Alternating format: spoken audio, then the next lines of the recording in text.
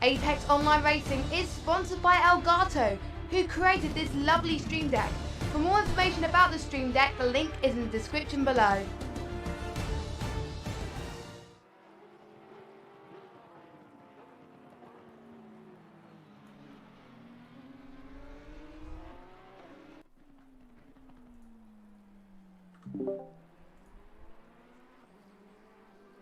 Good afternoon and welcome to the somewhat damp Donington Park.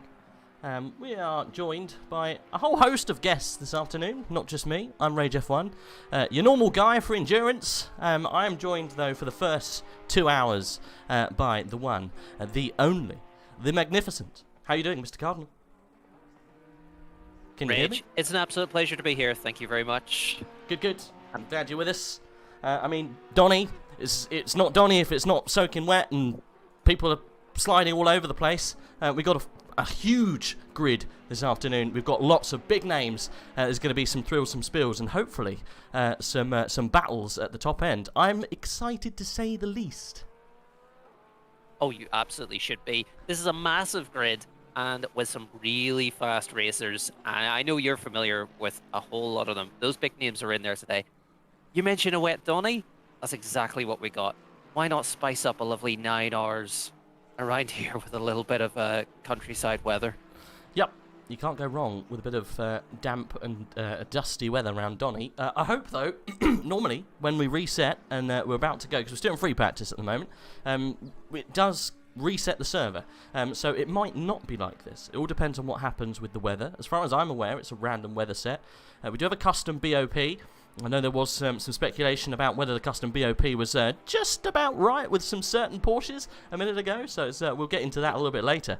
I think we're going to get some spicy racing. We should be going live reasonably soon, but this obviously is the top tier. We are split into two separate tiers today, only one of them being streamed. However, you can at least view both of them on the Pitwall app. I have pinned Pitwall Server 1 in the chat, so if you want to use that, go ahead. If you want to find Pitwall Server 2, if you just opened up Pitwall, generally you should be able to find AOR Server 2, and if you want to keep an eye on what's going on over there, you can do. So a little bit about Donington. It's owned by Jonathan Palmer, right? Jolien's dad, as far as I'm aware. That's right. It's a big racing cultural heritage place, and the Palmers both involved. You're absolutely right. Yeah, ex-Formula 1 driver. Yeah, both of them. Yeah, both of them. Father and son, both ex-Formula 1 drivers. But, I'm not too sure about the names around this course. I've never really got into Donny that much. I mean, it is a good course, but as far as AOR's concerned, we did, obviously, last season, we touched in the AOR GT3 season. We did it once. I'm pretty sure it rained the whole time, so people came in on the pit stop straight away. Obviously, that was just an hour's race. But we never got into the names. So what have we got? We got Wheatcroft Straight into Redgate. Turn 2 isn't named. Craner Corner, Old Hairpin, Starsky's Bridge, McLean's Coppice, Starkey Straight, the S's, Melbourne Hairpin, and Goodard's. And then you're back across the line again. We'll just break it up, I think, in 1 to 12. I think that's probably a little bit easier. I was talking to a couple of the guys that are taking part in this race, but a little bit further down. And we were talking about how hard it is to overtake here. You've probably got one, maybe two options of overtaking. That's normally into turn 11 and turn 9 if you're brave. So very interesting to see what people actually get on with here. I can't see it being one of those races where we're going to see, I guess, action every lap, because it is Donny. No, and especially we'll see what the conditions are like once we're ready to get going. But this is a very technical track. I think one of our previous endurance races was at Silverstone. Nice, wide open, top-tier Grand Prix track. Here, lots of curved, technical corners. 1, 2, 3, Craner, Old Hairpin, Starsky's Bridge. As you said, 9, maybe. It's tight at the S's, and 11 going to be those major points of action. We hopefully won't see too many collisions, given the technical aspect. Obviously, these are top-tier drivers, but I'm excited to see what the weather's going to be like. Yep. I think we're going to get some surprises when it comes to the weather. Let's have a look at the bits and pieces for the grid, and who is where, and what teams we've got going, and how that's kind of all shaking down. So, starting on the front end of the grid, we've got the FTW Racing Sim Tools team. These guys are not normally anywhere else but the top three. That consists of Nico Solman and Luca Weidelich and Luis Fly, all top-tier drivers.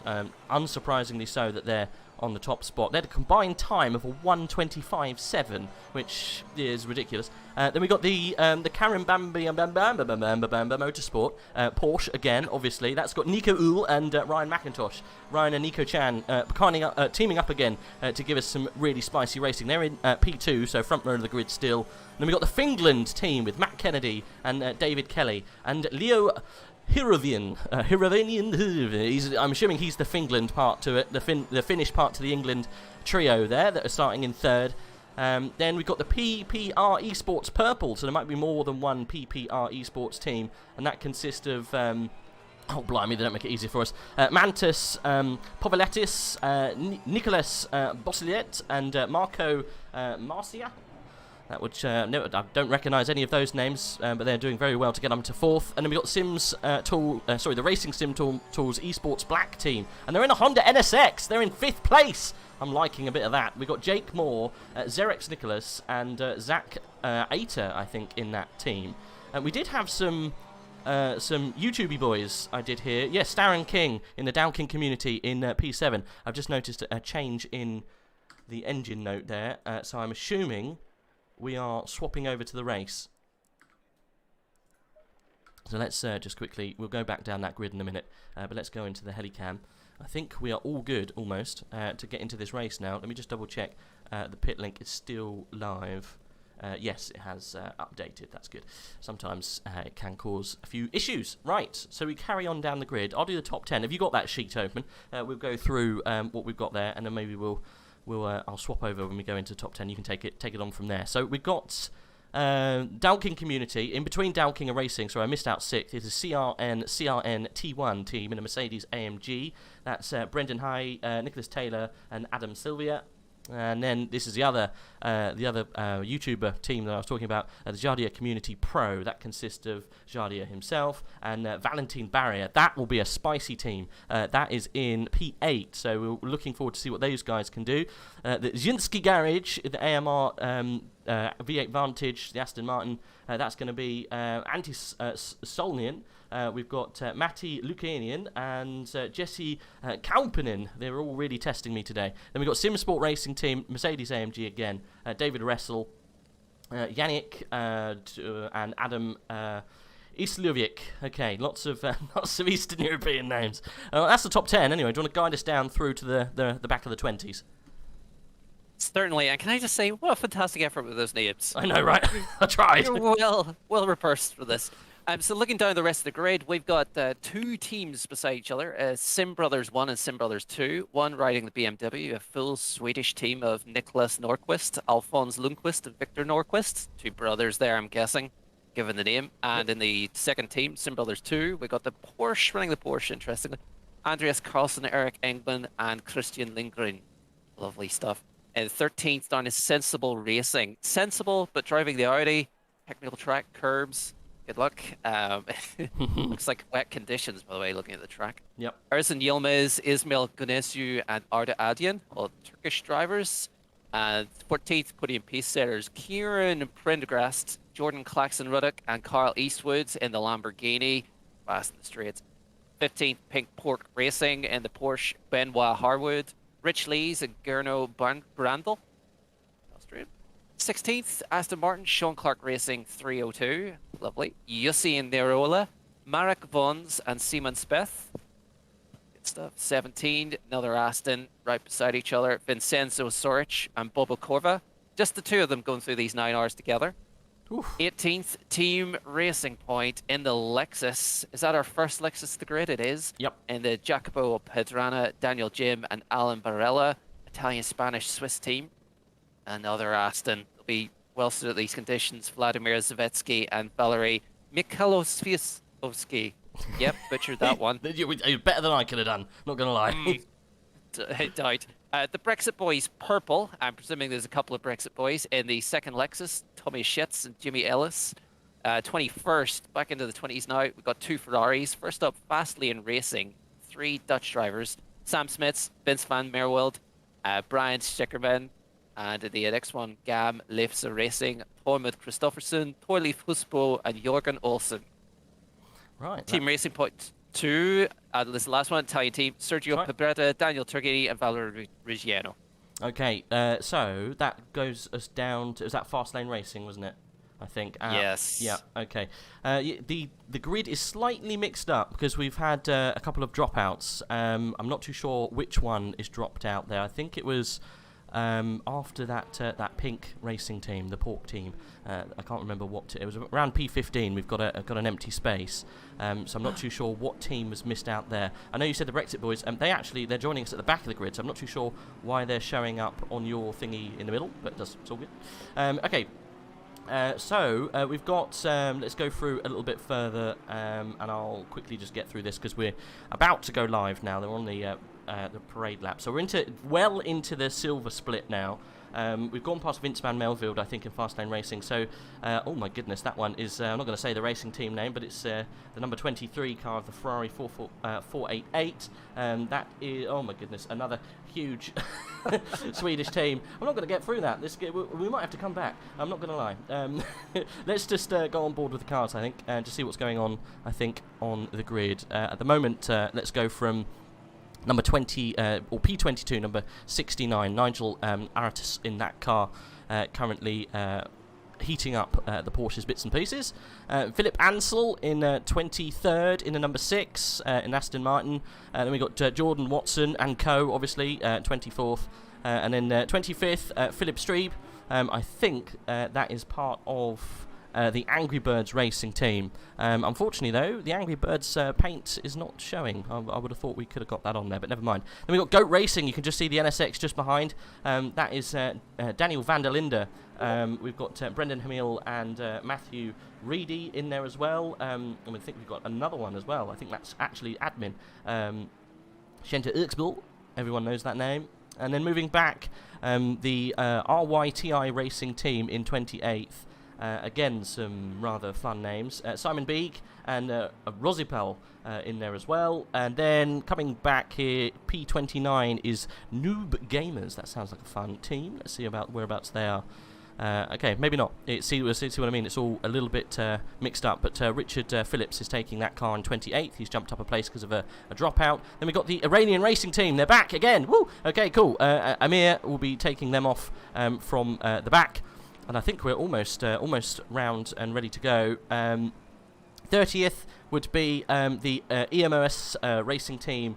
That's Corentin Febra and Alex. I'm not going to say his surname because I'll butcher it. And then you got the Brexit boys at the back. You can just see them in the back bottom of the screen. That'll consist of Jamie Ellis, Liam Young, and Tommy Schetz.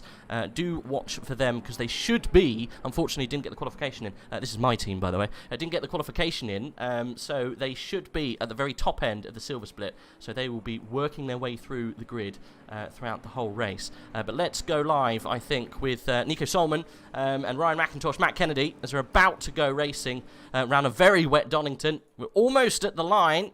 Guide us through the first lap. Green, green, green. Solman, and the race is underway. Absolutely fantastic. Into Redwood, McIntosh. It looks like a clean start so far. Terrible conditions. Absolutely love to see that. Rage, I'm fascinated to hear about the Brexit boys. Purple, you mentioned, driving through from the back end. We've got some of the posts taken out there already. Everyone looking for track position early on at this stage. Solman leads the way. I was going to say, I think everyone got through okay. I didn't see anyone absolutely, ruining their lives in the first minute of a 9-hour race, which is very, very good to see. It's a positive start, and it's an important step. Definitely an important step in what is going to be a hugely long race for these guys. But yeah, Nico Solman leads. Quite an easy start for him. Ryan McIntosh in a lovely Ginsters livery Porsche there in the Karim Bimbamba Motorsports team. I'm just going to call it the Karim Motorsport team. Thank you, Ryan, for not changing your name. Always with the Karim Bimbamba team. Matt Kennedy then joining him just behind in the EBM Porsche. Lots of Porsches at the top end. At the top 4, all Porsches.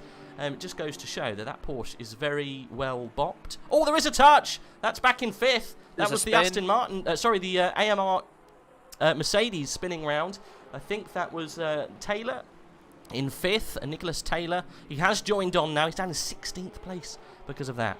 So that's not done him any favours. And that's the first lap in a very wet Donny. Keep your eyes on that weather at the top right of your screen, because it is going to ease up in half an hour's time, which is incredibly interesting. I have neglected chat. There's been a lot of it. Guys, welcome. Thank you for supporting all of us. Black Gold Saw saying, no, before you say anything, I was going to enter the endurance, but my teammates had life happening. Okay, fine. It's all good. Black Gold Saw, I let you off. Welcome, everyone. Everyone's cheering on. A lot of people. Lots of people cheering on, I think, Jardier, Nico Chan and Ryan Chan. Yeah, definitely saying hi to them. Heiko, welcome. Everyone else in the chat all saying good luck, good luck, good luck with the broadcast, good luck, and what a comms team this is going to be. This is a huge comms team today. I think we've got 4 or 5 lads all coming in and digging in and giving their input on what is going to be a crazy race. Hopefully, fingers crossed. We're off to a good start, Fingers at least. crossed. Absolutely, we are, Reg. And look, you need the support. You're going to be here for the full 9 hours. You're going to be as exhausted as these guys. These guys, well, I mean, apart from the teams that are racing too. Oh, big trip over the curb there. We are... Where was I? Exactly. So, fantastic conditions. I'm all set. I can't wait to watch the rest of this. 9 hours. Going through the Melbourne curve. We saw that touch in the first lap.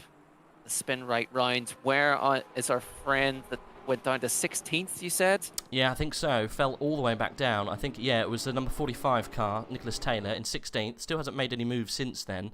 But we just got the line of Porsches absolutely pounding around at the moment. No, not really much time split between them. Brilliant paint schemes from these guys. I'm loving the Ginsters from Ryan. Not going to say a team name again because I butcher it every time. But Matt Kennedy is just about staying with them.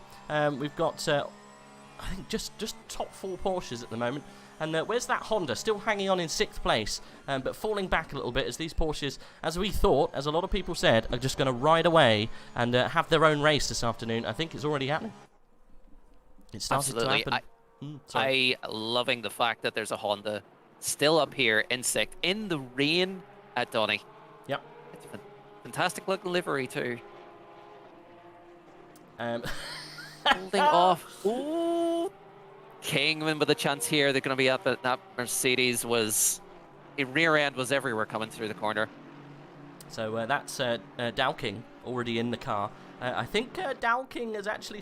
Someone suggested that Dowking has struck again with that little tap. I'm not sure who tapped who, but it could have possibly have been Dowking making contact with the number 45 down in P16. It'd be good to see if if that was the case. The memes continue with Darren King. But if you want to see his point of view, it's always good to shout out these guys. You can probably watch it with Jardier and Darren King.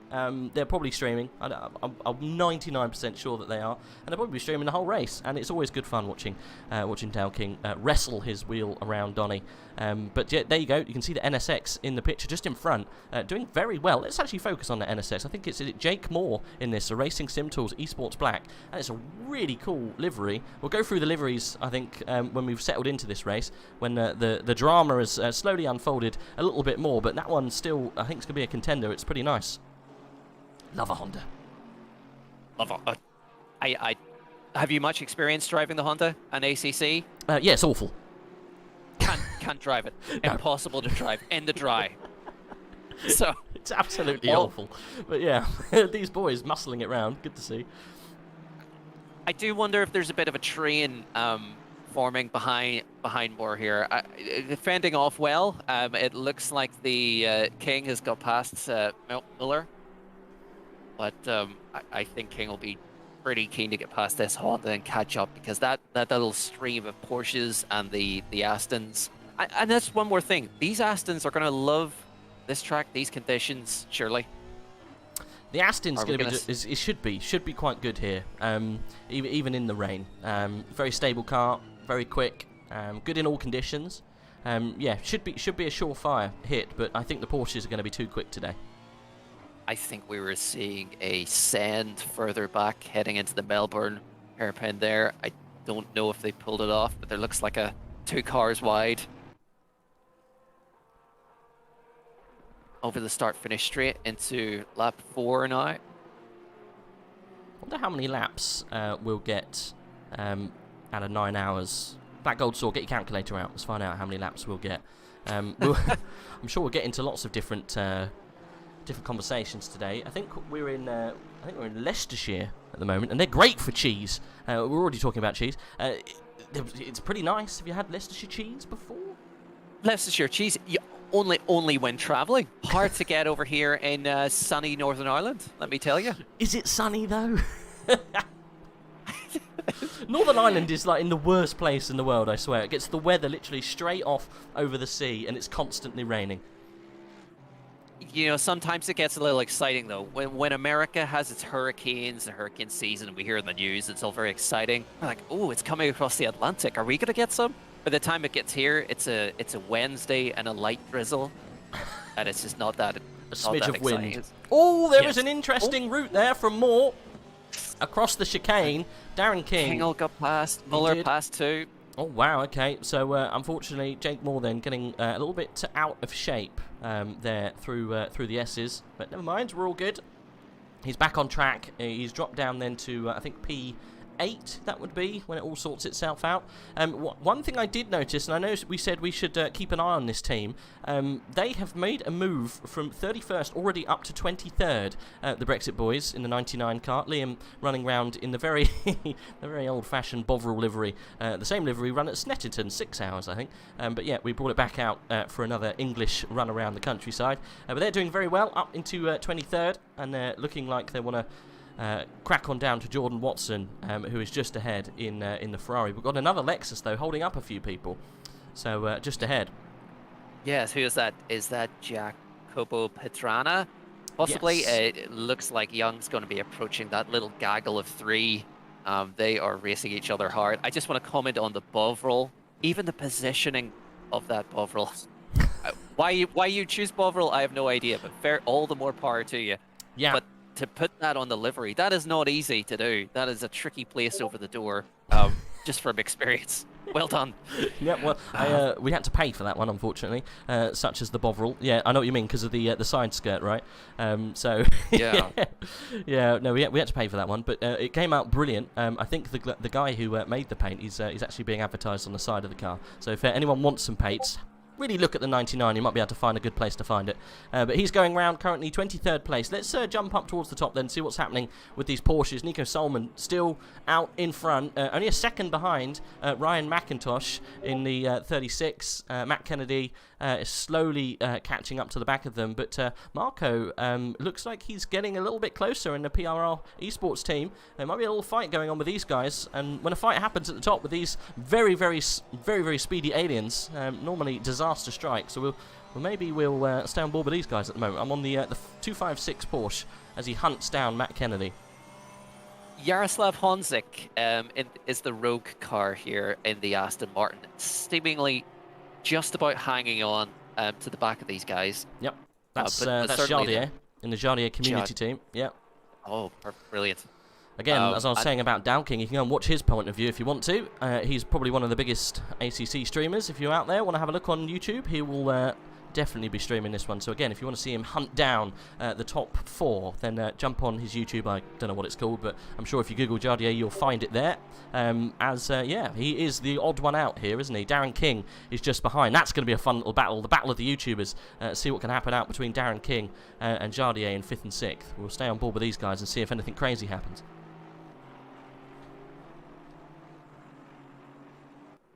Looking at McIntosh here, just keeping tabs on Solman up front, round the Melbourne curve. They'll go. No crazy moves from these guys. Let's see, they'll be looking to get much closer to each other. In through, what is it, Goddard's? Learning the track. Yeah, last corner, Goddard's. Corner 12, or turn 12. Turn 12. Yeah. A couple of people in chat have said keep an eye on the weather, top left.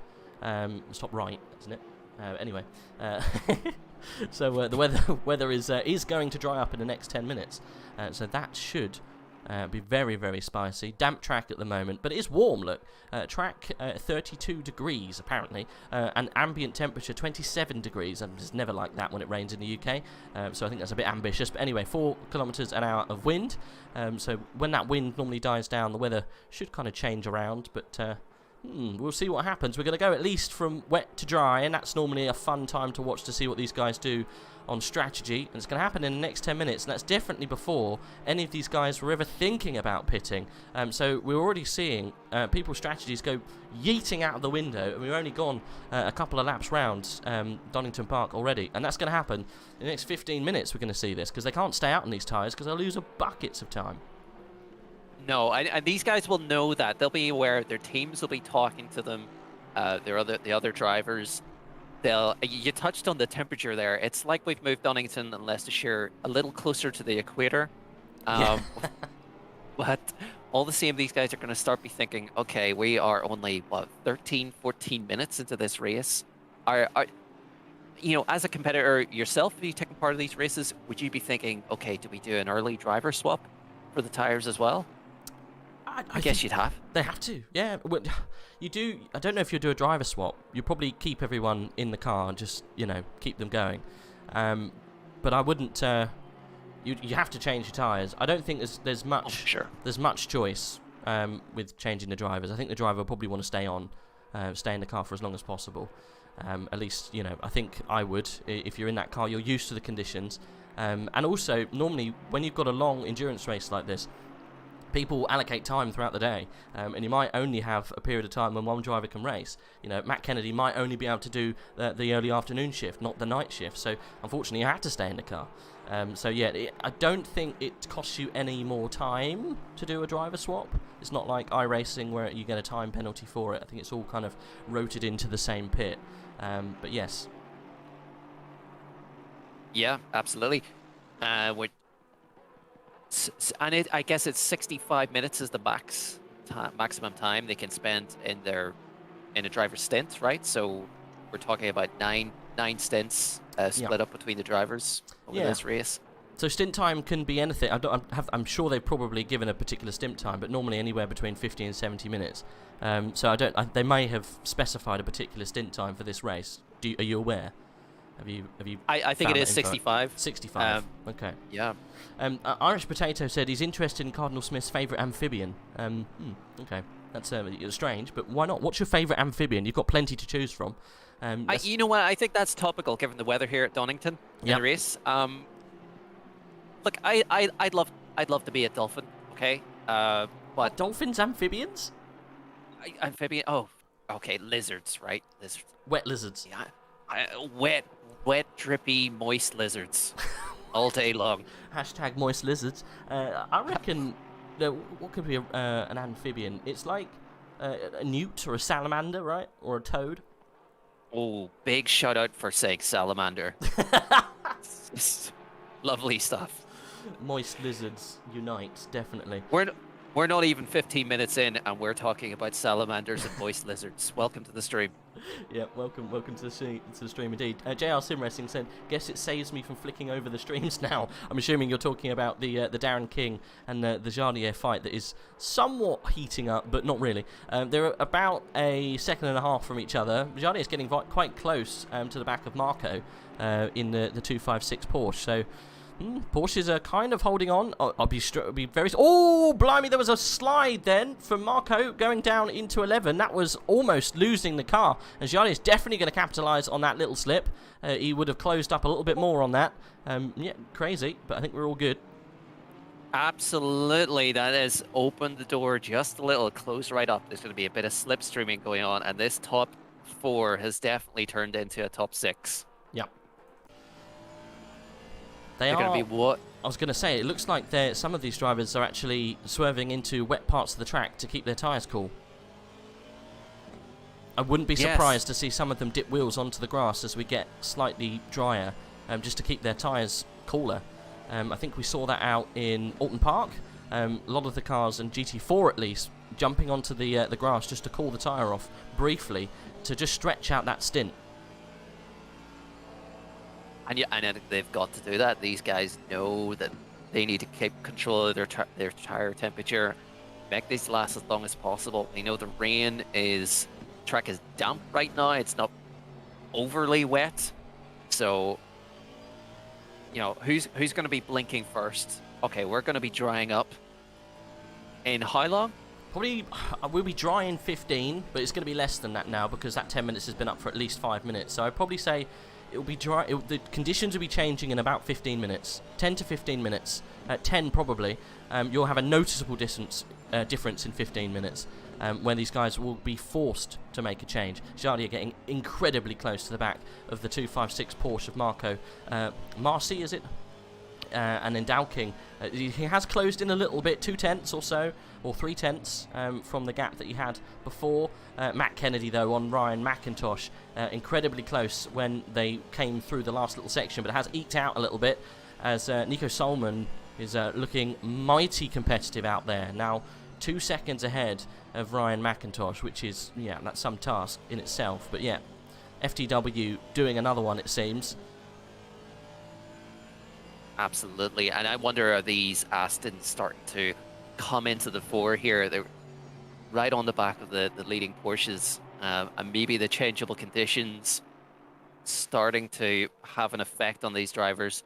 You're absolutely right, and the straights, the start-finish straight, moving over to the far left side, avoiding out of the racing line just to pick up, you know, a bit more wet, a bit more cool down the tires. Yeah, you get a little bit more standing water off the line, so you might find them in areas where they can just swerve over off the racing line. See if Jardier does it. No, it doesn't, but Marco definitely does. You can see him on the very wet part of the line there, as he tries to just gather a little bit of moisture on those tires. It's definitely, the tyre model is that intuitive, and it does react to those kind of changes. So you've got to do that if worst comes to worst, but they seem to be lapping around about the same kind of times of each other. No one's taking risks at this point in the game.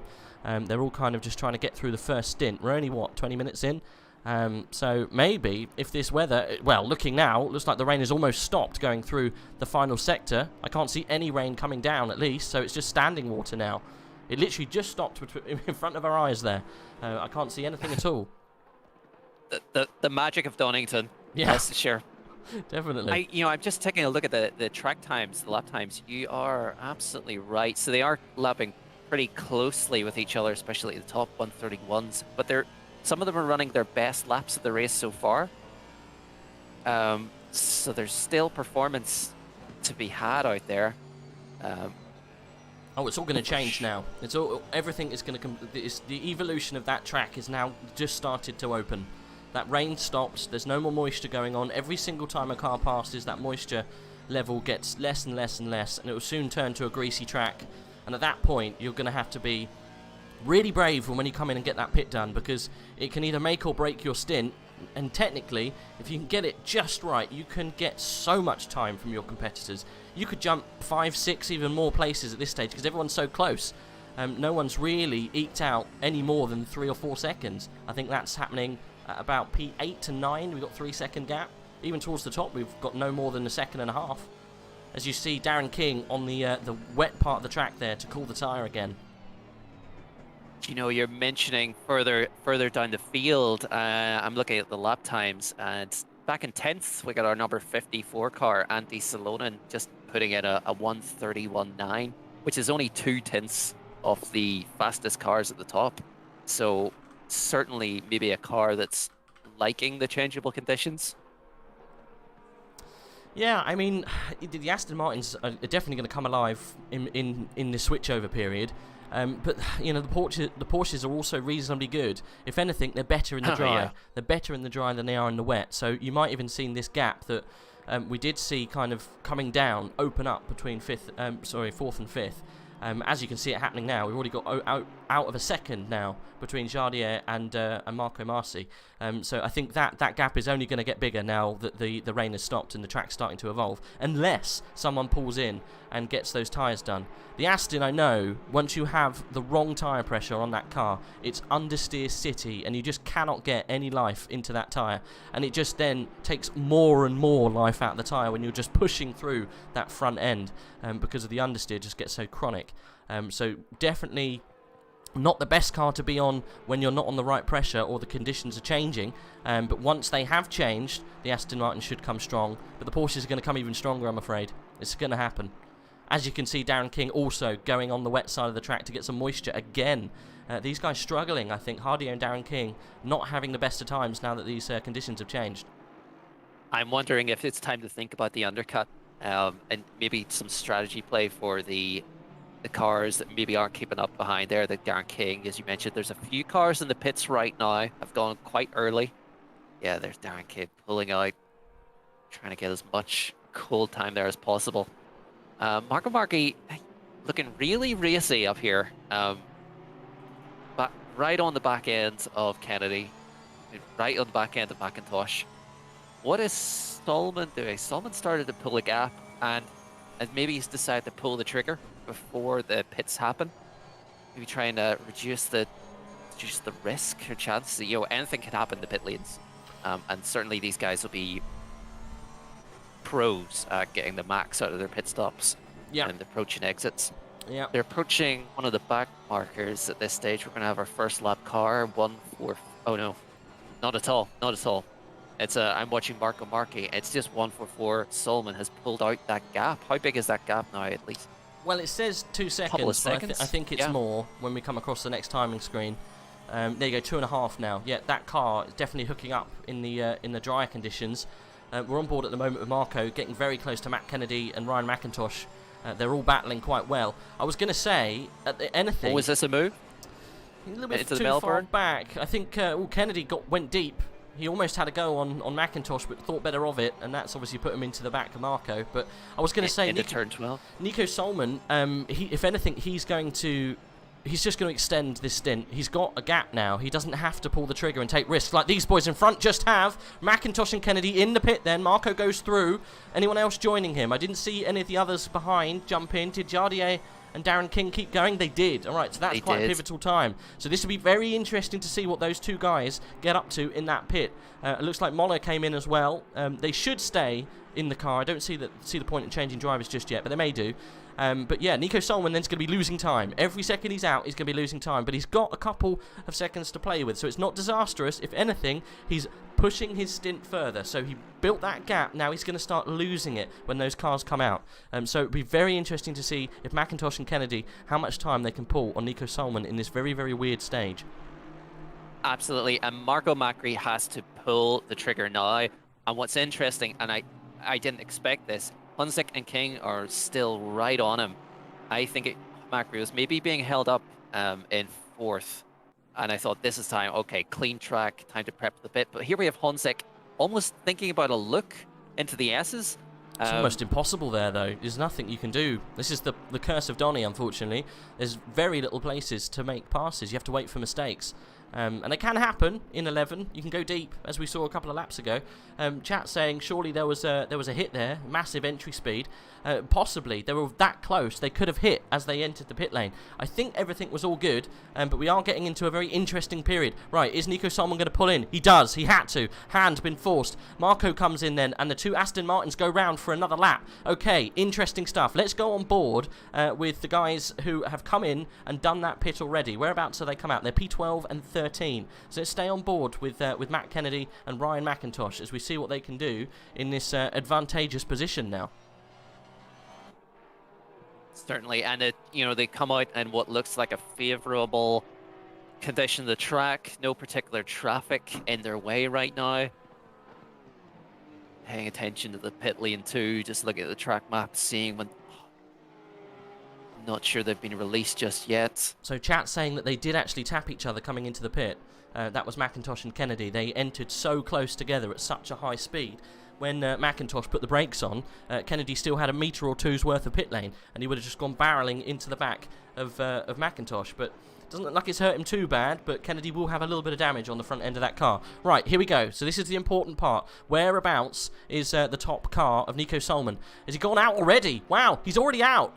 That was the gap. He's got out a massive difference. So there must have been damage. Those cars had to come in and fix damage, and that's caused a huge change in pace. Nico Solomon then coming out with a huge gap to the guys behind, and he's extended to McIntosh and Kennedy. They've not had a very good little sector there, those guys.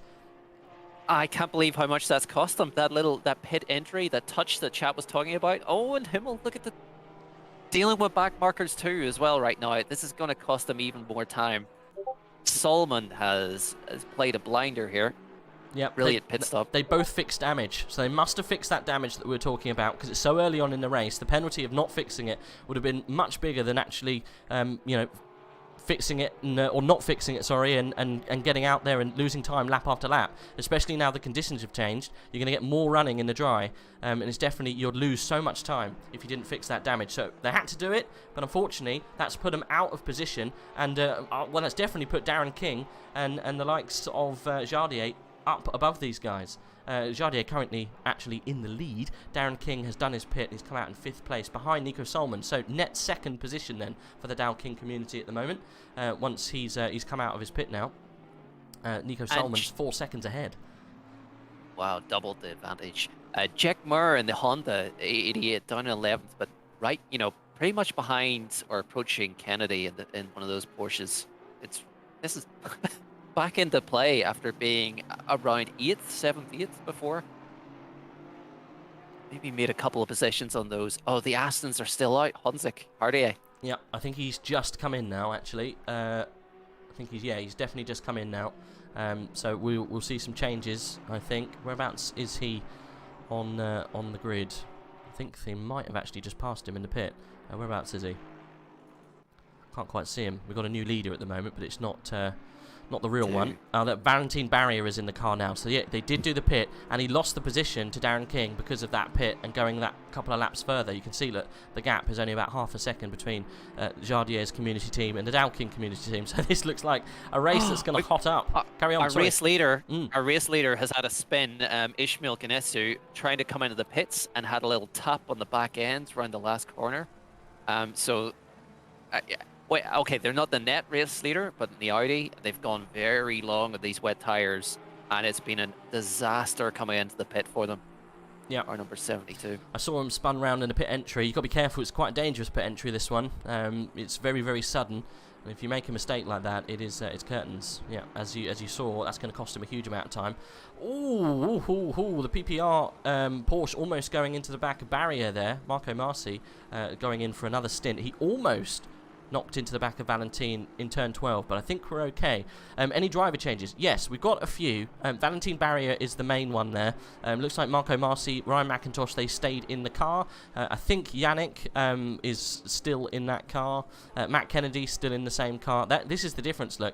Matt Kennedy all the way down in 8th position because of this damage they had to fix. So that's affected them massively. Let's move on down because we've been concentrating on the top end then.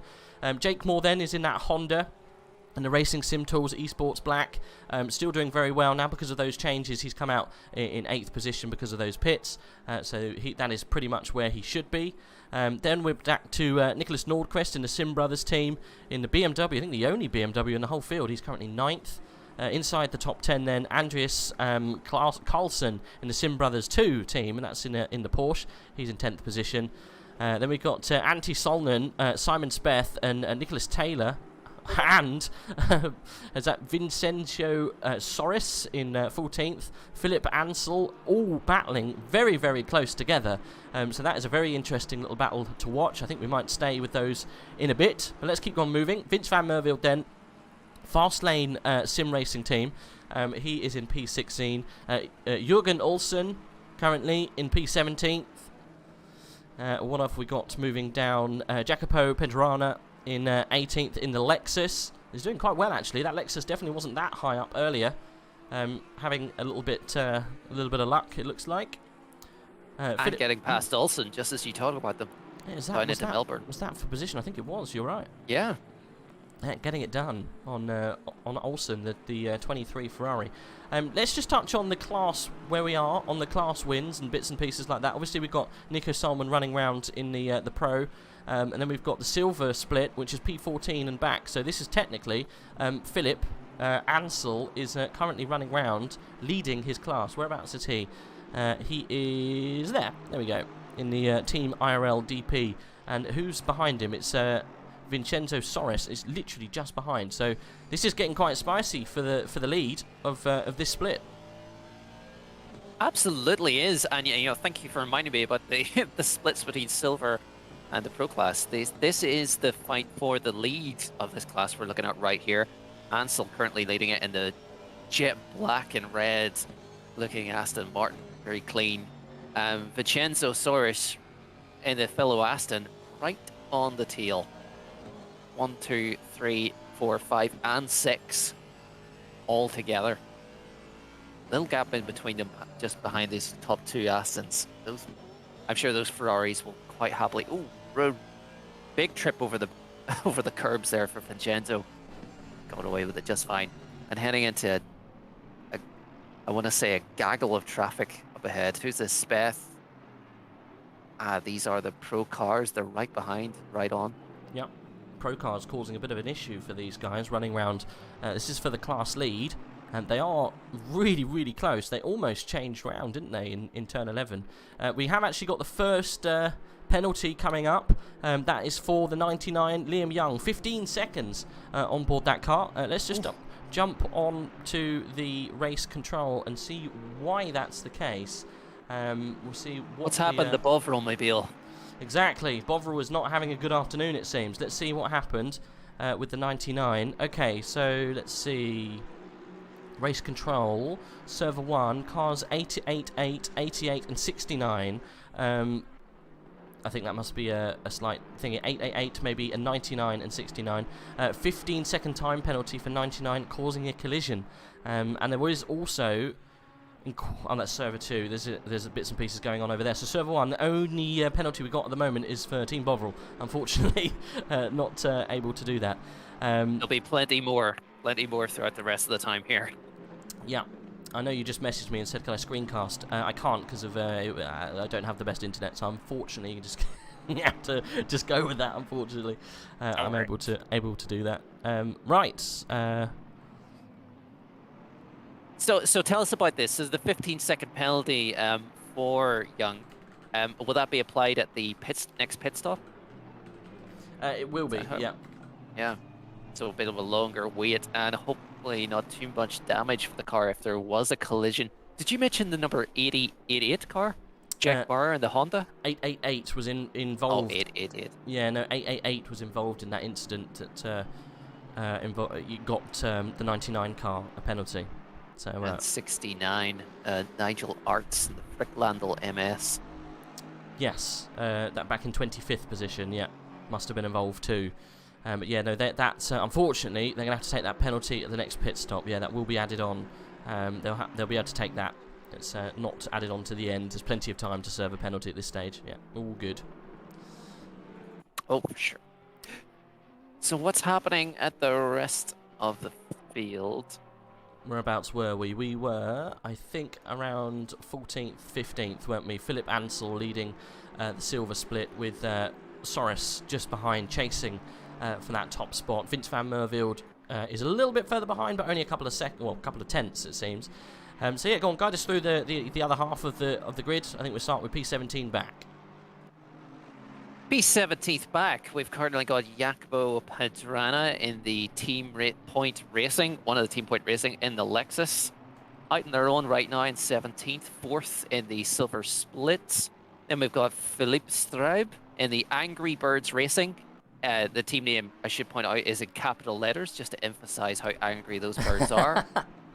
They're 19th. Running in Aston, and quite a little couple of seconds back on the next car up. Then we got Jorgen Olsen and the Galm Leifsa Racing with just behind Straub, and defending in that Ferrari from an Audi. Not too many Audis. Oh, okay. This is the pro class. Ishmael Gunensu. You may remember he's the car that was leading for that time. Yeah. Went long on the wet tires, and then unfortunately had that spin coming into the pit lane. And he is all. He wants past, doesn't he? He's not going to settle.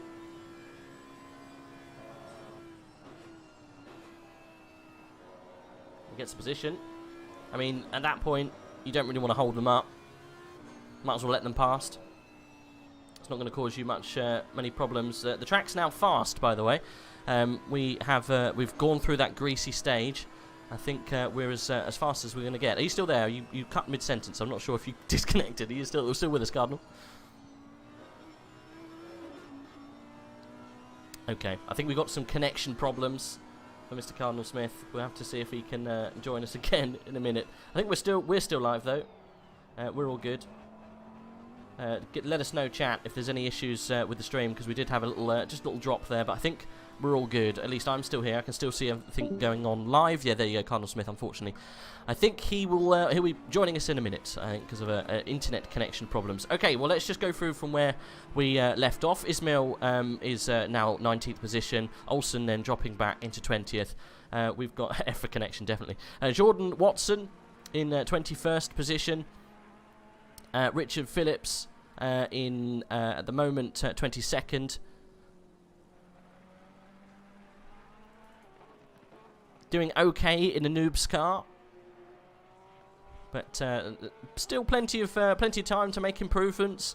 Vladimir Zadavsky in the car number 337, Desperate Measures. That's a cool murdered out black car, that, isn't it? Woo! Cause problems rocking up in that thing, wouldn't you? Matte black and all the problems indeed. Currently running around in 23rd. Nigel Arts in 24th. Close behind in the Frinkendale MS. Sure that's a meme. Rich Lees in the Pink Pork Racing in 25th. Lucas in 26th, following him in a McLaren. And he joins us. Racing. Love to see it. You're back. You dropped for a second there. I did. My gosh. It's Hello, right. Internet. Don't worry. It's all good. We're on board at the moment with the number 92, P27, the Iran Racing Team. Yes, Alireza Ibrahimoun. Yeah, you spot on. Yeah. Yeah. Yeah, 100%. Definitely got that right. Yeah, I was just commenting on the lovely matte livery with the red rails, the gold, the whatever color, that dark bluey green. Fantastic artwork. But followed closely, well, not so closely actually, by Quarantine Forbres in the Amos Racing Team. Heading further back. Looks like they've just been lapped by Muller up front in the Aston. Yep. Down in 29th, we got the Vladimir Ruggio in the TRP. Racing Point running that Audi well. About to be lapped by Moore. And heading last two cars, Brandon Hamel in the 999 Honda. I think they've just got past the car Ellis behind. This is the GOAT Racing #1 team. Running down there, and the Jimmy Ellis in our favorite Boval Racing team, the Brexit Boys, dealing with some blue flags at the moment, but currently running P31. Yeah, I think they've had a bit of an issue, to be honest. They're right at the back. I know they changed driver and they haven't done that penalty. They're a couple of laps off now. 4 laps off the lead. So yeah, they've definitely been in the pit for a long time. So I'm not too sure what happened there, but I think it was a big incident that pretty much wrote off that car. So never mind. Freakendale is a special kind of meat hot dog thing. Yeah, I thought it was a meme. I thought so. Rage already saw the Freakendale special. Exactly. I'm way ahead of you on the sausage memes. Anyway. Okay, Nico Solman still running around at the top spot. He's got a huge gap now to Darren King. That gap opening up to 6 seconds. Darren King, Ryan McIntosh, unfortunately that race... Darren King and was it the other... Yeah, the 39 of Valentine Barrier. That battle has definitely opened up. Unfortunately, we're not going to see the battle of the YouTubers just yet, but he is in second place, doing very well. Ryan McIntosh should be closing down, though, and then we've got Marco Marci still on the back of McIntosh. Valentine Barrier then a little bit out at sea, unfortunately not being able to do what he needs to do. Who have we missed? Matt Kennedy has had an issue because he's down in 8th position now, so that Porsche definitely wasn't there. It should be in between McIntosh and King, roughly around that kind of area. So Matt Kennedy having a bit of an incident in the EBM Porsche, but plenty of time to make that time back. Not too bad. We should be okay. So battles that we got at the moment, I think it's Marco Marci and Ryan McIntosh that's one of the closest on the track. I think for the class lead has changed around a couple of times now. Vince van Mervelde is currently leading in P14. So I'm not too sure what happened with the Aston Martins that were battling, but they have dropped back a bit. I think it was Ansel and Soros in 16-17 now, 3rd and 4th in class. So that's changed slightly. We unfortunately missed that. Of course we did. Interesting to see what happened with Kennedy. I missed it completely. I got no idea why he's dropped back so much. Absolutely, and yeah, I thought I saw the Jigmer and the Honda move up to 7th. I think they were 9th a couple of laps ago. Kennedy obviously not too far off the back, but must have had a trip across the field. Looking at the car, it looks not particularly damaged or marked or anything. So maybe he was pointing the wrong way for a second or two. Yeah, possibly. Right, so I'm going to put out the general warning. All right, Formula 1 qualifying is starting soon. Okay, guys. Do not tell us the results in chat, alright? I implore you. Please, give us that benefit. We both want to watch it after this race. Cardinal Smith gets to watch it a lot sooner than me, I must add. But anyway, do not tell me what happens. Black Gold Saw, if you do, you'll be banned. I mean, just for 5 minutes, but you'll be banned anyway. So I don't want to know the details of what happens in Formula 1. I will watch it, though, later on. So apparently, the 447 of Matt Kennedy had a little spin. That's why he's dropped down a couple of places. Yeah, a little spin. A quick spin, they said. I would just like to add a little prayer emoji. Pray for no spoilers on Formula 1 qualifying. Please. Thank you very much. Please, puppy. No spoiling.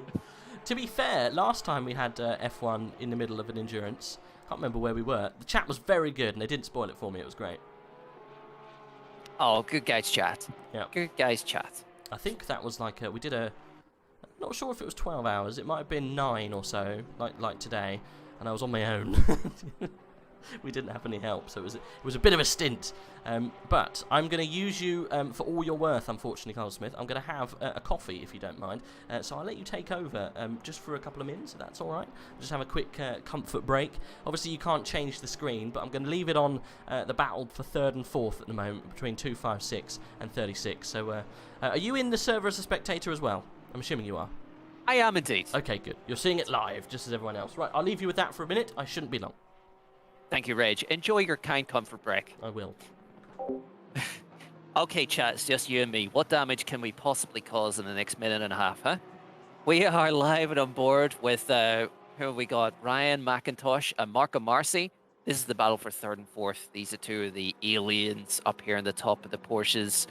Now, obviously, Darren King up ahead in the Aston was in 5th place before the pit stops, has catapulted up into 2nd. Obviously, Matt Kennedy's had a little spin, an insolent little spin, and sent him further back. McIntosh and Marcy, obviously, they were the two drivers. Oh, no, Marcy.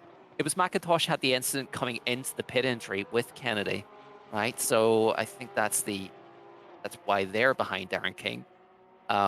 Marcy stayed out a lap longer. I think Darren King's just absolutely nailed it. So Marco Marcy on the back of McIntosh, as it was before the pit lanes. The pit stops, and a little bit of weaving there, getting the right line into the track and down around Melbourne. I think this is up and towards Goddard's T12. The Karimba Bimba Motorsports car of Ryan McIntosh keeping ahead. Coming up to the Iranian team of Ibrahimovic. There'll be blue flags waving there, and Darren King, you can see in the screen, in the shot, just heading into that first red gate corner. Gonna head into T2, the unnamed corner, before hitting the Creener curves, T3. Flat out for these guys. Starting to straighten it up into the old hairpin, T4, into the braking. Around this corner, into Starkey's Bridge. Now, Ryan McIntosh obviously has to be aware of the blue flags, or rather the Radiant team does, but it's such a difficult point of the course to overtake. Unless that other car is giving you the time and space to get past, there's not really any room to get round there. I've just known in the back of Ryan McIntosh, the Vauxhall sponsor on that Porsche. Some lights being flickered by the Radiant team. Possibly an opportunity to let cars by here at the S's I thought, Marty, this is maybe an opportunity to get close up behind, down into Melbourne. Surely this is where the Iranian team lets McIntosh by, and indeed does. Is Marcy going to follow through and do the same? Nope, still stuck behind. Going into Goddard's here. Yeah, the Iranian team pulling well out. That's probably what we find. You know, even if they're not one of the top 4, 5, 6 aliens this team, these are serious ACC competitors with probably plenty of steam hours on the clock, and they know the good methods and rehearse practices. Just to take a look further down the field, who have we got? We'll take a look at the up front for the silver class. Who have we got down there? It looks like Jacopo Pedrana is leading in the Lexus. A Ferrari of Van Mervold is second. There's a good couple of seconds between them, though. Let me tell you, I know we're not looking at it right now. The battle for second, third, fourth, and fifth in the silver class, they are on top of each other. So when Reg comes back, we're going to hopefully take a look at that. Vince Van Merhold just leading in second place ahead of Philip Ansel, but they are like sniffing each other. You can smell each other at this stage up front. Unlike the top of the pro class, where Nico Solman has clear track at about 6 to 8 seconds gap up front. Let's have a look at chat so we can see the elsewhere in the track. The Jimmy Ellis, back the Brexit boys, has pulled back the gap, so I think it's about 4 seconds, 4 to 7 seconds. It keeps fluctuating on Alexander Edreje. So heading, making pace, making ground. They're currently they were 4 seconds quicker on the last lap than the car ahead in 30th. So obviously going to be making moves in the next few laps. Heading back to Ryan McIntosh, the gap's about just under half a second now. Marcy is closed right up. Right up. Look at that beautiful gold stripe on the on Marcy's car, the PPR esports car. Beautiful designs throughout the field. Lovely liveries. Running third and fourth cars, 36 and 256. As we're approaching the first hour mark in 10 to 11 minutes. Marcy round to Melbourne on the back of McIntosh. I think it'll need to be, I say on the back of, he's definitely going to need to be closer to make a move. And there is 5-second penalty, 2 5-second penalties for car 62. We've got our next penalties. Let me try and find car 62. I have no idea. I'm back, by the way. So car number 62 is 28th position. Vladimiro Ruggiero. Lovely effort. Now, this is the car that the Brexit boys caught 4 seconds on the last lap up to these guys. And I can see, I think I saw them in the background. So news to say, they had a disconnect. That's why they fell off so far. The Team 99. They were at, 23rd? They're all the way down in last now because of the DQ. You get an automatic 2-minute wait time before you can join. Oh, that is rough. That hurts. Thankfully, and you know what? That's just the kind of thing that can happen in these virtual endurance races. It's not all just about the tires, the drivers, fatigue, the condition of the car, the bumps and scrapes. Just our regular old internet. Yeah, just an internet drop. Oh, interesting. Matt Kennedy picking himself up a 5-second time penalty. Did we find out what the penalty for 447 was for? No. That must have been the tap into the pit. Let's have a look. Yes, causing collision on pit entry. 36 and the 447. 5-second time penalty for car 447 for causing a collision on pit entry. Yeah, that's definitely what happened. Okay. 5-second penalty, not you know, world changing. But what does that do? 5 seconds right now, does that affect Matt Kennedy? I think keep him where he is, really, because Nordqvist is a little bit further behind, 6 seconds behind. So at the moment he's okay. He's still in 8th, even with that penalty, I think. But he is, of course, one of the fastest drivers on this field, or the team are. Yeah, for sure, all three of them. So yeah, with a little spin and a 5-second time penalty, they'll be hoping the remaining 8 hours goes a little smoother, and they can make their way towards that top 4, top 5 again. Yeah, we got Leo Hiravonen and David Kelly to go in that car just yet. I know Leo and David are pretty damn speedy. I'd say maybe Matt's probably the fastest one in that car at the moment, started with the fastest driver. It's not to say that Leo and David are slower, but they are a slight bit. But yeah, it's still a very good outfit, so they will definitely improve. They've got the Honda in front. So they are actually gaining time on that car in front, so it'll be interesting to see how long it takes them to get up to the back of Moller and Barrier and back up into the positions where they need to be, because they will get there. It's just going to take a little while now. They're on the long game. Have to play their strategies kind of to their advantage to see if they can push that car a little bit further up the grid. It's definitely working, but they've obviously got that 5-second penalty now working against them. Absolutely. You know what? I was just thinking, we got some cars and teams competing today that have just 2 drivers, which is a big ask for, you know, we got a 65-minute stint max, so there's going to be a lot of swapping between, say, the 2, or between 8 for every driver. But in terms of working as a team and trying to relay information between each other, track temperature, weather guides, how the tires are doing, preparing the tires for the next stop, is it really much of a difference, or is it going to be much more intense on those 2 drivers?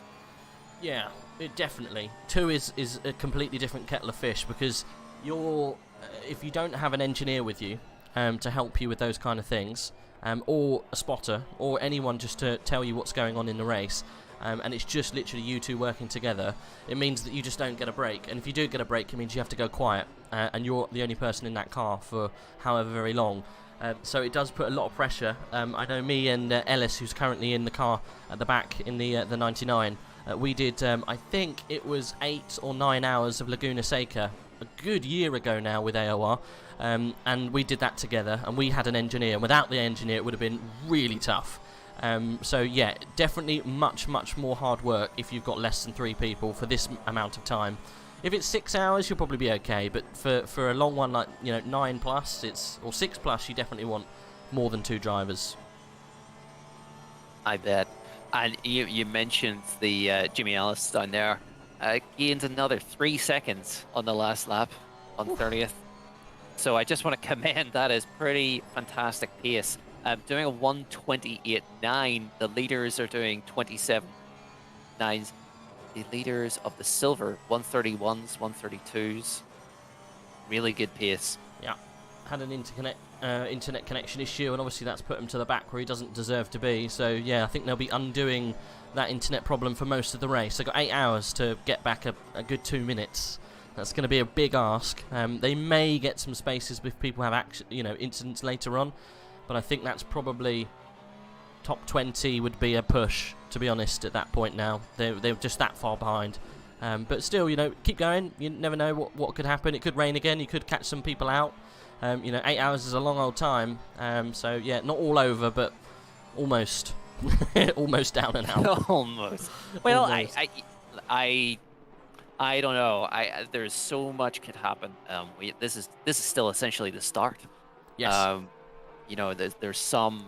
We're over almost at the end of the stage where cars are being lapped now, but looking further down the field, I'd see number 27th, Ruggiero in the TRP, has a 10-second time penalty. So we got another in the Audi. Don't know if we know what that one's for. What number is he? He's 62. Oh, the 62. Oh, of course, right. Ruggiero? 62. Race control, let's have a look. 62, 10-second time penalty for 62 not holding the brakes after a spin. First contact is considered a racing incident. So they didn't hold the brakes after they span off the track. So it's essential. So if you've got a car approaching you and you're swinging back onto the track because you haven't held the brakes, you put that driver following in a position where they have to guess 50-50. Do they go left and crash, or do they go right and crash because you haven't held your brakes? You've got no idea. So it's, yeah, not a wise idea. Oh, a huge dive from Moore up the inside of 11. Catches out Moller. And, yeah, going past the bout marker. Sorry to just jump in everyone there in their seats, but that Honda getting that position quite easily off the side of Moore because he just got caught trying to go round the Iran racing team. And, yeah, caught out. NSX then, upper place into 6th. Incredible move. Yannick Muller in the Mercedes mustn't have been expecting that. Okay, yeah, they're Radiant team being blue flagged. Project were absolutely capitalizing on up to 6th. That Honda has no right to be up in 6th. Fantastic drive. It's not bopped that hard round here. I know so much some of the other cars are, and it does perform quite well around here. So it's kind of like an oddball choice, but definitely one that's working for the 88. You know, we were considering using it, but it's just so hard to get the setup right on that car.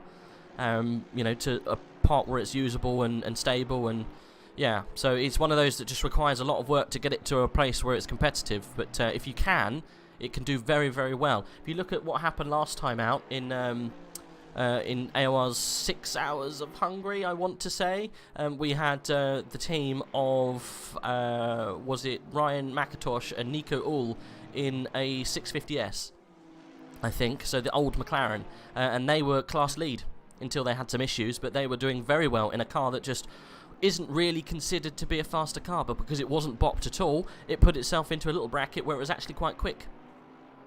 Absolutely love to see it.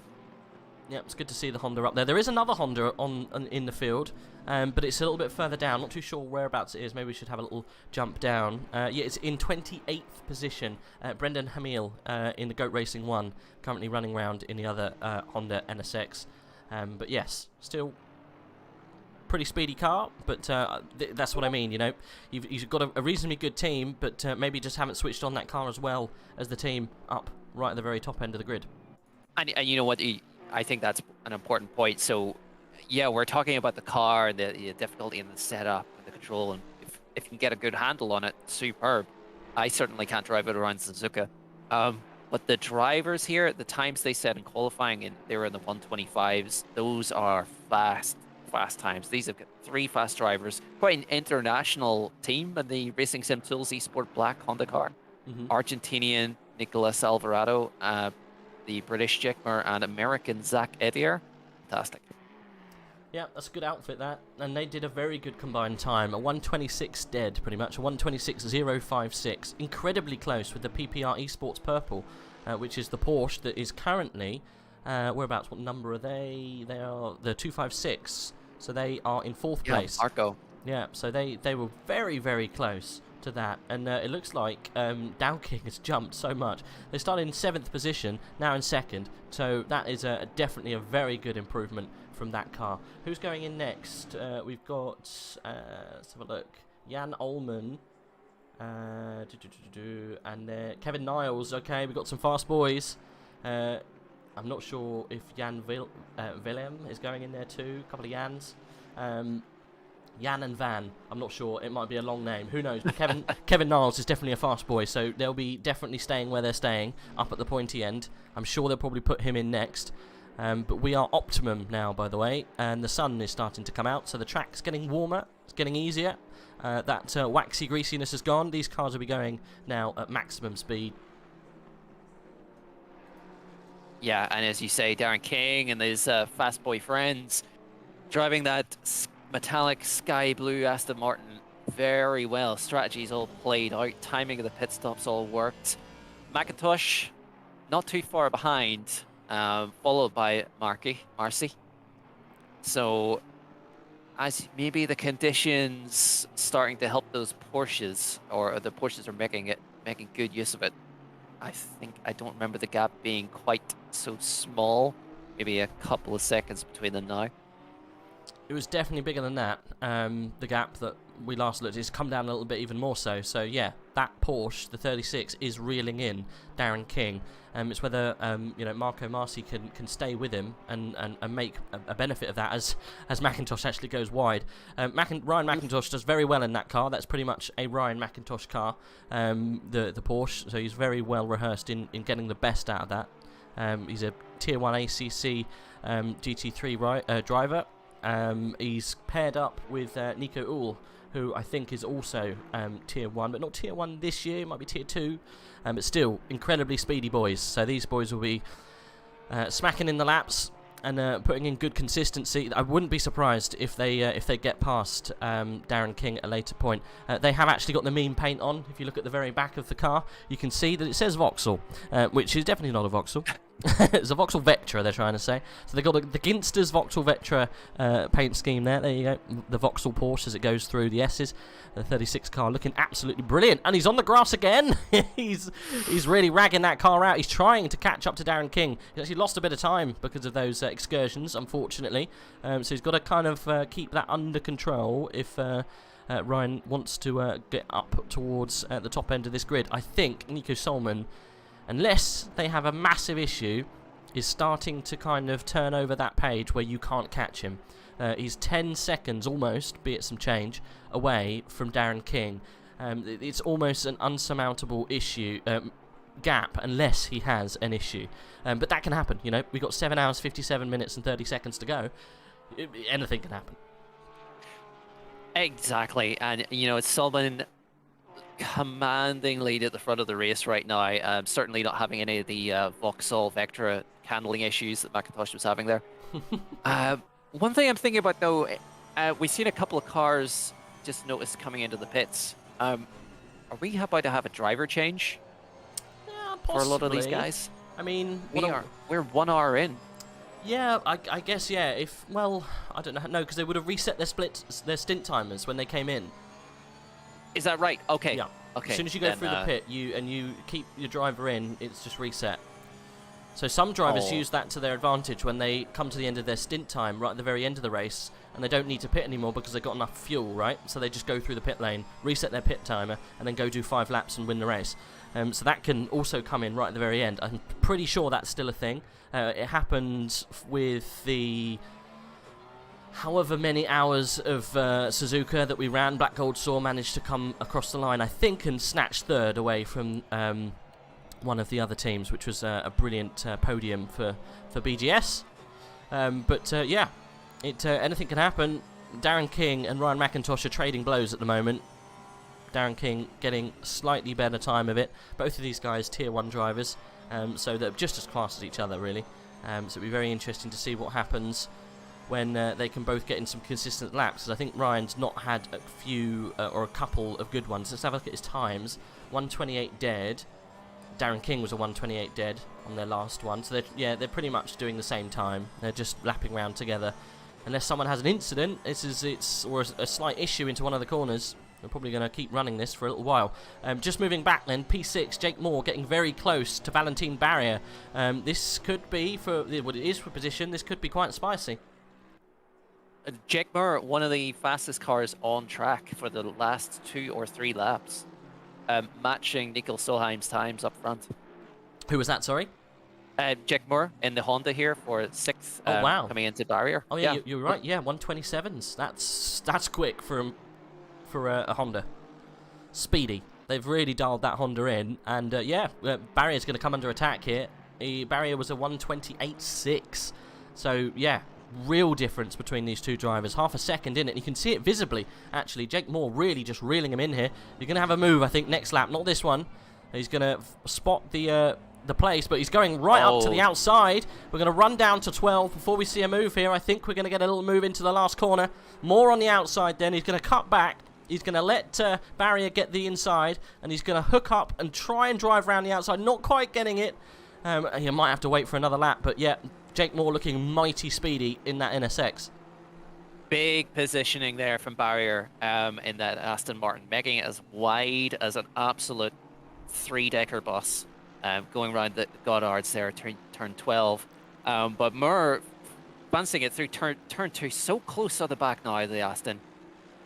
Surely not into turn 3, absolutely not. No room here at the inn. Can't believe I said that.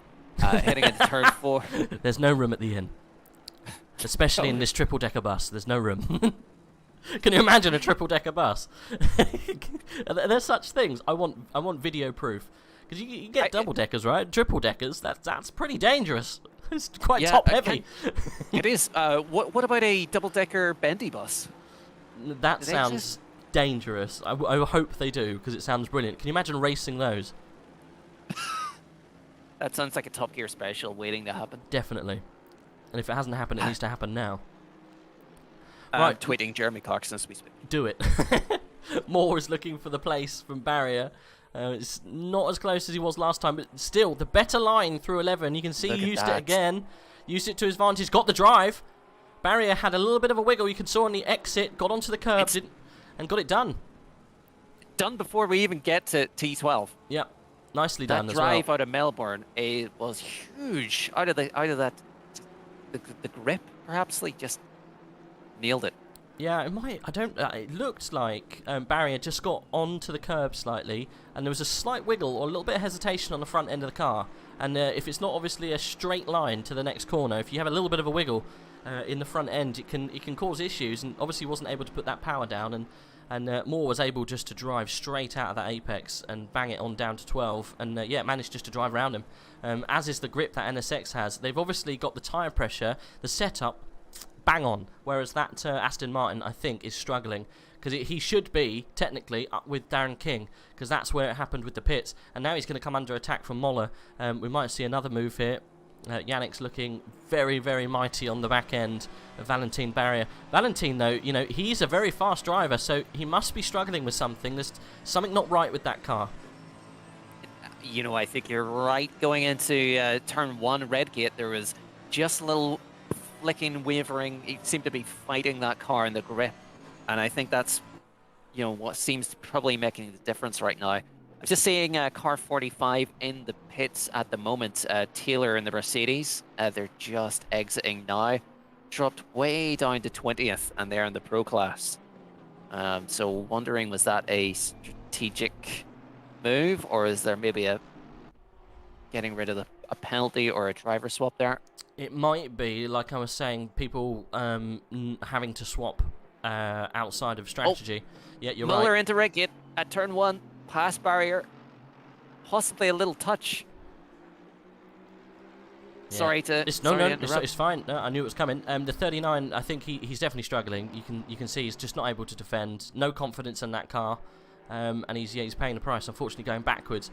I was just saying, that car you were talking about, the 45 AMG, it is the car that got tapped on lap 1, that ended up round on turn 11, I think, because of Dal King, possibly. I'm not sure. Don't want to call him out for causing incidents, but, you know, why not? We don't want to point fingers here, but terrible stuff, terrible stuff. Hate to see it. We didn't see it. So, yeah, okay, so we got Hay down there in 22nd, still dropping back a couple of positions on those cold tires. Look at Muller diving down here. I just missed that. I literally changed camera as it happened. I'm really sorry, guys. But Barrier getting the position back because Muller went a little bit deep into the S's. Absolutely did, and Barrier got right back on him. Muller's dropped back, lost a little time there. Maybe had to make room, or, you know, just stay out of the way there once they went deep, just to avoid contact. Flashing the lights at Barrier. Wasn't very happy, was he? No, something went on, I think, but no, definitely wasn't very happy. Maybe Barrier just sent it up the inside through the S's. I did just drop back to the 45 car that we were talking about earlier, who has come in and done that pit, and seems to be off and on his way now, up to 21st, because of another pit. Vince Van Merville then in the pits. Just touching then on the second class, because we don't want to completely ignore it. We have Jacopo Pedrana still running round in that lead class, silver. So that's the other Lexus, so one of two running round this afternoon. He is currently 13th. He's got a pro car in between him on track, and then you've got Ansel and I'm assuming that's Streeb, but it could be Strees because it's a B, could be double S, who knows. Anyway. So that would be what first, second, still very close together. Those Aston Martins, they're Angry Birds, and the IRLDP team have been taking knocks out of each other for pretty much the last hour and 20 minutes. Yeah, every time I flick to see those guys, they are on top of each other. It's good racing. And then a couple of Astons, then a couple of Ferraris. What are Olsen and Jordan Watson doing? A little gap between them. Easy racing. Nigel Arts further down the Porsche. Pretty much. Oh yeah, just about to be lapped by our second place man in the Pro Class, Darren King, closely followed by Ryan McIntosh. Yeah, we'll see how he gets around this traffic. This is quite important for Dow King, if he can navigate this traffic easily, because this is only going to be costing him time. So that Porsche should really get out of the way, and it has done. I don't think it meant to, but it has. And then you've got Ryan McIntosh closing down quite quick as well. So if he's clever, he'll pull out of the way before the S's, but I don't think he will. I think he's going to hold on to that position, and he's going to cause a little bit of a delay for the 36. So the 69 car still there. Not getting out of the way just yet, but he will definitely have to get out of the way for 11. Otherwise, it's going to cause Ryan a lot of problems. I think he's just done that there. There he goes. Okay, good. Nothing too much lost. I think McIntosh has gained overall. King got passed opportunistically there when the Nigel Arts had a little off, trying to let them by, but the gap has definitely closed up. Marco Marcy in fourth has dropped, still in the view, but has certainly dropped back a little. Yeah, he might have just been struggling with duration. We're going, we've been an hour and 10 minutes. It starts to just, concentration can waver if you're in the car for a longer stint, especially when you've gone from wet to dry. Your concentration is going to start to go now, so you might see little incidents, little accidents from people. Obviously, it's only the first hour or so that we've got in this race, but if these guys have been in the car for that long, it does take its toll. So I'm not surprised to see certain gaps open up and close up on pace. But yeah, Darren King, McIntosh still very close. Yeah, 4 seconds back to Marco, and then 8 seconds back to Moore, 6 seconds back to Muller. So that's how quickly that Honda is making progress. He's gained 6 seconds on Moller, and Barrier's dropped back a little bit now, but he's still kind of there on the back of Yannick. And let's see how he's getting on. He's still there, but struggling, I think. Tyre pressures, I'm going to say, are probably wrong on that car. I think you're right. Has to be. And just another mention that Jackmar Honda still putting it fast. One of the fastest cars on track. Ryan McIntosh putting in the fastest last lap of that lap. But still getting half a second on Marco Marcy now in fourth. He is actually inside of a second of Dowking now. Right up the back end of him as the Porsche there gets out of the way of the PPR team. But we are going to see a race here now as it hots up, and this is for the top end of the grid. It's a battle for second position. There's still podiums for both of these boys at the moment up for grabs. It's just who's going to get the better one. McIntosh then, you've got to work your way into an area of when you can decide, okay, now I'm going to put the pressure on, this is a time that I can pass, because such as the layout of this track, you've got to work out where you're slightly quicker than the other car in front. You can't just lunge it down into turn one like you would in Monza. You just have to find an area that you can see that Darren's not as quick as Ryan, and he'll be doing that now, slowly working out where his car's better, where he performs better, and what kind of spot that you can think that you can put a move on. I think it'll probably come down in 11 if he can get there, in which case he needs to work out to get as close as he can through the S's, get right on the back of that Aston Martin so he can make a move down into 11 and 12. And I think he's going to do it. He's really close now. It would be silly if he doesn't throw it up the inside. Goes to the inside. I don't think he's going to do it. Not close enough, but he lets Darren King know that he's wanting to get past. Wow, okay, it was such a drive through the S's to 9 and 10. And another great drive towards T12 here. Like you said, lets them know, like, licks the stamp, just gives them a little show of it. Like, here's the stamp, it's coming your way, son. Next 1 or 2 laps, this is going to be one to follow. Is it first or second class? That's the main thing. These are podiums. He'll want that. Sent next day delivery. Signed for, please. Tracked. Yeah, definitely. 3/10 separates these two guys. Again, I think the only place you can work out a move is 11, so Ryan knows that he needs to be somewhat closer through those S's. If anything, just absolutely yeet the car through and see if you can gain that little tenth or two that you need. Because I know you can get the car through that section sometimes a lot quicker than you think. So maybe just don't brake as much. See if you can push it through. But Ryan will know exactly how much brake pressure he needs to apply to get it through that little S section as much as possible. But I don't think he's going to be as close this time around. He's that little bit further back. Dropped 2/10 in that middle section. Aston Martin's quick. This is the problem. It's through that chicane though. The Porsche just gets a fantastic drive. You're absolutely right. But there's another little message to Darren King. You know, I'm definitely not as close this time around. So Ryan McIntosh will be possibly getting a little fed up having a look at that sky blue Aston in front of him, taking a wide line into Goddard's, hoping for a good run up into Redshifts T1. Yep, Redgate. My apologies. And what is happening?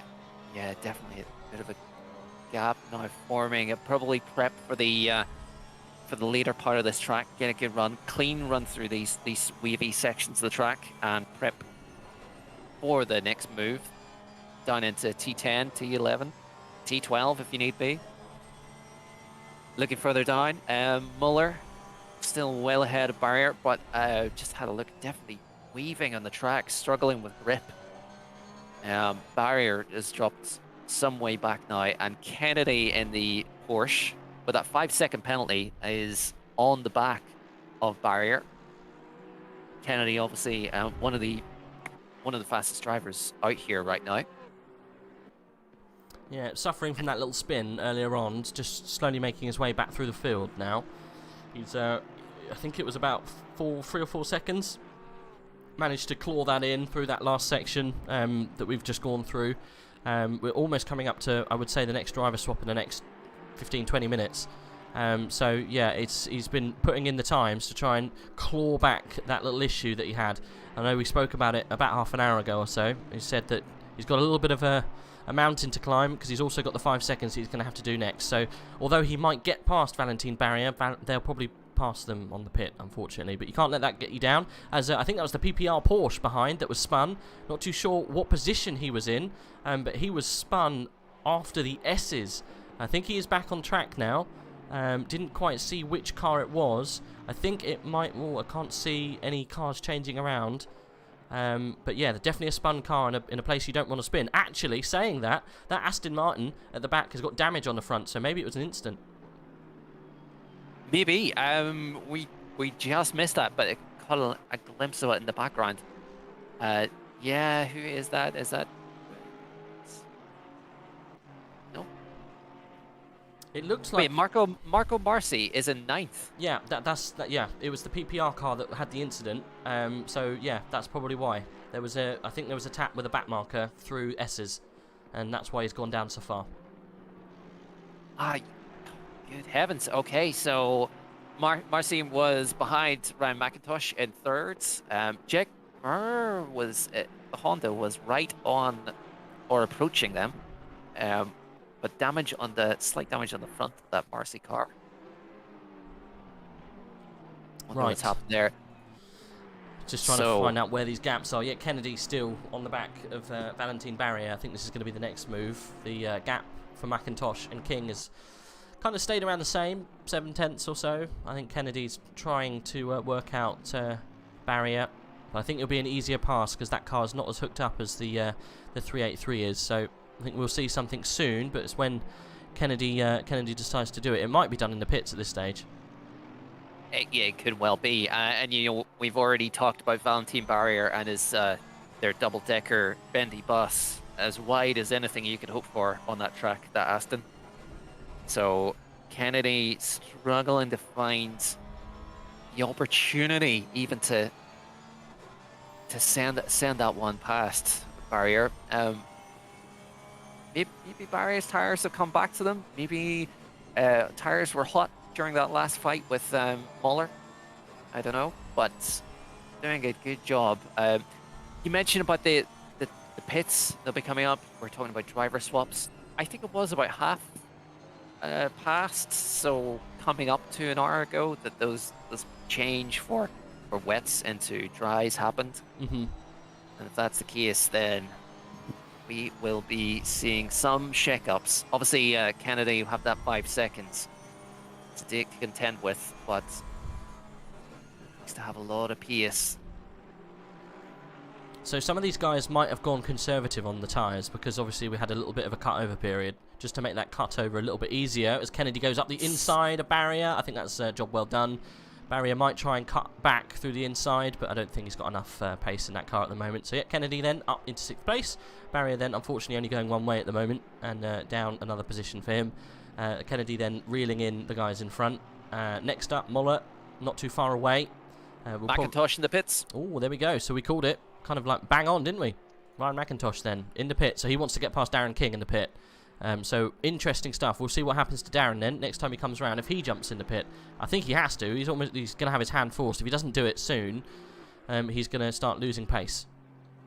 Absolutely. His team will have to call that out. His engineer, his spotter, anything. I think if you want to cover off that pit stop from Ryan McIntosh and possibly a driver swap, then you got to pit now. Marco Barsi in the pit too. So some of those initial leading cars coming in to make those changes now. Let's see, Darren King just coming up to Melbourne. Nice open track space for him to just put in as much time as he can. Maybe use up whatever's left of those tires. Is he going to pit? I think he has to. It'd be silly if he doesn't. Depends on how much fuel he's got left in that car, but he's going for another one. Well, I think that's opened up the door. I think that was, yeah, somewhat a speculative approach to that. I think he's not going to be going as fast. Definitely not now, and he's going to be losing time. And considering that Porsche was right on the back, now Nico Uhl in the car, very speedy boy. He'll be pressuring this little move here for 2nd place. Absolutely, Nico Uhl. Was that the Porsche just coming out of the pit lane just as Darren King? No, that's N Boslet. I think that's the 256, the PPR team. Sorry, which no, it's a little bit further down. Nico Uhl is in 10th place, so he's not the PPI team, as they keep calling me. It's a nightmare. PPR, I think, yeah, PPI Sports. That was Nicholas Boslet coming out of the pit there. That was oh god, what was his name? The guy who spun through the S's. Can't remember his name. Yes. Can't remember the chap's name who was in the car at the time, but yes, that was the car. It was who spun. Let me just get it for you. Otherwise it will annoy me. Marco Marcia. Marco Marci. Yeah. Marco Marci. Yeah. Okay. And they've completed their driver swap. Yep. So Carlson swapped for McIntosh, I'm guessing, in the 138 Porsche. Is that it? So McIntosh, Ryan, will be Nico Uhl. That will be 36. Yeah, he's in 10th at the moment. Carlson was swapped for Sin Brother. He's just out of place at the moment. He hasn't pitted. That explains it. I'm seeing Porsches, and I'm just presuming, there's the top 4 Porsches, but Bossley down there with that little spin down 17th, in amongst the mix of the silver cars, the silver tier. Ansel in the silver class in the pits as well, I think, and Olsen. Yeah, this is going to be interesting for the silver class stuff. Ansel and Olsen have been battling for a long time, and they'll be coming out towards the top end now because they've come in sooner rather than later. So yeah, we're going to see some moves, I think, in the silver, the top end of silver, as Stream and Watson are still out at the moment. Jordan Watson in that Ferrari decided to stay out. He may come in though. Let's see what these cars do because they're coming through to the back end of the lap. You're right. It's similar, interesting. It's also an Aston, just like Darren King, that's been staying out for these extra laps and staying out again. Yeah, staying out again. I'm not sure that's the wisest of choices right now. If people are coming in, you'll lose your positions. But again, you'll be able to push that car longer and longer the more that you stay out. It's just you might lose track position for the time being as Jordan Watson decides to come in. No more laps for him at the moment. I'll be very interested to see Darren King actually has gone for another lap. So, well, okay. Nico Uhl then another one. He's going to be closing down on him, if not passing him at this point at a rate of knots. Where is Uhl? Is he in traffic at the moment? He, I think, has got free air. Yes, he's fine. So he's going to be really cracking on now. 1:28.3 was his last lap, whereas Darren King was a 1:28.1. So doing quite well as well. Maybe Nico didn't get the best lap in. We'll stay on board with him now, and we'll just see what kind of lap times he does this time round. But he's really got to get into that low 28s, high 27s if he wants to start making moves on the guys in front, especially if he needs to close that gap to Darren King. Absolutely, and you know, even if he comes out, Darren King manages to get out ahead and keeps this pace up, unless Nico Uhl has really got those tires hooked up this lap and it goes a bit faster. Darren King is going to come out 1:27.9. Yeah. There we go. We That's have a what? glitched car. Yeah, not too sure what's going on. Oh, the Iranians. The Iranian team. Yeah, the Iranians are flying. I'm not too sure what's going on with them, but that's caused a bit of an issue. I think they have disconnected, the Iranians. Unfortunately, they are not here anymore, and that's what caused, I think, that issue. Yeah, they're disconnected completely. They're not even there. So they'll have, unfortunately, when they rejoin, they'll have that problem that the Brexit boys had. They will have a 2-minute forced penalty, and they'll have to take that while sitting in the car watching other people go around. They might even throw in the towel at this stage. Darren King pinning. Oh, interesting. And that would be a real shame. Throw in the tile 1.5 hours in. As you say, okay, yeah, you're talking top 20 is going to be a big ask. I think that possibly is a worse effect at this stage than the Brexit boys purple team, Jimmy Ellis. The field is so stretched out by this stage. We're an hour and a half in to have the gaps. The leader is Solman is a lap ahead, couple of laps ahead. Even the top of the silver class maybe. That's a big ask. I mean, it's definitely better to have an issue at the beginning of the race than at the end. Two cars. Darren King held up on the pit exit. So has he actually left yet? He's leaving now. Okay, because here comes Uhl. Uhl's coming. Right behind and is... Go on, sorry. No, Erxibel, one of the black markers in the Honda there, right in between them, and that's held up Daniel Uhl, and Darren King has a chance to get away the gap here, heat up those tires. I thought Uhl would be... Even if that black marker hadn't been there, I think Darren King would be in trouble right now with those hot, fast tires on that Porsche. Yeah, not doing Nico Uhl any favours here. Erskine, unfortunately, getting in the way. Blue flags are going to be enforced at this stage, I think, because it's not on track. So Nico's going to dive for the inside, and he's going to get definitely get the corner opened up to him. But yeah, now this is unfortunately, it's given Darren King the opportunity to heat up those tyres. He's gone for another run then. Darren King then deciding he wants a little bit more time in the car. So the battle continues. But yeah, Nico Uhl will still be gaining. But yeah, just lost that initial threat that you can give with a pit stop like that, with the tyres when they're not quite up to speed. Because by the time you're in that third sector, those tyres are kind of tacking up by then, and they're almost up to speed. Definitely by the time you get through the first lap, the pressures are up, the heat's in. You're going to struggle to put pressure on. But yeah, that's a shame. It's a shame. I think we'll see Darren Uhl, maybe catch a little here. At this stage, or Nico, sorry, is one of your speedy boys. Yep. But for sure, given Erskibel's position, from his point of view, he was just coming out of the pits.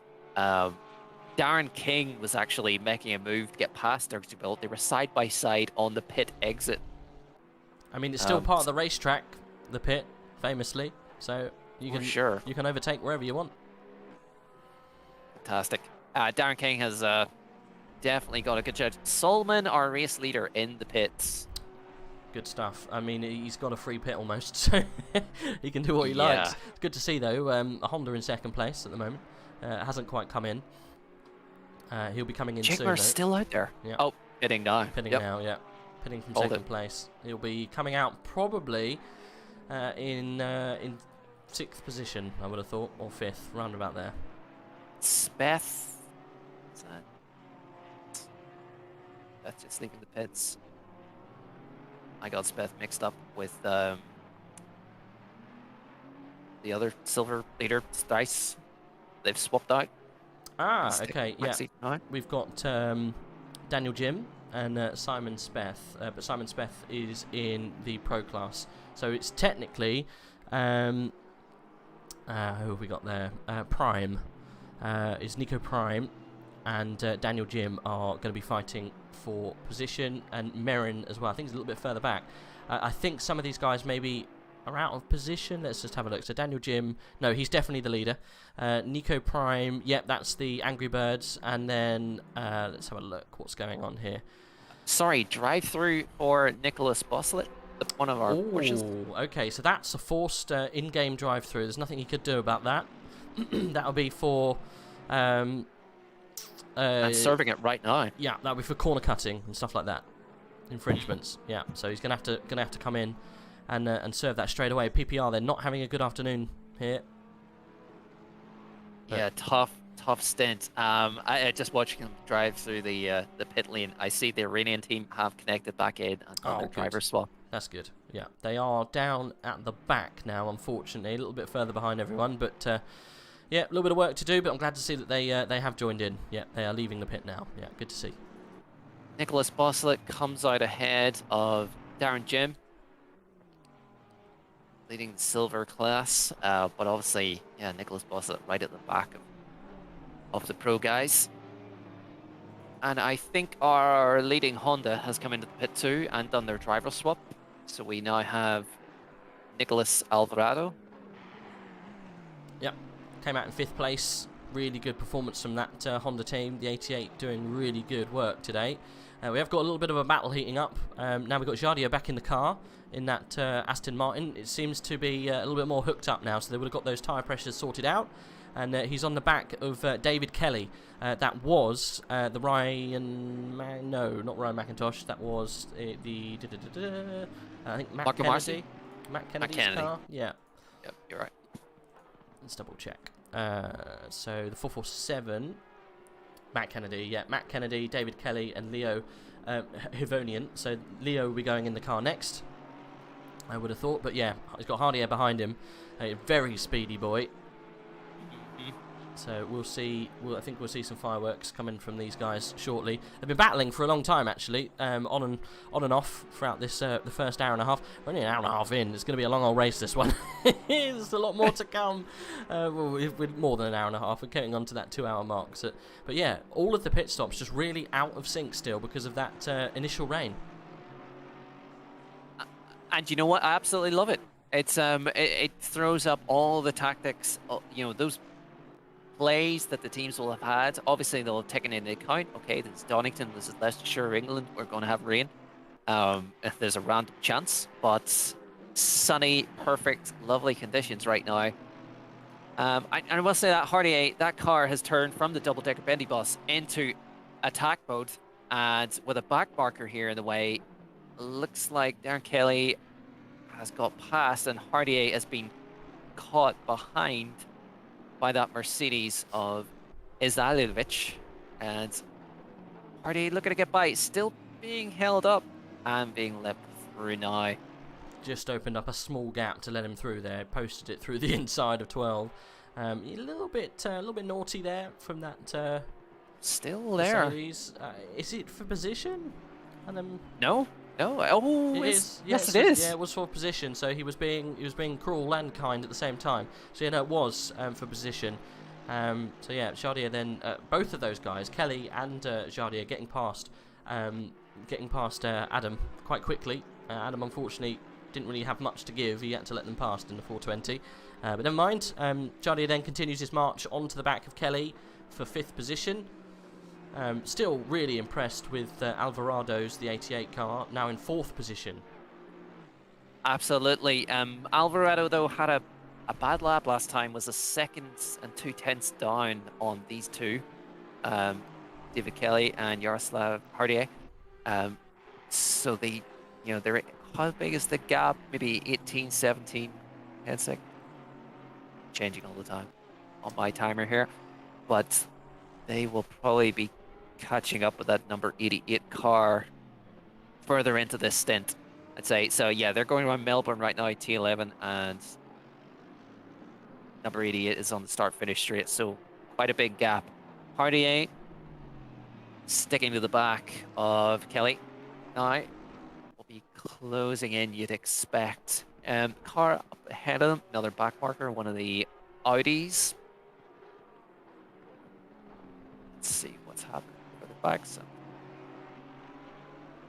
bit of a cars all over the track. Quite a group. I'm trying to take a look down the silver class.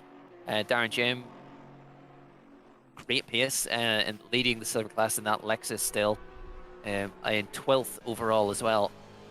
Has himself ahead of three pro cars. Yep, he's doing a good job. He's doing good. He's got a nice little buffer. Sure does. Nico Prime in second silver has a lovely buffer as well. So that gap starting to show in the silver class. What happened that second, third fight? Looks it's turned into a third, fourth, and fifth fight. Yeah, they're still close, aren't they? The 16, 17, 18, all very close to each other. Sem Smeets was really close to, is that Hoosball? Yeah, that gap's kind of opened slightly. Sem Smeets, I think, was a tier 2 driver, very fast, so yeah, I'm not surprised that he's putting pressure on cars in front. Jardier then is still gaining on the back of Kelly. They're kind of toing and froing. I'm stuck with this because I think we might see a move, but it's just getting past back markers and stuff like that is causing issues for both drivers. Yeah, this is definitely one to watch at the moment. Sure is. Little love in chat for car number 19, Nico Prime. Yep, second in class, doing very well. Not really much he can do though, unfortunately, because he's got 2 pro cars in front of him before he gets up to Jim. So, yeah, a little bit of a sticky situation to be in. You don't really want to be in that situation where you've got 2 cars in front of you that doesn't matter if you overtake them or not. The only thing that's stopping you is going further up in your class. It doesn't really affect your actual race position. Sometimes that can cause quite big issues because you don't want to let a driver go past you, but technically you're not racing him for the class. You've got to really remember that, yes, you might be losing a position, but if they're in a different class to you, there's no point holding them up. Exactly. You don't want to lose the time of fighting with them and getting defensive and trying to hold that position. So, pros and cons. You're probably going to save time by if they are genuinely going faster than you, they're hooked up, they're in the higher class, and they're looking by, then probably going to save time by letting them by. Maybe get a little toe off them for a lap or 2. Yeah, I think Aiden is he's 10 seconds back from Jim, so it's a little bit of a gap. It's going to be tough for them to close that quickly. Prime is 6 seconds behind, Nirola. So yeah, that's going to be, I think, going to probably stay like it is for a while, that little pack. I don't think it's going to change that much unless someone has an incident. Something that is hotting up actually, Sem Smeets getting very close to Atakan Akar. Oh, and he spins! Fast lane sim racing, then spun through turn 3 and 4. That's not very good. Manages to catch it. Luckily, it's in a place where there's plenty of runoff, and no cars were near him. Didn't cause him any issues, but there you go. That's sorting itself out. We're all good at that stage. No problems. Lovely looking livery in that Ferrari. I like the black and fluorescent green, but let me tell you, Diaz right behind 69 Porsche. Oh, another twitch and wide again. Diaz is well past. Those tires are red hot on that Sam Smith Ferrari. Definitely. He's got to be careful. Just keep the car together. He's only just come in, so not too sure. Those tyres are not going to last very long if he keeps treating them like that. But yeah, P20 then, a little bit further off the pace at the moment. Needs to settle down and get some consistent laps underneath him. But what he was doing there is not really going to help him, unfortunately. Let's just go through then from the top to the bottom. We've got at the moment Luca Vidalich is in the leading car.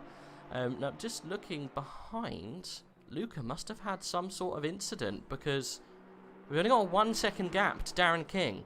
So I'm not too sure what happened with Luca Vidalich, but the 144 FTW Racing is definitely having some problems, or had a problem. He's still got some time, but the race lead is becoming unravelled at this stage. Okay, what has happened here? That portion looks fine. Darren King is 1 second behind, as you say. That lead was insurmountable. They're both doing they did exactly the same time last lap. 27. Suggest if you just go into the replay and just go back a couple of laps on that 144 and just see what happened. Just run through. Obviously, I can't do it on stream, but obviously, if you're in the position, you can just have a look, see what happened, and we might get a gauge on why Luca dropped that far back. Sure, yeah, let me take a look. You should be okay. It might hold or just glitch for a little bit whilst it generates that replay, because it's quite a long time we've been in this race. But if you find the car and then go back a couple of laps and just see where that gap changed or what happened to cause that gap to drop, I reckon he probably span somewhere. Definitely, and actually, you know, looking back, let me tell you, that gap between Darren King and leader Vitalic was much closer. King was nearly on the back of the leader. Very strange to see Luca that far down.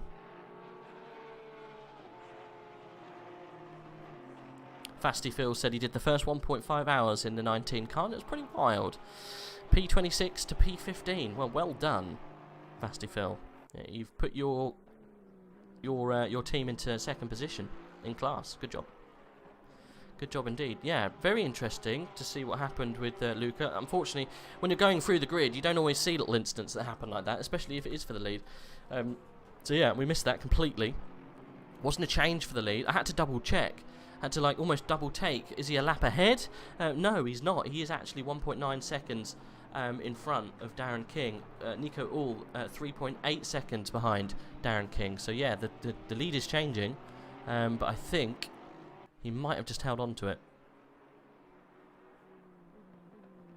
He absolutely has. And how are you getting on with the replay? Have you found any little snippets of info? I think we're on lap 68 at the moment, so it could have happened between 65 and 66, 67. It definitely wasn't 67, but I am certainly trying in my ACC broadcasting template. Did you go into the replay on the game?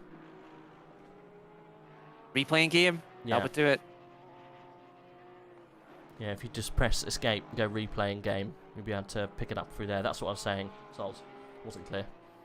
That's no problem. My bad. Look at me, rookie, doing rookie things. Sorry. So. Are we? It's too far back for me to do an instant replay on it. We missed it so far.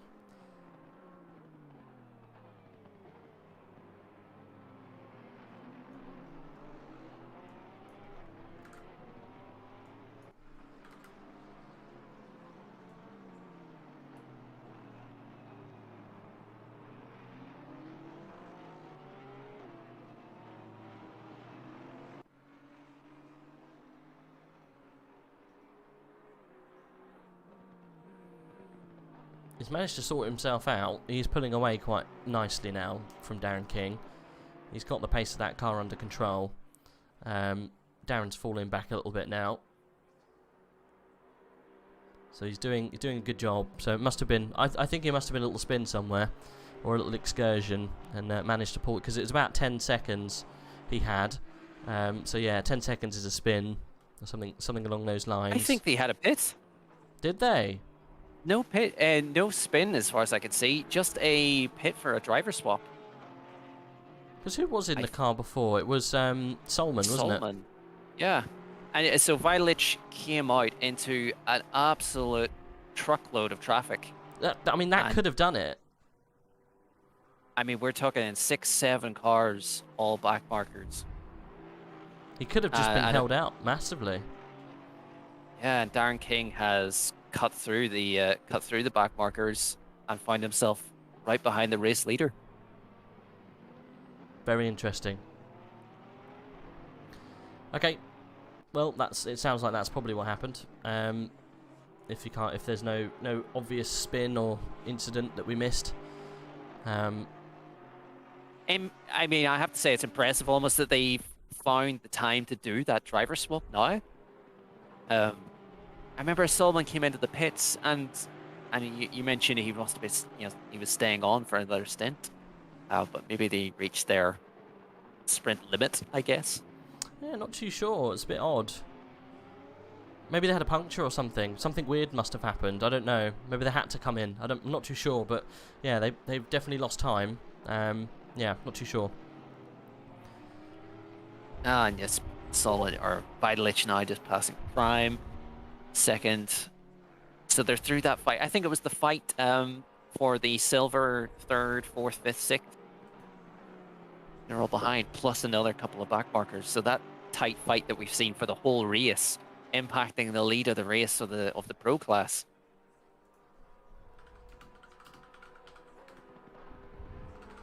Did not expect. Let's take a look. How's our cars further back doing? Nico Ull is not keeping up with Darren King. Darren King's managed to get that, extend that gap a little. Darren King obviously getting close to the leader at that one stage. And how's Hardier doing? Back right on the back of Kelly still. Getting a toe down the straight into the S's, over the curb, and down into Milburn, one of the big overtaking spots. Definitely not close enough, but still a good drive. Aaron Kelly will be seeing that big red front of that Aston behind him in the mirrors every single corner. Doing fantastic. Defensive job. Let's just take a look at the lap times of these guys and how they compare. David Kelly, 28 flat, now 27.7. Very quick lap. Fastest lap of that car, of the last lap, for sure. Hardy 27.8. These guys still doing about 5/10 faster than car 88 in fourth. And for reference, that is faster than the race leader by a 10th or so. So competitive times, obviously a big gap to make up towards if they're anywhere near the leader. But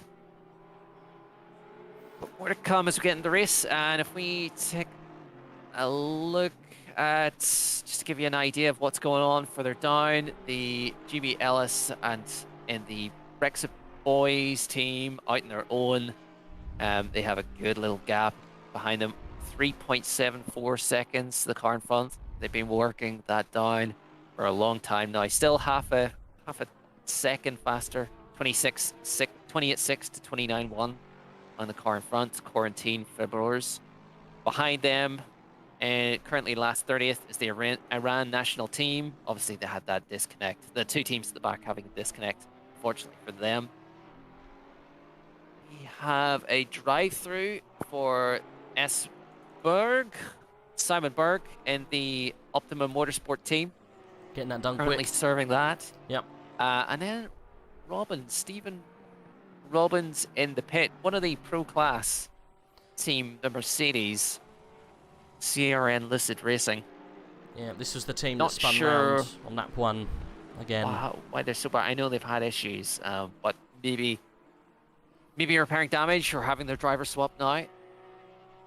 Yeah, possibly getting it done early. Long way down from one of the pro class. Back on Hardier. We got Kelly and Diaz behind.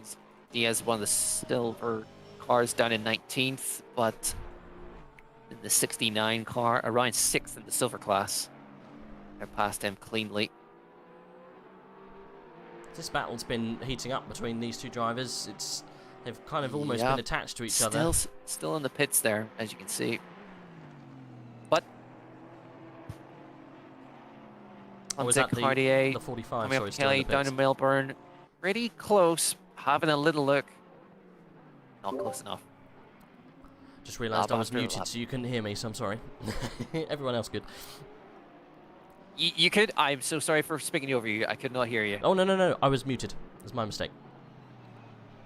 Take it away. Oh no, it's fine. Go on, you're doing a sterling job. You've only got a couple more minutes of your stint left, so I'll let you go ahead.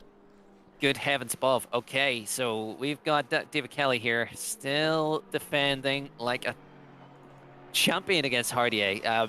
Lots of pressure here. And what's more is they are catching. They're still putting in the fast taps. David Kelly doing a terrific job keeping that Aston behind. Big, fat rear end on that Porsche today. Just helping him out. Up near the top ends.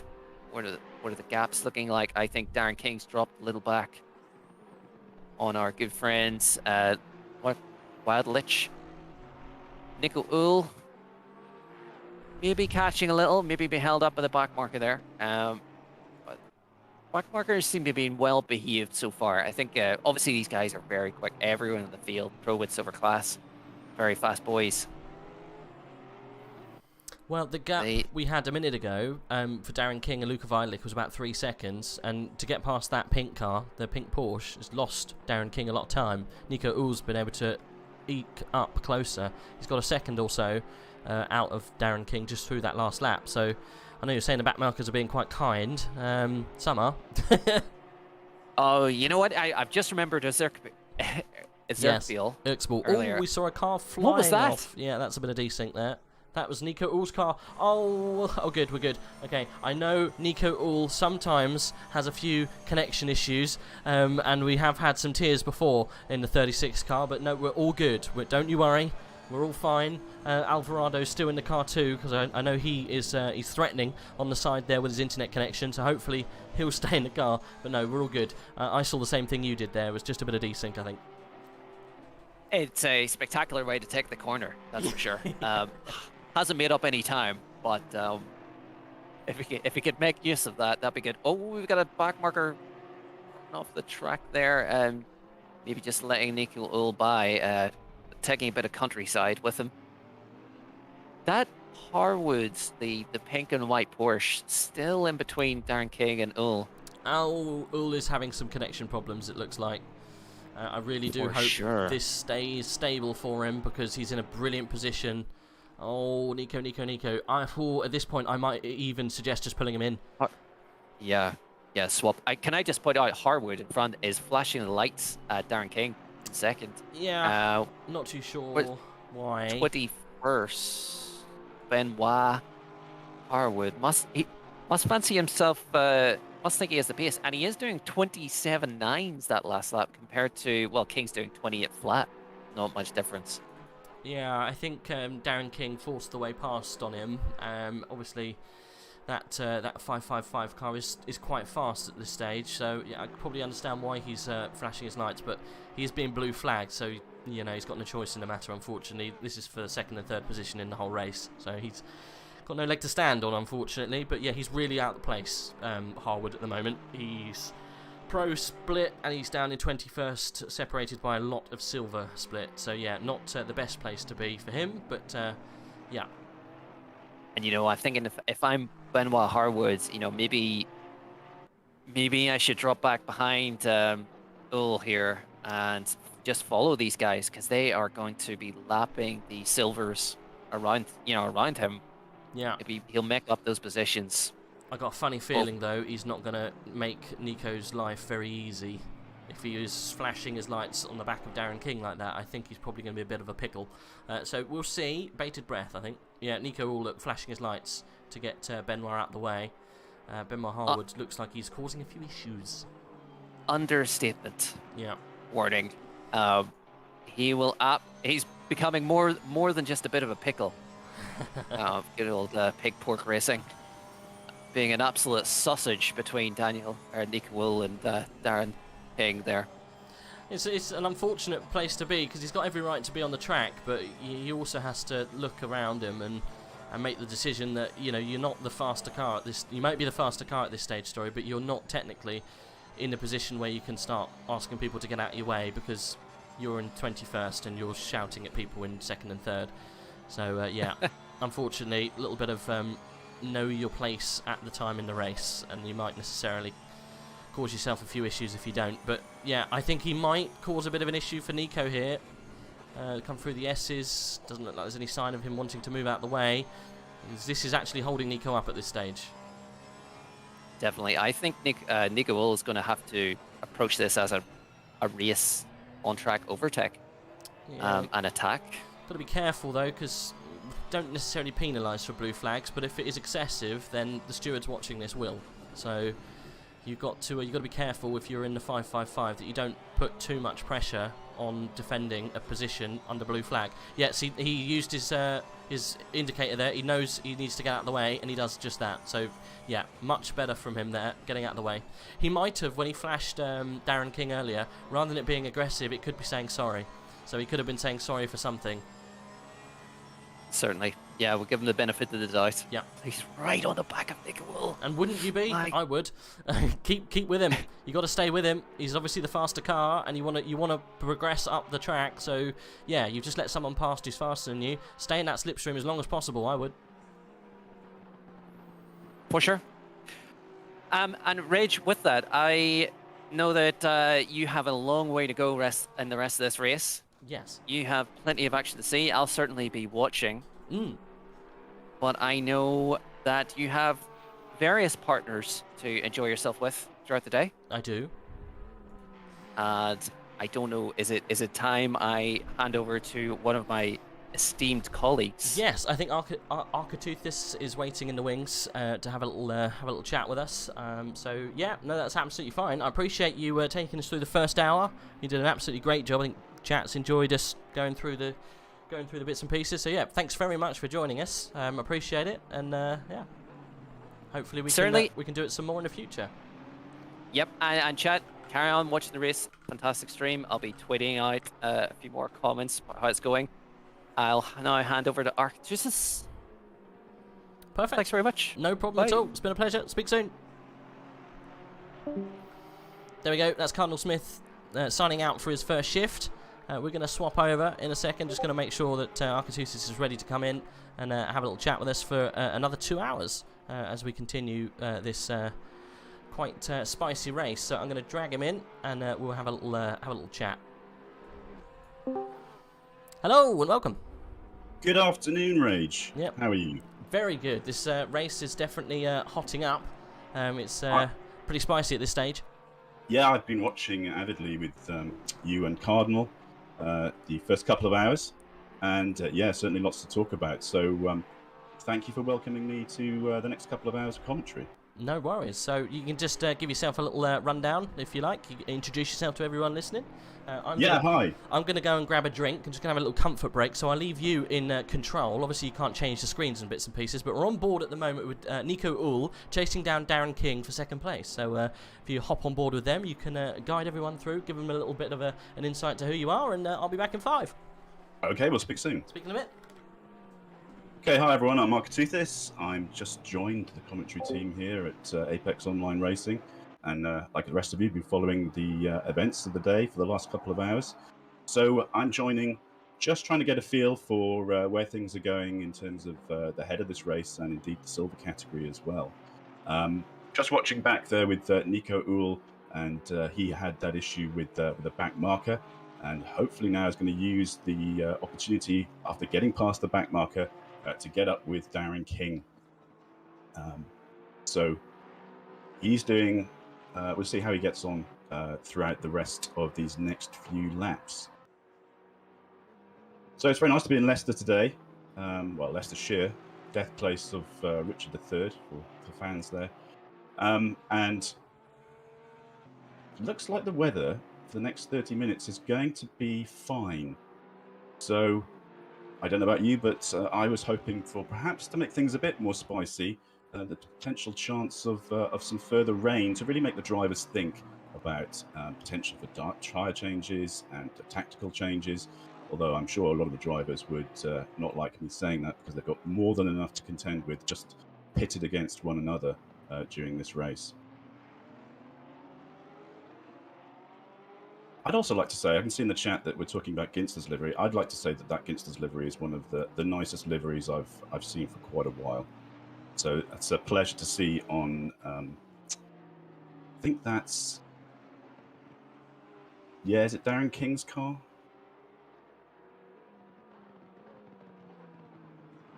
Oh no, that's actually Nico, isn't it? I'm sorry. A few things that came to mind as I was watching the stream earlier on is how well the Porsches were doing. We had top 4 of Porsches in the earlier part of the race, and they've broken up a bit now. I think we've had some issues and a couple of mistakes by some of the Porsche drivers who are in that top 4 in the Pro Series. And I had actually had a lot of hope for the Aston Martins as well. Perhaps seeing them coming up from the bottom of the field with drivers like King and Honzik as well now in car 39. And it's interesting to see, of this top 15, even 17, which is dominated by the Porsches and the Aston Martins. I remember Donington in the wet and Aston. I was driving the Aston Martin and it being a particularly good car around this circuit. One of my best ever finishes, even though that was only 7th, but don't tell anyone. So yeah, a lot of respect and admiration for the Aston Martin drivers, and even more so for the likes of Alvarado in the Honda, which previously thought of as a meme car, but they're doing great work there in 4th and 23 seconds down on the leader, which at this stage is not a lot of bleeding, but it'll take some catching for Weidlich and the 144 team.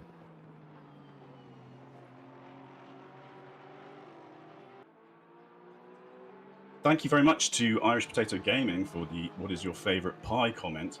In case I ran out of anything to talk about race-wise, just as I'm getting back into the spirit of it. Well, with the Ginsters theme ongoing, a pasty can't be beaten in terms of its eatability. You need a plate for a pie, so I think I'd always go for a pasty over a pie. But thank you for your input, Irish. Much appreciated. Okay, just looking down the list, I'm going to just check in on my own stream with how Daniel Jim is getting on, who's the silver leader right now. They're currently looking like 15 to 20 second lead over, I think it's Nico Prime, 15th place. Yep. So they're looking pretty set. The race going well for them. They're obviously ahead of a few of the pro cars as well, some of these who may have had issues. So interesting place for them to be, but obviously wanting to make sure that they're well ahead of the second place in their class, who's currently 15th overall.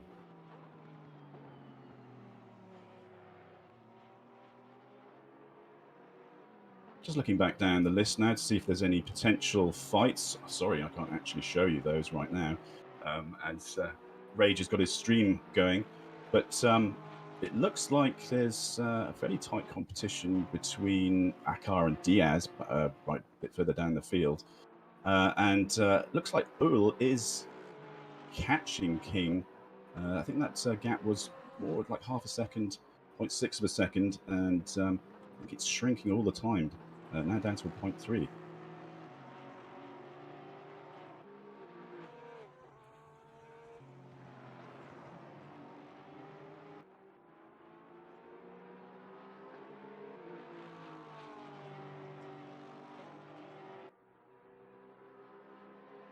So just looking down the list of cars that we have, seeing if anyone's had any close calls.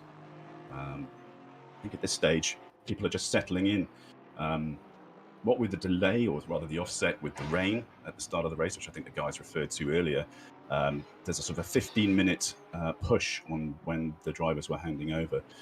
Drivers have a maximum stint time of 65 minutes, so that usually creeps during the course of a race usually anyway. So I think we're looking at 20 minutes past the hour for these initial driver swaps. And so having just had one a little while ago, it's likely to be just under an hour until we start to see cars come in again. And of course, that will spread even further across the course of the race after 9 hours, after people have had different incidents and whatnot.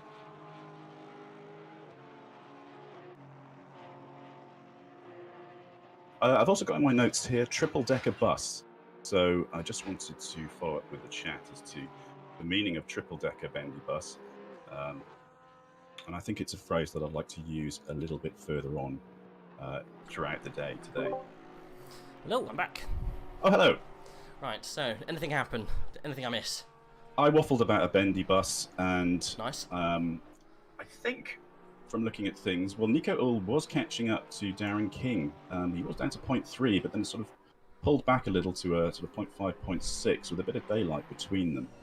So that, I think, was the hotter of the occurrences. A couple of battles further down, Diaz and Akar are very close to one another.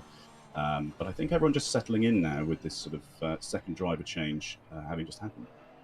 Good. Nice. Yeah, I can see the gap about half a second between Ull and King. So Ull's still putting the pressure on. I've just realised I've got no sugar in my coffee. Uh-oh. I know, right? Arcetuthis, what's your favourite type of pie? Yeah, we worked through this, and I did say it was a pasty. Does that technically count as a pie? It's certainly a meat or savoury pastry. I mean, but... no, because it's a pasty, isn't it? I wouldn't say a pasty would be a pie. I'd say, like you say, it's a savoury pastry. I had no idea you were in the baking police, but I guess I have to admit that a pie and a pasty are separate things. Yeah. I just enjoyed the convenience of a pasty over a pie, which requires a knife and fork, let's be honest. So, well, we never had a pie at a football game? You eat it with the crust, don't you? I would say a pie would be, it's got to have four solid walls. It's got to have a solid, like, wall and then a top, right? Yeah, I feel you. You know what I mean? It's got to have a top, and it's got to be something encased in foil. It can be over-crusted, though, I find. I mean, a puff pastry top pie, I think now that's more my sort of thing, rather than short crust. I like the, when you get a real nice buttery kind of pastry pie, even it's still savoury. I'm not a massive fan of sweet pie.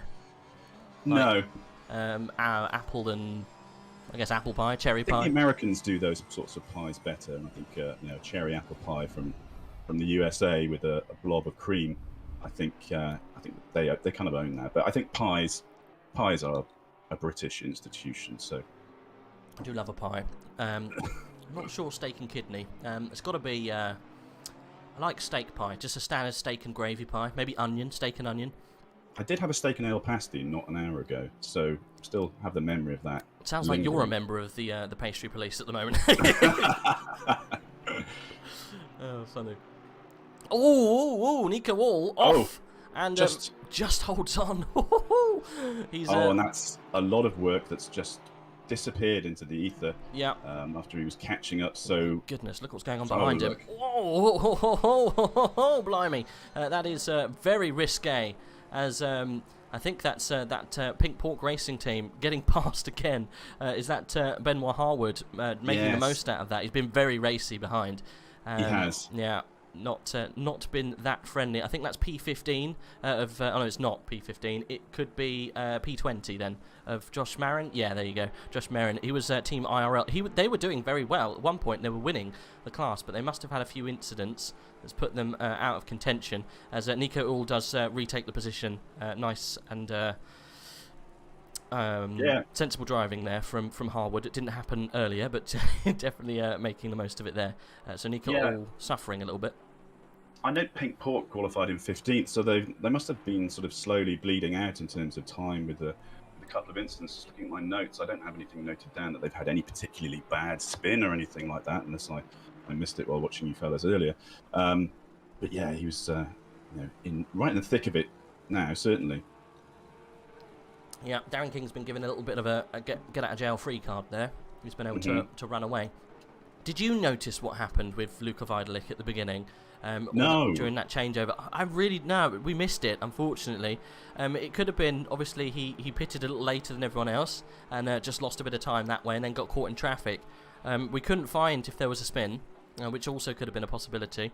Well, might have to touch base with the FTW guys at the end of the race to see what happened around lap 65, because it was a bit of a change. I was fairly on board with the understanding you guys came to, that he just came out into a bad place in a large amount of traffic, and maybe he's it does add up when you're having to take those different racing lines and you're trying to weave your way through.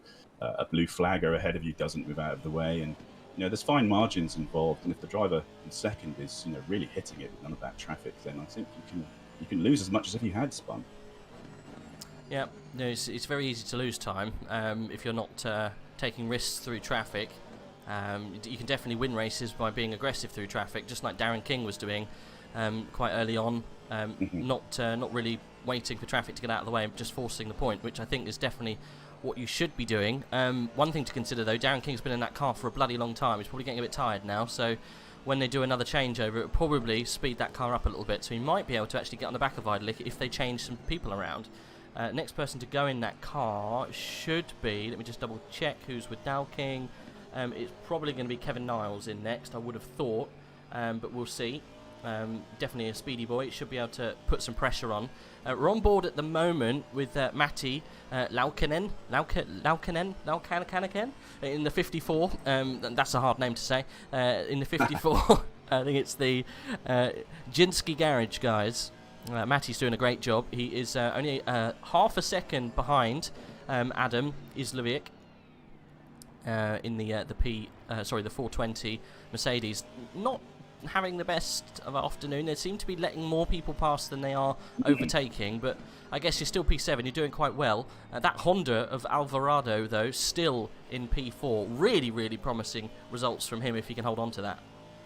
I think whilst you're away, I may have insulted all Honda lovers by calling it a meme car, but I think it makes the achievement so much more impressive that they are hanging on to that 4th place. I mean, I was talking to Cardinal Smith earlier about it. I think it's bopped quite well. It does well around this track, sorry. So if you can get the setup kind of dialed in, and you've got a good team behind you, it can perform very well. So yeah, this is probably one of the better tracks for the NSX.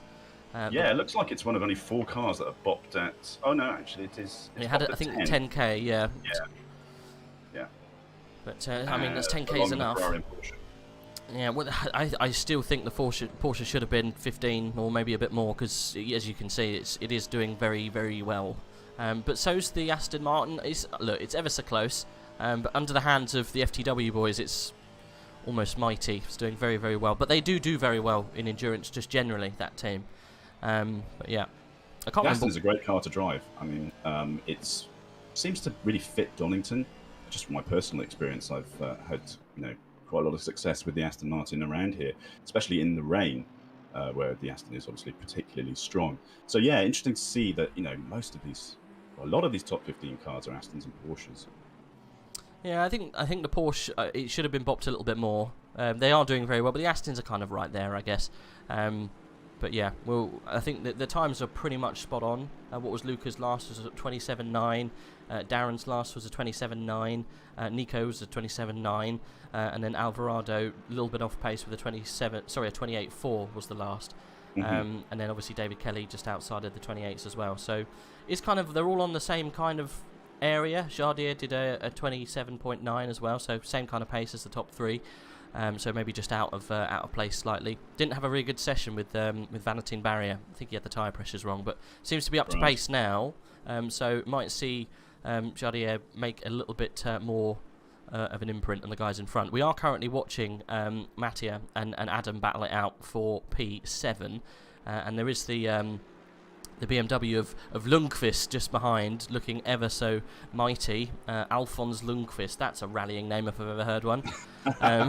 In the Sim Brothers, the number 137. Really cool looking car, this, actually. Haven't really spoken much about this team so far, but yeah, all white and black with green add-ons. Looks a little bit like Jensen Button's car.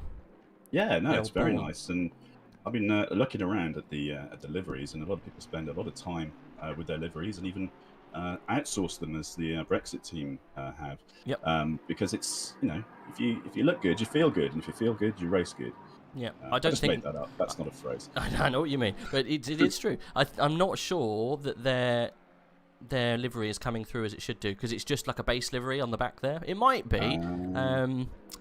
I can't see any sponsorship on there, so it looks like their decals haven't loaded on properly. So that might not be the full livery.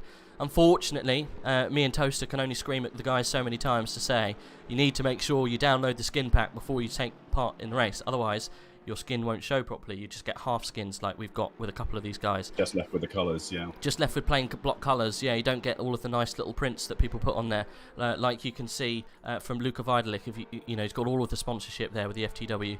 I forgot, I keep trying to remember what FTW stands for. It doesn't stand for what you think it stands for. I think it's... You'd guess it would be for the win. It's but not. I do remember this from a previous commentary, that it was something, not rude, but something that didn't. I think it's forgot to warm up racing. Yes. Or something like that. That seems familiar.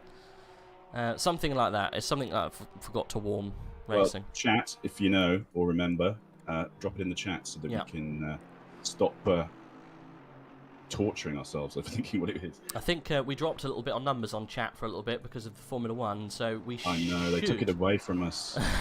They'll be back, Rage. They should pop back as this race kind of hots up towards the end. I'm not too sure how many we've got in at the moment. We've got in the 30s still, so we're all good. Darren King making his way through back markers. Nico Ull needs to do the same, otherwise he's going to get left for dust. And we're back up to about 50 now, so yeah, maybe F1 has finished. Please don't tell us what happened. I don't want to know. I want to find out later. Right. Well, I'd love to see them be a race for the lead here. Luca Weidelich, though, is looking mighty good for the win at the moment. But obviously, you know, anything can change, and it almost did at one point with those guys. So who have we had in the car at the moment? We've had Nico Solman start, Luca Weidelich, Luis Flies going in next. So unfortunately, very fast driver. He's going to be definitely pulling away from these guys as well. Going in the car next for Dowking, we assumed that it would be Kevin Niles. I thought that would be a good idea.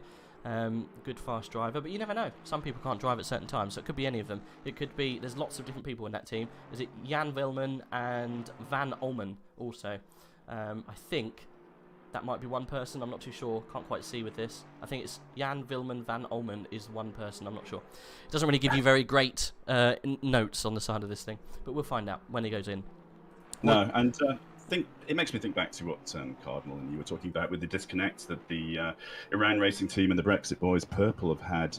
You know, in a professional, real-life race, you know, you've got no distractions. You're not connected via wires to everybody else. You're part of the car and you're physically there. So, you know, there's extra things to contend with for some of these drivers, like internet outages, power outages, and small children wandering in and pulling cables out of things, or those sorts of emergencies. I think real life does tend to get in the way a little bit for some of these guys. So some people may not be able to commit to the whole 9 hours, or at least not a regular rotation of driving, and so not necessarily, you know, perfecting the strategy just based on people's daily lives. Yeah, anything can happen, unfortunately, especially when you're doing esports. Yeah, you rely on an internet or a power connection, and if that something goes wrong, then you're left a little bit in the lurch. But yeah, they're coming back slowly, but I think that's through disconnects, really. 27th at the moment, the 99.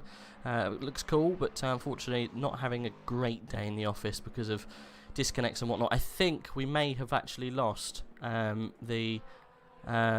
oh no, we still have them. Yeah, Mustafa Ranjar, I think, is in the car at the moment. Yeah. Ranjbar is in the car. So Mustafa in 28th position because of the disconnect. Unfortunately, not doing very well. And yeah, it's very hard to swallow for them. Yeah, it's tricky. P30 is done. I think Stephen Robbins. Yeah.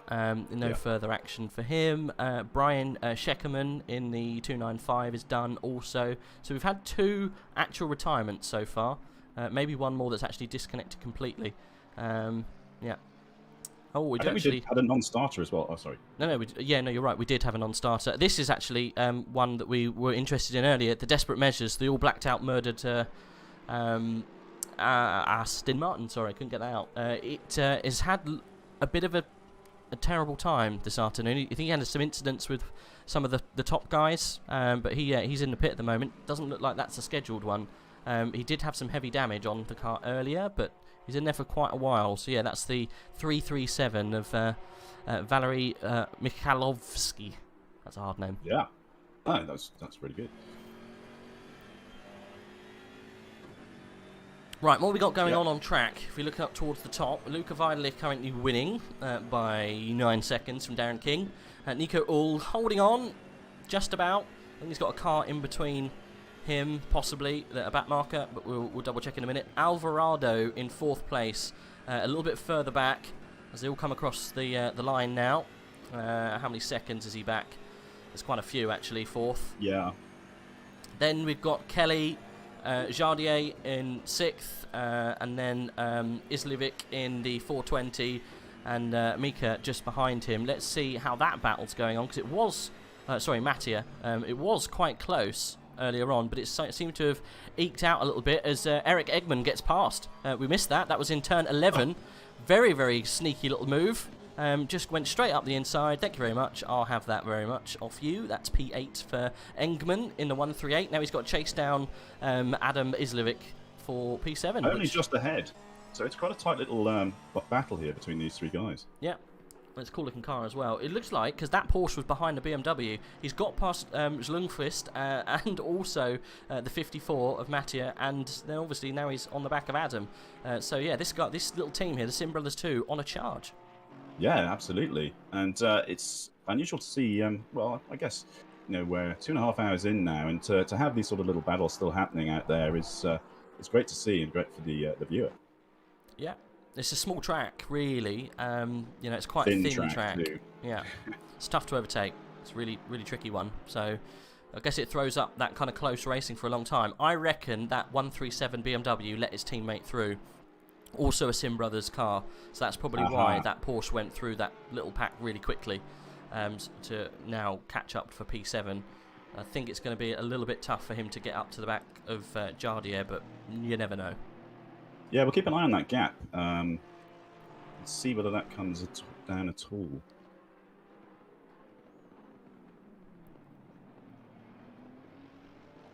Right. Looks like Eric Engman is he's catching quite quickly. 1.6 is the gap at the moment to Adam Islevic.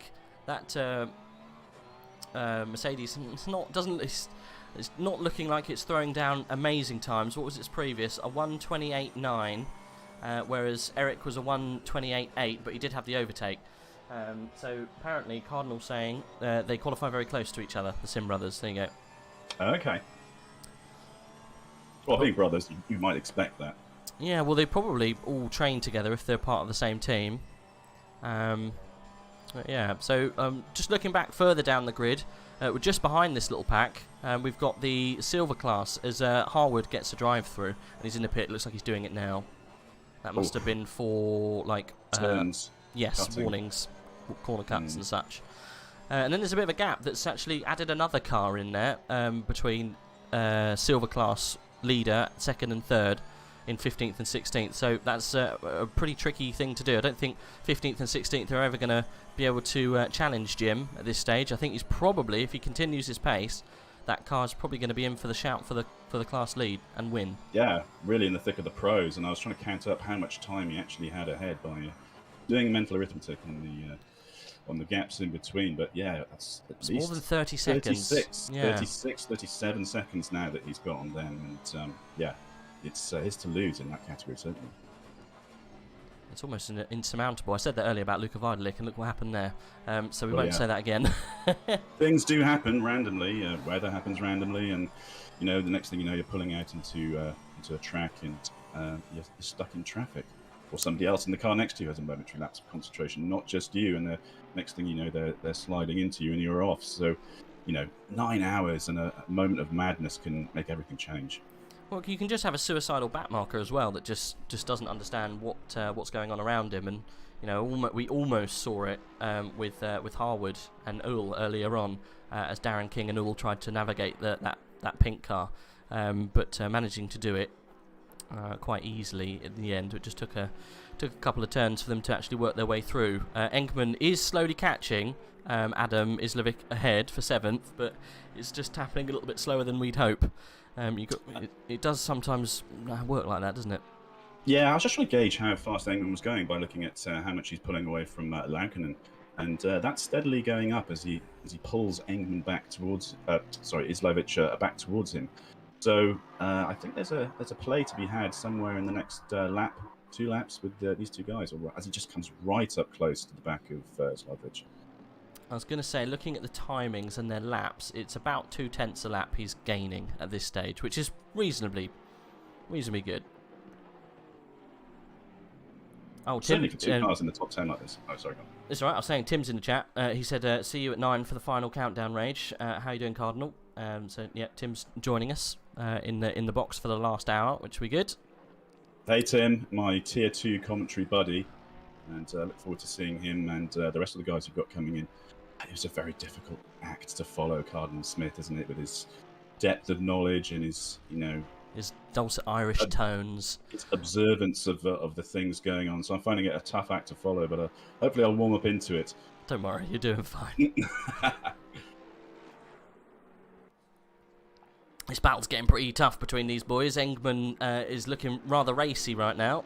He's going to pick a little spot, I think, to make the move. We've noticed, we noticed about turn 11, 12 seems to be that area where you just go, right, I'm going to pull the trigger on a move and just absolutely go for it. Lick the stamp and send it, as they say. But whether he's going to do it at that point, I don't think you do it through the S's. You're going to have to wait until you get to a point where you can just kind of jump round the car in front. But that Porsche is definitely faster at the moment than the Mercedes. As he actually looks to the inside now, he's going to get it done quite quickly. He's quite compliant here from the 420. Didn't fight him at all, actually. Left the door wide open. He might just cut realised back. he didn't have the place. Yeah, I think so. I think the Sim Brothers team is just that little bit quick at the moment. I think that's probably a wise choice for the 420, just to let it happen. I think at the end of the day, you know, if you're quicker, especially in endurance races, I mean, you can always hold on and defend in a 1 hour race. But for an endurance race, if the car behind you is quicker than you, and you know, you have to look at the long game, the long picture. The fastest drivers will out, and if you're not the fastest team, then you'll come out where you're supposed to come out. You know, provided you don't have any nasty luck or major incidents. So I think it's the wiser move to move out of the way, even if it is somebody in your category. Yeah, I think you just got to play. You got to play the long game. And Islevic, unfortunately, that team, they have been kind of jumping around a little bit. I think they're slightly off on the strategy, where they're faster at different points, because they seem to be bouncing around 6th, 7th, and 8th quite a lot. Lots of drivers just either jumping past or you know, moving through that team. They were up quite high. They were almost with Alvarado at one point, who I must admit actually is now in 3rd position, doing really, really well. What happened with Kelly then? Because that must have been a slight incident, because David Kelly was in that 3rd position slot, and it's moved around. Again, we were too busy watching what was happening in 7th and 8th. We haven't watched what's happening in 2nd and 3rd. It seems to happen, don't worry. It's an ongoing thing with endurance. You miss the good things. Alvarado then is hustling to get past the Pink Boys just ahead. The 555 becoming that bottle stop. It seems to have been doing that role quite impressively this whole race. Alvarado's now got to find a way past, and Kelly is going to make good use of this, and he's going to climb up to the back and hopefully get that position back that Alvarado seems to have pinched from him. Yeah, they had a bit of an unfortunate time, the Finland group. I mean, they've slipped down to 8th at one point in the race, I believe, and there was an incident around just an hour into the race where they lost quite a bit of time. They also had a 5-second penalty. I think that was coming into the pits and colliding with somebody else, or maybe I misinterpreted that. But yeah, it's not been a completely clean race, but they're obviously pushing very well to be at the point that they're at right now in the top 3. They are a fast team. I think they just, unfortunately, they came into the pit, and either they came in behind or in front of another car, and it just, it was, Pinball Wizard, unfortunately, into the pit, which caused a little bit of an incident. I think they rear-ended the back of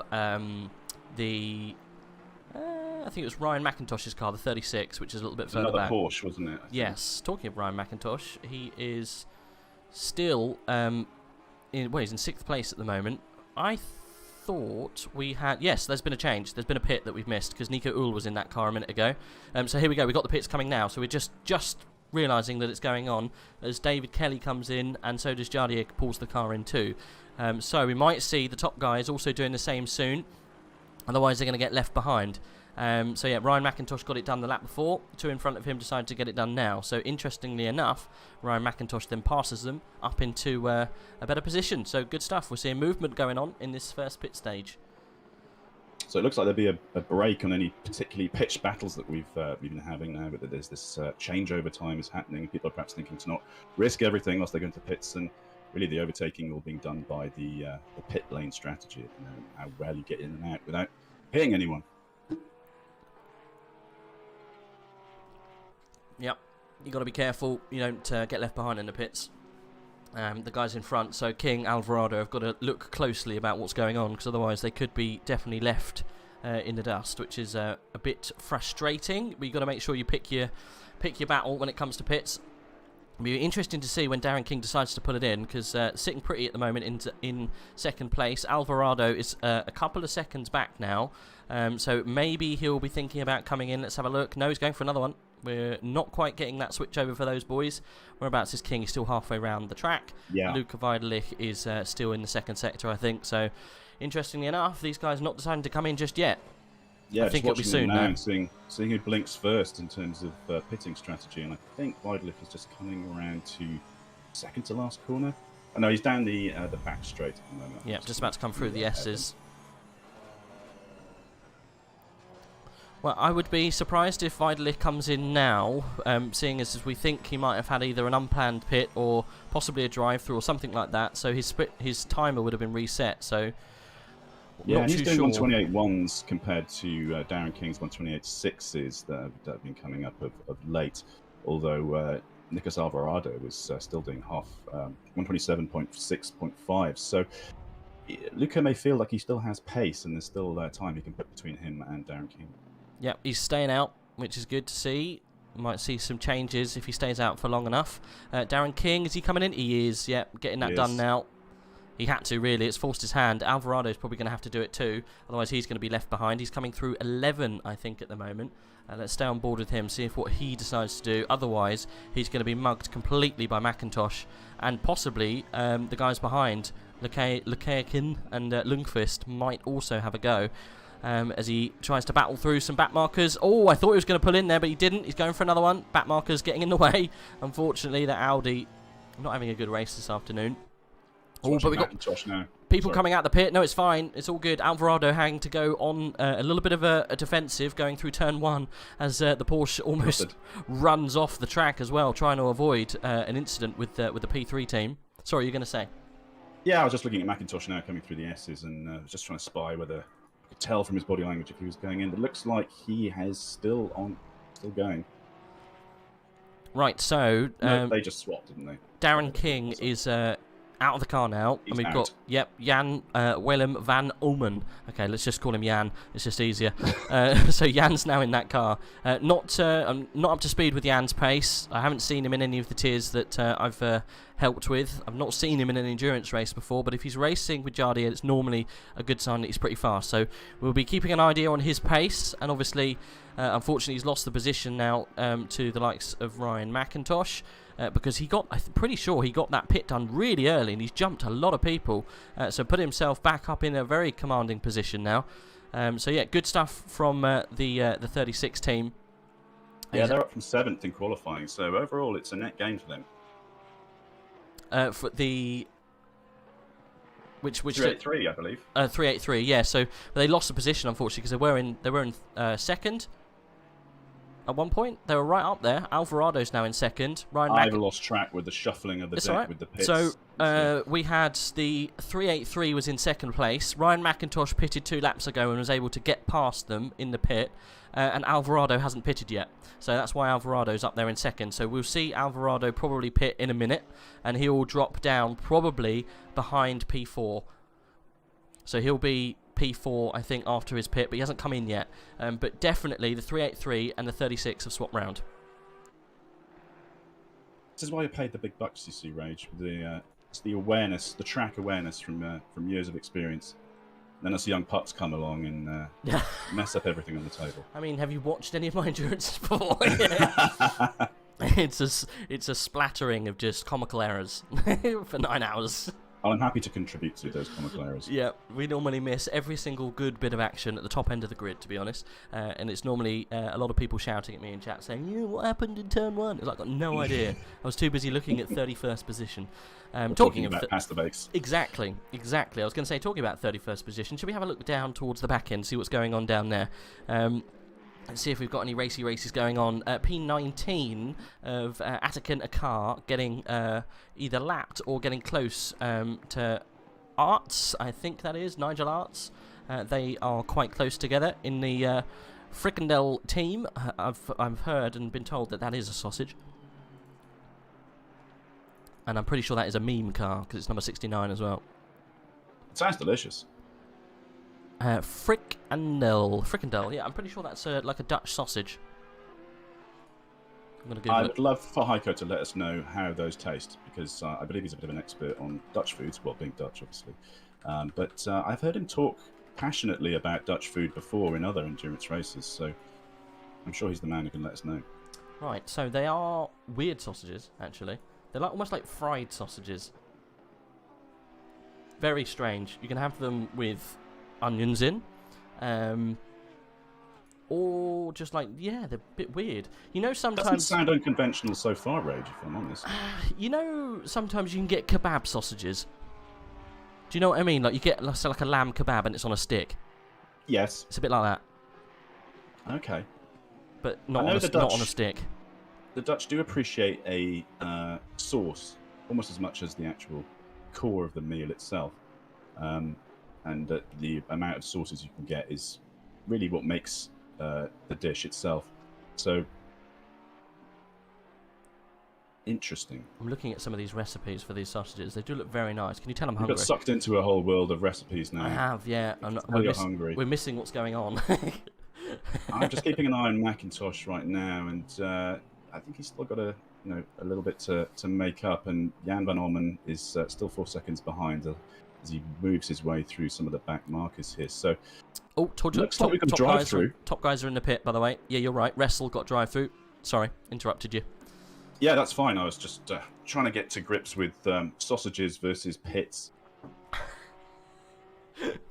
So Alvarado is in the pits. So this is the bit of movement that we were just talking about. Weidelich was able to do the pit and come out in the lead again. And how far behind is McIntosh? That's the main thing. Yeah, let's see where he is. About 6 or 7 seconds, I reckon. Maybe a little bit more. Yeah, Alvarado losing a good few positions, whereas Jan, yeah, he's going to lose a position to Jan. Alvarado's now leaving the pit now. Yeah. Yep. No, we're all good. Where's Kennedy in this fray? Oh, it's going to be close. Kennedy coming out, coming through turn 1 now, as the fifth just come in. Yeah, we're very close with this Honda. I'm pretty sure it's still Alvarado in the car. Oh no, it's not. Okay, we've got Zach Ater in the car now, the American, going to do his session in the Racing Sim Tools Esports, as Matt Kennedy's going to be chasing him down. Now, this is tricky because the tyres in that Honda are going to be getting up to speed, up to pressure, and up to heat, and it's going to be slow for the first at least 2 sectors. So if Matt Kennedy wants to put on pressure, he's got to do it now.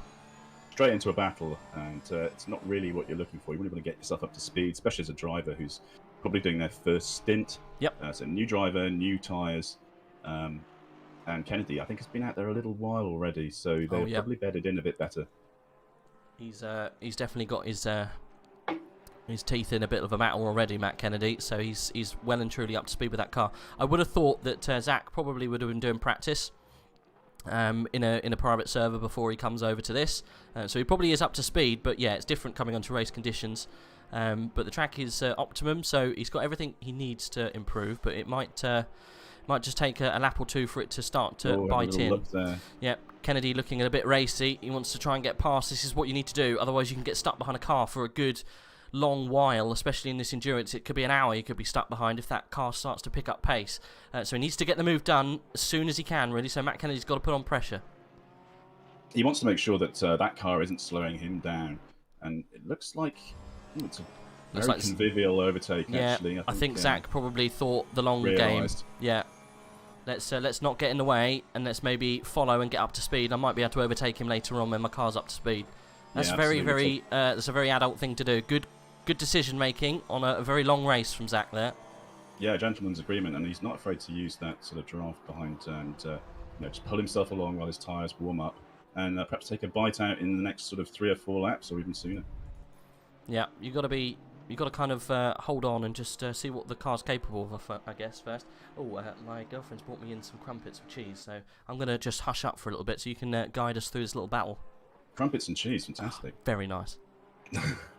So yeah, down to a 0.2 behind, but you don't need to tell that if you can see the track, because it looks like Etier is starting to warm up a bit, and he's not let Kennedy stretch too far ahead of him.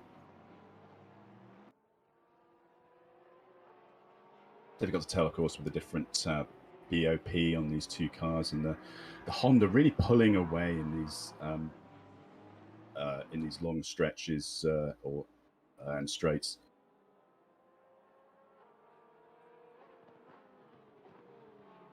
Matt Kennedy's Porsche, though, so good through the corners, tight lines, really keeping close to that driving line.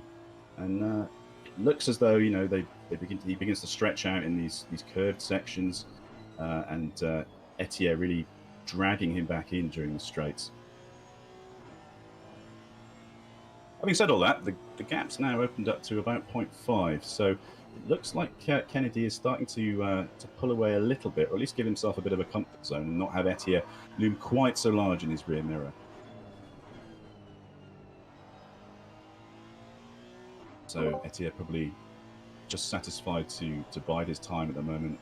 Like, it's a relief sometimes, especially when you're fresh out into the track, to not have to go straight into a pitch battle, and perhaps let the other driver go a little bit, and just really make sure that car is warmed up. He's probably in a... Oh, as he makes a mistake there and goes off just after the S's, and coming into the Melbourne hairpin, he really lost his drag there on Kennedy. So mistake there. That's going to probably pull out once the timer settles down. Pull out a good sort of 3/4 of a second gap, potentially. I'm still here, just eating. Enjoying your cheese. Yep. Let's not get onto cheese again.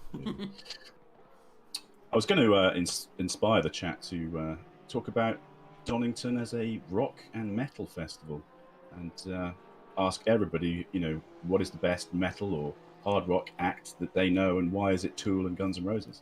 I thought that's a loaded question. Yes, I'm very fussy. I may not be part of the pie police, but I'm certainly in the extreme music police. Is it Download in Donington? It is the Download Festival. It used to be Donington Monsters of Rock, which was all Iron Maiden and a bit more old school. But then more recently it changed to Download, which I think was named after it was related to a website where you could download metal music, I believe, and it sort of kept that name moving forward. What about Slipknot? Slipknot, I mean, I never understood how a band so heavy as Slipknot got so mainstream. Now everybody, well, when I was in college and everything, everybody listened to Slipknot like it was pop music. And I like a lot of extreme sort of forms of music, and even I find Slipknot to be quite heavy. And the fact that they were so accepted, I guess it was the theatre that they brought to everything. So yeah, I could talk for ages now about it's fine. Keep talking about heavy metal and rock, rather than the actual race going on. But yeah, Donington, I think, has been the home of that festival for a good many years now. So another claim to fame. When I think of Donington, I always think of a metal band playing in the centre of the field while the cars drive around, but I don't know if it's even actually the same exact place. Well, when I think of Donington, I think of Simply Sausages. Dutch sausages with onions in. Why not? Well, I'll think of that now. I also think of triple-decker buses. I can't really get that triple-decker bus image out of my mind now. So it looks like Kennedy has managed to stretch things out to a second lead. It looks like Etienne again making another mistake and just stepped out a little bit. I can't imagine that the Honda... I don't know a lot about the NSX, but I can't imagine the Honda likes it very much once you put the wheels onto any non-tarmac surfaces. So we may expect to see that lead from Kennedy stretch out even a little bit further. Have a look down the order, see if there's any fighting going on. But I think we're stretching now quite a lot in this this stage of the race itself. Tim says he's in the minority that loves new metal. Powerman 5000. No idea what that is.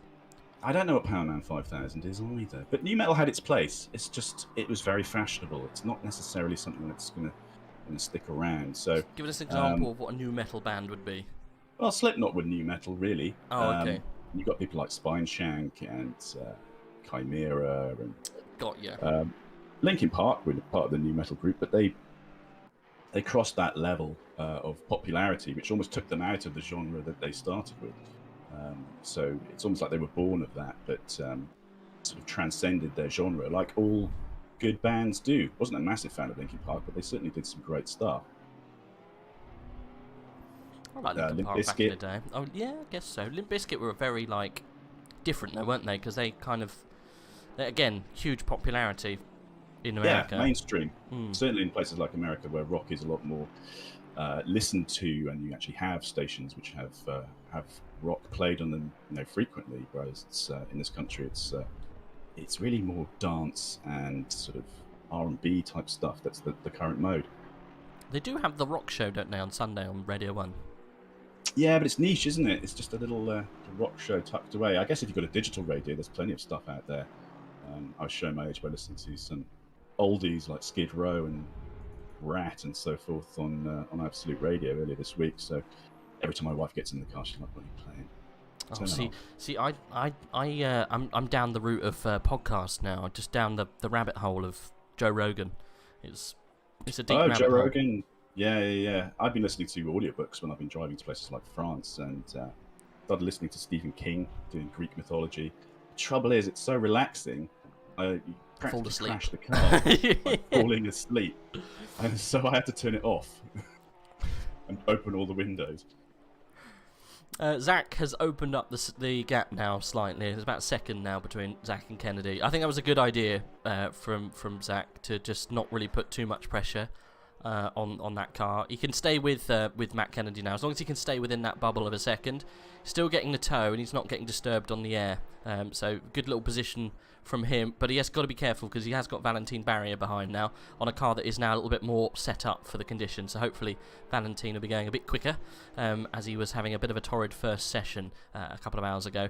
He'll probably be speeding up as we speak. Macintosh still behind Solomon. 8 seconds is the gap now. And then the Dow King car in third. They had swapped round, like we said. Currently the 383, third position. Then we got Matt Kennedy, like I say, and Zach Atier, who we're watching at the moment. Sixth Barrier. Seventh is Lundgren in the 138. So he's part of the... let's have a look at Lundgren. He's the Sim Brothers car that was looking mighty fast at one point. Both Sim Brothers cars running together. That's pretty cool. Helping one another out. What was that, sorry? Helping one another out there. Yeah, definitely. But he's got to be careful because he's got Jesse Knaupinen right behind him, looking to make moves quite desperately. We should probably stay with this little battle because it's looking like it's going to heat up quite quick. Just seeing a drive-through for Merin for the Team IRL. That must looks like it's going to be corner cuts. Yeah. Especially at this stage. That's going to come into force with some of the top boys at some point. Nordqvist goes very defensive. Jesse then dives up the outside into 11. I think he's almost got the move done. A little bit of a rub, but I think we're okay. Nordqvist getting his elbows out and pushing the 54 wide. And I think 54's going to have to go for another one. Jesse Knaupinen. Go on, you give it out a go. Knaupinen? Sounds like another good rallying name. Kaupinen. Jesse Kaupinen. Right. I'd struggle with... so Eastern European names and also like the Scandinavian names. Some of them are tough. Lundgren, that's nice and easy. Kristoffersen, that's nice and easy. There was another one that's really tough. I find the European ones are okay. Like you got the Dutch man there, Jan Willem van Omen, nice and easy. What's wrong with Matt Kennedy? That's a nice easy name.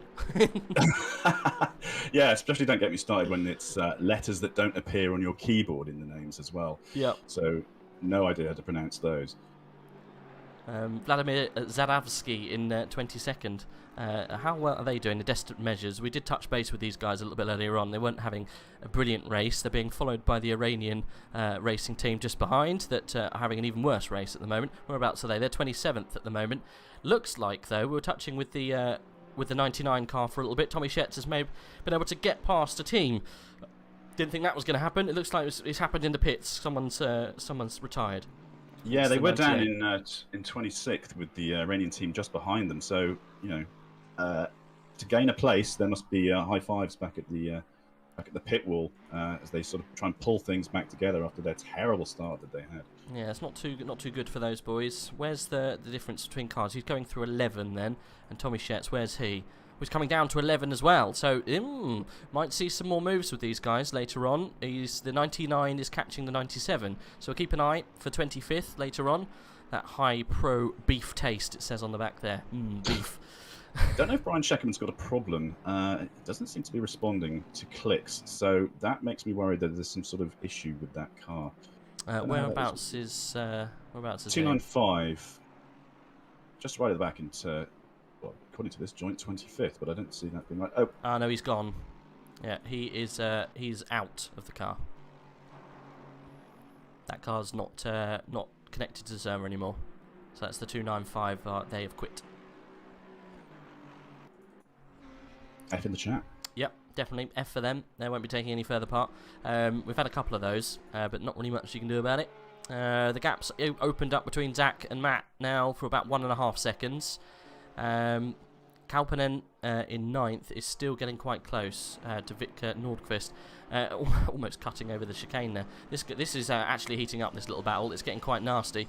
Again, on the brakes hard into 11, and not quite rubbing like they did before, but Jesse not finding a way through. Again, the 54's got to try somewhere else. The 137 BMW is having a hard time defending, and they're about to be lapped, actually, because I think that's McIntosh, isn't it? Boys. Yeah, that's McIntosh coming through to get past, and there's Dowking just behind as well, the Dowking community car, in between him and the PPR Porsche that has had an awful afternoon. I think that's in P10, so that's actually for position to the guys that we're watching at the moment. So he's behind Jesse, and then in between them is Ryan McIntosh, who's a lap ahead. Yeah, so these boys are not slow, and they're not going to put up with any shenanigans with the cars ahead. They're going to be desperate to get past these two, especially as they're engaged in this actual on-track battle. Yeah, it's pretty tricky for Ryan to kind of navigate this, because obviously you got a battle inside the top 10 going on in front of you. Also, you've got the person who's catching you on pace behind in third, not too far. Behind. Yeah, you've got to be really careful how you approach this, because this could be almost, it could be race ending for you. You could get put into the wall because the guys in front are battling so hard they don't know what's going on around you. That's very an adult thing to do there from the number 54. Gets out of the way of Ryan McIntosh. Now, what would Nordqvist do? You would have thought he'll do the same thing, but maybe choose a slightly better place to do it. That maybe a gentleman's truce between those two now in these last couple of corners as McIntosh gets through. That would be the honourable thing for both of these guys. Yeah, it's when McIntosh does it and when Nordqvist is going to give it to him. He wants to do it with the least amount of time given away. He's doing it now into the last corner. Okay, good stuff.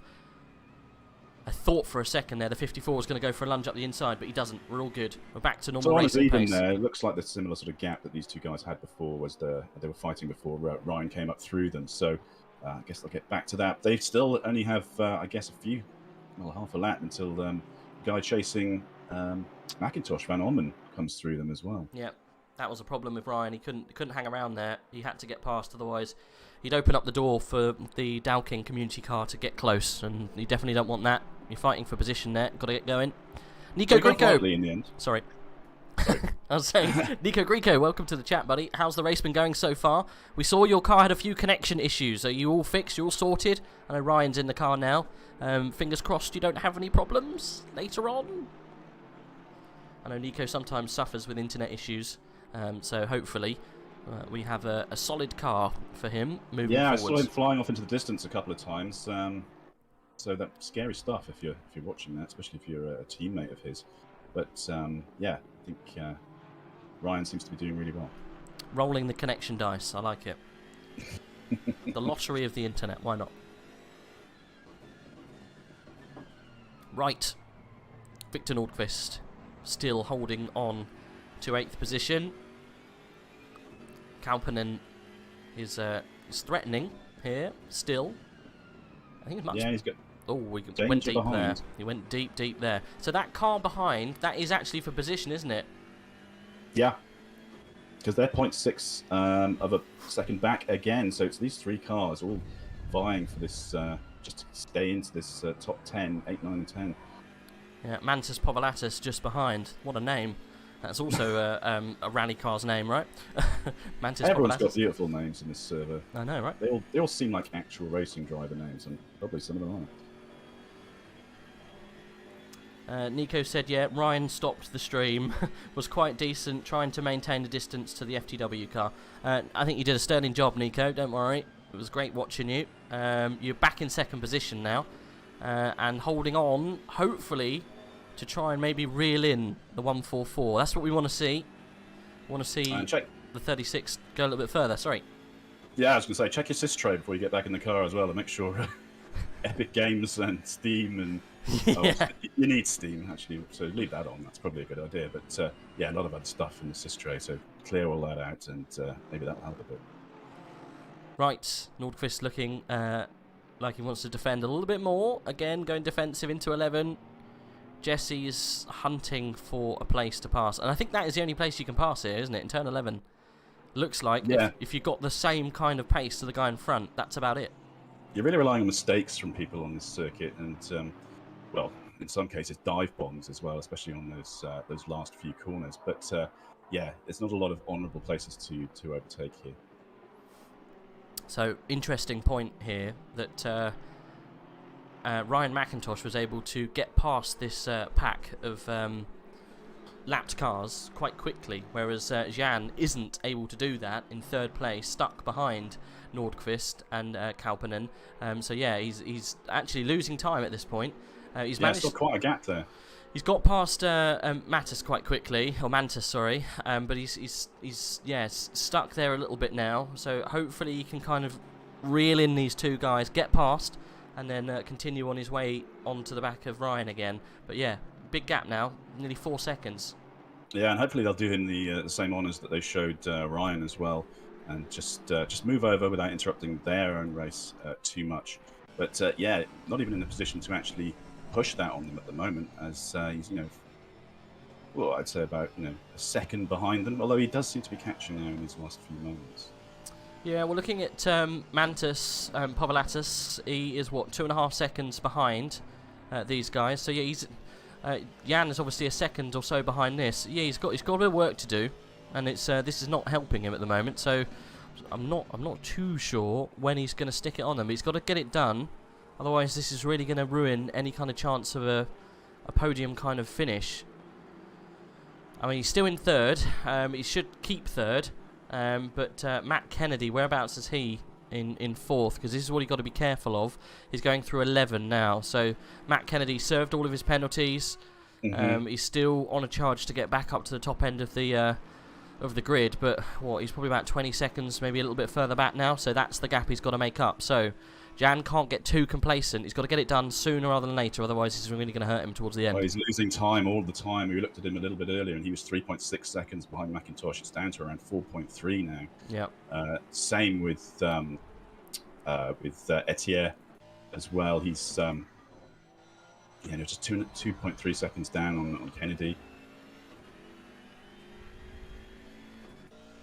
I feel like we've not given enough love to Barella, who's still, right in the midst of all the pros, with a big gap between that team and the next silver-rated car. Yeah. Although it was bigger before, it looks like that's come down to about 25, 24 seconds now. They were up as high as 36. Yeah, they're doing really well. They've jumped a whole host of pro cars. That 420 car that was suffering earlier was up in the top 10, now in 12th position. You've got Speth and Aiden in between as well. So yeah, Fath has got to get a move on if he wants to try and overtake. We said that before. I think it's almost that gap with those pro cars in between is almost impossible to get past. So I think if it's this car's the 1-2-1's kind of lead to lose, if you will. Anything can happen, but yeah, you've got to be careful at this stage. You've got to manage your pace, but they're looking good for the class win at this stage. We're 2 hours down now, 6 to go, so getting there. Long way to go, yeah. So yeah, the Barella team must be happy with where they are at this stage, and all this 3 hours in, looking to push on and really push through to get this silver first position done and dusted. But yeah, looking good. I wonder what I don't know what actually happened to the 420 team. I mean, they qualified way up in 10th place. I say way up, but that's incredibly decent at this level. And fallen all the way back down there, they must be having a hard time, especially mentally, that they have done less than their actual qualifying position. Yeah, I think they just had trouble on their race pace. That's just simply it. Their setup might be very good over one lap, but when it comes to getting things together, on a consistent kind of pace, it just might not be there for them. They've just fallen back a little bit. They could have been handed maybe a drive through that's put them out. I'm not too entirely. They might have had one earlier on. I can't remember now. So that might have put them back a little bit. Nothing in my notes. Okay. So it might just be pace. We are watching actually the number 383 car move through the pack now. He's stuck behind Victor Nordqvist though. He's not moving out the way. Kauppinen got out of the way quite quickly for the Dalkin community car, but the BMW ahead is a little bit in the way now, but it's a hard place to let cars through here. You might have to wait until the third sector. Yeah, these guys have been forced to let cars through the whole time, and you know, they're trying to have a battle for their own position, and then they've got, you know, these front runners coming through them. So he just needs to get out of this horrible sandwich that he finds himself in between Nordqvist and Kauppinen. And he's losing time though. Look, 5 seconds now to McIntosh, to McIntosh ahead. That's the gap that he's actually lost, which is very frustrating if you're in the hot seat. But he's just at this point got past Nordqvist, so that's a big tick in that box for him. That must have been a little bit frustrating to have to work through that traffic, because it was fast traffic and it was racing. So yeah, done that now. Now the battle is free to happen between Victor, Jesse and Amantis behind. So let's stick with these guys. It seems to be... Oh, there is a tap as we come on board. They are almost 3 together now. Yeah, 3 get together, going through that hairpin. And yeah, there's a car that's injected itself in between the two at the back that were... Yeah, that these two were fighting, Nordqvist and Kauppinen. So don't know who that car is, actually. That is for position. That's Mantas Povelatis. Yep, so he's squeezed himself in there, the PPR Racing team. So, yep, he had not the greatest start, that team, to the race, but he's slowly making his way back through. And, yeah, opportunity struck there, and he made the best of it. Yeah, so Nordqvist and Kauppinen's battle, and having to let through all of these cars under blue flags, has really given Povelatis that opportunity to jump them. And I guess that's now turned into a 3-way. Definitely. That's a bit of a meme with one of the other leagues that I take part in. Yeah. We got ourselves a 3-way, boys. Got me in. So Nordqvist then still in the hot seat at the moment. Kauppinen unfortunately losing out on that, but I think he'll be very much looking to get back in front. But this is heating up to be a little bit of a mission for these guys. We'll go on board with the following Aston, as we've got a Porsche now in between. Got a bit of a Porsche sandwich. Those BMW, Porsche and Aston Martin, the 137, the 256 and the 54. They've been neck and neck pretty much for the past, 10 laps? So, Porsche close. Up the inside, and they've both hit. Okay, well, not too sure what the BMW was doing there. The Porsche made it quite obvious he was on the inside, and the BMW just turned straight on in. Not really much the Porsche could have done. He couldn't exactly disappear at that point. So yeah, that will be looked at definitely by the stewards. Whether it was a dive, it probably was. But, you know, he made it quite obvious that what he was doing. I know obviously he had enough of the car in front because they hit side on side. So BMW loses a place and probably loses a bit of downforce because of that. Yeah, I think there's some frustration there with Kauppinen, who's found that their race has been pushed right back with the battles that they've been forced to do, and then suddenly find himself overtaken by a car that was well further back to them prior to all those blue flags coming through. So as he has a look again, see some body language just from the car itself. I can imagine his face, teeth gritted tight. Trying to make something of this, but excellent to be in the top 10 and to hold those positions as they currently are.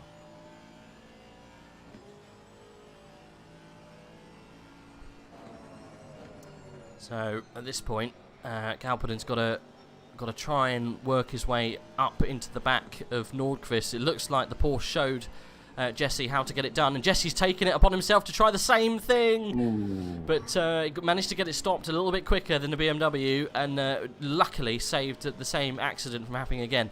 But I think Jesse knows now what he's got to do if he wants to get past. He has to force the measure, just as the Porsche did, and then he'll be able to get past this BMW. I think the Aston at this point is much quicker. He's just got to get past. He's got to really force that move, and I think 11 and a bit of a yeet is going to be the only way he's going to do it. Yeah, Kauppinen probably sensing some frustration from Nordqvist. Can tell from the way he's driving that there have been a couple of issues, especially with making mistakes with hitting and going slightly wider or too deep into turns. So yeah, knowing that he can be got past by another car maybe has spurred him on to make another attempt. So I foresee one coming up in the next few corners or so.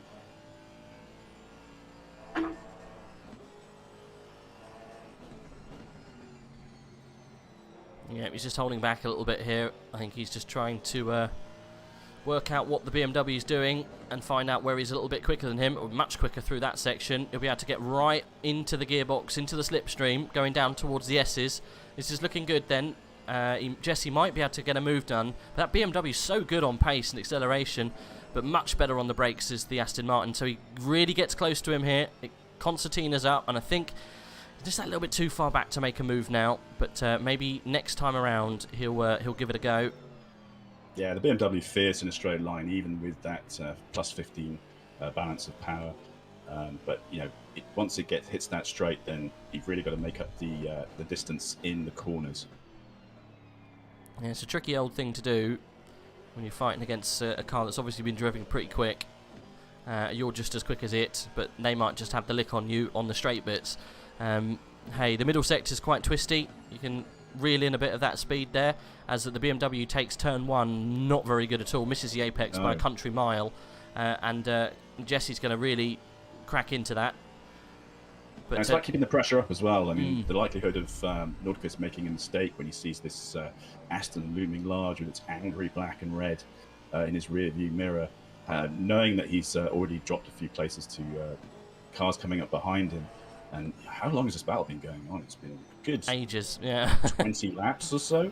So all very close now. Having a little look on the inside, thinks twice about it, and just decides to bide their time a little bit further. I think that was an opportunity missed. He got really close up to the back of the bumper there. If he, rather than have a look on the inside in a place that definitely wasn't happening, he should have just stayed true to the back of his bumper, and he would have been able to put himself in a position where he was almost touching the back of that car and give him a real good chance to have a go into 11.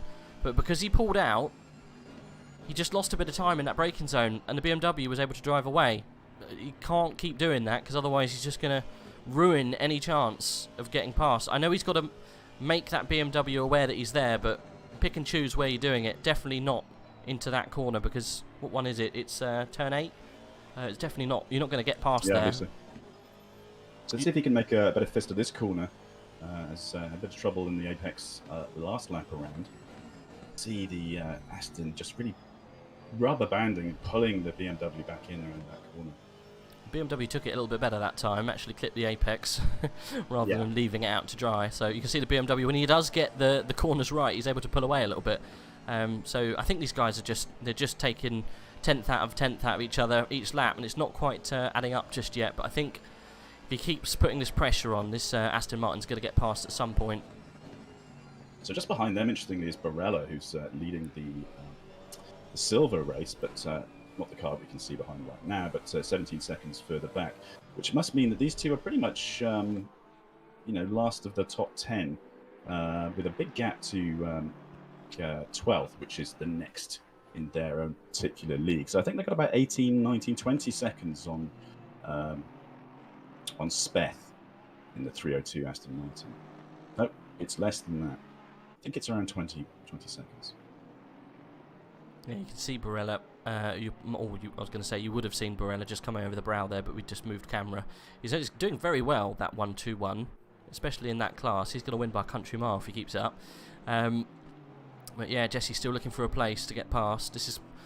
Unfortunately, this is ruining tyres. We probably only got, 20-odd minutes of that stint left. Maybe half an hour. Got to be careful, though. You're just going to ruin any chance of making any progression if you do get past that car, or ruin any chance of, longing out this stint to the maximum amount that you can, because you'll go slowly at the latter end because you've just burnt out your tyres following someone for so long.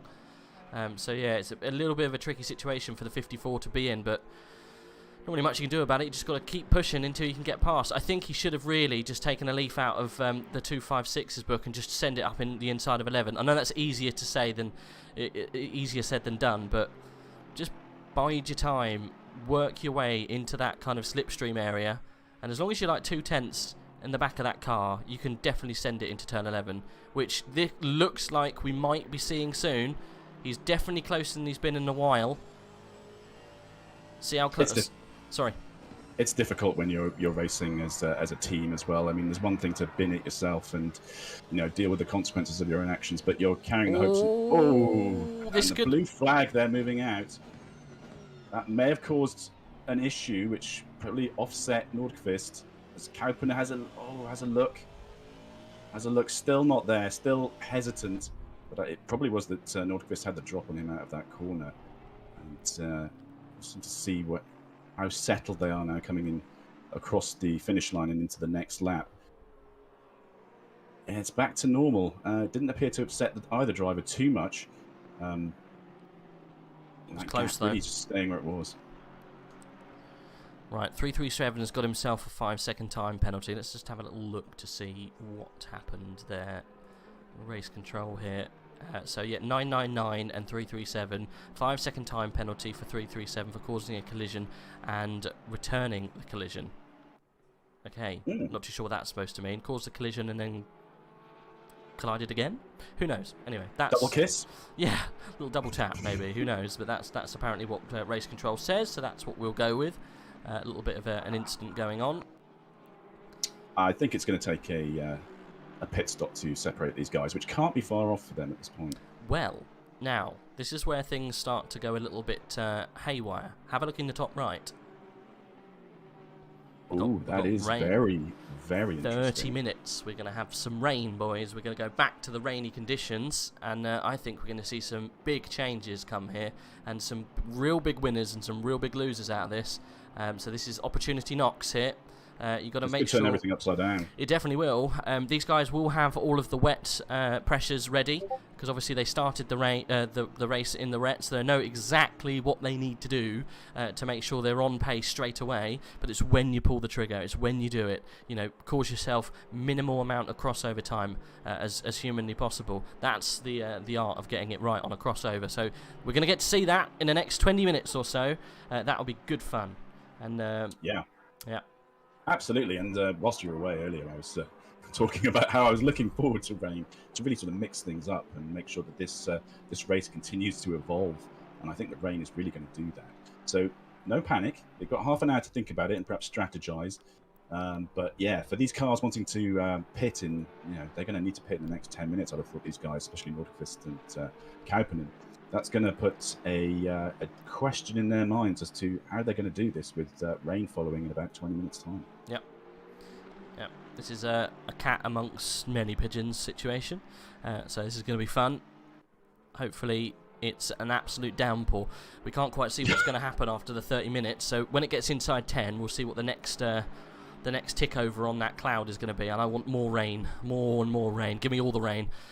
Yeah, the drivers listening back to you now, if this is a recording or listening live, will be hating you. Yeah, they hated me when I first suggested the rain earlier. Timasorus, our other new commentator, is also doing a rain dance. Open the heavens. He loves the chaos. Yeah, he lives for it. So do I. I want all the rain all the time. Right, I've had many coffees now, so I need another. I need to actually use the loo. Do you mind if I just go for a couple of seconds? Problem at all. Is that all right?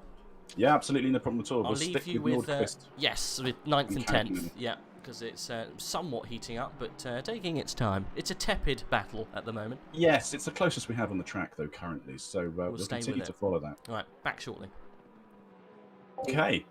So the gap still pretty much maintained as to where it was in the last few, well, I say few laps. It's got to be at least 25 laps of these two guys battling it out.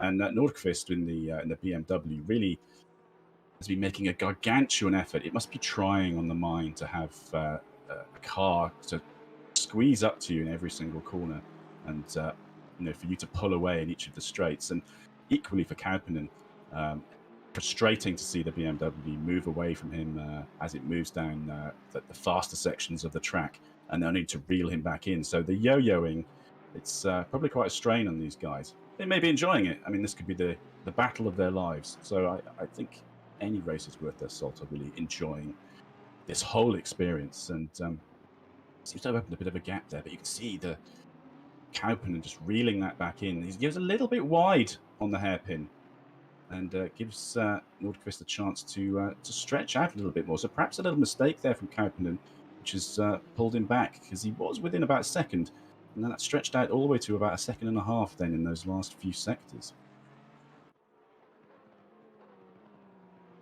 Just going to check down the line and see how people are getting on. No change at the top for Nico Solomon. I think Ryan McIntosh is still running very nicely. I mean, he's up to 4 seconds behind Solomon now. So that seems to me like something may have happened up the front. I'll have to check in with Rage, who's far more observant than me, when he gets back. But yeah, Van Orman as well. Really quite far behind now, McIntosh. 12 seconds. Really paid the price there for those back markers. But I think probably happy with third at the moment. And with rain coming, any of these top 1, 2, 3 places could be changing. But yeah, for me, the interesting story would be with the Ryan McIntosh and the number 36 Porsche, whether this rain will change the leader of this race. So the pit crew is probably working furiously to strategize now. As you can see, the rain is still 30 minutes away, according to the rainometer, which I'm going to call it. But that, yeah, that could be anything between 10 and 30 minutes, unfortunately. So when it actually comes, it could be anytime soon. It looks like it's a lot darker out there, so that may well be a portent to the rain coming down pretty soon. So will they do a driver swap? I guess it depends on where they actually are in the stint of the driver who's currently in the car. So lots and lots to think about right now. Just going to check back in with Nordqvist. Yeah, pretty much the same as it was before. And Povelatis looks like he's being... Povelitis looks like he's being caught, actually, by Nordqvist. He's not really managed to pull out that much further ahead. 1.2 seconds is not a great deal. And, you know, to have these 3 cars this close in this stage of the race is, you know, a testament to how well matched these guys all are together.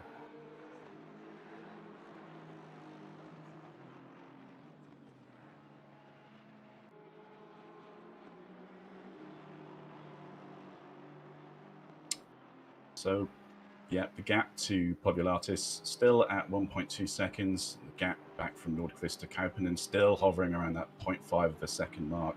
So it might well stay like this until we see those pit stops come into play. Rage is probably out there now doing a rain dance.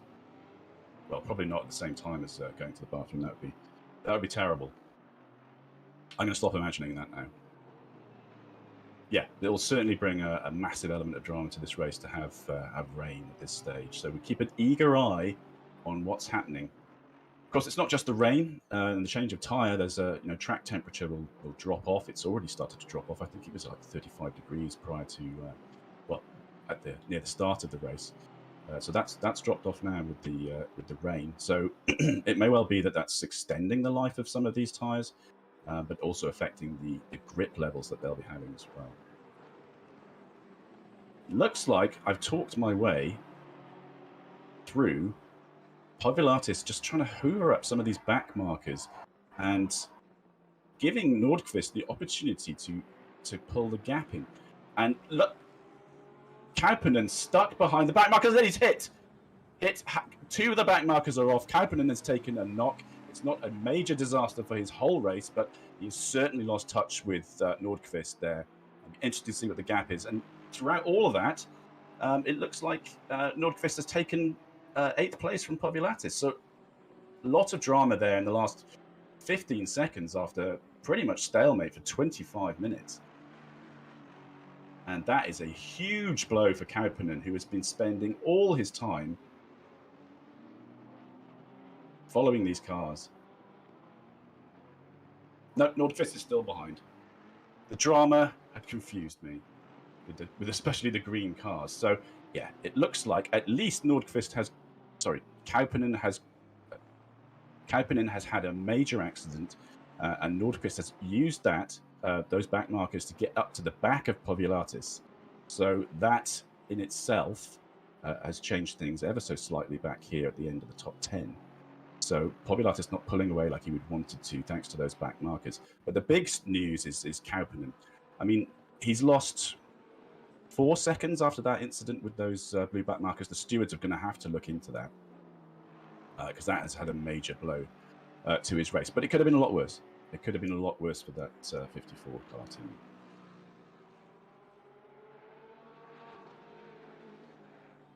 Sorry for the confusion.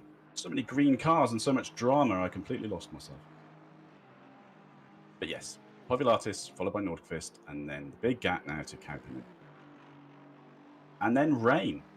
What more could we ask for? Chaos. Black Goldsaw, thank you for the mental picture of a rain dance. Yeah, I'm sorry about that. I don't know why it came into my mind. I regret it. I'm going to fast forward that when I watch this back. I don't want to have to relive that. Okay, things need to be settling a bit. Let's just get back to... I know you can't, but I'm going to have a look. To Kauppinen. Oh, he's looking a very lonely figure back there in the Aston. No danger of being caught by 11th place, but yeah, I think he'll be glad to come in after that particularly long and frustrating stint.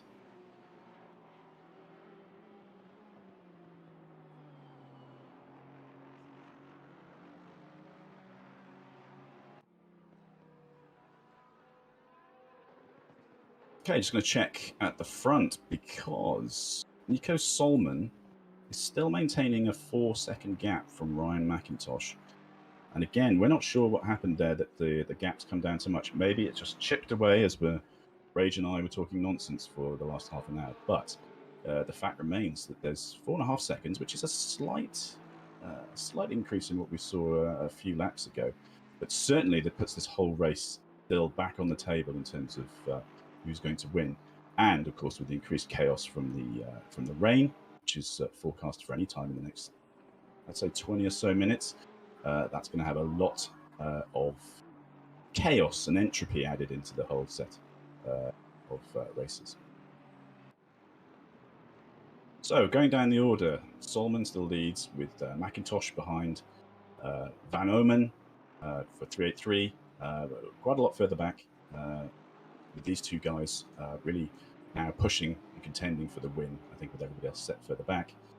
I've got Matt Kennedy in 4th, Zach Etienne, who we last saw battling with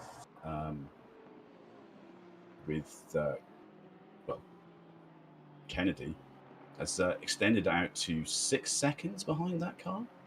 So that was quite a small gap before. So that's been stretched out. Barrier we haven't given much love to in the number 39 for a little while, but that's another Aston that's doing well, but they're a little bit further back. Lindgren, Christian Lindgren, the car I confused earlier with Nordqvist. They're in a three-way battle, that is, and that's probably the hottest battle there is on the track. Certainly the one that matters the most at the moment.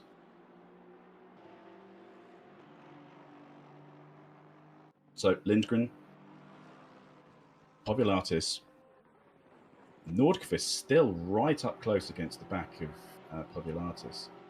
And Kauppinen was 4 seconds behind and has now reduced that deficit to about 2.5 seconds.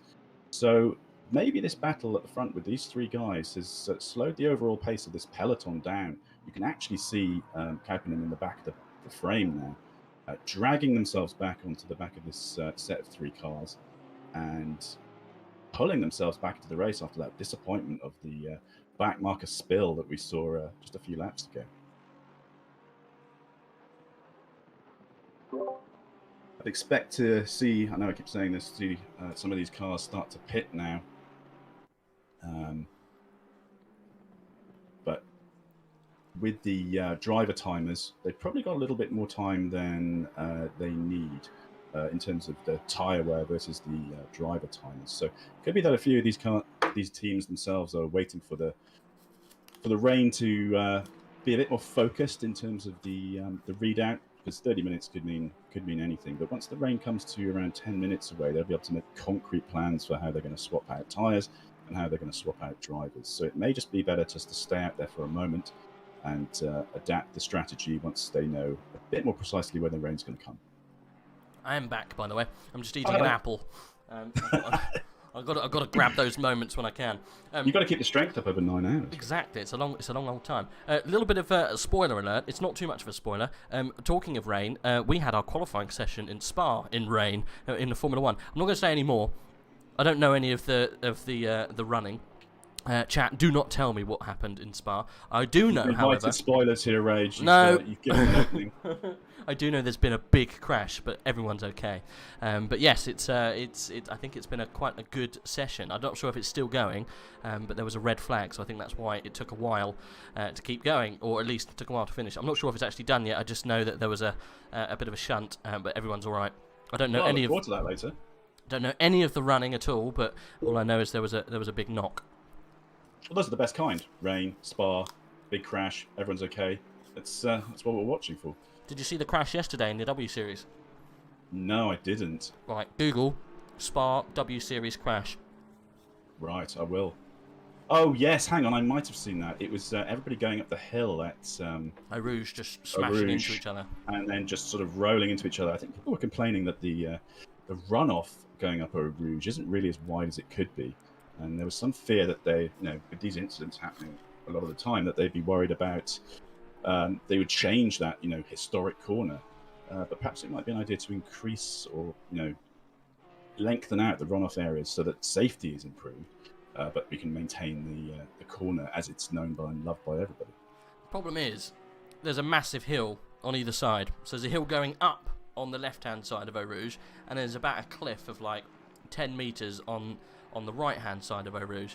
So extending out any runoff area is next to impossible. Also, with dynamite, it's possible. It's fine.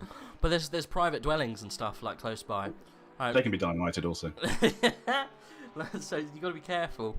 Yeah, it's a bit of a tricky one, the whole Eau Rouge debacle. I think there's been quite a few... I think there's been quite a few high-profile incidents now, and people even losing their lives. I'm very surprised that we've still got Eau Rouge in the same capacity as we've had for the past at least 20 years now. It's not Grade 1 safe. I agree.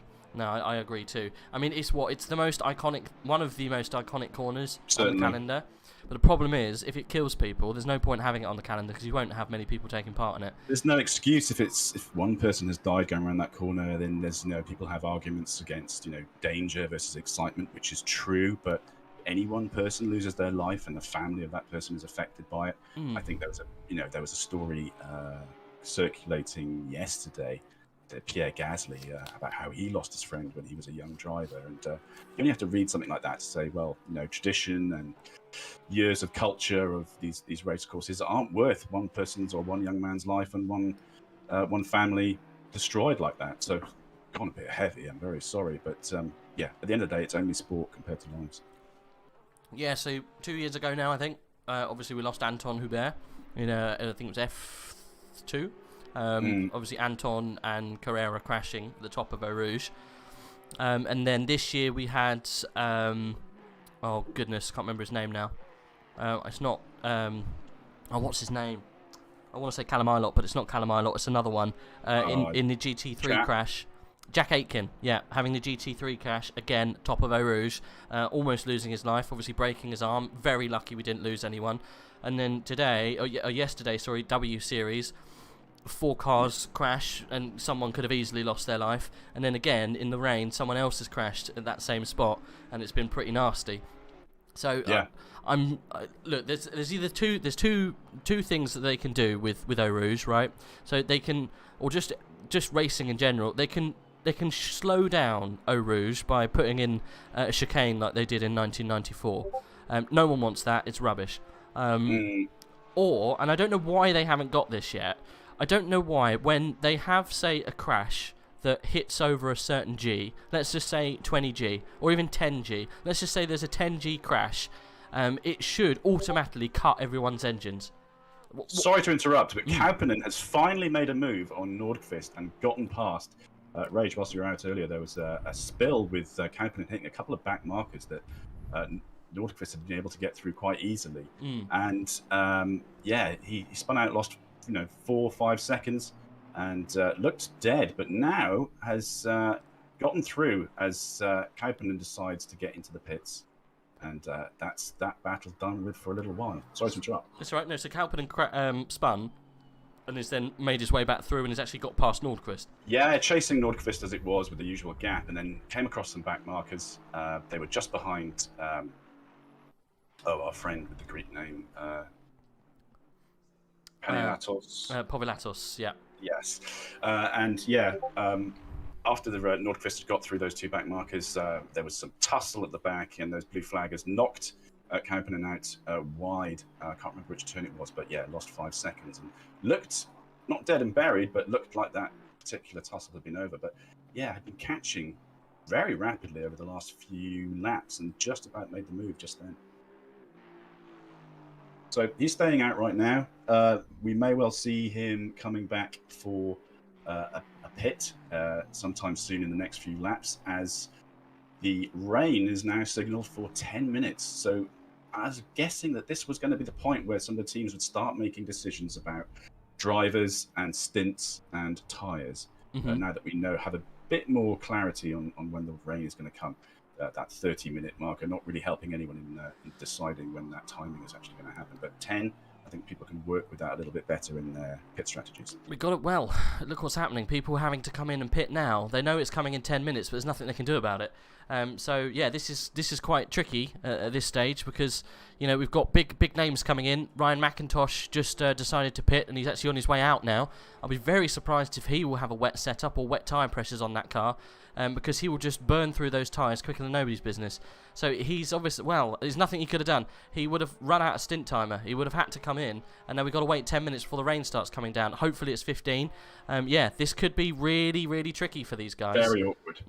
Anyway, just going back to what I was saying, lots of people giving their opinions about Eau Rouge in the chat, and it's a really good discussion what happens with Eau Rouge.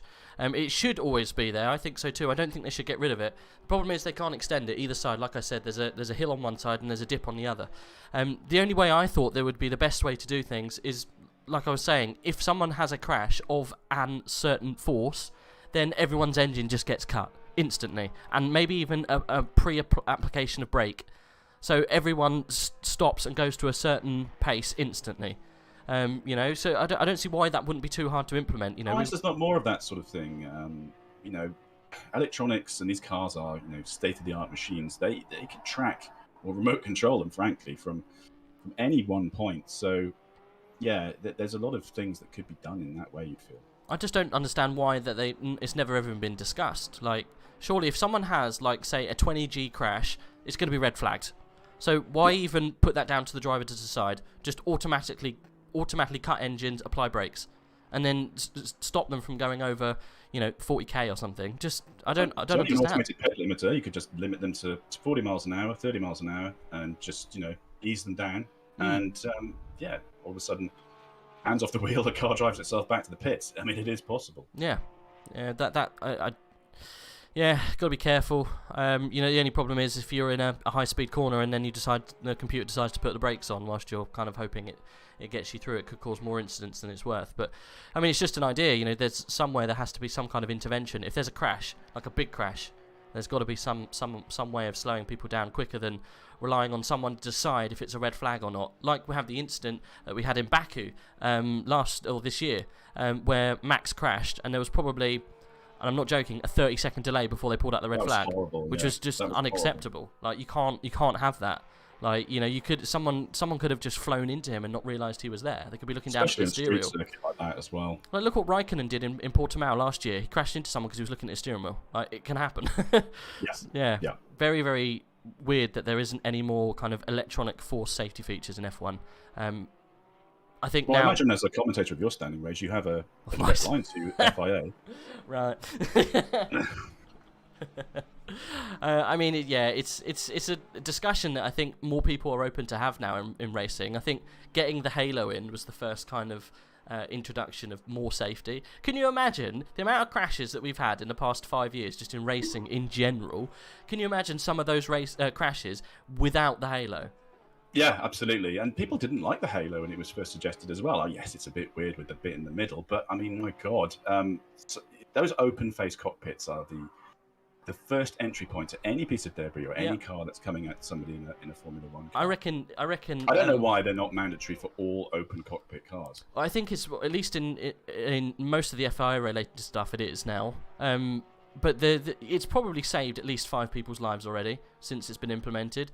You know, and if it was just one, it would have been worth it. I mean, you definitely stopped Bottas from getting hurt in the crash in Imola, where the car whipped round. Who was George Russell's car, whipped round and almost went into the cockpit, but luckily the halo was there.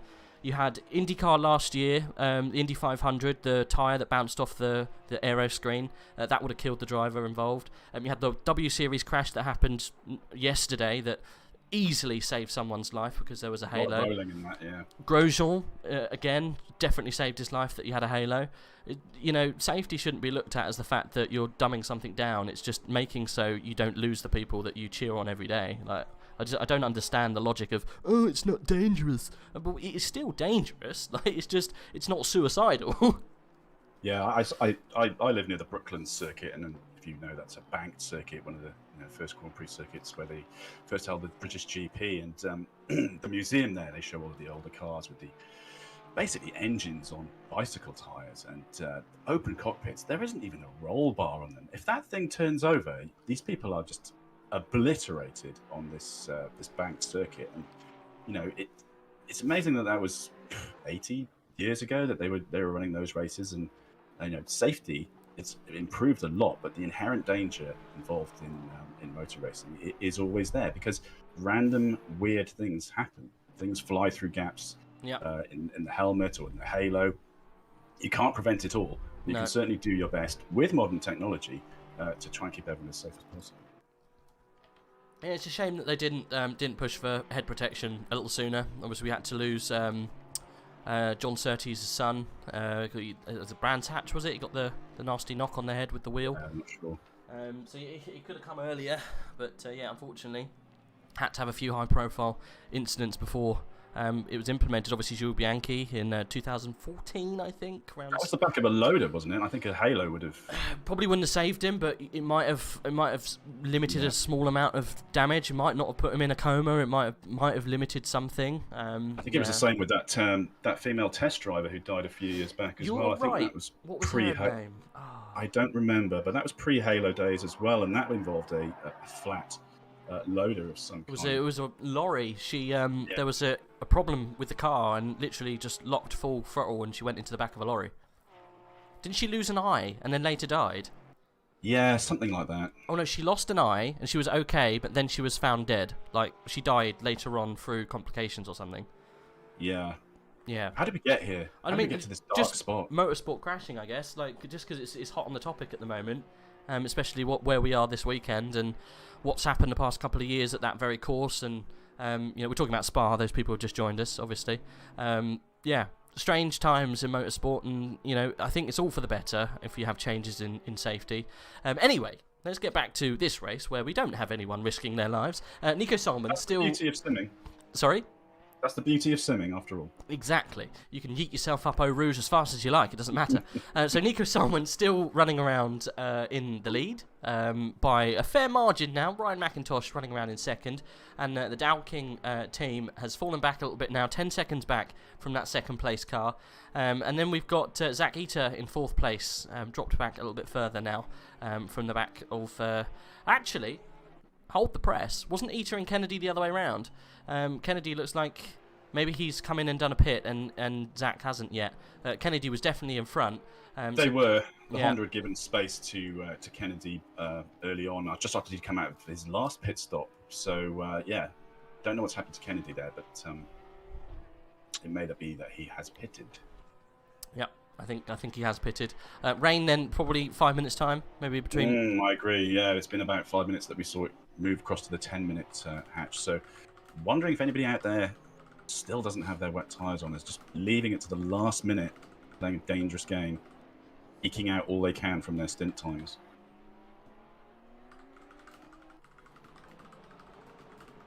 Just noting a drive-through there for Zavadsky. Again, long race. You're probably going to end up getting... Not a lot of teams are going to avoid drive-through penalties unless you know, they're particularly lucky. Even getting punted, you can get those. So it's not always your fault. But yeah, a 30-second drive-through for Zawadzki, who's sort of mid-table in the silver.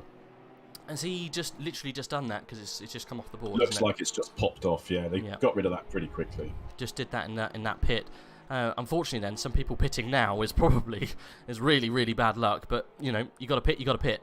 Oh, interesting. Axel Williams saying Jadier on wets. So he really rolling the dice. Whereabouts is that team? It is. Oh my goodness, whereabouts are they? There we go. P7.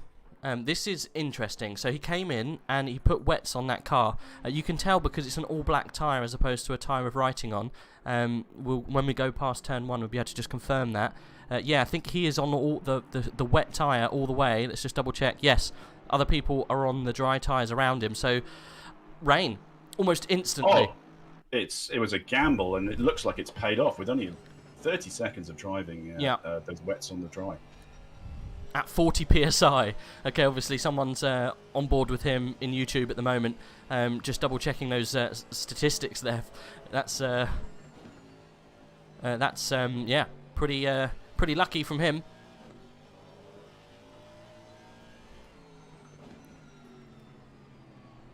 So got to be feeling good in the Aston in the rain with wets on.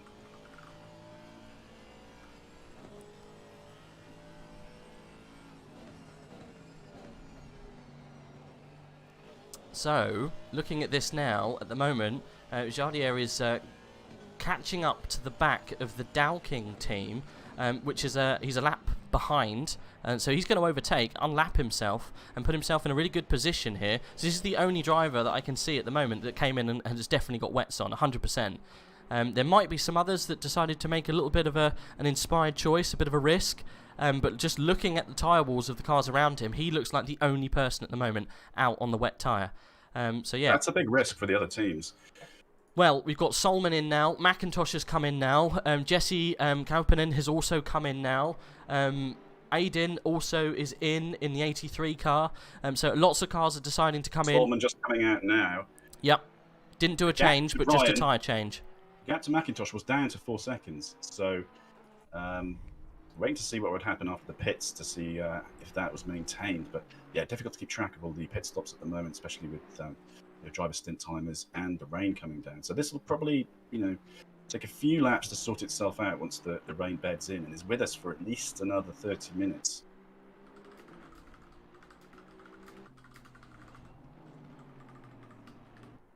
Van Ommen for the 383 Dalkin community in the lead at the moment.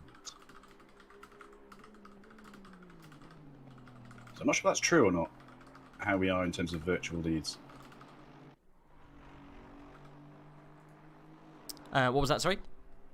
Just looking at Van Orman versus Solman and how that position is, whether it's truthfully reflected or not, because I've lost my way a bit with all it's the okay. pitting and No, chaos of the it's rain. fine. I think I'm trying to look on this sidewall as it comes through the corner. I'm pretty sure he's still on dry tyres, but let's just have a little look. Yeah, it looks like he's still got the yellow writing on the sidewall of that tyre, so he is on dries still. So yeah, I don't think it's a true representation of where he should be. He will, because he hasn't pitted, he will drop back a little bit when he comes in to change the tyre. So definitely not in the best place for the 383. But yeah, at the moment it's Nico Solman leading, Brian McIntosh, Matt Kennedy. As far as I'm aware, that's the current running order. So it looks like if Matt Kennedy's come in, which I think he did, has managed to probably jump some people here. The only big loser, if he hasn't come in already, it's going to be the Dowking team. No, just confirmation, Matt Kennedy is still on dry tyres. Okay. How much longer can they keep that up? I mean, they've got to come in as soon as possible, surely. They should be just coming in soon, otherwise it's going to cause an issue massively, and they are coming in now. Yeah, so otherwise it would just cause too many issues. But this is great for Jadier, because he's going to start moving up the grid now as some cars behind him. I think that was the Mercedes of Moller actually leaving the track because of just unable to control the car at the moment, because it's starting to get very, very damp. I see a lot of that. It is literally damp condition now, so the tyres are going to start coming back to Jadier every lap that he goes round. So this is, yeah, great decision. Real bit of luck there. To make sure that happened, but you'll see him move up the grid. As look at Dowking, look, absolutely, well, it's not actually him in the car, but the Dowking team really losing control in turn 11, and yeah, really not having the best time. Yeah, that's the risk when they've stayed out this long, and you know, they're seeing themselves at the top of the table. They've got to come in as soon as possible. Yeah, they pulled the car in now. So that's Jardier unlapping himself, which is great. Now he's on the lead lap, so he's got a chance here to really push up towards the guys in front. So current running order, Nico Solman is definitely in the lead. Ryan McIntosh currently in second. That was Matt Kennedy, wasn't it? Just ahead. So Matt Kennedy is just coming out the pit, I think, a lap down. A lap down still, yeah. Look at that. Look. Solman and McIntosh on their own, really, with that lead lap. That's really frustrating for it's Leo now in the car. They were doing so well, that team, but yeah, they're actually the race winner, just being that car behind or just in front of the current race leader. That's like a massive kick in the teeth, isn't it? Knowing that you're just about to lose the lead lap. It's going to happen, I guess. Nico Solman, their team's doing really, really well. But yeah, let's keep an eye on what's happening with P2 and what Ryan McIntosh can do and whether he can close up this gap now. We might have a little bit more of a race going on towards the top. Van Olman coming out now. It's actually King driving now for the 383 team. So they've got their wets on. They've got clear road ahead. Yep. So they'll try to put that last lap behind them and just bed down, knowing that they have the right setup for this part of the race. See that cost them second position. Ryan McIntosh's team, because they came in early, got the tyres done. They managed to jump them in the pits there, which happened the last pit phase. The Down King team managed to jump Ryan McIntosh and co, and now they've just given it straight back to them with a little bit of strategy. Unfortunately, doing that extra lap in those wet conditions wasn't the best of choices. Black Gold Saw saying McIntosh sadly had to pit right before the rain. Doesn't matter though, because he's managed to well, the Dow King team managed to actually throw away a good bit of pace there by not pitting when they needed to. Yeah, and that's the strategy and the chaos we were talking about that would throw this race a bit more open. Teams with mistakes on their strategy. It's not just about driving, it's about knowing the conditions, knowing when your drivers are racing, and trusting your luck a bit in most cases. So rain scheduled now, and even heavier rain scheduled for at least 30 minutes time from now. Track temperature down to 27. I think we started around 35. So obviously with the rain cooling, we're going to see some high tire pressures on these wets. Obviously.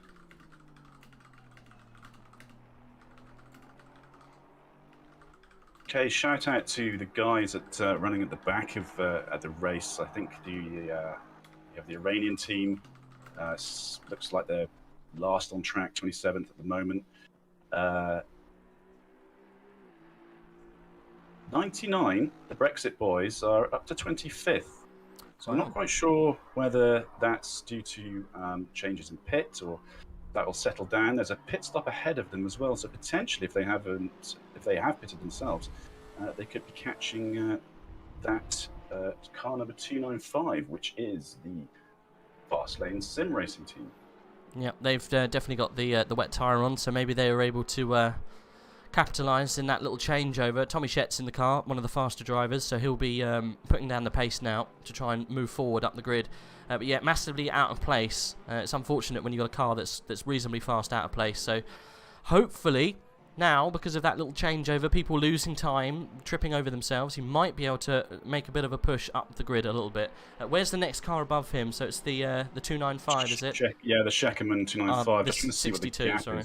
Sheckerman is, no, that they've gone. It's the 62 of Sergio Piperata, which is just coming across the line now. So it's quite a gap, to be honest. I think Tommy is coming down towards 11 now. So it's about a 30-second gap he's got to try and make up, which is, it's okay, but it's still a bit tricky, seeing as he's happened to Nordqvist coming up on the inside, and Jets have forced to go wide, and it's going to be an issue when you're at the back like that, and you don't have the pace to be constantly letting these cars through when you're trying to pull yourself back, and they've got to be kicking themselves now for driving that car with a open cup of hot ball frill. That's obviously highly affected their race. Yeah, definitely. There is actually a fight going on. That's why the 99 let those two cargoes go past. It's the Sim brothers and the PPR team just battling out together, trading blows by the looks of things. They are doing a really good job and fighting all the way to the end. It's Nordqvist again, with Marco Marcy now in that car,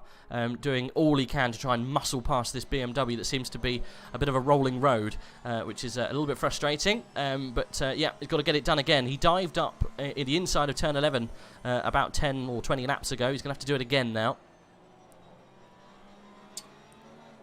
Well, it looks as though it's nearly the end of my time on the stream, Rage, and it's been an absolute honour and a privilege to share the famed endurance commentary box with you, and I hope we get to do it again very soon. Yeah. But just a reminder to everyone that you can catch me and Timasorus on Tuesday evenings on the Tier 2 commentary, GT3. But yeah, I'll be with you for a little bit longer if you need. Yep, you got a couple more mins. We'll cut over on bang on the hour if that's all right. But yeah, so you do the Tier 2 comms now with there's a little tap. Yeah, a little tap there. I was going to say you helped Timasorus on the Tier 2 on a Tuesday at 7:30, isn't it? I say things occasionally during Timasaurus' stream. I think would be a better way of describing it. See, I'm sure you guys will work out a little way that you can work together. Either you give the facts and he shouts about it, or vice versa. I'll just make Alan Partridge-like comments as he actually observes what goes on in the race, as you might have noticed. Yeah. My observation skills. Goal! It's an extender. Right. So Nordqvist and Marco still battling. There was rubbing going down through 11 and 12, and we thought there was going to be some tears, but no, we luckily there wasn't such an incident, as that BMW does not get turn 3 very well at all. I think it's turn 4, so it's the old hairpin, but manages to hold on, making that car as wide as a BMW possibly can, and on the inside, on the defensive, again, as we come down towards this latter end of the lap through 7. Coppice then, see what's going to happen. That was forced into the grass, into the inside of that apex. Crowding the car off the track there from Nordqvist. Got to be careful, that's right on the line. You couldn't do that in a single-seater, but you can just about get away with it with a GT3. But yeah, really, really special stuff for these guys, going hand over fist to try and get... This is only for 9th at the moment, but Nordqvist has been a tricky customer to get past, and this is exactly what everyone wants to see. Some real top-tier racing going on with these guys. 8th to 10th has been a battlefield during this this endurance race, and we're seeing the same cars involved with some slightly different drivers as we have. I think he's got past. The drop on in through the hairpin. Yeah, Nordqvist not going to let it go. Is he going to let it go? Look how wide he's gone. No, he's going to cut back. That was a classic Alonso-ish cutback. He's going to get a run down to turn 1. Oh, he's got the inside line. I hate to call it. Yeah, Nordqvist on the inside. Good on the brakes, though, from Marcy. He's got him done. Nicely done. Got that done on the brakes. The BMW, obviously not as good as the Porsche. The Porsche is able to just drive around the outside. That might be the end of that, unless there's a mistake made from Macri. Yeah, no, anything can happen. I'm sure it will do if Nordqvist is involved. So, no worries.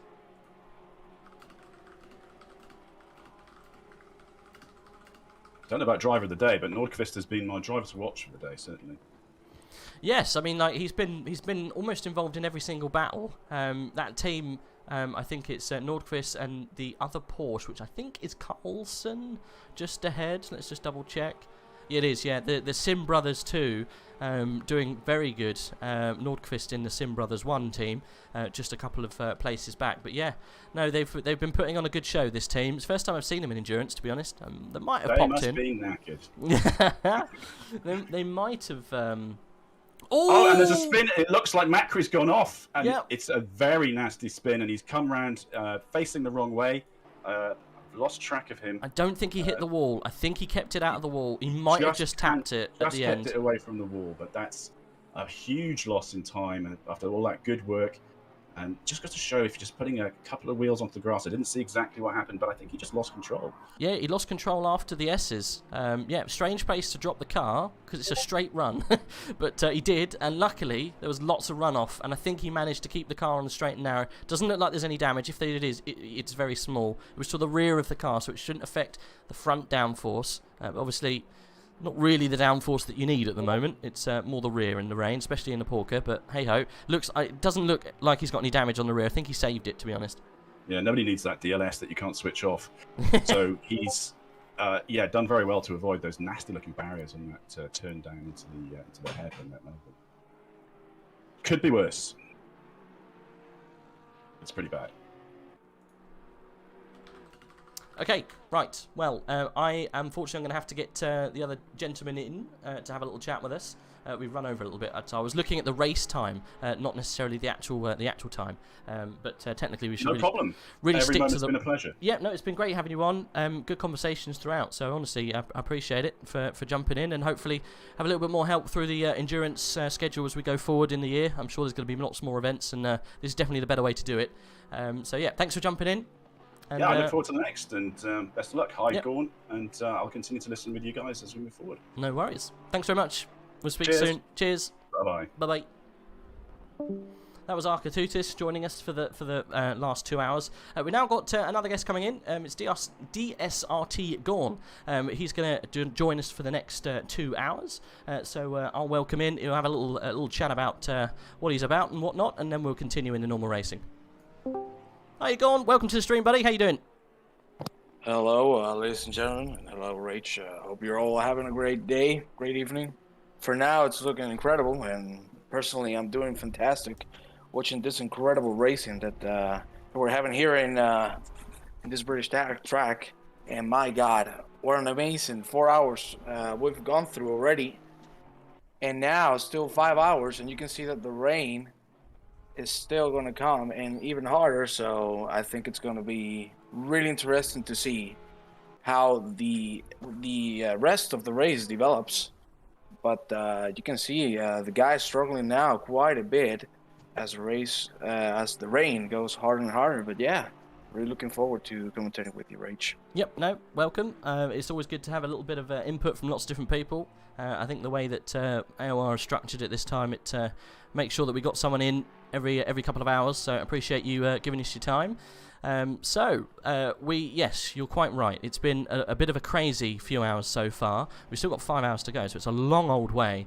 But some of these guys are battling like it's a 1 hour sprint, it seems. Nordqvist and Marcy getting their elbows out for the past, well, it seems to be forever since they've been battling. But yeah, the rain is not helping many people. It's only going to get worse as well for the next half an hour. We got plus on the rain. I'm not sure it's the most rain you can possibly get. I think there is one more selection, isn't it, with the three dots of rain. So technically it could get worse.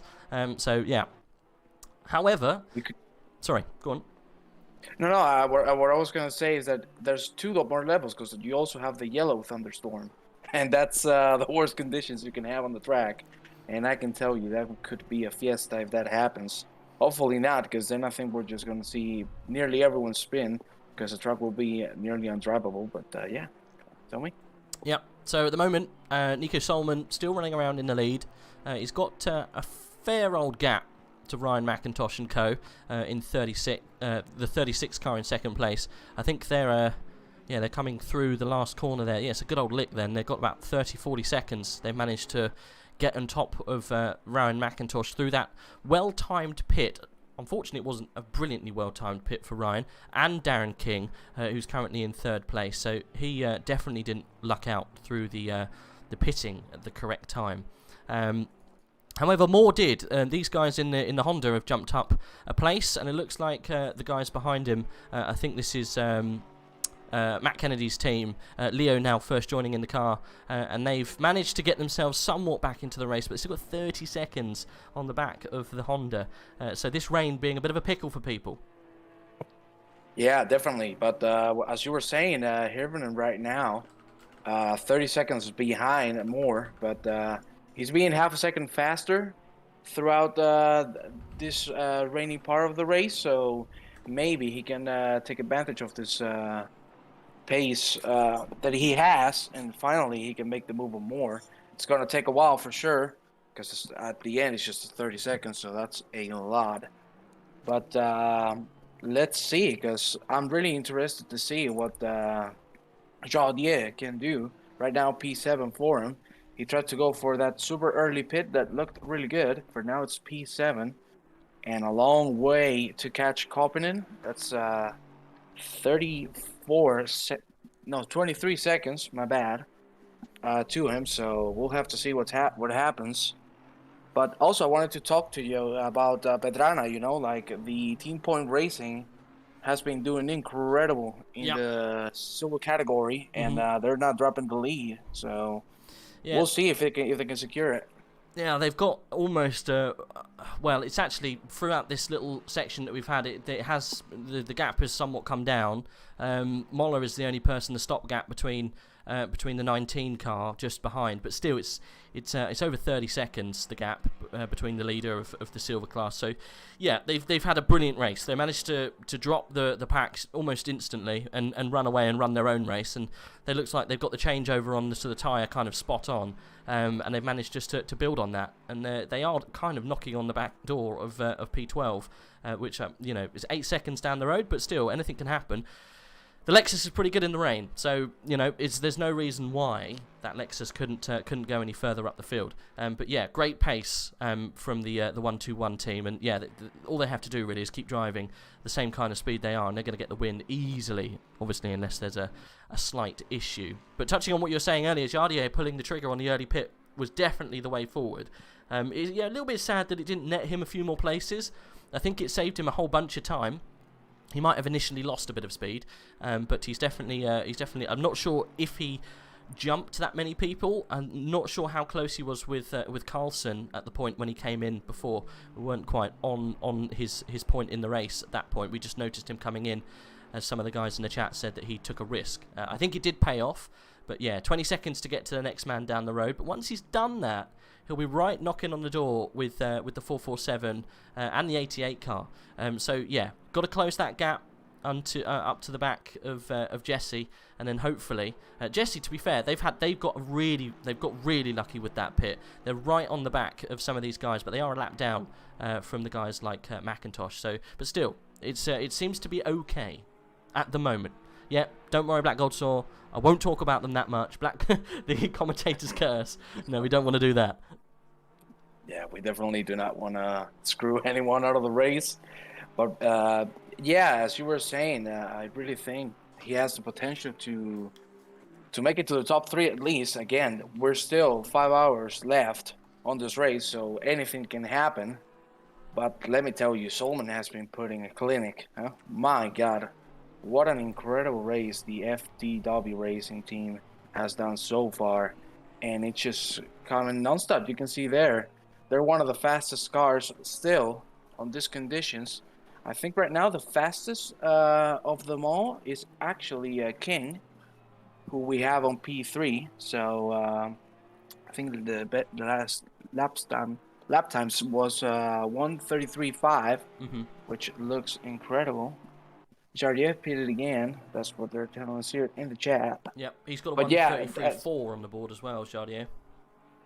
Last lap. So he obviously, oh yes, when he pitted, maybe he didn't get his tyre pressures quite right and had to pit again, possibly.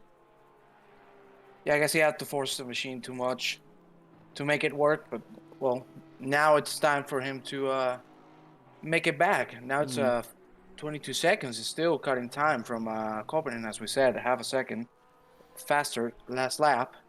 And to be honest with you, right now everything seems to be settled, at least for the next few laps. The rain is going to come even harder, and we'll have to see, because I'm really looking forward to, again, another transition of weather when we go back to dry. If we do go back to dry, we don't know yet, but for now it's just looking like a really, really rainy rest of race. We'll have to see what happens. So apparently, chat is saying that Jardier pitted twice, so that's probably why he didn't. It doesn't look like he netted as much time as we thought, because he melted the tyres in the dry when he came out the pit. Yeah. So maybe just pushed it a little bit too early. Wasn't able to capitalise and ruin the tyres. Had to come in and get another set. But he looks like he's flying now, like you say, taking time out at the back of Kalpanen. So we'll keep an eye on that gap. Can't quite see what it is at the moment until he crosses over the next timing line, but yeah, 22 seconds, so we'll keep an eye, 22.7, and see if he's taking any time out of him. He should do. You would have thought that the 39 is slightly quicker than the 34, but we'll we'll keep a keen eye on what's going on there.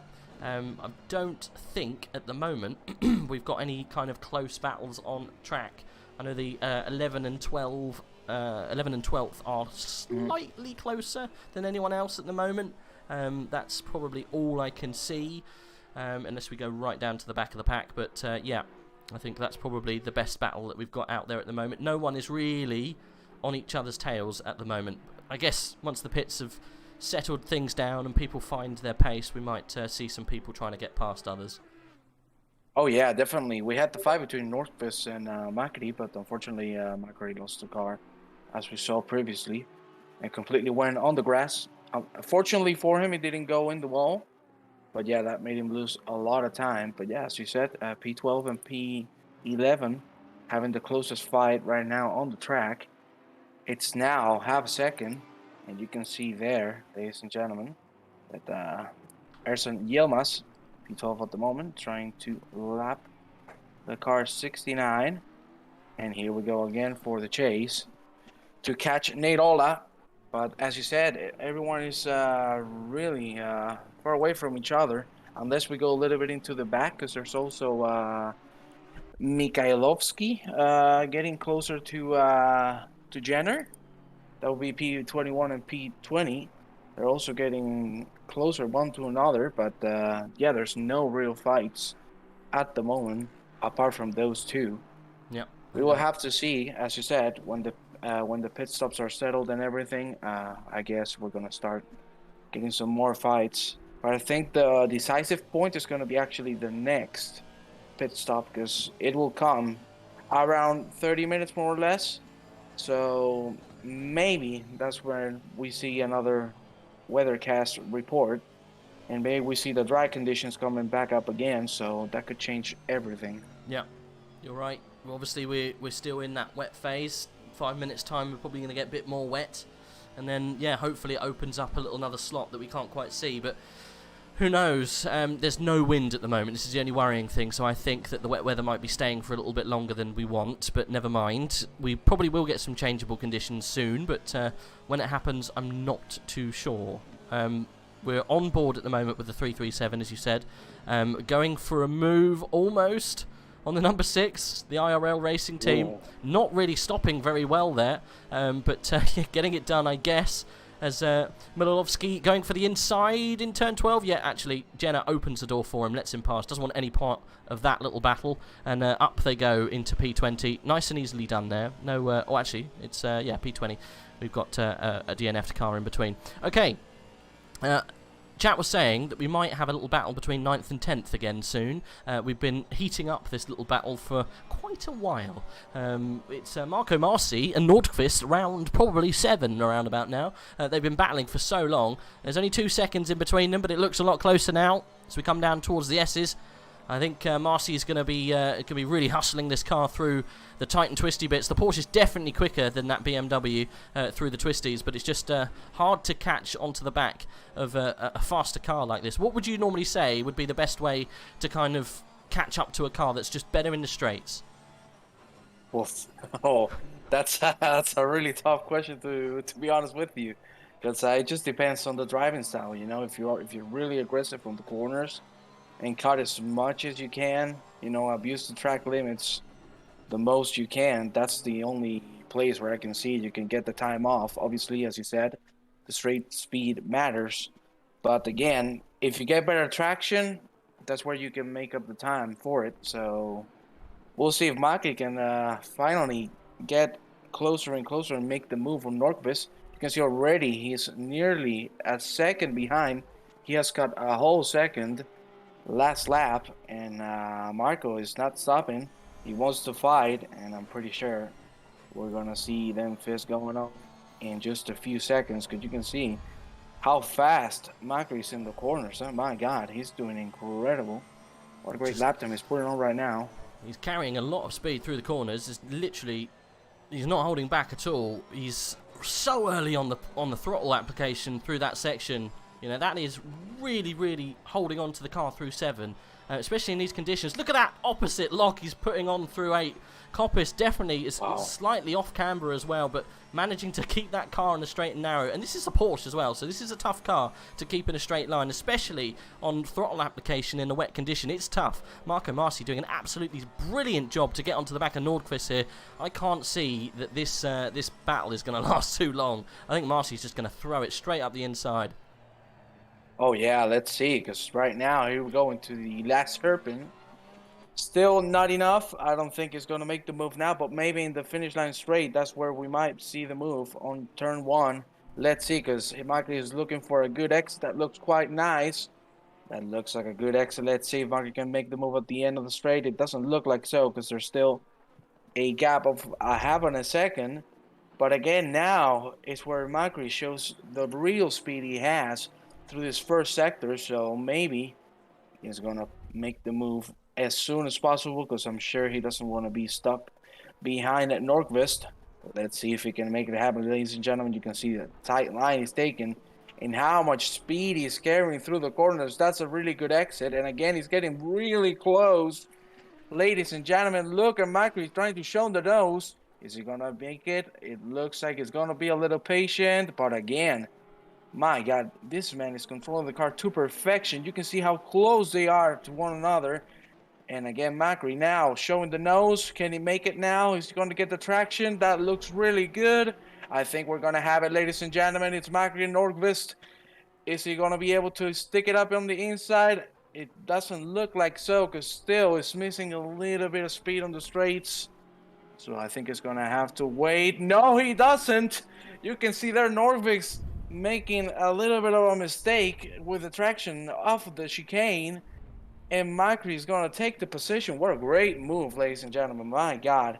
And you can see he's just not stopping. He's just not slowing down. Just pushing onwards as much as he can. And now, next target, it's Carlson. But unfortunately for him, it's going to be a minute. And it's a really big gap, if I'm not mistaken, right? It's 20... A couple of seconds, don't it? I think he's just a ahead couple of him. Seconds, sorry, yeah. Yeah, Just 2.4 for me, sorry. It's all right. Well, I'm not sure if Nordqvist let him past, you know. I think Nordqvist went through that gap and just decided to let him go. You could see the pace difference. That Porsche is just absolutely flying, as you say. I've got a funny feeling he might have just gone, you know what, this is not worth it. True. He's out of place, I think, the 256 anyway. He obviously had an incident. Oh, it's a car off track. Be careful. The 62, if I'm not mistaken.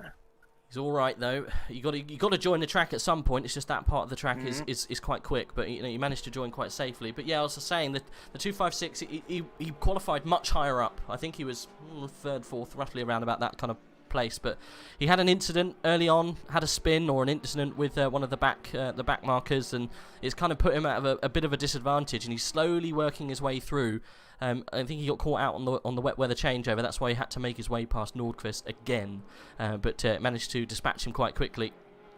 It could have possibly been Nordqvist got it wrong, but looking how aggressive Nordqvist has been on the defence, it looked like a very out of character mistake. But you never know. He's still there, but he's not threatening. You know, he's using the car's pace in front to kind of maybe pull him along a little bit. But yeah, like you say, Carlson up the road.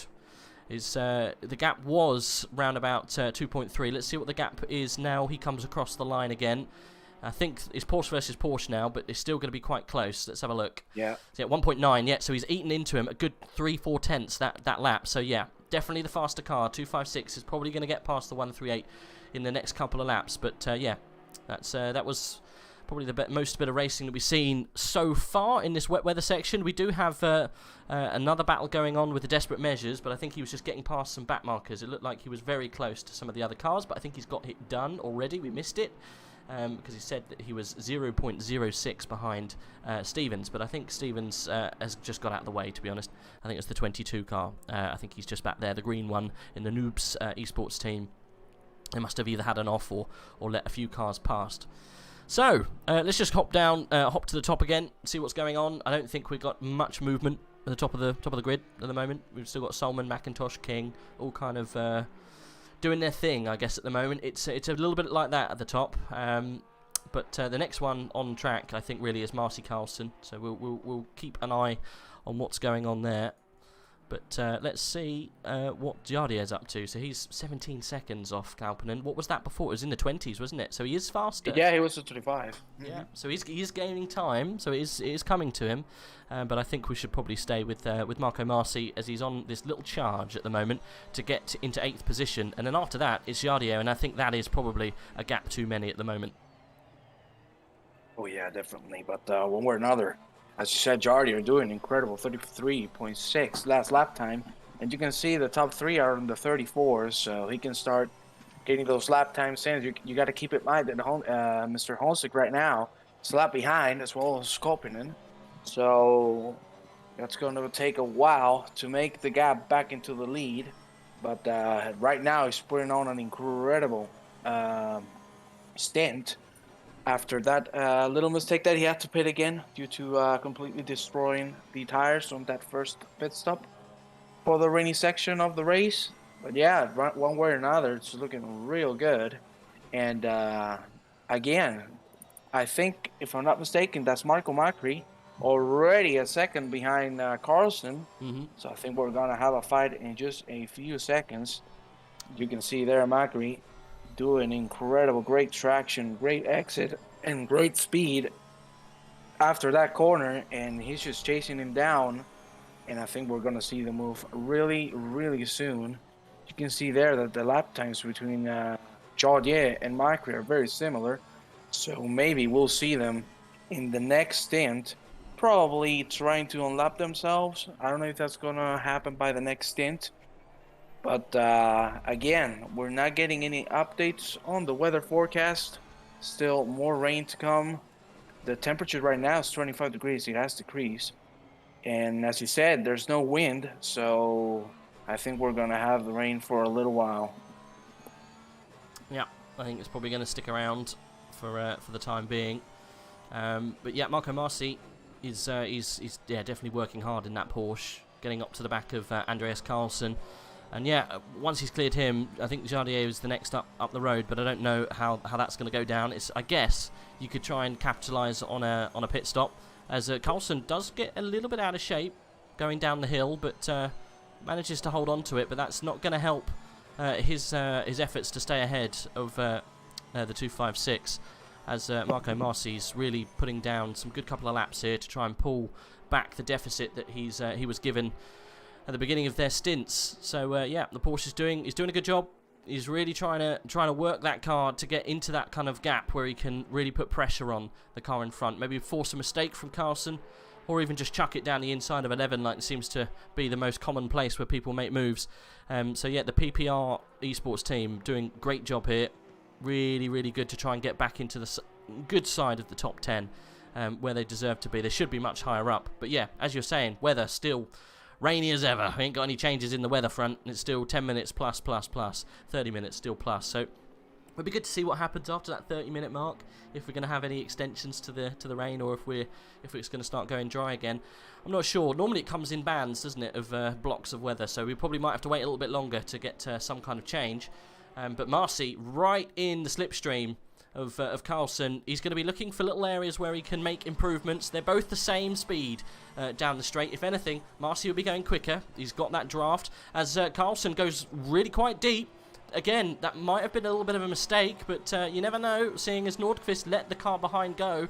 He could be thinking the same thing, right? This is a long game. This isn't necessarily it's a fight, not a full war. So we might have to see and play the long game, as opposed to fighting everything that appears on your bumper. Carlson might think there's no point holding back. He's going to get past at some point. Let's not spoil my race. But yeah, Marci going for the inside. That part of the track is terribly dangerous. I'm not going to lie. I wouldn't really do anything in 7, but you know, each to their own. I would probably wait and save up your money and go for a move through the S's. That's definitely the more relaxed approach to an overtake. But yeah, Marci definitely wants to get past. I think he's going to have to wait into a little bit more sensible place to make a move, because that definitely wasn't going to happen there. He's risking the wrath of the stewards if he really forces it up the inside through a corner like that. He's going to have to work his way into the slipstream like he has now. I think we might see a dive into 11. He's close, not quite close enough. Defensive driving, though, from the 138. So we might see not a very good exit. 12 is going to be up for debate. Not sure if Carlson's going to be able to hold on to this place for that much longer. You can see, it confuses me a little bit. The 138 shouldn't be holding on to this position for that much longer. You can see noticeably quicker. It's destroying your race, not just the car behind. You know, long race, 4 hours to go. Anything can happen. Just let the car get past. But he's going to make it hard. Yeah. Look at that defending from Carson. He doesn't want to give it the position, but as you were saying, basically, this is just destroying his own race. Like, you still have 4 hours and 40 minutes. Anything can happen. Oh my god, that's the dive out the inside. That looks really good for Macri, but again, it's going to be Carson defending. Good move still. He's defending incredibly well, but again, he's just sacrificing his tires. He's just sacrificing himself for just a position that eventually is just going to go away, because you can see that Macri has the pace to overtake him, no problem. The thing is, he's not finding the right corner to do so yet. Ooh, a little sliding there from Macri, and he's not going to be able to make the move now.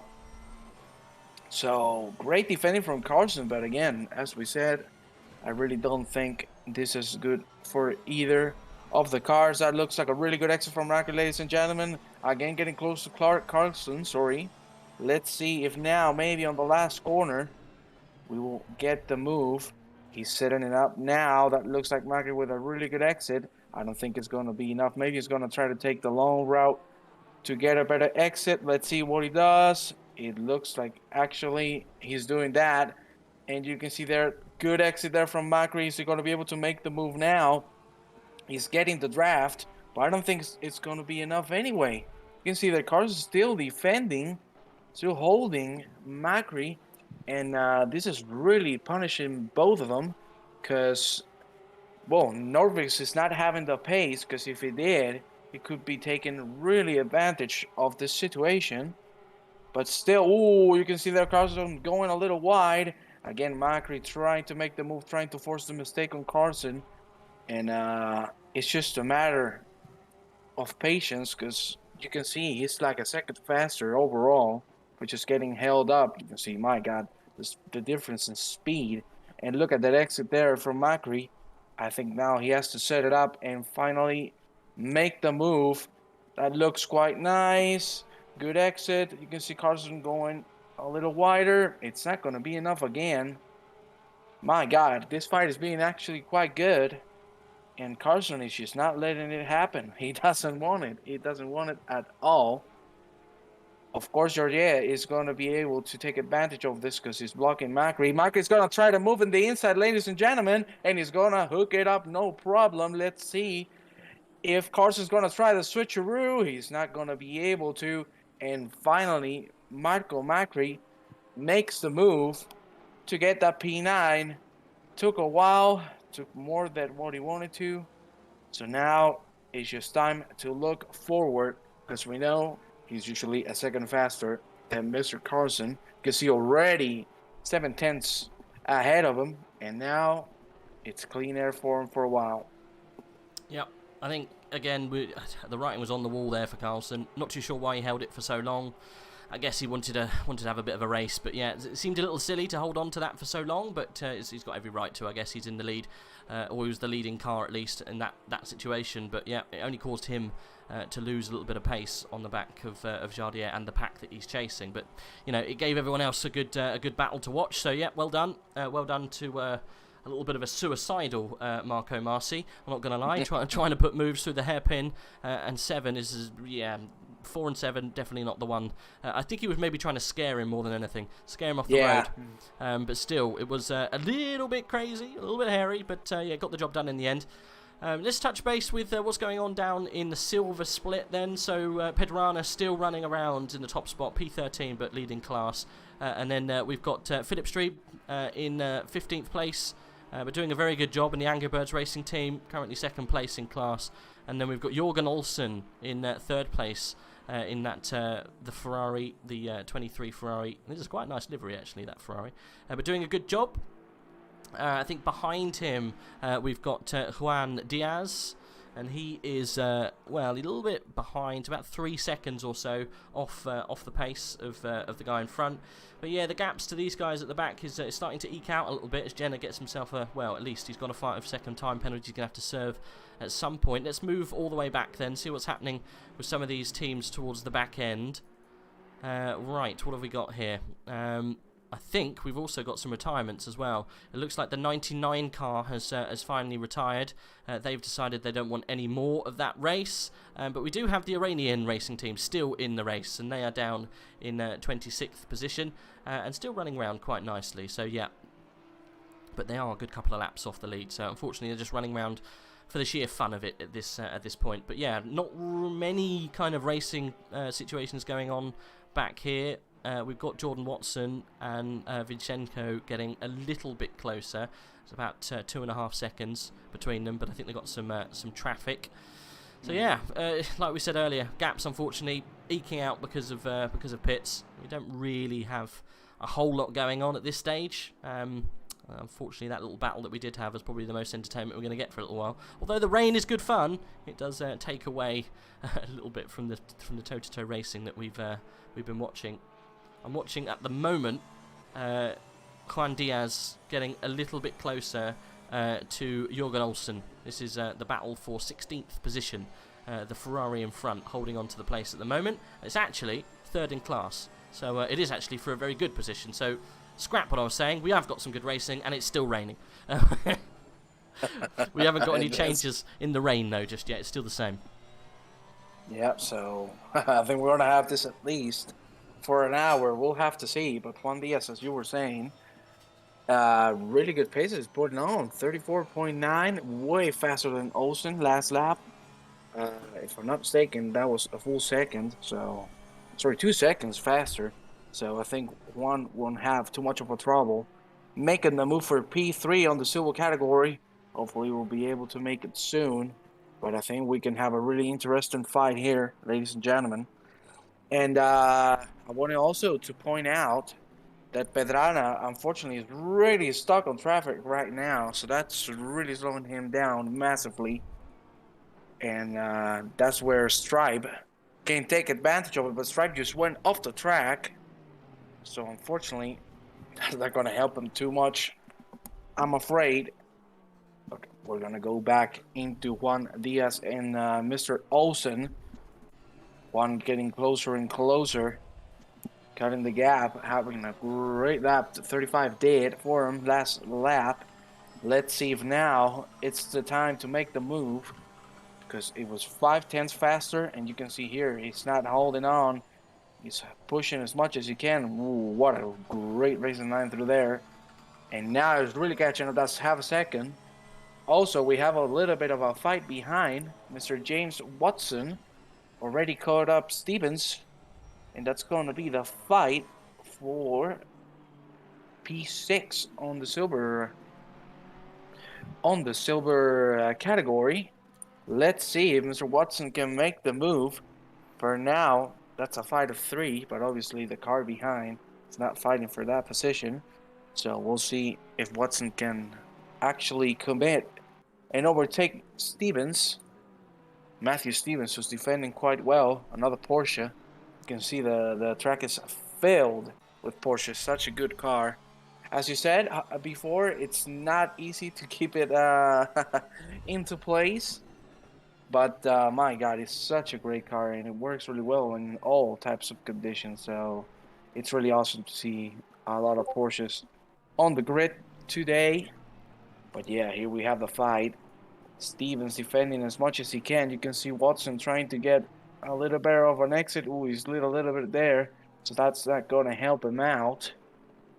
And, well, now we're starting to have a couple fights between this and Mr. Diaz in front, fighting for that P3 on the silver category. We're having some good action.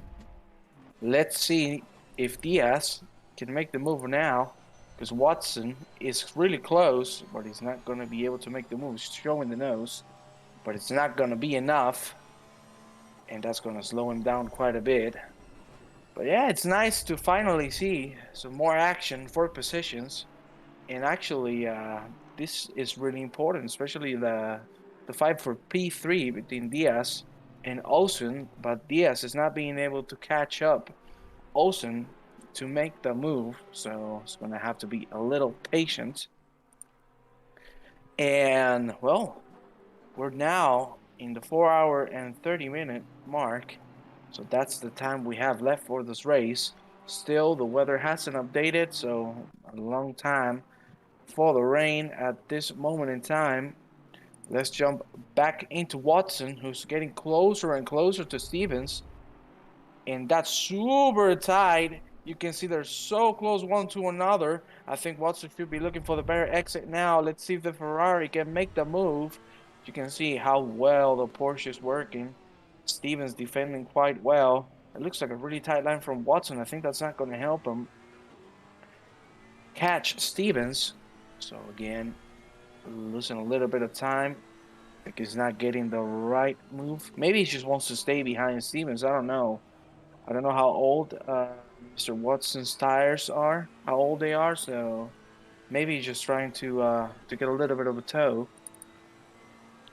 But yeah, really looking cool here in the silver category. I know that Porsche's got a lot of damage, so that's why he's sticking with him quite easy, at least. That Porsche's, a little bit of a knock there from Watson. I think he's off. Yep, he is. Yeah. He manages to get back onto the track, though, so that race is probably gonna take a couple more laps to get a little bit more spicy. But yeah, that Matthew Stevens' car was absolutely ruined, so no wonder he was becoming a little bit of a problem.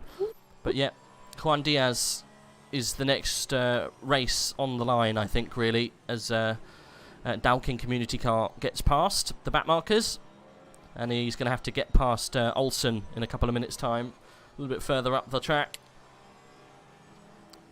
Just looking towards the top end, just seeing what the gaps are with Marcy, Carlson and Nordqvist. It's still 2 seconds from Carlson and Marcy, and 5 seconds with Nordqvist and Carlson, but really wanted to see what was going on between Marcy and Jardier, see how much time they've managed to get up. It's 30 seconds, so it's still quite a way. However, Jardier onto the back of Kauppinen is only 6 seconds. That was 23 seconds about 10 laps ago. So Jardier definitely one to watch in a minute. We'll come back to that as this little race is kind of heating up, but also, unfortunately, because of back markers, is taking a little while to come to fruition. But it will do in a minute, because those back markers are going to have to get past. The leading car of Olsen is actually third in class. There you go. He's moved over. He's sacrificed a lot of straight line speed here, and Diaz is going to know that. He might go for a move here. This is a little bit more of a safer move, but still. He loses it. Back end comes out. He might actually collect the car. Oh no! Nothing he could have done about that. Unfortunately, they both lost the cars. I think Olsen actually spotted it and went to the gravel to avoid. But yeah, unfortunately, wasn't able to stop the car. It's so wet out there. It was just, unfortunately, a bit of a bit like billiards, wasn't it? It just fell straight over each other as Olsen and Diaz collect. But they're okay. I think it was just a very light touch. We're all good. That's what you get in the rain. It happens. It's easy done. We are halfway in the race, though. Hopefully, we'll see a little bit change in that weather at some point. I'm not a fan of the rain. It's okay, but it does get a bit samey.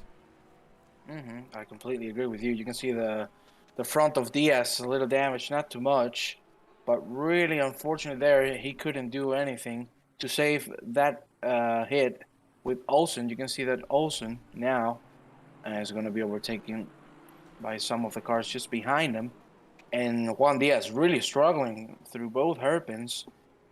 Is he going to pit it? I don't know, because he doesn't seem really confident on the car right now. Let's see if he can pick up the confidence back again and make the pace. As I think we should check right in front, because we have Watson and Stevens, which are the two cars in front, and Watson super close to Stevens and not being able to make the move still. So we'll have to wait a little longer for that. But I really wanted to point out what you just said. Oh my god. Move, ladies and gentlemen, Watson on the inside. That looked incredible. Ooh, sliding a little bit. That's side by side right now, ladies and gentlemen. Who's going to be able to take the position at the end? It looks like Watson has it on the pocket. He does. Really good move. A little scary towards the exit of the corner, because you saw that both cars slide a little bit.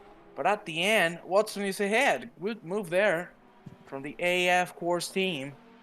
And yes, I wanted to point out, and as you did, my God, Jardier just got 20 seconds from Koppinen and now is 6 seconds behind.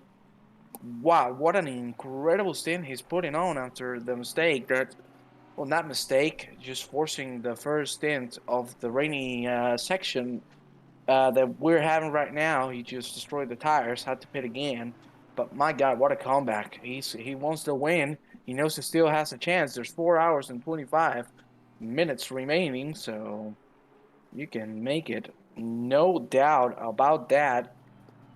Let's see if we're going to see the fight really close. But I also want to point out, if you check out on P5, that's Leo Hirvonen, a second behind Moore. They're already really close one to another. So now I think that's where we're going to see the fight. You can see there, Hirvonen overtaking the number 9 car. And now it's onwards for the fight, ladies and gentlemen. Let's see if Leo Hirvonen can make the move on Jake Moore. For now, it's just a second of a gap between them. And also, I wanted to check on the front, because you can clearly see that Solman didn't have a good last lap. Did a 38.994. I guess he got stuck with traffic, which is really bad, because McIntosh right now at 17 seconds behind. He has got a lot of time on him. We'll see, because the car of Solman doesn't look damaged at all, so maybe he can start picking up the pace again. I think we should go right back into Hirvonen, who's catching Mr. Jake Moore, and he's going really, really fast. 33.5 for Hirvonen on the last round here through Donington. Let's see if he can hook up the move before the end of the lap. That looks like a really good exit from that chicane, and it's looking really good for Leo Hirvonen. But again, I think we're not too far away from starting to see some of the pit stops, so that's going to take a while. Oh, that's a slow exit from Moore. Hirvonen is going to be able to take advantage of this, cutting another 10th of him. And now is the time to see. He's looking for a good exit, and I think he has it. That's looking really good for the Porsche, who's chasing Moore down. That's half a second between one another. And again, incredible lap. 33.1 from Hirvonen. I think that was the fastest, one of the fastest lap times, or the fastest lap time we've seen in this part of the race, where, well, since it started raining, a few minutes behind. So wow, incredible pace that he's putting on, and he's not screwing around. He wants that P4 right now, and you can see that Moore's struggling a little bit through this first sector. Let's see if he can finally make the move. That looks really good for Hirvonen. Oh, a little too wide for Moore. I think this might be it, ladies and gentlemen. Hirvonen doing a great 7 there. And let's see now, ladies and gentlemen, we go onto the straight. Hirvonen carrying a lot of speed, plus the draft.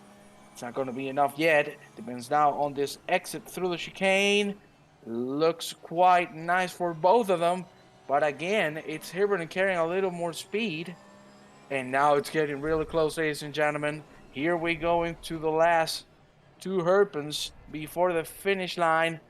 Hirvonen getting a good exit there. He had to slow down a little bit. I think he lost the car a little bit there. Let's see now if he can hook a good exit there. Yeah, he's looking for it. He's going to manage to do so. Looks nice, but I don't think it's going to be enough. So we're going to have to wait a little longer. There are no more fights at the moment on the whole track, for position, I mean.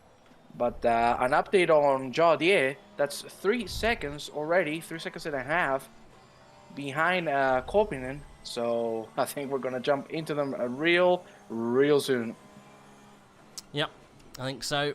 Jaudier is doing a great job to make his way back into this fight after a little bit of a rocky, wet section. You can tell the rain has definitely got harder.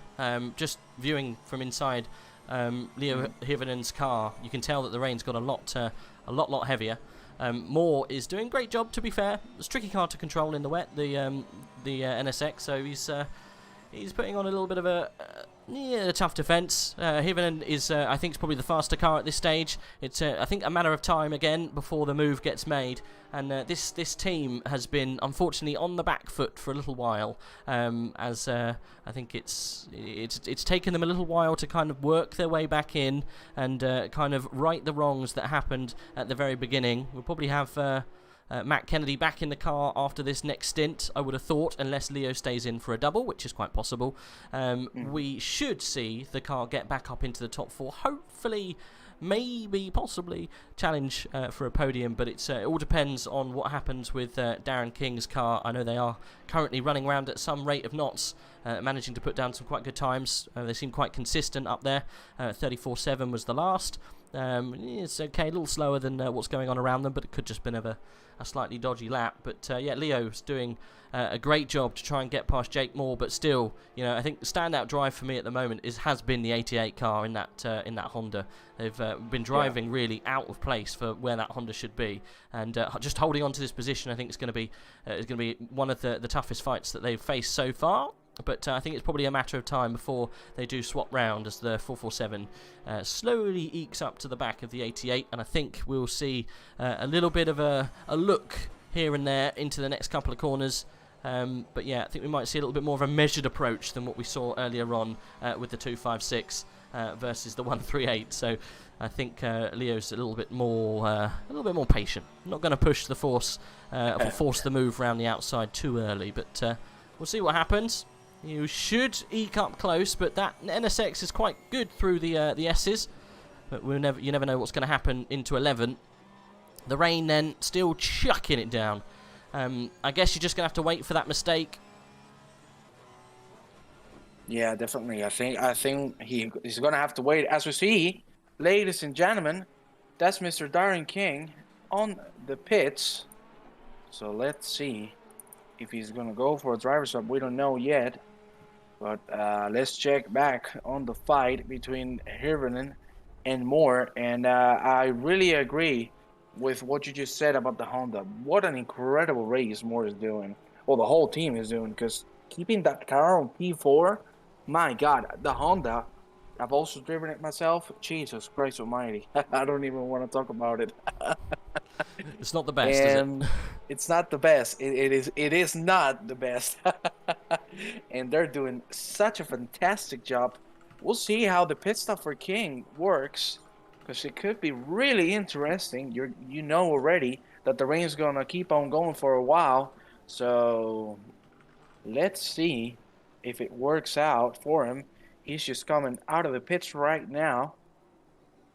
And that's going to be Kevin Niles. If I'm not mistaken, they swapped the driver for the Dalkin YouTube team. And let's see what Niles can do now.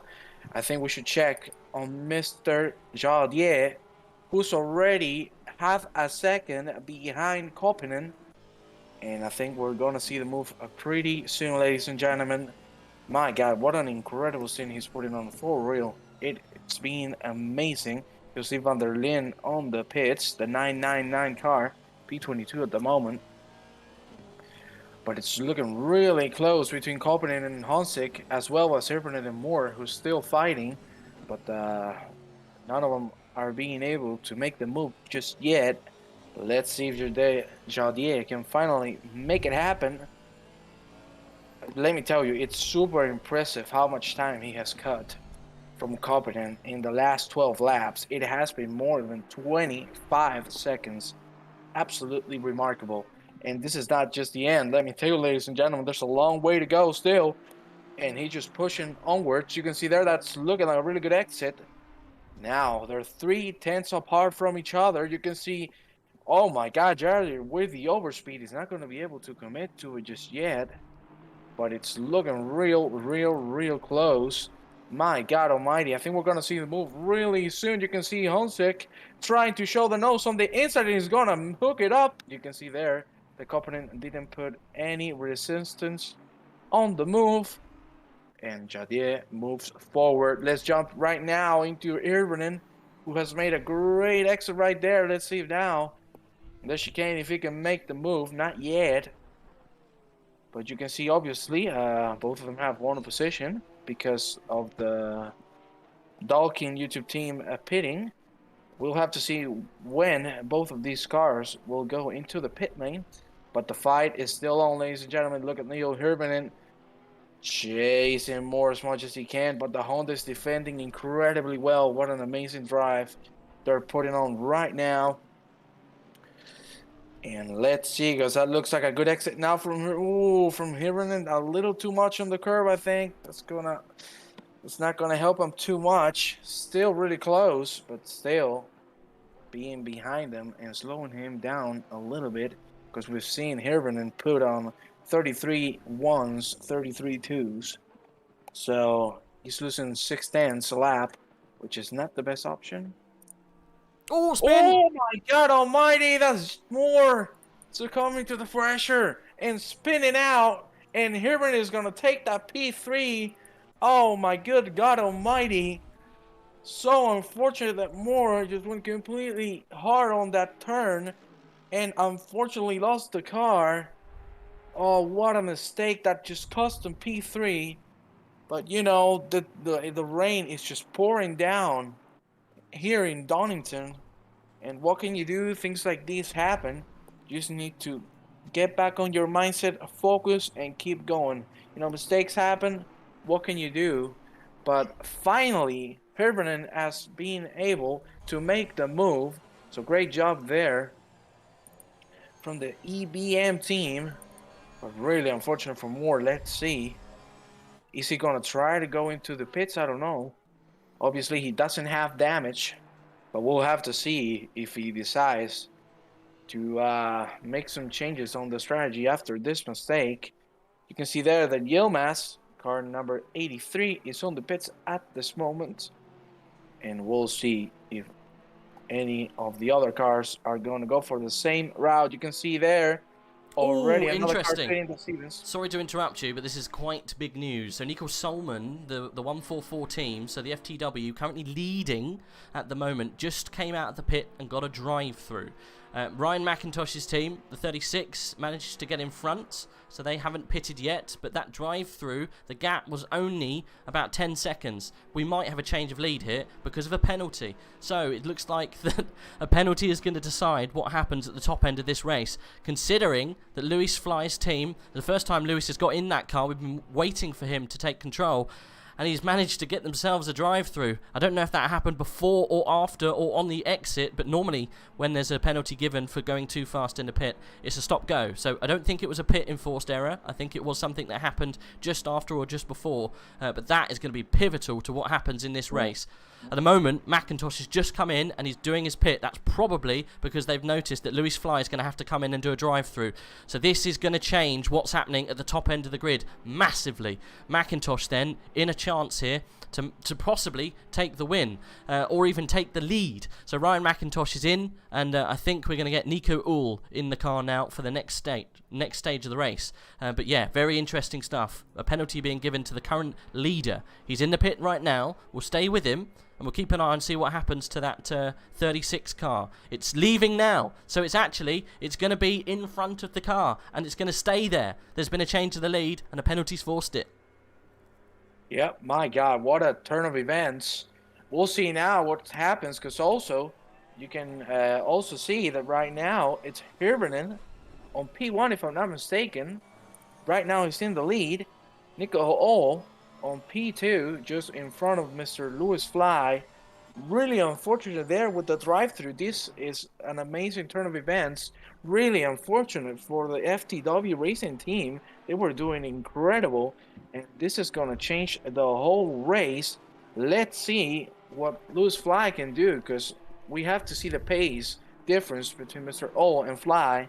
So I think we'll see that throughout these next couple of laps. We'll see what the guys are going to be able to do.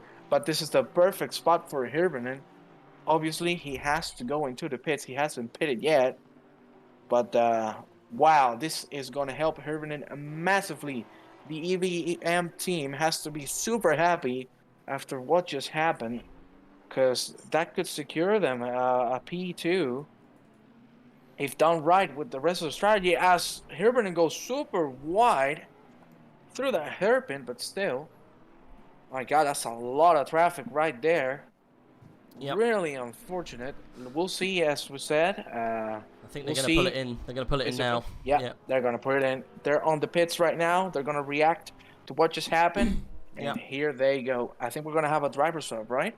There will be a driver swap, yes. Nico Ull then takes the lead of this race. So the first time that there's been a change at the top end, obviously Leo had to come in and he's swapping places.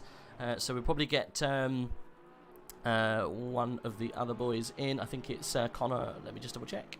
Can't remember who it was. It's Matt Kennedy going back in that car probably. He hasn't been in for a little while, so I wouldn't be surprised if he jumped straight in. But yes, the 144, it dropped to the ball and it's given it over to Nico Ull. So Nico Chan currently leads this race at the 4-hour mark. What a change. What an absolute disaster for the 144. This is the first time I've ever seen FTW drop the ball, and I've been commentating on the endurance for a good few races now, and I've never seen them make such a mistake as that. That is a huge mistake. It's been given to me, the information. Nico came into the pits in second gear a bit too fast, and it caused them to get the penalty, and straight away Nico Ull was able to capitalise on that penalty and has taken the lead in this very changeable section of this race. Can they hold on to it? 4.3 is the gap back to Luis Fly, and literally Luis has to fly if he wants to catch up with Nico Ull. Definitely. As I said, we're going to have to see the pace difference. It's not like there's a big gap, because you can see there's just 3 seconds and a half to 4 seconds behind Ull. So we'll see if Luis can, as you said, fly through this really rainy, wet track of Donington. For now, that's going to be a 33.975 for Fly. That's going to be 6/10 faster than Nico Ull. So I think we might be seeing some sort of fight in the next few laps. This is going to be incredible, ladies and gentlemen. We're going to have a fight for the lead unless something happens, which hopefully it doesn't, because we don't want any commentator curse around here. You can see that the Hirvonen back in P4 after the pit stop. You can see Mr. Niles, Kevin Niles, the Talking YouTube team, right in front of him. But again, for what we've seen, Hirvonen has been really consistent with his times. Actually, faster in general for what we're seeing right now from Niles. So maybe we're also gonna have a fight there. But my God, what a change and what a turn of events. This is incredible. But remember, still 4 hours remaining. Yep. There's still a long way to go. Anything can happen. A long old time to go. Yeah. We've got, to be fair, this is probably the most changing part of the race that we've seen in probably 3-4 hours, because Nico Ull leading by 4 seconds. Kevin Niles is back by a fair few seconds, but you've got Leo Hirvonen in 12 seconds behind Kevin Niles. Kevin is a very fast guy anyway. And then you've got Jardier behind, 5 seconds. You've got Alvarado behind him, 2 seconds. So from 6th to 1st, they're almost behind each other the whole way, apart from a little gap between 3rd and 4th. But yeah, a crazy little changeover to this part of the race, and if anything, Luis Fly is dropping back slightly from Nico Ull. Yeah. He's got a bit of traffic to contend with, so that's not going to help him. Whereas Nico, I think he's almost got a bit of a free run. Let's just double check whereabouts he is. No, he's actually making his way through that traffic. So yeah, this is a pivotal point of the race for Nico. Yep. Ryan obviously doing a great job to get them up there, but yeah, 2-man team this one, doing really, really good, and currently leading. I think, I hate to say it, I think it's the first time I've seen this team leading an endurance race. You can hear it in my voice how pleased I am that these guys are doing well. Nico Ull currently leading at the 4-hour mark has made my day. I hope that this can continue. Luis Fly is the only person at this stage that can throw literally a fly into the ointment, but I don't think he's going to just yet. I think we're going to have a real tussle as we get through all of this traffic. We've got a good old line of it to get through. The 36 has got to make his way round, and he's going to be willing these cars to get out of the way, literally waving like a madman inside that cockpit to get these people moving out of the way, and they do quite quickly, because it's going to affect their race massively. Luis Fly still 4 seconds behind. Kevin Niles, whereabouts is he? He's a little bit further back. Leo, though, about 10 seconds back from him. Jardier is coming onto the back of him too, though. It's not over. These guys are really close. It's too hard to call at the moment what's going to happen.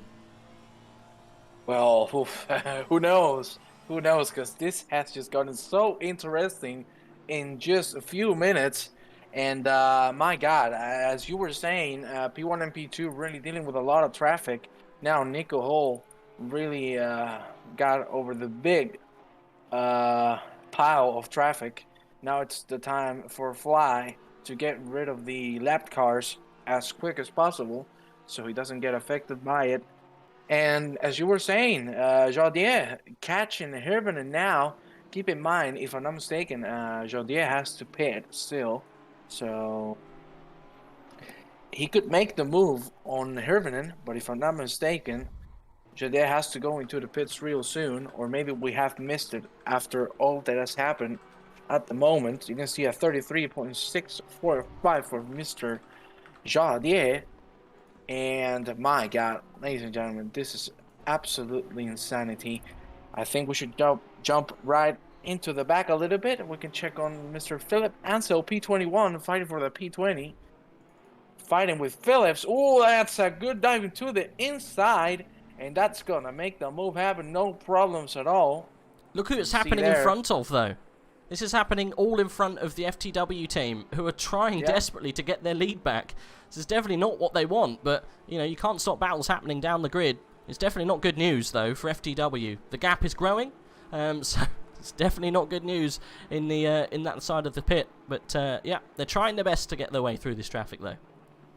You can see that Lewis is starting to catch all up. That was just a couple of tenths up this lap.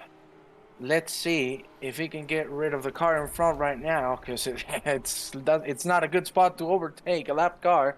He's going to move. Well, he's actually going to go off the track a little bit. Ooh, the rejoin. That was with really careful, my God. But yeah, as you said, really happy to see the lead change. Let's see if Nico Hall can stand on it and keep it for a while, because now Lewis Fly just has one more car to go, and then he will have clean air until catching all if he manages to do so. Again, Mr. Jardier catching Hirvonen. Now it's 5 seconds up a gap between them, and Hirvonen also catching Niles or that P3. That drive-through just changed everything, and we'll have to see what happens, because again, we're not getting any updates on the rain. We've already been with the rain for more than 40 minutes, and it's looking like we're going to have more rain for the next 40 to 50 minutes. So this is going to be a long road. Do you think we're going to have a dry track by the end of the race? I think there's every chance that the rain could change, definitely before the end. We've got, I would say, it's the wind that's the problem. If the wind picks up, yes, we'll have a definite change. However, it's 0 kilometers an hour. It is changing direction, but not necessarily where we want speed. So, yes, we could see a possible change, but at the moment, it looks like it's probably going to stay wet for a while. But you never know. If it goes dry, Luis Fly should be able to catch up to Nico Uhl. Oh, Luis getting a slap of oversteer through turn 4. He manages to hold on to it, though. That is definitely not going to help his charge onto the back of the 36. And, yeah, that car is definitely not happy at this stage of the race, but he manages to hold on to it. That's going to extend the gap that he needs to kind of make up in front.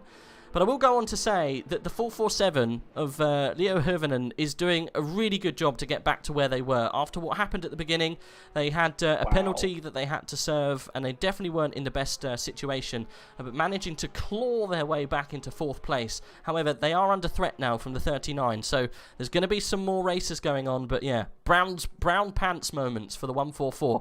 I'm just going to leave you very briefly. All right, I'm just going to go and use the loop. Need a bit of comfort break if you don't mind. Is there a person you want me to stick you with just for the next couple of minutes? Stick me with Mr. Hirvonen. I think. Yep, we're on board with him at the moment. We'll keep you there. So I'll see you in 2. Yeah, take as much time as you need, my friend. No problems. Because you're doing an amazing job. Already 5 hours here commentating. What a beast, Mr. Rage. But yeah, here we have Mr. Herbinen, who, as Rach was pointing out, he has been doing an incredible race. After the penalty and after everything, he's put in insane laps. You can see the last lap was a 32.8, the fastest lap on this section of the race, in the rain, of course. My God, this man is on a mission, and he's catching Niles every lap. He's cutting a second or half a second, so I think we might see by half of the stint, probably, we'll see Herbinen catching Niles. If nothing happens, my God, a 33-2. The consistency of this man is absolutely bonkers, ladies and gentlemen. I'm gonna inform you in the meanwhile of what else happens on the track, because you won't be able to see it. We have a fight between P20 and P21. Philip Ansel is just a 10th away. He's gonna try to make the move, but he won't be able to do so yet. And you can see that now Jadier is also putting on those really good lap times. It's a 33-1 for Mr. Honsik. And Niles is doing 35s. So this is really bad for him, because he just lost another 2 seconds on the last lap. We'll have to see what he can do, but this is not looking very good. Nico Hole doing an incredible lap. This is a 33.759. And Loose Fly is going to put on a 33.2. So he's getting back into pace and catching Mr. Hull as soon as possible. He would like to have it really soon. And just behind him, we have Mr. Niles just in the middle of nowhere, but just behind him, of course, Herbert and Hansek chasing him down. Still, that's 5 seconds to catch Mr. Niles. So let's see if one of these cars can make it happen. Cryptic with a solid drive so far. Yeah, I think mostly everyone has been doing an incredible race. I really have to point out that the Honda of now, Nicolas Alvarado, is doing fantastic. As we said, this car is not an easy car to drive. And good Lord Almighty, he's putting in some great lap times and great consistency. Go, 144. Yes, that's Loose Fly. Oh, and just as I talk about him, he slides through the chicane in the last sector. Thankfully, he saved the car. But again, he's going to lose a little bit of time. So let's check. Mr. Honsik has gone for the pit stop. He had to do it, obviously. As we informed you before, this was going to happen. So now Herbert doesn't have to worry too much about behind. He only has Alvarado behind him. That's 21 seconds, so he shouldn't worry too much. He has really good pace, quicker than both the car in front and the car in the back.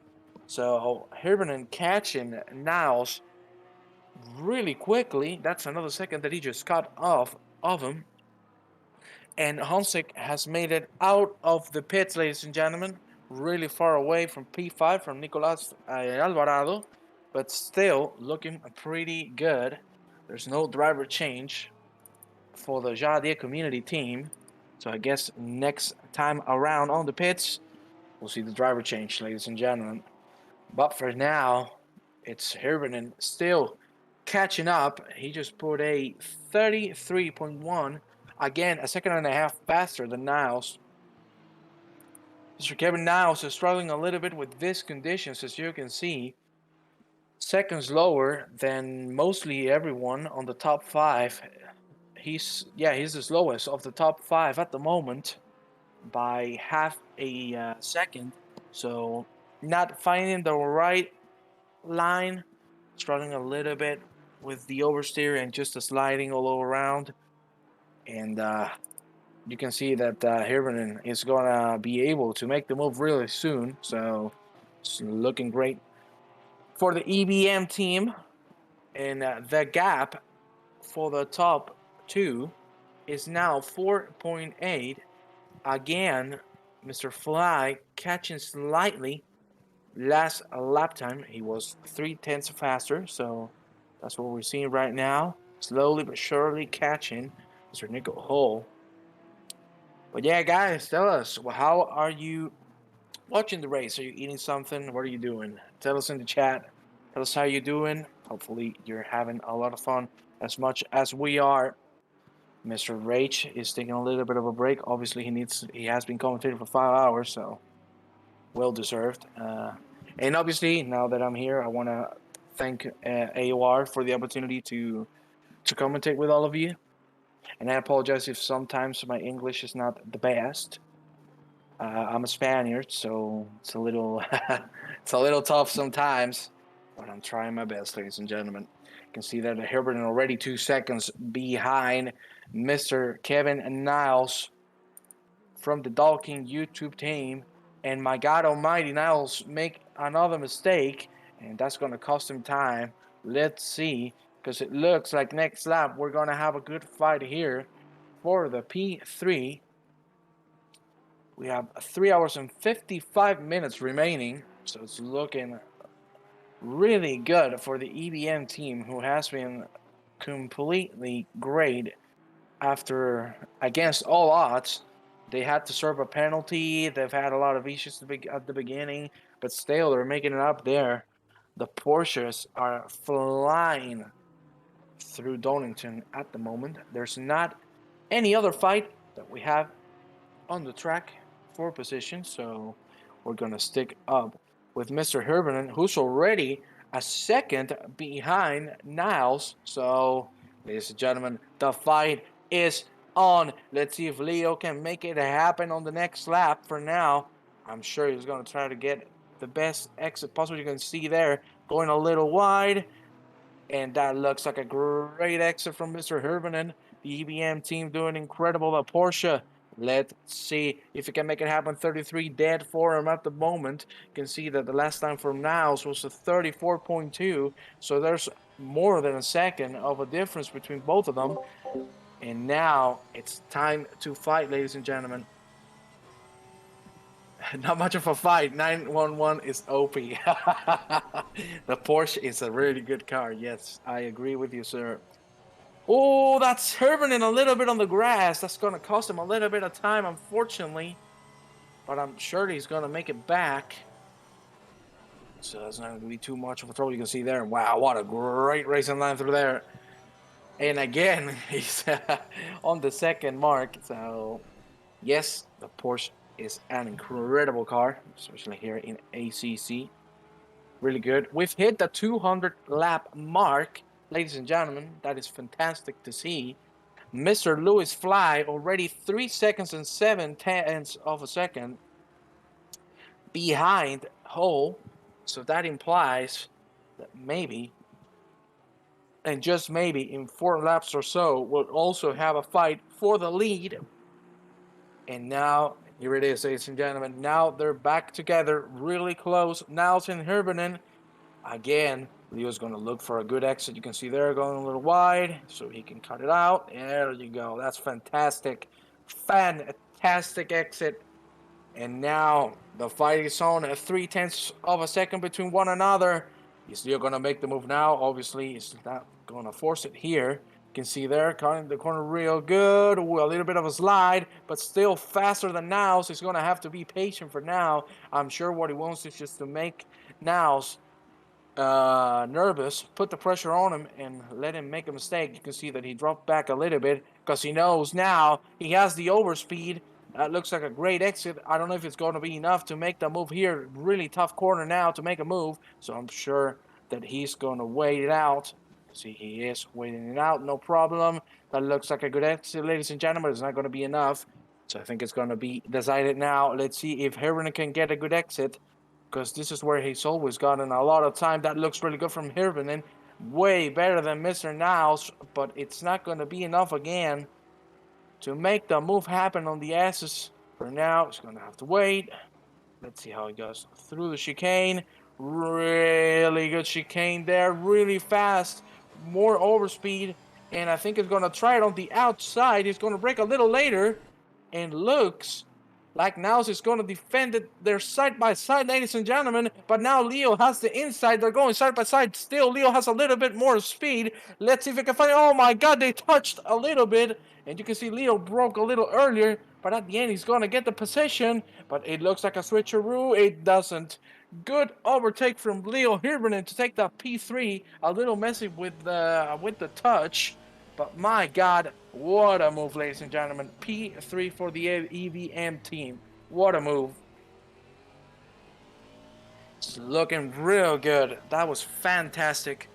That was some hard fighting, hard defending, and great moves. You could see that Niles tried his best to make the move back. And oh my God, ladies and gentlemen, what has just happened? I'm checking on the lead. They're fighting right now. That's Nico Hull and Lewis Fly. They're side by side. Unfortunately, you cannot see it right now. Hopefully, he will pop up on the screen. But my God almighty, they're 0.2 of a second between one another. I'll keep you informed on the lead.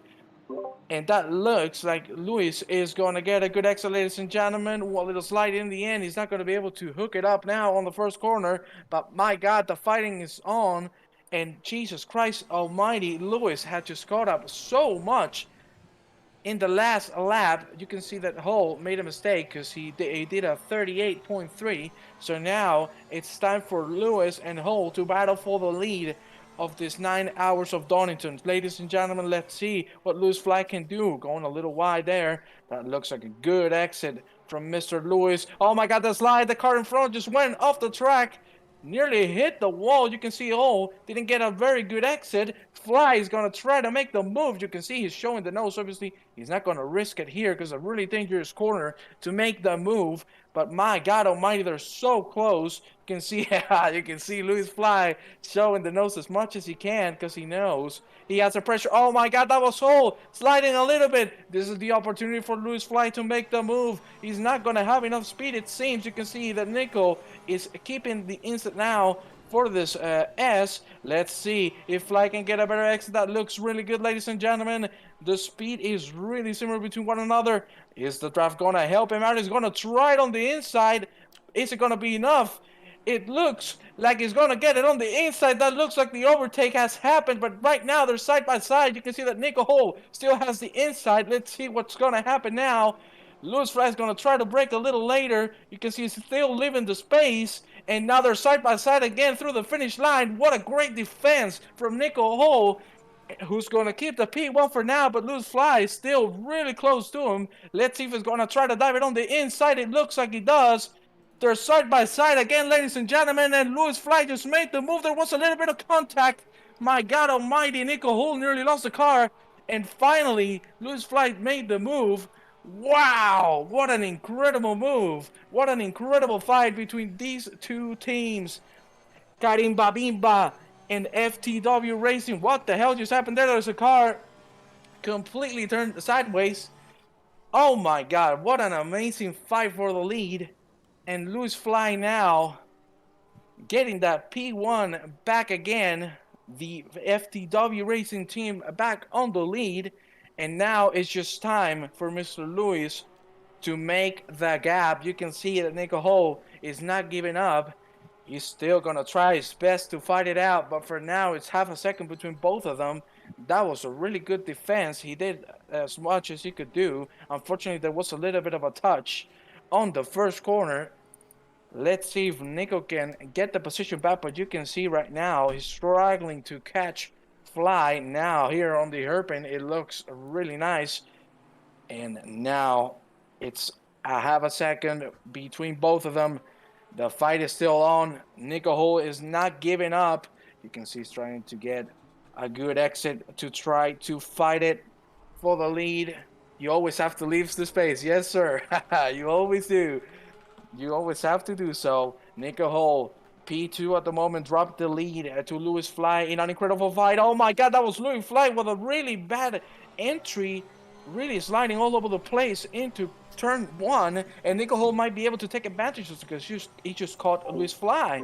Let's see if now Nico can be patient and look for the move. He has to put a pressure on Lewis Fly, who just had a really good exit there. My God. What an incredible fight we're having here for the lead. Jesus Christ almighty, this is being incredible, ladies and gentlemen. You can see there, Nico Hull forcing a lot. And my God almighty, Lewis Fly completely going sideways through the turn 7. Let's see if now Nico Hall can get a better exit. It looks really good for him, but I don't think it's going to be enough. Louis Fly getting more speed on the exit for now. Mr. Nico Hall is not going to be able to make the move, but Jesus Christ, what an incredible fight we're having here, ladies and gentlemen, for the lead. Nico Hall completely cutting that chicane, especially that first part. I don't know if that was a warning, because God almighty, that was a big cut. Let's see if Nico can make the move happen again. For now, that looks like a good first serpent. Let's go into the second one. He should be looking onwards for a good exit, but Louis Fly is defending great. Really bad lap for him this time around. A lot of struggling, a lot of sliding all over the place. You can see there that in 10 minutes the rain is going to increase even more, but in 30 minutes the rain is going to slow down a little bit. And here we go back again, another lap. 206 lap at the moment, ladies and gentlemen. Nico Hall and Louis Fly is still fighting for the lead, but it's not being enough just yet. Let's see if Nico Hall can make it happen. This is the only fight we're having right now for position, and it couldn't be a better one, because this is for the lead, ladies and gentlemen. That looks like a really good exit from Mr. Nico Hall, but the gap right now, it's half a second. Now it depends on how much pressure he can put on Louis Fly to make a mistake. That looks like a good line from Mr. Fly. That looks nice. The gap is still half a second, ladies and gentlemen. Louis is not succumbing to the pressure. You can see he's fighting as much as he can. Both of the cars really struggling in these conditions. My God, Nico nearly losing the car. Good correction to save it from going into the wall. And here we go again. Into the S. Nice. That looks really good, but he's going to lose a little bit of time. My God almighty. Big slide there from Nico Hall, again saving the car, but he has just lost half a second right there. And this is where Mr. Fly can take advantage of it, because if he keeps that second gap, there's not going to be any slipstream, and onwards that would imply that he can start making a gap. You can see there that Mr. Louis Fly getting really wide on the entry to get a really good exit, and it's looking great, but they have a little bit of a problem. In a few seconds, you can see one of the cars coming out of the pits. Ooh, that was close, ladies and gentlemen. But you can see both of them really struggling. And as I was saying, we'll see, because in a few minutes, both of them are going to start encountering traffic. So this could be a decisive matter. Let's see when both of these cars catch the traffic. It's going to be really important for Fly to get over them as quick as possible, because if not, there's going to be big issues, and maybe Nico Hall can stick the move back again. The commentator feels it today. I'm Spanish, my friend. That's how we commentate. My English, I know, is not the best, but I put emotion into it. Yeah, there's a good little fight there with Louis Fly, Nico Hall. I managed to get back to see it all happen, don't worry. Changed the cameras, everyone saw it, no one missed a thing. Thank you. What I didn't see, though, is what Nico Chan did wrong to lose all of that time, because he was 3.5 seconds ahead. He must have had some kind of incident. And then I noticed, obviously, they were just a tenth or so apart. But, yeah, what a battle. Literally lasted two laps or so, just going toe-to-toe. Two, top-quality, top-tier drivers fighting at the very top end of this, 9-hour race. We're only got 3 hours and 42 minutes to go, and they're still battling it out. This could still change any which way. All it takes is a slight incident from one of these guys, making a mistake, putting a foot wrong, or, just someone getting in the way, like you say. So I thought we could get some back markers coming in and throwing a few spanners in, but you never know at this stage. Louis Fly looks like he's got it all under control. A very, very measured approach to the overtake. A slight tap on the exit, wasn't there, when they passed, but nothing too disastrous, as Louis Fly does his very signature slide through 4, but no harm done. Nico Hall, I think, just a little bit off pace this afternoon in comparison to Louis Fly, but Nico Chan, if anyone can do it, it's Nico. I'm willing him along inside that car. It's less than a second, the gap. I don't think it's going to happen. I think Louis Fly is probably just going to manage the lead from here on in, but yes, I think what a crazy little section of this race. We caught it just at the right time, so no one missed a thing. But yeah, anything can happen. It's now under 8 tenths. as Nico Uhl starts to reel in a little bit onto the back of Fly. But yes, the rain was going to get worse, but it seems to have... We've gone through that worst stage now. It's now back to normal. So it must have been whilst the battle was going on. We had the huge downpour, I guess. Just touching base with the chat. Black Gold sorted Spanish. I thought you were American. No, can you not hear from the accent? To be fair, you do have a little American twinge on there. Not gonna really? lie. Yeah. I don't know. I don't see the American. If I go like, God damn it, here we go, then I can make it a little American. But Arcetuthis saying booze update. He's now drinking brulee now. Earthy notes, gammy seepage tones. Okay, you do you. Gammy green. I want to drink. Yeah, I know, right? We have to wait. We have to wait until after the race. Yeah. Really unfortunate. Well, this is getting quite tricky now. It looks like Nico is inside of half a second. He's looking like he's going to put some pressure on to the back of Louis Fly. It's great to watch. I've watched these guys battle it out in Tier 1 for a long time. I've watched them battle it out in endurance, but I've never seen them this close before on track. So this kind of thing, especially with 3 hours remaining out of a 9-hour endurance race, is a little nugget of pure joy for anyone who likes watching endurance racing, because these guys are really fast. Louis Fly doing a great job to get past Nico, and Nico still holding on. He's actually closing the gap now. He might be doing slightly better just holding on and waiting to that next pit stop, because it's going to come at some point, and the rain is going to change. So it's not all over yet. There could still be more to come from Nico Chan, so don't throw all your toys out of the pram, Black Gold Saw. I think we might see some movements from Nico towards the latter stage of this run. And obviously, we're going to swap him over, and Ryan will get back in the car, and I'm sure Ryan's going to be mighty fast now that they've closed the gap to the FTW team. What do you think is going to happen? I don't know. It's crazy. It's I don't have any other word to say it. It's absolutely crazy. I think these 5 minutes that we've had of really hard rain has also helped Nico keep up with Lewis, because you saw when the rain wasn't that hard, Lewis was starting to make a gap, but this has helped Nico massively. The gap is still within the seconds, so we're still on a fight, ladies and gentlemen. There's still a long way to go. Anything can happen, but as I was pointing out before, now both of these cars are starting to catch up with some of the lapped cars, so that will be the place where maybe, and just maybe, something can happen, and maybe we'll have another lead change, because I think we can have incredible fights thanks to lapped cars. Of course, everyone is being respectful with the blue flags. Everyone is being really nice and quick and doing so, but sometimes in some corners you just cannot do it. Because if not, you're just putting yourself in danger as well as a person behind. So, hey, hello, Mr. Zvonimir Burek. Nice to see you here. And my God, seriously, what an incredible race. We're 4/10 between both of them. You can see Louis Fly going really wide there. My God almighty, that's really close between one another. Let's see if Nico can hit the move again and regain the lead. This has been an incredible fight, ladies and gentlemen. You can see there that Nico going for the bare exit. Oh, I think that took him a little too long to go for the throttle. And it's not going to be enough. But Jesus Christ almighty, incredible, huh?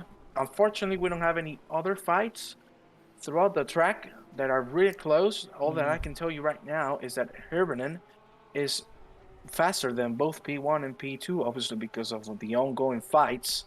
So he's slowly but surely catching up. That's 33 seconds. Oh my Nico's God, that's off! super wide for Louis Fly! Louis is completely off the track. And that's going to be Nico getting the position and getting the lead. And you can see one of the cars in front also completely lost it.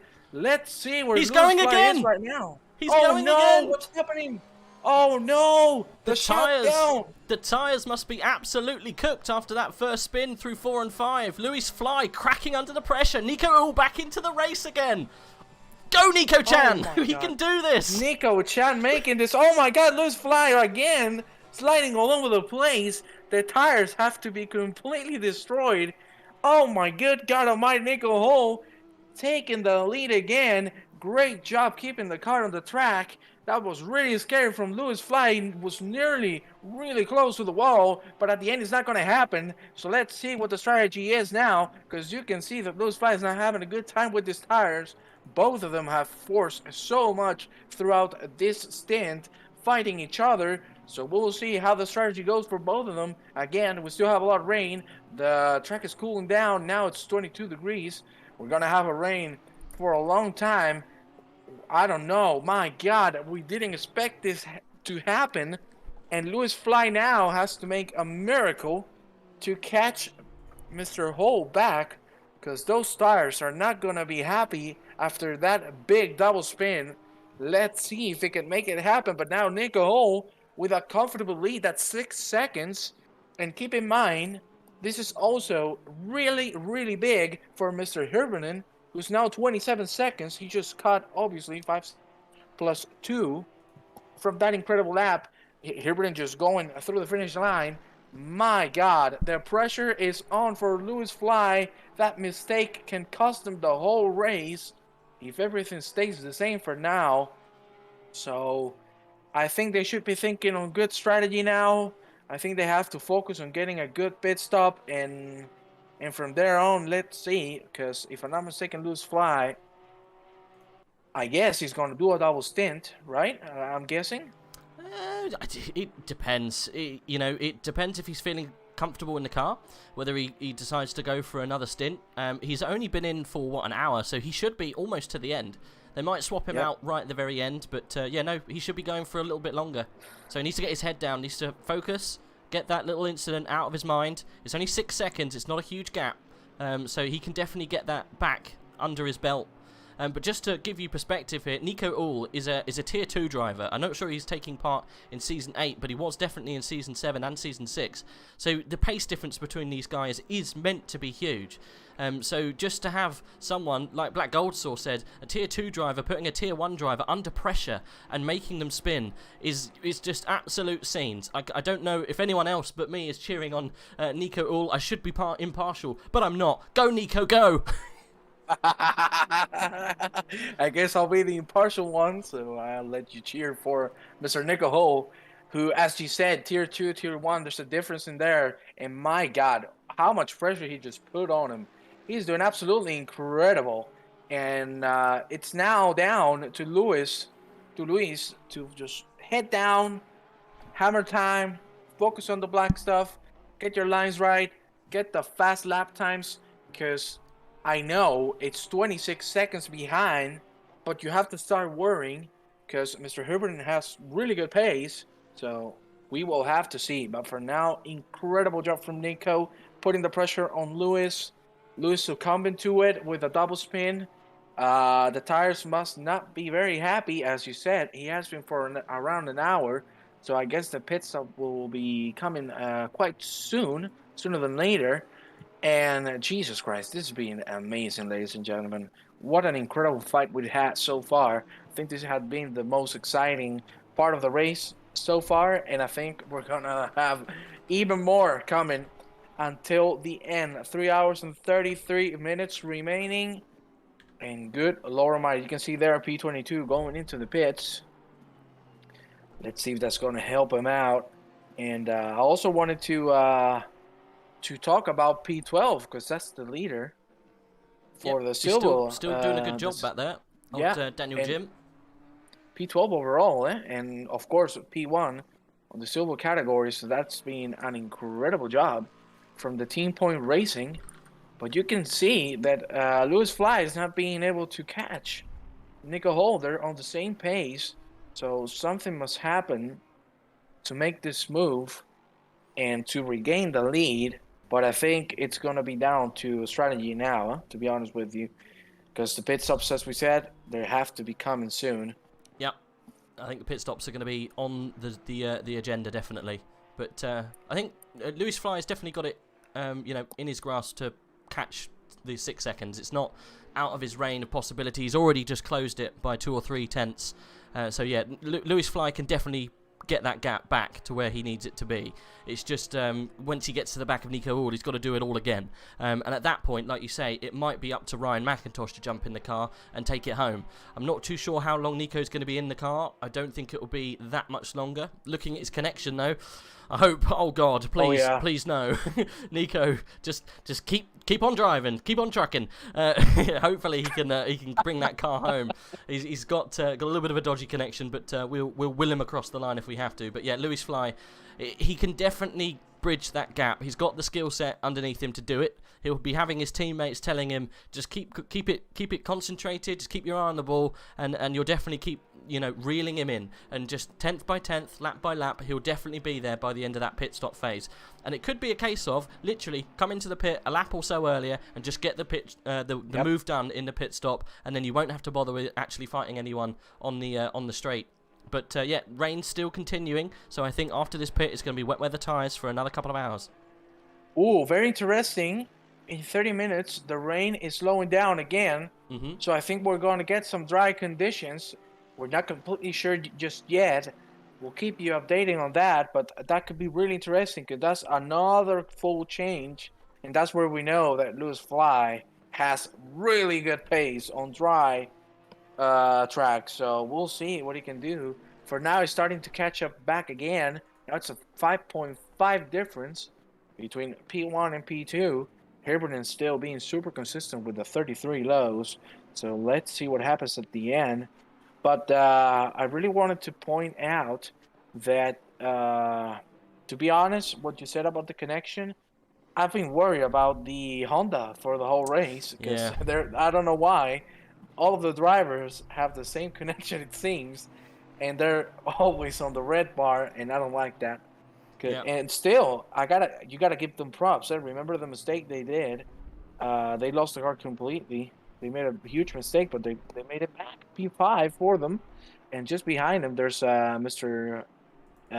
Chaudier, 21 seconds behind. So there's a big gap there to go for. Yeah, he's not slowed that down that much, to be fair. Since he's come out, they've very much, from at least third backwards, been kind of around the same. No one's really been making much moves in that kind of middle area in the top 10. That's what I mean. Like with a big mistake where he lost positions, he brought it back, and boom. He's still on that P5, and he's catching Niles. Niles is not having a good time, ladies and gentlemen. You can see he just put on a 34.809, so he's really struggling on these conditions. And Alvarado and also Hansik, they're both catching him, so gotta beware for that Dolkin YouTube team, because that P4 is in jeopardy. In the next 10 laps, we might see the fight, and we might even see the car on P6. We'll see what strategy they follow, because we saw him last time around being one of the first cars to go into the pit lane. So we'll see. Ladies and gentlemen, I gotta update you. Lewis Fly is 4 seconds already behind Nico Hall, and Nico Hall has clean air. Sorry, not free air. Let's see if Lewis Fly can get over the lap cars in the next set of corners. This is going to be a really bad spot for Lewis to go over the lap cars. So let's see if he can manage it correctly. You can see there's a little bit down just to not get bothered in the next set of corners. But yeah, he's catching up again. Look at the gap. Yep, 4 seconds. He's definitely peeling him in, slowly getting that time back that he lost. And yeah, it'll be back to resuming the battle that we've been absolutely loving most of this race between. Well, I was shouting about it at the beginning that we really wanted to see the FTW guys fight for it, and that was exactly what we've got now. The 144 definitely going to have to put the pressure on the 36 if they want to get this win. There's only 3 hours remaining. Lots can happen in 3 hours, and they're only separated by 4 seconds, and that's definitely not that much if he wants to go for the win. But yeah, Nico all doing a really good job managing to put that car where it needed to be to capitalise on an issue with the FTW. But yeah, they're running past the back markers here, just I think coming up to Jardier's car there. He's lapping him once again, even though he's down in 6th place. Still doing quite well. It's not that bad at all things considered. I don't think much is going on further down the pack, but we should probably have a little chat with what's going on and see. I can see Mikulovsky is getting very close to the back of Richard Phillips. So we could just ride on board with these guys to see if they change around. It's for a 6th or so in class, something like that. But Phillips does have a penalty he needs to serve in the next pit stop. Yeah. Well, let me tell you that these two have been fighting for a while now. Still, Mikalovsky not being able to capitalize and make the move happen, make the move stick. So let's see if he can make it now. As you said, as you pointed out, Phillips still has a 10-second penalty that he has to serve. He's going really wide through the hairpin, and Mikalovsky is going to try to make the move now. Let's see if he's going to wait, get a better exit. He's going on the outside. Ladies and gentlemen, there's a little bit of contact, and that unsettled Mr. Phillips' car. But again, oh my God, that was Mikalovsky losing the car as well, a little bit on the rear. So the fight is still on. And again, here we go, turn 1. Mikalovsky being patient, trying to get a better exit, but you shouldn't make any move here because this is deadly. If you try to make the move here, you're going to die 90% of the time. So you can see Mikalovsky actually looking for the move that was really dangerous because he went completely over the curb. He might have just completely spun out.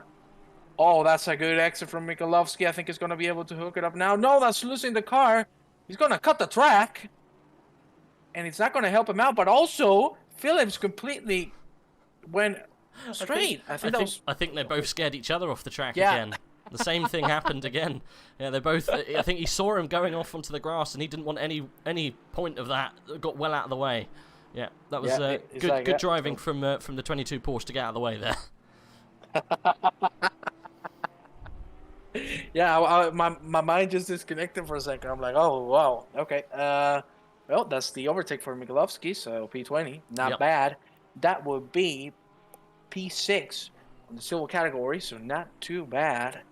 Of course, you have Mr. D. Jen, P12 still, and P1 of the silver category, Team Point Racing, completely dominating this incredible race that they're putting on. They're just dominating their category, so it's looking great. And as you pointed out, Mr. Zvonimir, yes, the rain is going down in 30 minutes. We don't know if it's going to get drier or if again it's going to get wetter, but for now there's wind, so there's hope that the conditions are going to change again. So really looking forward to that, let me tell you.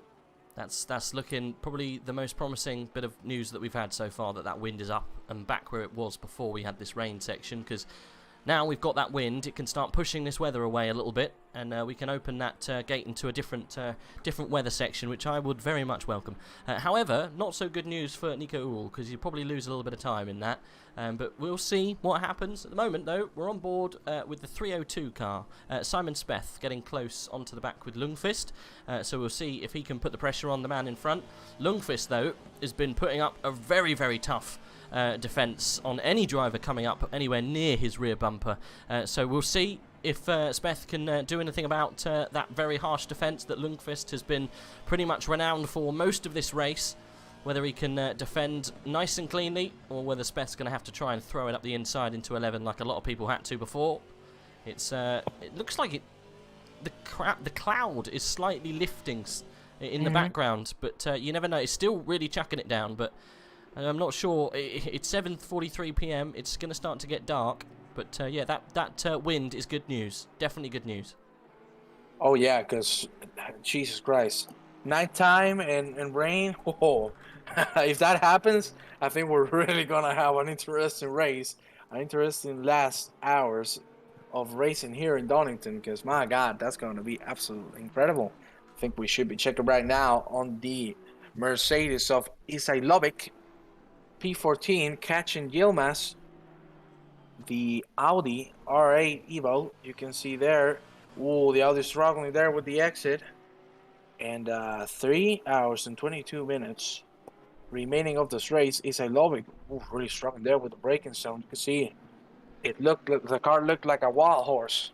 Really hard to control. There's a lot of standing water on the braking zone of 11. It's causing a few issues. And thankfully, the rain's starting to slow down a little bit, because if not, it could be worse. We saw it when, for a moment, we had the rain plus, both P1 and P2 were struggling so much in that part of the track. And also, I want to go back into the lead because Lewis Fly, he made the mistake, and again, he's making the gap. He's getting closer and closer. That was a second and a half faster than Nico Hall last lap around. So I don't know what to say, man. This guy is flying. He just needs to stick it up and not make mistakes. He just has to be patient. But also, the pit stops have to be coming real soon, because it has been more than an hour, if I'm not mistaken, for Lewis Fly on the car. So that tank has to be a little empty. We'll have to see what the teams decide to do now.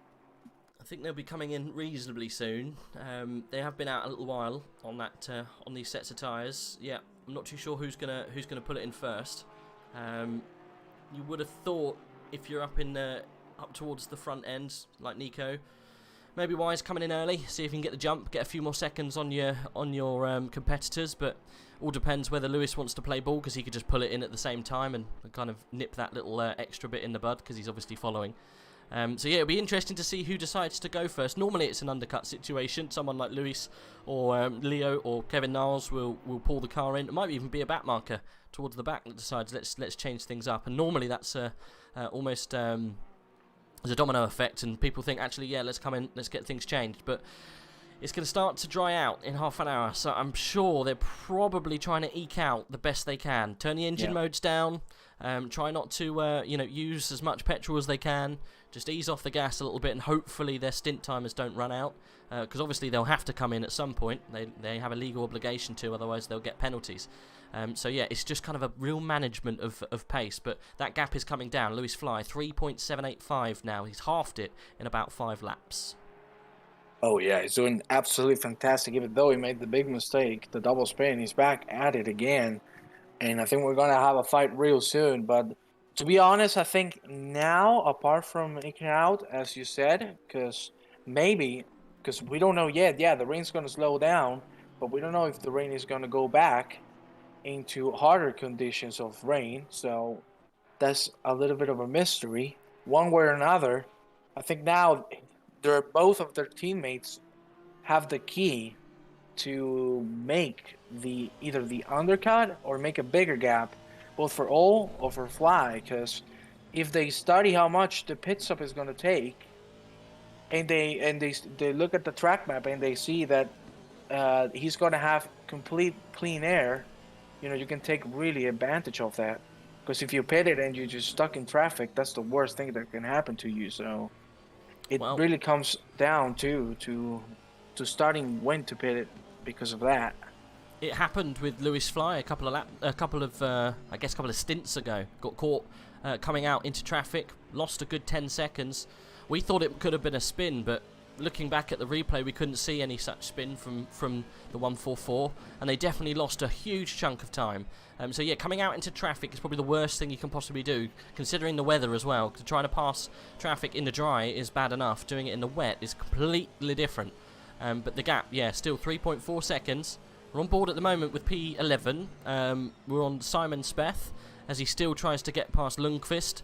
It's getting a little bit hairy, a little bit dicey. Half a second separates them. It's a hard one to get past, this BMW, because it's so quick on the straights, but it's a little slower in the twisties. So you kind of gain a lot of time through the corners, but then the straight comes around and you just lose time. And it's very hard to get onto the back of the car to make a move, especially when the only place to make a move is after quite a big straight. So yeah, it's tough to get past the 137, and Lundqvist made it very hard for a couple of the other cars to get past. But yeah, haven't seen much from the 256 Marcy in that Porsche, the PR, that really struggled with the 137. He's currently in 8th position, 2 positions ahead of this little battle that we're seeing now. We are keeping a note on what's going on though. At the top, Lewis Fly is still 3.2 seconds behind Nico Ull. We'll keep you updated, and if we see it getting any spicier, we'll go straight up to that action. It's actually got down to 3 seconds now, almost into sub 3 seconds. as Lundqvist goes round the outside of a back marker and goes right off the track. Smith then on the inside. He gets that move done quite nice and easy. Lundqvist is still there though. Smith, I really would have pushed myself there and maybe got my nose right in front of the car, but he's going to keep that position, and Smith is going to have to wait or even go round the outside, and he does just that, but not a good exit. And Lundqvist keeping the position. I said he was a tough competitor, and proving just that. Really hard to get past, but making a mistake. But the speed, I think it all came down to the speed, because you saw how fast the BMW was there. Another little mistake from Lundqvist. Let's see if Smith now can make it happen. But for now, it's not looking really good. Ladies and gentlemen, it's already a second gap between Fly and Ho.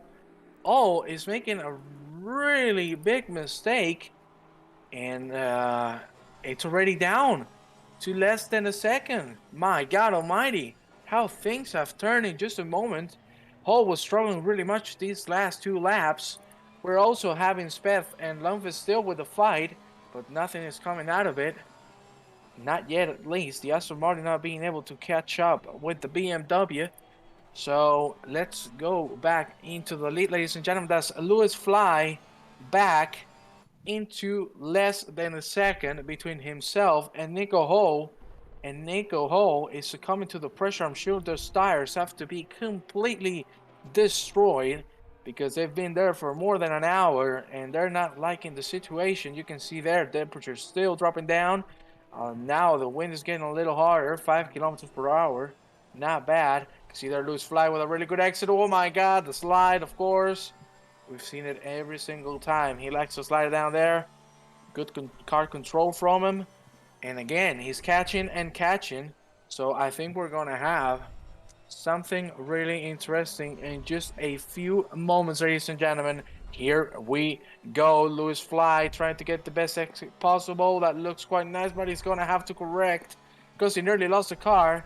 The same for Hull, who went really hard on that curve and nearly lost it. You can see already one of the cars pitting. That was Mr. Harwood, right now P19.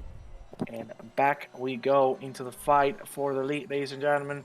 0.7 of a second. Lewis Fly, as his surname says, flying through Donington. You can see there, that's a good exit, but obviously it's not going to be enough.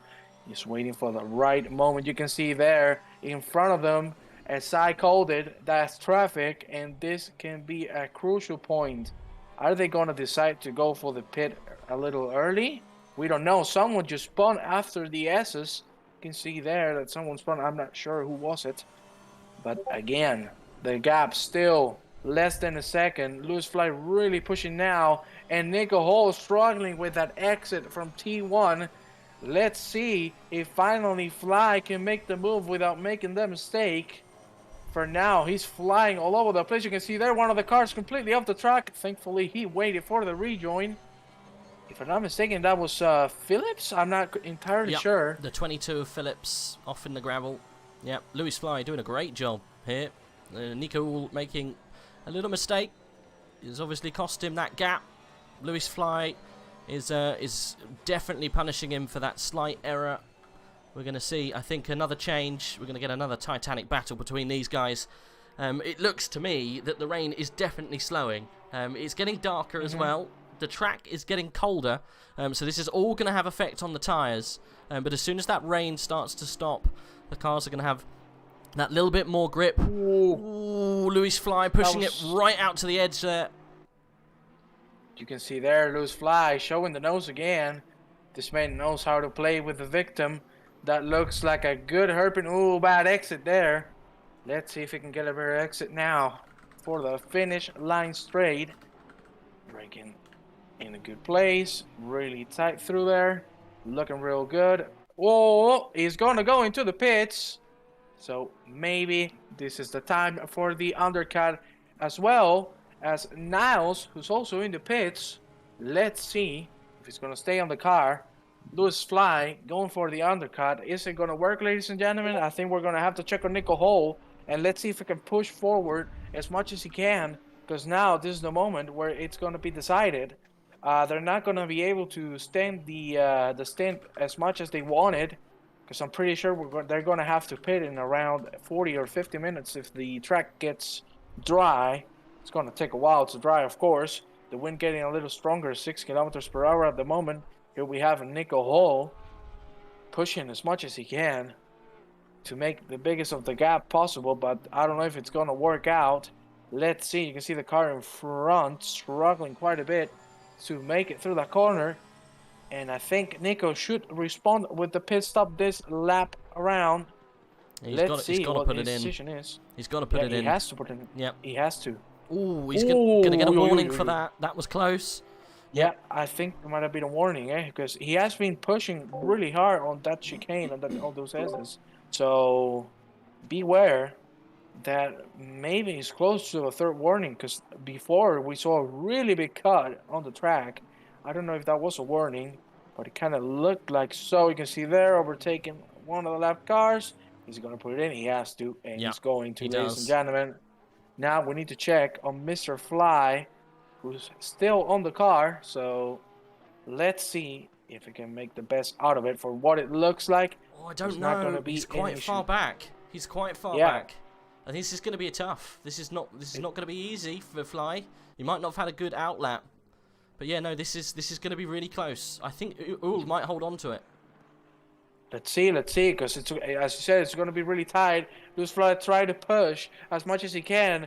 Ho is not moving just yet, so let's see. Fly going through the first part of the S, looking good. Still, Ho is at a stop, and now Fly is going to go onwards into the last hairpin. Ho is not moving yet, so it's going to be decided right now on the straight.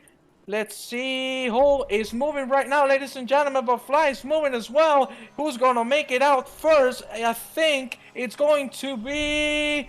Ho is getting first, but you can see the speed Nico! of Fly. They're going to try to make it on the inside, ladies and gentlemen. They're going side by side. You got to keep in mind that Lewis has heated tires, so maybe he's going to have the advantage now, ladies and gentlemen. Nico Ho, what an incredible pit stop. They're going side by side. He's going to have to drop it down, but now Nico, sorry, that's McIntosh back into the car.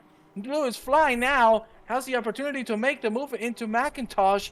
Keep in mind that McIntosh's tires are a little colder, so we'll see what happens. But what a great response with that pit stop the same lap, even with the driver change, and they made it happen. For now, he's going to keep that P2 here, and of course has to pit. He's leading the race at the moment, but God almighty, what an incredible try for the undercut. It didn't work just yet. Let's see if Lewis Fly can make it happen now. It doesn't look like so let's go into the chicane right now, ladies and gentlemen. That's a good chicane from McIntosh. Ooh, that was a big cut from Mr. Fly, and he's going to lose a little bit of time. The team of Karim Babimba Motorsports has played it perfectly, ladies and gentlemen. What a great response. Defending really hard on that first corner. My God almighty, this is nerve-wracking. Let's see if Lewis Fly can hook it up and make the move now, but for now it doesn't look like so. We've seen McIntosh being really, really fast. Let's see if he can hold on to that P2, which will obviously become P1 because Herbert has to pit. My God, incredible, ladies and gentlemen. This is the first time I've seen Karim Babimba in the lead of any endurance race so far with AOR. It's quite surprising.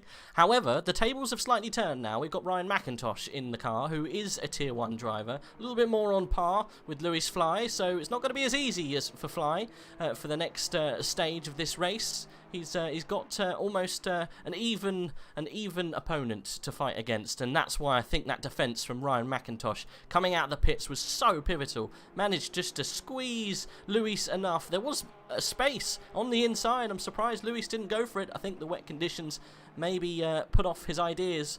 However, unfortunately, it has come to the end of your stint. We are going to hand over to Mr. Chinson. So Chinson is going to come in and take the place. But Gorn, thank you so much for joining us. It's been a pleasure. I think everyone in the chat has enjoyed having you here. So thank you very much for jumping in for Endurance. I'm sure you'll be welcome back anytime to continue your career with AOR. Well, thank you very much. Thank you to everyone who has been watching. And my God almighty, the fight's still going on. thank you very much, everyone. I hope you have a great day, and I wish you all the best of luck. Have a good one, everyone. See you. See you soon, buddy. Thanks for jumping in.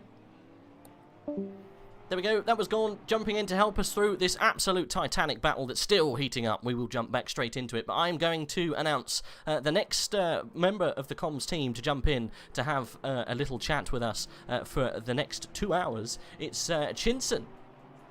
How you doing, buddy? Welcome to the stream. We've got a hot race going on. It's 3 hours in, and we've still got to fight for the lead.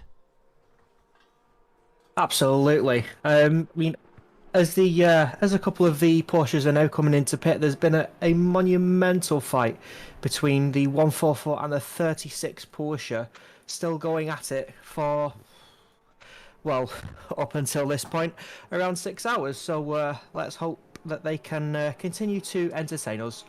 But yeah, the field's looking a little bit spread out, but there are a couple of battles that I'm sure we'll get a little bit more interesting as the weather decreases from the drab conditions of the UK into something possibly a little bit more dry. Yes, definitely. But yeah, everyone in the chat saying welcome, Chinson. Is that Daddy Chins? I think it is. Daddy Chins! Welcome, man. It's good to have you on board with us, buddy.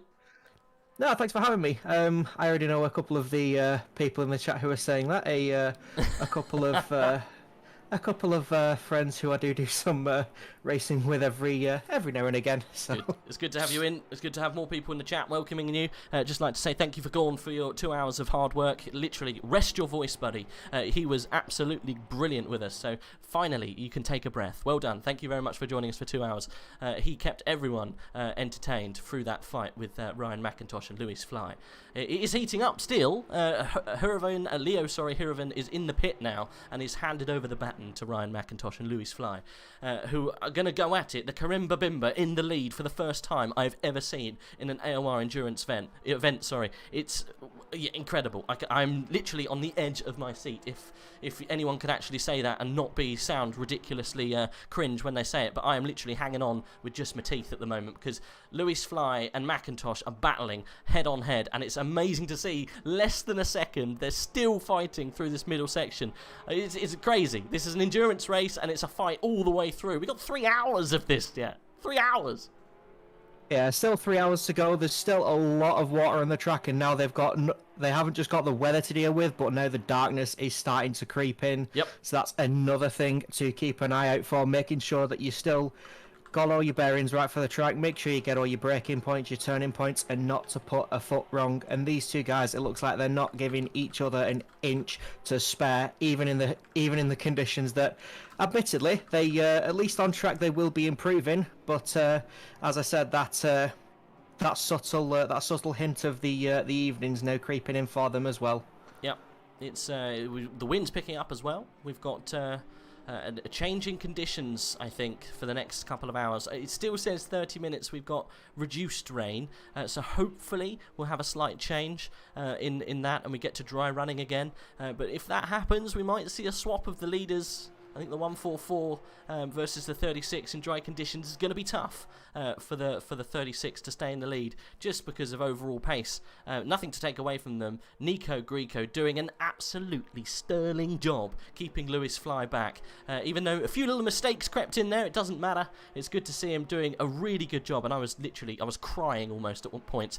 I got out of my seat and cheered at one point when Nico got past Lewis Fly a couple of times. But yeah, we've still got a battle going on. It seems to have calmed down slightly though. But Lewis Fly still there, ever present. Yeah, definitely keeping Lewis Fly in check there, making sure that he knows that he's in he has track position, making sure that he knows that whatever he has, he can definitely react for that, and yeah, just making sure that everything is as smooth as it can be. As I do believe another Porsche's just come onto the track with 138. So a little bit of a hopefully not too much of a distraction for these two, keeping their eyes dead set on maintaining or trying to get that position. Probably just settling in for a little bit more of a tame drive for the moment. Just as the weather starts to change, the track conditions will change, but that probably won't affect the drivers that much until it starts going from until we actually start seeing the listing of the track go from wet to damp. At which point they really need to start thinking, or if they haven't done a pit stop change yet for another driver, then they have someone else to have a look at that and work out exactly what they need to do for not even the next hour, just next half an hour, just making sure they're keeping the drivers calm and focused, and just keep on the job at hand. Yep, keep on trucking, pretty much. Lewis Fly's just got to wait for a mistake here, I think. McIntosh and Fly are very close on pace. Now we've got Matt Kennedy in the car. Again, very speedy boy back there in third position. Only 20 seconds back from this group. Just going back to how the race started, just so everyone knows what was going on. The FTW team started on pole, currently in second position. The Karimba Bimba guys were in second off the start, and they've capitalised on a few mistakes FTW have made after their impressive start, and they are running round in first place at the moment. Then it's the Fingland team, still in third place. And we have some real changes going on behind there. PPR have dropped all the way back down, I think, to 9th place. They started the race in 4th. And then we've got the Sim Racing Tools Esports Black in the NSX, which is down in 6th position.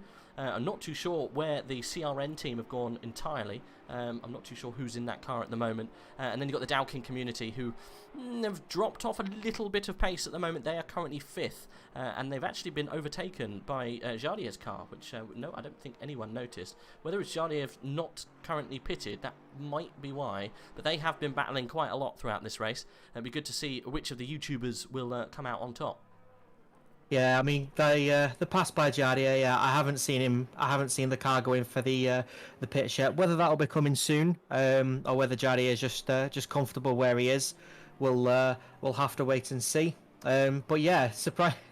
3 Porsches in the top 3. Not always the easiest of cars to handle, the Porsche, especially as you start to burn off fuel away from your stint.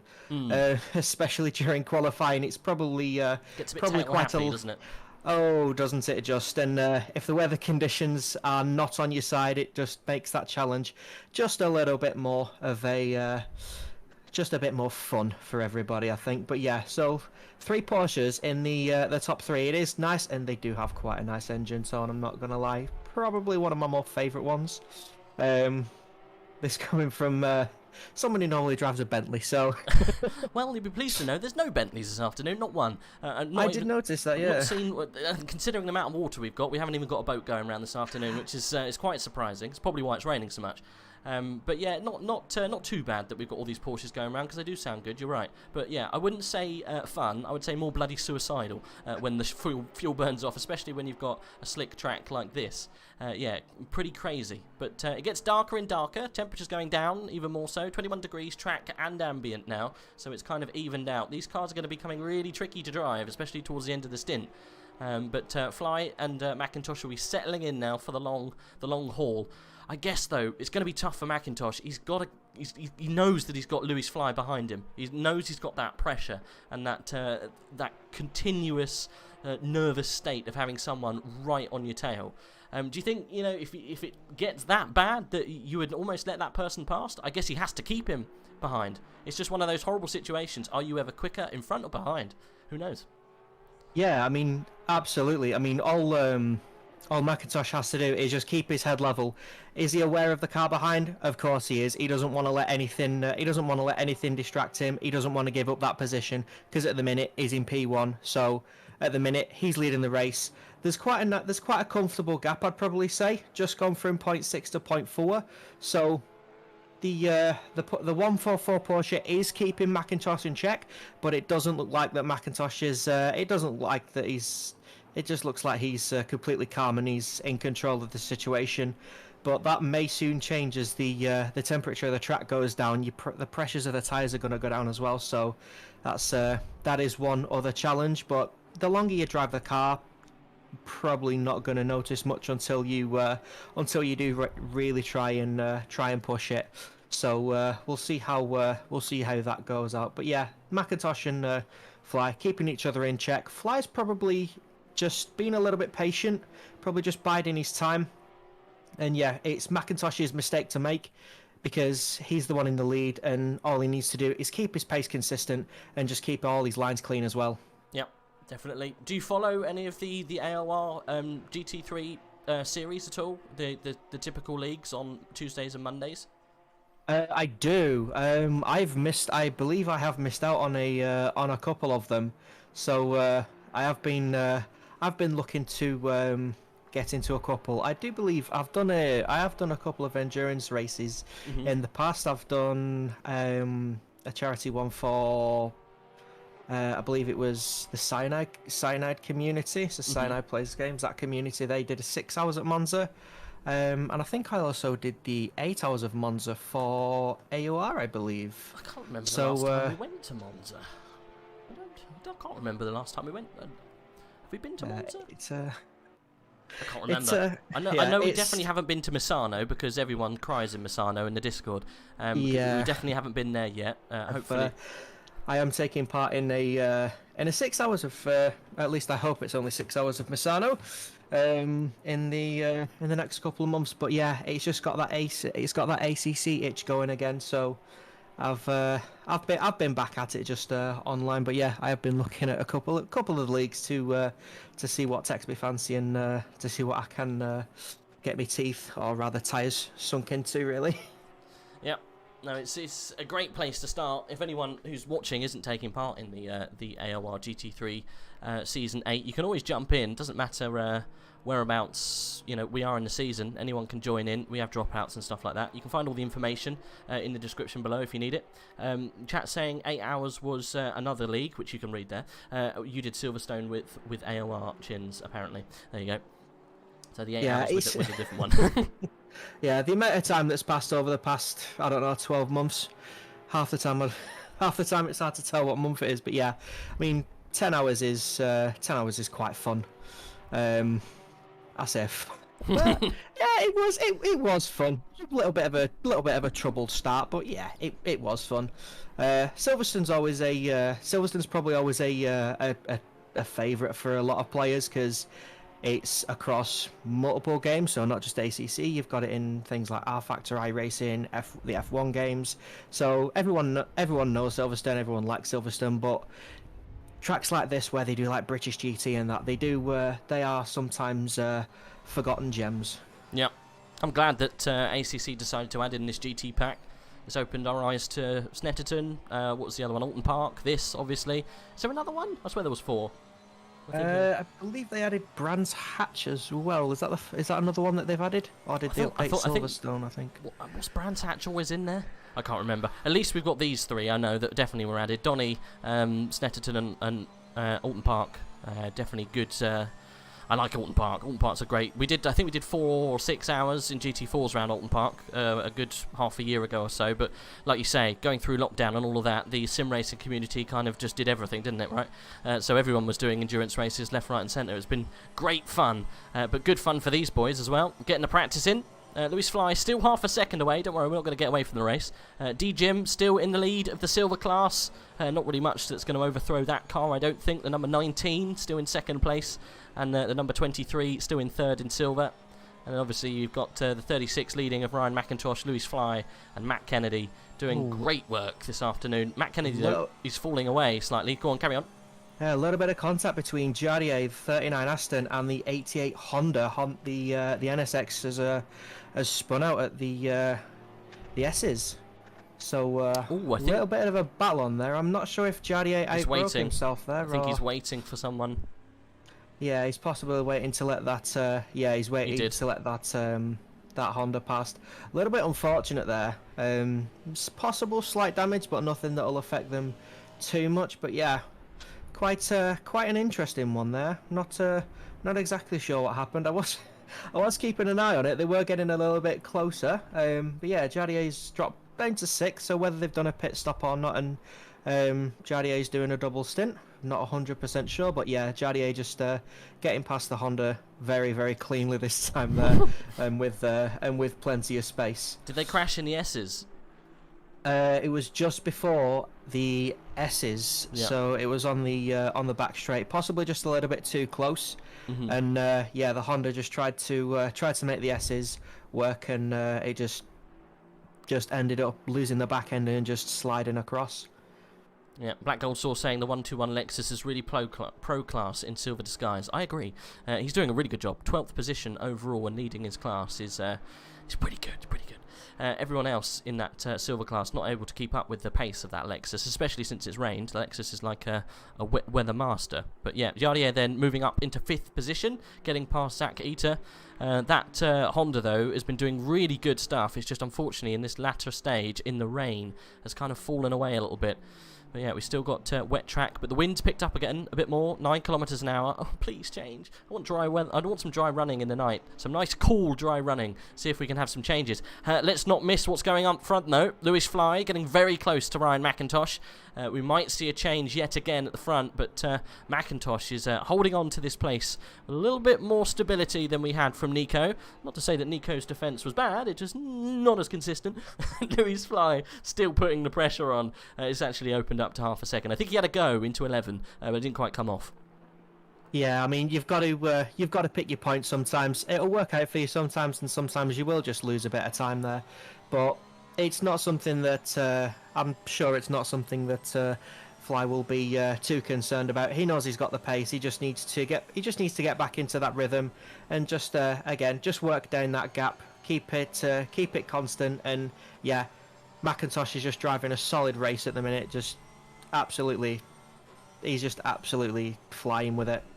Were you in the server when McIntosh came out of the pits and defended from Fly? Did you see that happen? I did. It was very well done, and a lot of respect between the two drivers, to be honest. So you know the kind of level that these guys are racing at. They know the spacing. They know how much respect to give each other. So it's that's what makes it such a good battle for the lead. Yeah, a battle for the lead involving two Tier 1 drivers is always good fun to watch. Especially as they're as competitive as they are. Same car, pretty much. The wet conditions, I think, is evening out a little bit of pace here as well, which is keeping them quite honest. But yeah, McIntosh doing a great job keeping back Fly. Fly seems to have kind of got his nervousness under control, because he was a little bit wayward in his first 30 minutes of his stint, coming off the track a couple of times behind Nico, and letting Nico pass because of an incident. So yeah, he seems to have just knuckled down, got the pace underneath him, and he's just waiting for that opportunity. I think he knows that he's got 2 hours. Maybe he's had some words from teammates saying, look, keep it under control, the race will come to you at the end. But God, can you imagine if this goes down the next couple of hours, these cars still fighting? I mean, they've been within half a second for the best part of 20 laps now. Yeah, I mean, the important thing is that if he's got guys on the radio, they just need to make sure that he's got his head in the right place. As soon as an issue's done, he's just focused back to where he needs to be and just getting back on that pace and making sure that he just takes it clean. But yeah, so I reckon these two will be fighting right down to the wire. To be honest, if they keep racing at this pace and this close, then we are definitely in for a fun evening. So it seems you got lots of friends in the chat. Well, do you have a racing community that you normally take part in? Do you have a Twitch or anything like that, or a YouTube channel that you work on? I do. Well, I would say I do have a Twitch that I work on. I have been. It's been up and down, so I've been a little bit more absent from it. Oh, contact between the two Porsches. Little bit wide from the 36 and McIntosh, I thought, into there, and the 144 just trying to take the inside line. That'll probably aid the 144 of Fly, if anything, just to get him a little bit closer, and getting a little bit more slipstream from the Porsche of McIntosh. But McIntosh does have that back marker as well, yeah, to try and cover that off. Ooh, probably not what McIntosh would have wanted, that back marker just going on the racing line. He's fully entitled to, but probably not ideal for where McIntosh currently wants him at the moment. No, it looked, I think, Lewis, no, sorry, oh, it was a spinner from one of the back markers. I think we're okay though. It looked like McIntosh just got a little bit uncertain what the car in front was doing, and that's, I think, what caused him to go a little bit deeper, or just a little bit more reserved into that final corner as Fly gets up the outside at that point of the course. Not going to really work. I think McIntosh has been hindered there by the back marker, which they've just got past. The Desperate Measures team, I think, was holding them up, but never mind, doesn't matter. McIntosh is past. Lewis Fly wasn't able to put the move on there. Is it raining any less, or is it still raining quite a bit? I think it is. No changes just yet. I want changes. They're not coming just yet. Yeah, I mean, both of those Porsches doing well to make sure they got past that back marker cleanly. Back marker keeping out of the way at the cleanest opportunity, and none of them really gained anything. But more importantly, nobody lost anything. So we definitely still have that race. It does seem the 144 does have an edge over McIntosh in the final part of the lap. He does always seem to catch him in the latter part of the lap. A little bit scruff on the exit there onto the pit straight. So it's now McIntosh's time to try and maybe build a gap and just try and possibly catch a back marker and get that in between the two cars, just to try and put a bit of distance between the two. But yeah, Fly just making sure that he just needs to keep within, ideally probably I'd say around 1 second, because if you're in within a second, then you've got a chance for any opportunities that open up. Because yeah, the Porsche of Fly definitely taking a couple of different lines that are really working out pace wise, and yeah, catching the 36 again, down from 0.7 seconds. Yeah, it's kind of stayed in that window for a little while. Karimba Bimba doing what they need to do to keep the car in front, by the looks of things. But they will have to change drivers at some point. Nico will be going back in the car. There's only 2 drivers in this leading team, the 36. Whereas the 144, they've got 3 to pull from. Lewis Fly, Luca Weidelich, and Nico Solman, all Tier 1 drivers and really quick boys. So yeah, they've got good quality to pick from. Obviously, Nico is still up there, Tier 2 driver. I would say he's probably Tier 2.5, but still doing very well to fight off Fly in his stint just gone. And then Matt Kennedy still in 3rd place. 23 seconds, it stayed around that kind of part. I think they're struggling with the weather. They can't make any inroads on each other at this stage unless they've got a whole load of tyre. But yeah, very, very interesting stuff. Just a word of warning in the chat, please don't give any spoilers to the qualifying in the Formula 1. I know you just said, oh my god, F3 big crashes. Please don't tell me what happened. I haven't seen it yet. I've got to wait until after this. I've got many hours until I can watch Formula 1. So please don't tell me the qualifying result. Otherwise, if you do, I'll kick Black Goldsaw and you can never talk to him again. Yeah, I mean, that's the thing. Just avoiding social media for spoiler results of qualifying. If you're doing something else, commentating, you're out with a fan, something like that. It's an absolute minefield to try and avoid the all important spoilers of that. But yeah, similar weather in there's been similar weather to Donington Don't you say? I will not say anything. It's just throughout the practice sessions over the course of the weekend, it hasn't been as the teams have probably won it, mind you. Probably the weather isn't as much as the guys currently racing would want it. I agree. I want that rain to just start going away so we can get a little bit more of a try and clear a bit more of that water, try and get a bit more of a dry line. Fizzy just saying, Rage, I heard that Ranganathan subbed for Lewis and got pole. Can you imagine? Oh, whatever happened to Ranganathan? Did he actually... Oh, he did test an Alpha F1 car a couple of weeks back. Did he?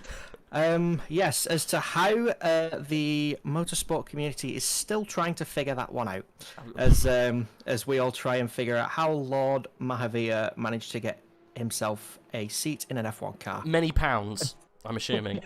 Many pounds. Possibly. Yeah. That is always something of the currency in Formula 1. You have to have talent, but you also do need a little bit of a wallet as well. Do you remember when he parked it on an escape road round Baku and then couldn't get the car turned around? Oh, God. Had to have a marshal spin it round for him. I was like, okay. Yeah. I mean, the problem is, though, he's not completely talentless to get to that position. Like, he can race a car, just obviously not very well. So, yeah. I mean, yeah, you say race. He can safely drive the car. There's no doubt about that. Whether he can race one, that would probably still be up for debate, considering his, let's say his current motorsport career to date, shall we say? Shall we? I'm that intrigued. I want to find out his current performance or his previous performance in racing. I'm going to go onto his Wikipedia page here. Right, so what have we got? Has he actually ever won a race? Let's see. So complete Italian Formula. He was so good, he went straight to Italy. I heard that's the birthplace of all Formula F4 championships. He came 12th. Did he ever win anything? No, don't think so. What else did we do here? 39th in Formula 3. Did he ever get any? No, did not start. 27th, 24th. Don't think. Oh, he got a 6th once. Yeah. Oh, top 10. Yeah, he got a 6th once.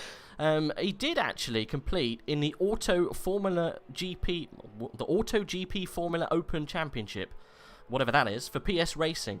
He did actually score 2nd place. I think he may have. No, did he win? No, 2nd, 3rd. He got a 3rd. He retired. He came. 2nd was the best result I think he got, which was reasonably good. So maybe we're giving him a bit of slack here when he doesn't necessarily need it. But I'm still he's a bit of a meme, isn't he? Yeah, I mean that's the thing. Like, anytime anything comes up about Mahave Raghunathan, the internet just goes absolutely ballistic. It's like Lord Mahave has returned. Oh my God, he competed in Bosch GP. Yes. And he won. He won the 2017 Bosch GP Championship. Yes. Wow. There is something where he did compete in a championship, and I do believe he either won a couple of races or the championship. That was against drivers of, let's say, a more mature Senior age, shall we say. Yes. Yeah, so again, he paid many pounds for that championship. He had little to no competition, and he won! Yay! So he has got a championship under his belt, but one that anyone can have, if you've got enough money. Have you watched Bosch GP before? I have. I think I've only seen the clips of Lord Raghunathan, if I'm perfectly honest. It is quite funny. Like, sometimes you see, they're all old F1 cars, some GP2 cars as well, and 9 times out of 10, they spin it into the first corner, or something crazy happens and 3 cars just go off. It is quite random. It's very, very weird. And then when they get out at the end, it's like 56-year-old Gary with a heating business comes first. Gets out of his car, and you're like, oh, he's got grey hair, and he's racing around in a single-seater championship. Sign me up! I want to race around Bosch GP. Sounds like fun. Yeah, I mean, I think you could probably put up a poll in any motorsport community, forum, subreddit, whatever, and just say, which one have you heard of? Mahave Raghunathan or Kimi Räikkönen? Because I do believe that's the other default motorsport meme at this point. Oh, funny. With either your bois or just the gloves and the steering wheel is ideally what you need. Oh, screaming for his steering wheel around Baku, bless him. Bosch GP, call to watch, not to follow. Yes, exactly. That's more like it. Back to the race then. Anyway, McIntosh still in the lead. Hello, by the way. Welcome, buddy. Lewis Fly following by less than a second. He's pretty much just sniffing the rear of McIntosh for the past half an hour. Kennedy is in 3rd place.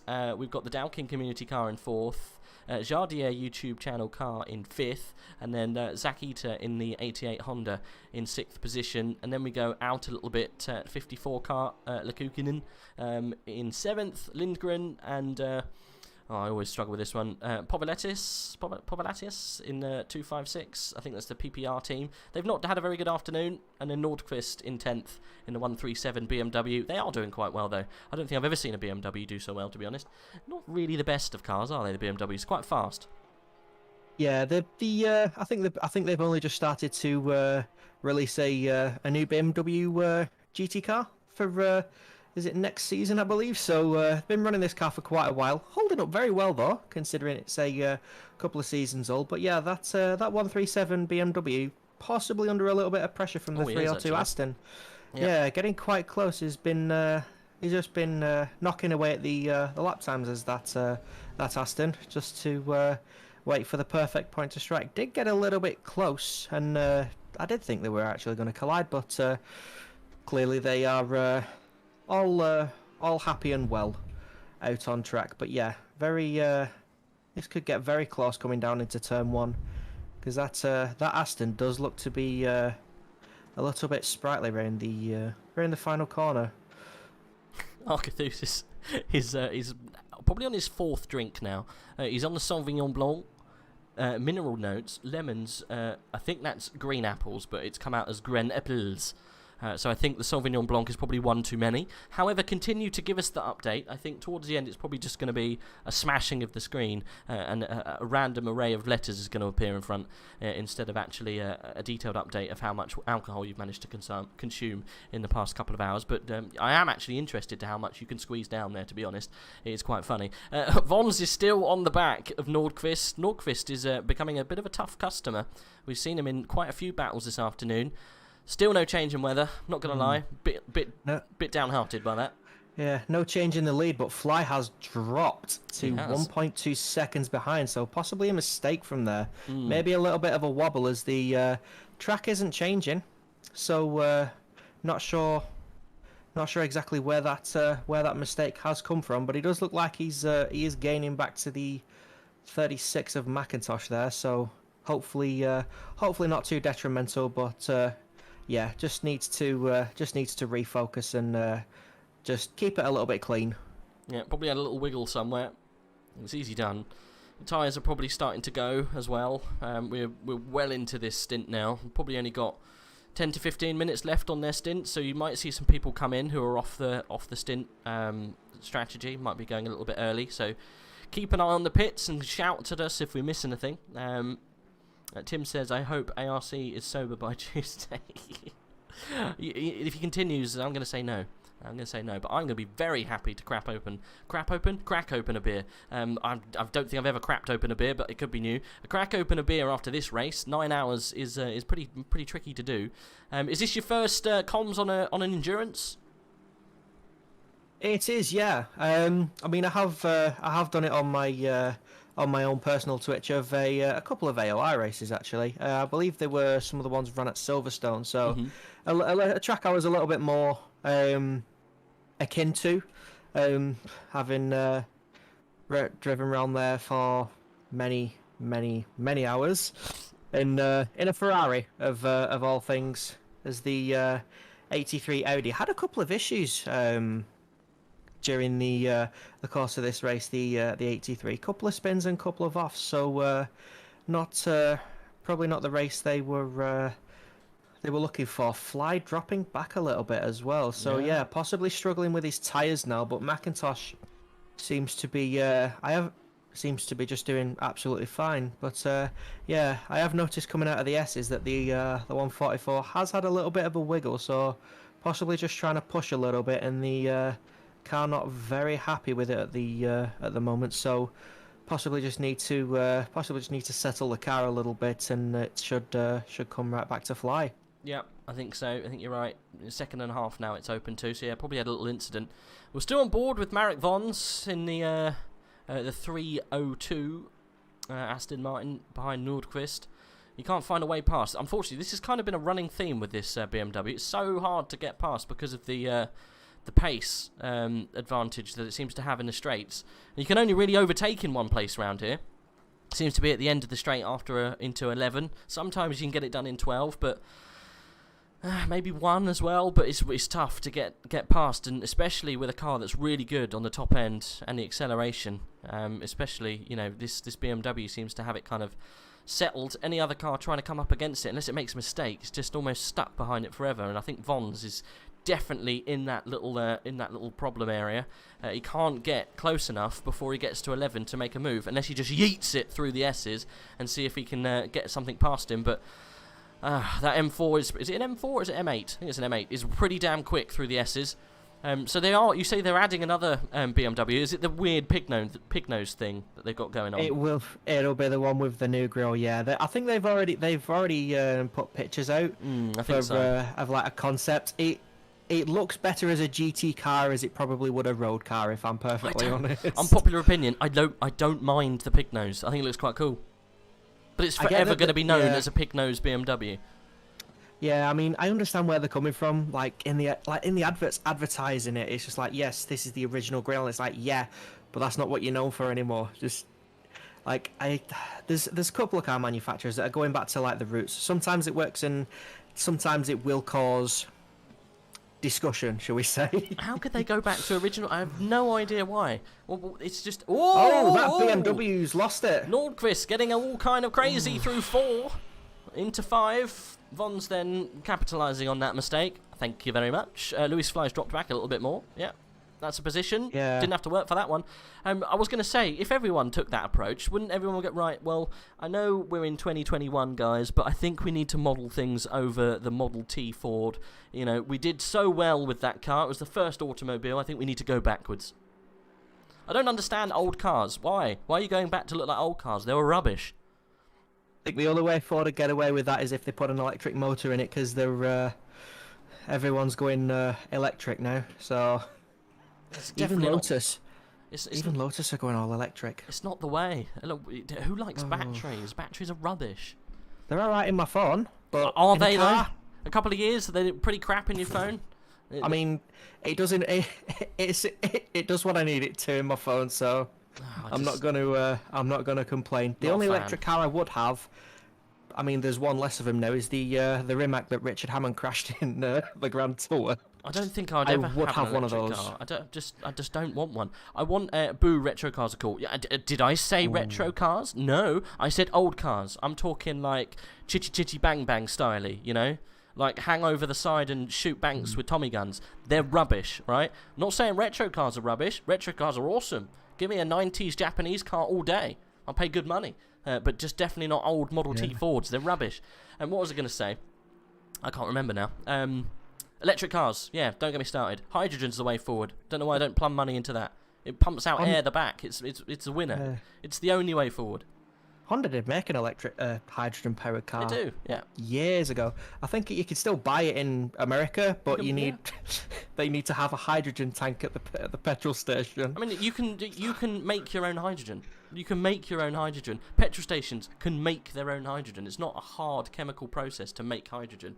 So you could literally pull up to a petrol station that's producing its own hydrogen, and it costs nothing, and it pumps out water out the back. There's no byproducts. And people are like, oh, but you've got hydrogen in the back of your car. Yeah, but you've got petrol in the back of your car, you nutter. You know, you've got a flammable liquid that sparks just on the vapours, and you're worried about having hydrogen in the back of your car. It makes no sense.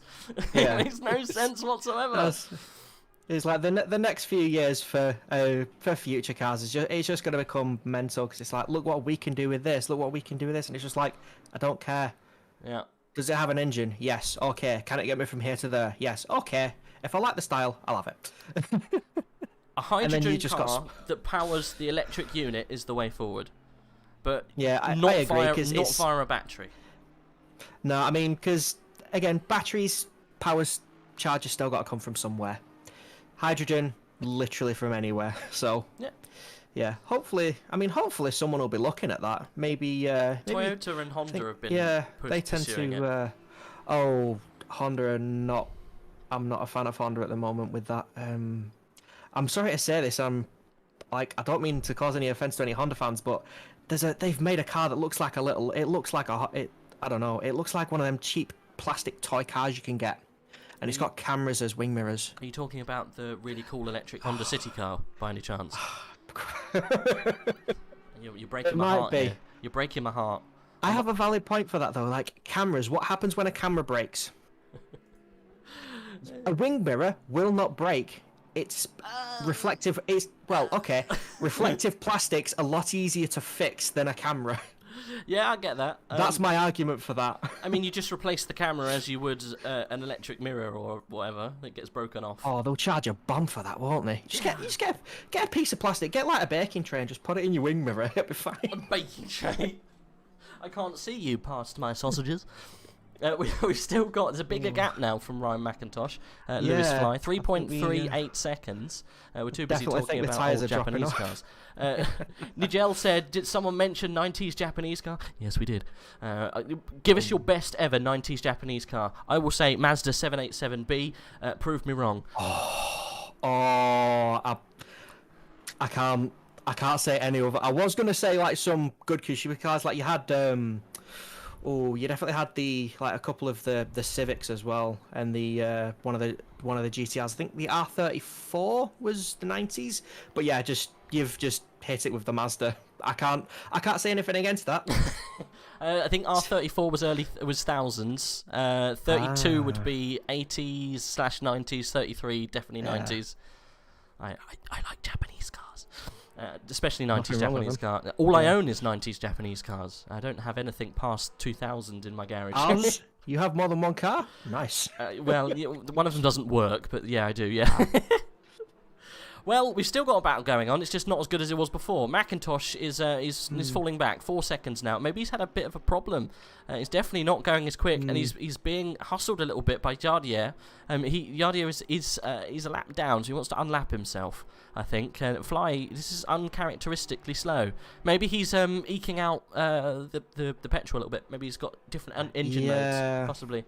Nissan R3090. Well, that is also a unicorn car. You can't buy those for love nor money. You know, there's only like 2 in the world. I tell you what, I am a 90s car fan. So you tell me a Nissan R390, I know exactly what that is. So I'll put it up on stream.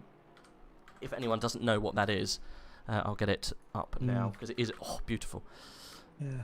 Just spotting the gap between Nordquist and Vonza's come back down now from that mistake earlier in the race, so he's definitely catching back up to the Aston, but still probably a little bit way to go before he's worth overtaking. He may just sit behind until the Aston swaps drivers, which I'd imagine we're pretty close to doing now. Probably switching for either another set of tyres if they've only got 2 drivers, or possibly changing drivers again. Which I'd imagine we're not too far away from the stint timers at the moment. It's got to be coming up, yeah. It's really got to be coming up. They're going to have to be... Oh, Louis Fly on the grass! Getting hustled again by Jardier. It wasn't a touch, but yeah, definitely on the grass, not on the black stuff. It's getting trickier out there, I think, with the changing light conditions out there. He's going to fall back even further now because of that little incident. But yeah, not doing too good in traffic at the moment. Yeah. I'm just I'm looking on board at flying the Porsche. You know, that back end is starting to slide a little bit more than Fly had probably want. So not only has he got to deal with that, he has to deal with Jardier. You know, just trying to give him, you know, just a bit of encouragement, shall we say? Come on, you can go. Come on. Hurry up, please. Hurry up. Yeah, you're in the top 2. You can go faster than it. I know you can go faster than this. But yeah, the track's not really changing. I don't think the rain's got any lighter. But I mean, how could you tell? If you're riding on board, then you've got absolutely no chance because you've always got the spray of another car. Which I've seen a lot of drivers just pulling across to the left, especially down the pit straight, just trying to get out of the spray a little bit. I mean, I don't like it as much on the motorway, let alone in a race car doing, I don't know, 100 odd kilometers an hour. I'm being told off for Discord noises. I have to have it open, unfortunately, just to keep an eye on people coming into ready for interview and stuff like that. So I'll try to mute them. If people PM me, there's nothing I can do. But I've tried to mute them as much as I can. So I'm sorry we won't have any more Discord noises if we can. But I've turned them off. Nigel says, I think that's his name, 90s Japanese cars and them not working, no surprise there. I mean, they do work. It's just I've made it so that it doesn't work. I think that's probably more fitting. But yeah. If that Nigel is spelled Neidjel, that is Nigel from Car 69. Okay, well. The 69 Porsche, who's currently being driven by Juan Diaz. Yep, so he's just off the class podium. Very close. Yeah, I have been keeping an eye on them because Nigel is. I've raced with Nigel before actually. I think I did the Silverstone with Nigel in the Ferrari. So I do keep an eye, make sure he doesn't make any mistakes. Otherwise, I will obviously very kindly point them out to him. In as much as everybody would as a backseat race driver, which every race is always prone to. Oh, Kennedy going up the inside of a Ferrari there, nice and cleanly. Just getting past the back marker. So nice clear air to try and get to Fly. Who, yeah, Fly is not having a fun time at the moment. I wouldn't say. It's 5.2 seconds. So definitely starting to struggle now. Right, there you go. I've activated the streamer mode, so you shouldn't get pings and dingles and stuff like that. So again, very sorry. We've changed that over. Yeah, Lewis Fly, 5.2 seconds. It's becoming a bit of an issue, isn't it? I hope he's not losing pace because of an issue with that car. It could be. I haven't seen him hit any walls or anything like that. It might be that he's just managing the race at this point. Yeah, I hope you're right in terms of trying to preserve a bit of fuel. One thing you can do is just underfuel your car a little bit, because you never know. You can do it in quite a few other games. Less so in this, because I don't believe there's a safety or pace car, so it does become a little bit more of a problem. But yeah, normally you can get away with turning the engine down a little bit, just save on a little bit of fuel. Can also help with just keeping the back end in order, depending on what car you're driving, because some will obviously be better than others, especially the front engined cars, which there are a couple in the race today. There's the Astons, yep, which are handling themselves nicely. The Lexus and the Mercedes as well, which I think the Mercedes is just enjoying himself today. Yeah, whereabouts in Mercedes? Yeah, 420. They're in P13. They were much further up, but they've just gone backwards, unfortunately. Oh, that's yeah. Started P10, so gone down a couple of places. Oh, Lewis flies off. Got a snap of oversteer through 4 and 5. Sorry to interrupt you there. Oh, and he spun it trying to get the car back on. Oh, the last thing you want is to try and get back on in wet grass as well. Yeah, this is race ending here if he's not careful. Joining the track. Is he okay? He's joined the track all right. Yeah. But that was all absolutely good. Blasted by the 88 Honda, but that brings Kennedy in the 447 Porsche back into it for P2. I don't think McIntosh is too interested in terms of what's going on behind him. He just needs to focus on what's going in front. But yeah, Fly definitely struggling quite a lot. So I bet he's. I wonder if he's hoping that his stint will be coming to an end soon, because he's kept his pace really well with McIntosh, but the last couple of laps after that mistake that let him 1.5 seconds back, he has started to struggle a little bit more. So yeah, and that gap's come down from 23 seconds to 8.3 between Kennedy and Fly now. So yeah, that spin definitely did not help him at all.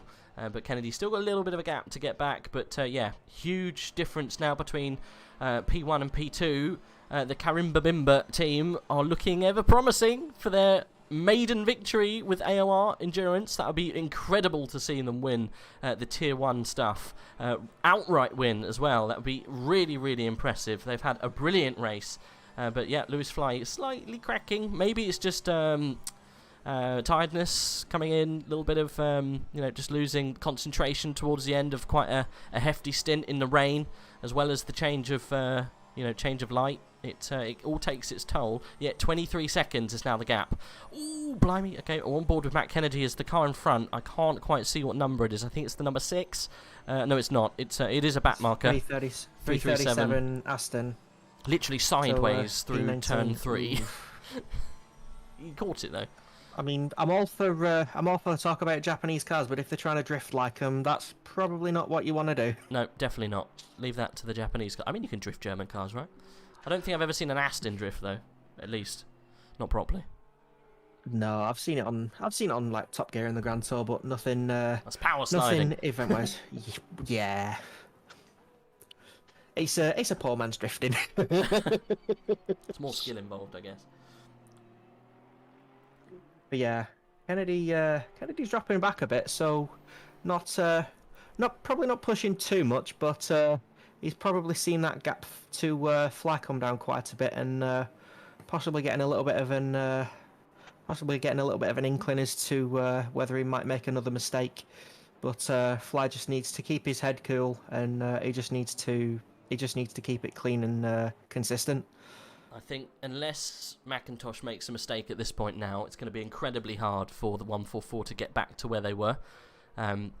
Such as the pace difference between 36 and 144, it's so small, it's going to be incredibly hard, even over 2 hours, for them to get back into that same kind of area that they were before. I guess it's come down slightly, 25 seconds. I thought it was a bit more, but yeah, McIntosh then got a little glimmer of hope been delivered to him. I'm sure he'll be aware of that now. He can just relax. And a relaxed driver is definitely better in these conditions than someone who's got someone hurrying him from behind. So yeah, Fly with all the work to do. McIntosh with everything to lose at this point. P9 is getting very close to P8. So let's maybe jump on board with P9. We have seen Mantis Povolitis get very close to other drivers. And also this one. We've seen this race already happen with Lindgren. I don't think it was the same driver, but at least it was the same car. So PPR Esports going on the, I think it's the Sim Brothers team. Is it Sim Brothers 2? Yes, it is. So stay with Mantis. Is it Povolitis? Mantis Povolitis. What a name. Is he Greek? Yeah, absolutely. I could not tell you where they're from, but yeah. Again, another fight with the Porsche. Who seem to be doing well with battles with the Porsches so far this evening. We've had the battle of McIntosh and Fly, but McIntosh is just cruising out front at the moment. And then now we've got Fly and Kennedy again, 2 more Porsches. So it seems to be that the Porsches are having most of the fun at the moment. But as the weather dries up, hopefully dries up, I shall say. Hopefully we'll get a little bit more action from some more manufacturers and drivers as well. Yep. I think these guys are stretching out these stints now. There definitely has to be a stint coming up soon, because we're coming into that window now where people come in and change bits and pieces, because we still haven't had one. Chat Vulcan saying Rai Chan and Nico Chan do be schmoovin'. Definitely. They've had some help. But yes, seeing the Karimba Bimba guys up at the top does make me very happy. Yeah, they are definitely in a very good position this afternoon. We've been very, very happy to see them get up to that position. Unfortunately, it's to the detriment of FTW. But yeah, I think FTW have had their fair share of medals and podiums and bits and pieces. It's always good to let one of the guys who is always struggling in the mid to top mid pack to finally get some glory. As McIntosh is in the prime position to get some good old finish today, which is good to see. I'm happy. Yeah, sets that Porsche up nicely for the next round of pit stops as well. Just has that nice gap, because even if they come out the pits behind that 144 Porsche, they do know that will have to pit. So again, if they have the pace, they'll be on fresher tyres. So at the minute, it's just getting better and better for that 36 Porsche. Gap coming down slightly from Fly to McIntosh, but nothing that'll impact the top 3, I'd say, so far. Well, Kennedy has got it down to 6 seconds. It was 8 earlier. Yeah, I have seen the 144 Porsche have a couple of issues with that NSX as well, just getting hounded a little bit earlier on in the lap. So possibly just a couple more little wiggles from Louise Fly, just as the stint just carries on. Hopefully for Louise gets towards its current end, so that he can take a break and get someone with a fresh focus and fresh mindset into the car, and just try and get a little bit more out of it onto that 36. So hopefully, as the night goes on, we can try and get them to a little bit closer again for a little bit more fun. I think they'll put Nico Solman back in that car. He seemed to be doing very well in the 144. Obviously, Ryan McIntosh will be making way for Nico towards the end. I don't know. He might stay in there and do another 2 hours. Who knows? He can do. They might not want to risk Nico's connection at this stage, and Ryan actually might stay in for the last 3. We'll see. Not too sure what's going on. Everyone's getting past the Iranian team back marker at the moment. We're still with Povolitis at the moment, the 256, to see if he can get up to Lindgren. It's getting close. Has not quite got the pace on him just yet. I think he's waiting for a mistake, really. But yeah, still rain pounding down at Donington. We still haven't had any let up with almost 2 hours to go. I am going to just going to have a little comfort break, if you don't mind. Been at it for a good few hours now, so I'm just going to grab a drink. Is there anyone you want me to stick the camera with? Should we just stay where we are? Yeah, just stay with the 256 of Povolitis and Lindgren, because it seems to be going pretty all right for both of them at the moment. Just keeping everything solid, everything consistent, and more importantly, everything clean. Yep. Which ideally is especially what you need in again these conditions, which both of us and I think the drivers and spectators, people watching, are hoping it does get a little bit drier, because transition period can be quite fun. But yeah, so just keeping that gap quite nicely at 0.4. So we'll see how they get on. And again, I'd probably say the pressure is more on. Oh, I got a spin! Oh, was that Green. contact, or did he drop? He did dropped he just it. lose that? Yeah, no, he just dropped it.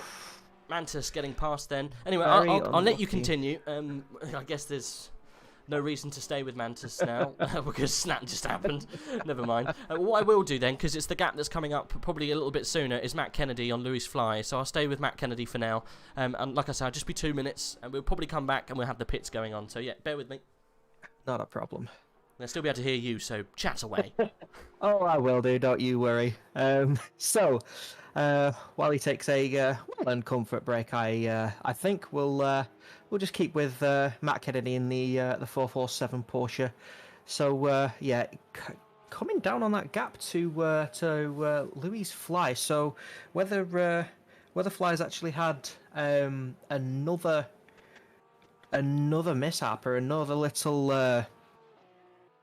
Just a bit of a wiggle in terms of his performance there, not 100%. That or Kennedy could be really liking how his car feels at the moment, because I mean, with every car, the more fuel you burn, the obviously the lighter and the faster it gets. So hopefully we can have something quite fun for you as well. So just keep an eye on the chat myself, just so I can see any possible comments that did come through. But yeah, so that gap is coming down quite nicely for Kennedy, just eking it out little by little, which ideally is what you need. You just need to slowly and surely just get back there. And again, all the pressure is obviously on the car in front to just to make sure that they don't make a mistake, which I mean, that 447 is closing a couple of back markers in between, which shouldn't be much of a problem. If anything, it'll probably just help Kennedy just get a little bit more top speed out of the car down the straights. So as Louis Fly now comes into turn 1 and out, there goes Matt Kennedy as well. So yeah, hopefully we'll see the back marker Porsche just kindly let the leading, the P3 Porsche through. And it's the Porsche 22 of Stevens. So hopefully they can nice and clean, nice bit of space through there as well. So both cars keeping it on the nice, I would say grippy tarmac, but it's not that grippy at the moment. It still looks fairly wet out there in the rain. It looks a little bit lighter, but that's probably not going to affect the track too much. At least for the moment. Ideally we need it to be very light rain, which ideally and hopefully we'll get in the next half an hour as the displays keep telling us. So yeah, around it keeps saying it'll reduce for around 30 minutes. So hopefully it will dry up quite a bit sooner. You can see the I would call it a dry line, but rather just the racing line where the majority of the water has been extinguished from the full wet tyres, which are probably not too happy at the moment, especially since the start of each driver's stint. A couple of drivers that have been into the pits, they'll have the chance to just adjust the pressures and make sure that the tyres are nice and happy. Because if you put them in the right window, then you are going to get the drop at some point. As the again coming up to another back marker, nice and clean. A lot of respect, and just get in there. And that Porsche has gone off. Kennedy losing it on the outside, going very, very wide into the grass. So pushing a lot there was the 447 Porsche, and they have lost it. Was that through? That was through the Craner curves and the old hairpin. So quite unfortunate. A little bit lucky for Luis Fly, because now his gap to P3 has increased itself, but obviously the gap to P1 is it's no smaller, unfortunately, for the 144. So yeah, Ryan McIntosh in the Karimba, that's a tongue twister and a half. Karimba Bimba Porsche, just doing what he needs to, and just controlling instinct, controlling the race. As a yellow flag coming up to McLean's there, the 19, way off on the track and coming on probably not ideally. Little bit of a mishap, but yeah. So we're still with Kennedy now. Just got some more back markers to negotiate, just to try and get back that gap. Now down to 12 seconds as Luis Fly, 144 Porsche, is coming into the pits as the 23 Ferrari has a stop-go 30-second penalty for speeding in the pit lane. One of the probably not one of the harshest penalties that you can receive in all of endurance racing. The Ferrari crew are probably not going to be too happy about that, as Luis Fly, the 144 Porsche, coming out of the pits and putting the 447 Porsche of Kennedy up into P2. So fresh set of tyres and hopefully a fresh set. The race leader, Brian McIntosh, in the 36 Porsche, is also coming into the pit. So Luis Fly nearly a lap down. Not really what they would like. So as they come in for their stop, as the 144 now updates, so they've changed. So they have changed to Luka Wadelic in the car. So fresh set of tyres, fresh mindset, so they can hammer away at that lead as they now come up to a couple of back markers. But yeah, so McIntosh now in the pits. So Kennedy has a lot of time. So it does seem that Kennedy will take up P1 at least for the moment, as that pit stop for the Porsche is now complete, just as the 447 goes through turn 1. So I think he's Richard's going to be quite annoyed when he gets back, because he's missed a couple of pit stops, as the 23 Porsche also does a driver change there. So just waiting to see if the 36 has a driver change, and they do. So who is back in there? It's Nico Uhl back in the 36 Porsche. The 447, currently P1, still has to pit, but has a 7.8 second lead, and the 144 crew will be happy to know that they are they have a fresh driver and a fresh set of tyres with the hopefully the pressures are dialed in, and a fresh set of fuel, so that that Porsche will be very, very nicely balanced at the moment. So hopefully we'll see those two get closer in the coming hours. As did literally go to the pits as I left. So you did miss a bit. So the 144 came into the pits. Yep.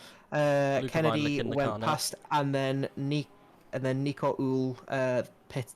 The 36 car pitted as well. So yep. 144 and 36 have both done a driver change. So hopefully that'll spice things up. But yeah, 447 still to make a pit. Yeah, he'll probably be coming in next time. Did an extra lap. But yeah, no, that's fine. Nico Uhl then back in the car for the 36. As 256 Porsche comes into a pit as well. So it looks like we are on. You came back just at the right time there, just to catch all the pit stops. Although you did miss the one for the lead at the moment. It's all right. Kennedy's only there in spirit, as opposed to actually being in the lead at the moment. Nico technically is leading, isn't he? Still. Yeah. Oh, Nico's just spun and. That was close. Took out one of the braking markers and nearly had a crash. That was. Get back on the road there, Nico-chan. You've got a little bit of a bump stop. Don't you worry. what car nearly went by? That must have.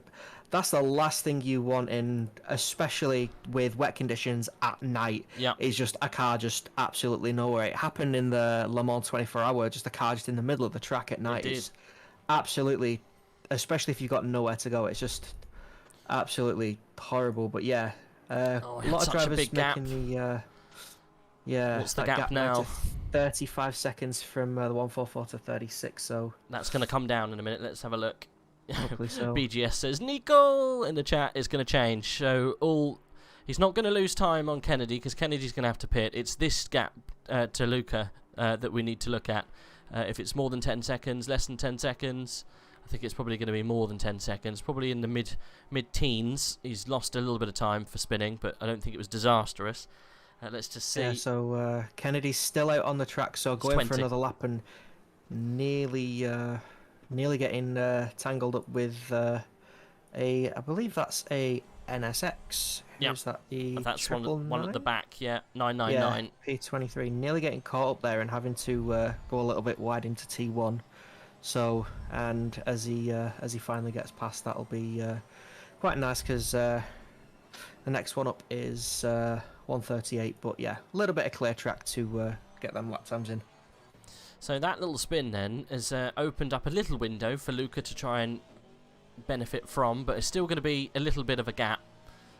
It looked like it was about 20 seconds. Interestingly enough, Jardier is only 4 seconds behind Luca Vidalik. I'm not sure if he's come in and pitted yet. Did you notice the 39? Jardier has not pitted yet, Okay, no. so Jardier still needs to pit. What about the Darren King car? Because Darren King's in the car now, so I think that one definitely has pitted, no? That has pitted and a driver change, yeah. Yeah. So Darren's back in And, the car, going wide. Yeah, know doing he's a alright. lot of pits and driver changes now. So it's all happening at the moment. Everyone's just jumping in. The 23 Ferrari was a bit unfortunate. They got a stop go for speeding in the pit lane. Easy done, especially in these conditions. It can happen if you just don't stop the car in time. That's what that's what happened to the 144, just going a little bit too fast.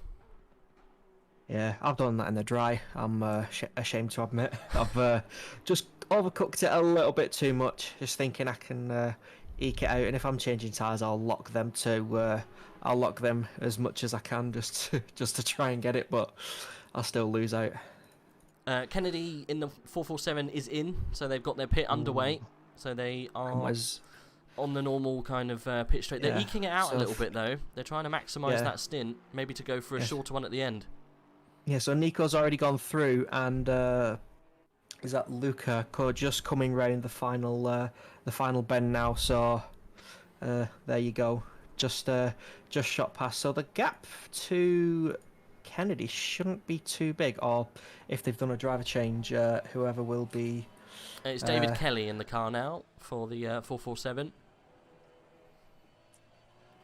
Yeah, Matt Kennedy is out now. David Kelly's in.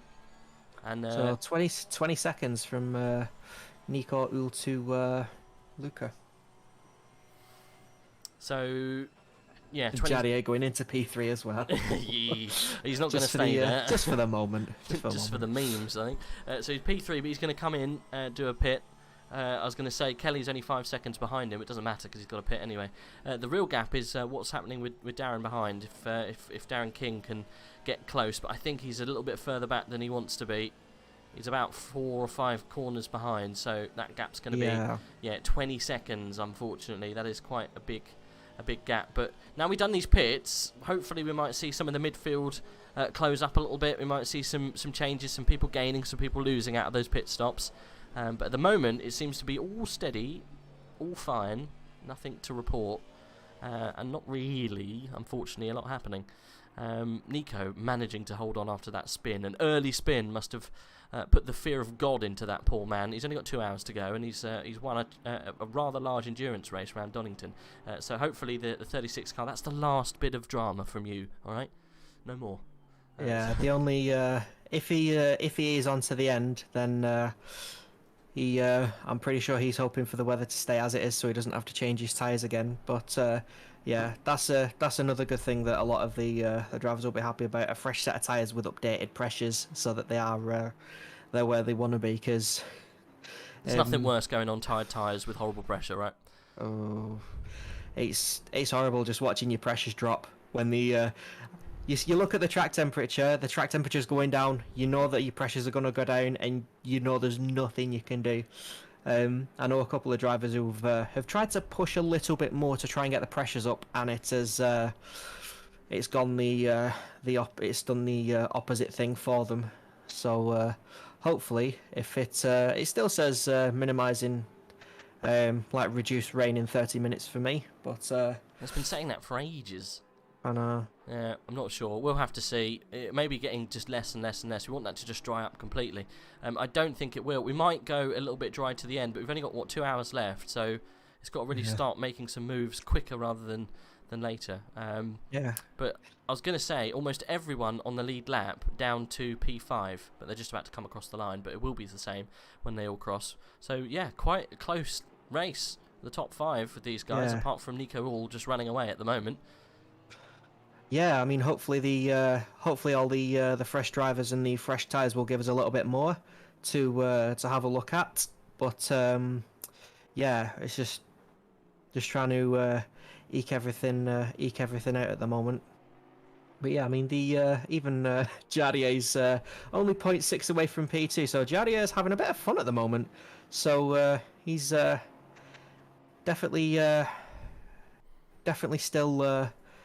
still having fun and enjoying himself while chasing down that Porsche. Lurking, isn't he? Look. What would you do in this situation if you were Luca? You just let him past.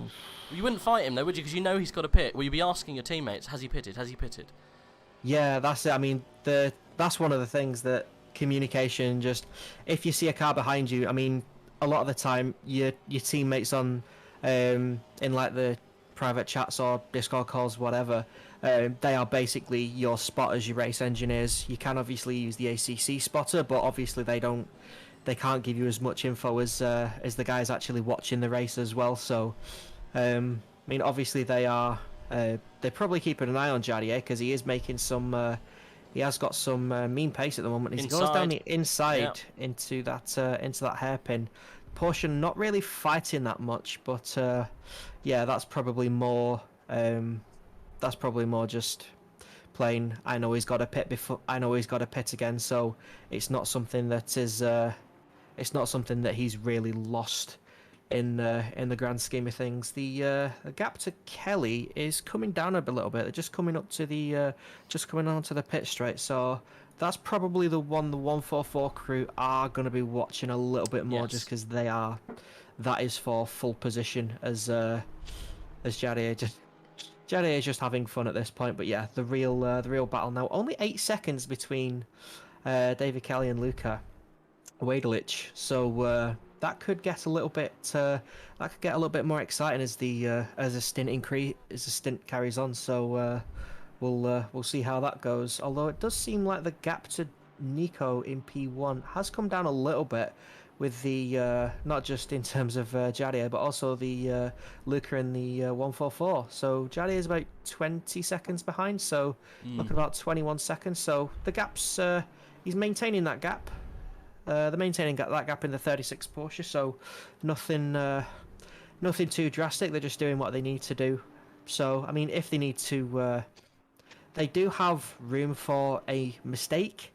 But that's obviously a worst case scenario. But yeah, Luca just dropped him back a little bit. No mistakes from Nico. Absolutely no mistakes.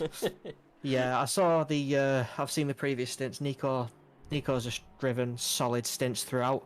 So yeah, that back marker not helping the Porsche there, just cutting the gap a little bit. So that Porsche of David Kelly's looking ever more tasty for a battle in the next hour or so. Yeah, 8 seconds, 8.3 seconds is the gap between Kelly and Vidalik. We'll keep an eye. It was 8 seconds before. I don't think it really got much bigger or smaller, but yeah, it'll be amazing if they do catch up. That 447 team have had a bit of a really, the whole race should just be called catch up, because they had an awful start. They got penalised for a hit in the pits. and then obviously after the hit in the pits, they were penalised just generally for the touch, and then obviously you had an extra 5 seconds to make on top of a stop that they didn't need, and that put them well out of the race at the beginning. And they've been since then been trying to claw their way back up into the top 3, and they're almost there. It's almost there. Like 8 hours later, they've almost got back where they needed to be, and they've had to get past a lot of cars to get there. So it's been a hard-fought battle, but yeah. We'll keep an eye on that, so it's like you say, 8 seconds. If it gets below 8 seconds, we know that they're doing the right way, eh? But it is coming down. It got 3/10 out of Luca that time, but I know Luca's been battling with that NSX to try and get past, who is a lap down from him. Let's just jump down the list to see what's going on towards the back. I know obviously we can't always concentrate on the top. See if there's anything interesting going on at the end, the back end of the pack. I think the gaps are quite wide when you go down. I think the bottom runner is Ibrahim in that Iranian Porsche team. And then, yeah, I think everyone is kind of off laps with each other because of incidents, disconnects, that kind of thing. Arts is close to Olsen, but 5 seconds. Aiden 6 seconds away from Streeb. Streeb 7 seconds away from Adam. And then, yeah, that's pretty much how it's kind of going out from 15 back. It's not really a lot going on after the pit, so it seems to always do this. You have a little kind of a lull in proceedings until stuff starts to heat up, because people got their stints and stuff sorted out, and some people did well out of pits and some people not so much. So yeah, not a lot happening at the moment, but I think we will probably heat up towards the end, as we're less than 2 hours remaining now. Yeah, going for especially some drivers especially some teams that have only got 2 drivers going through the stint, so you can be driving 2-3 hours on one stint. So especially the pits, it's definitely going to it can shake things up a little bit, but it can also do what we've got here, is just create.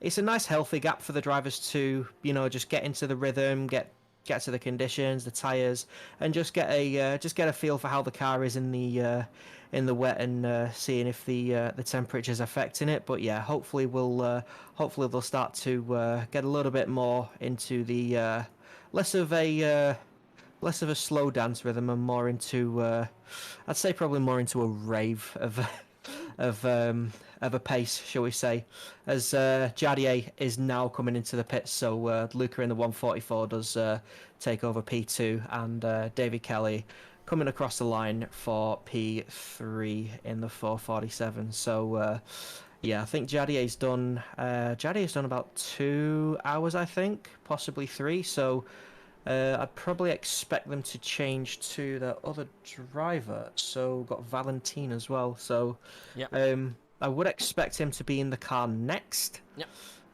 So they may have a little bit of work to do, because they were fighting for P5, I believe, P5, P6.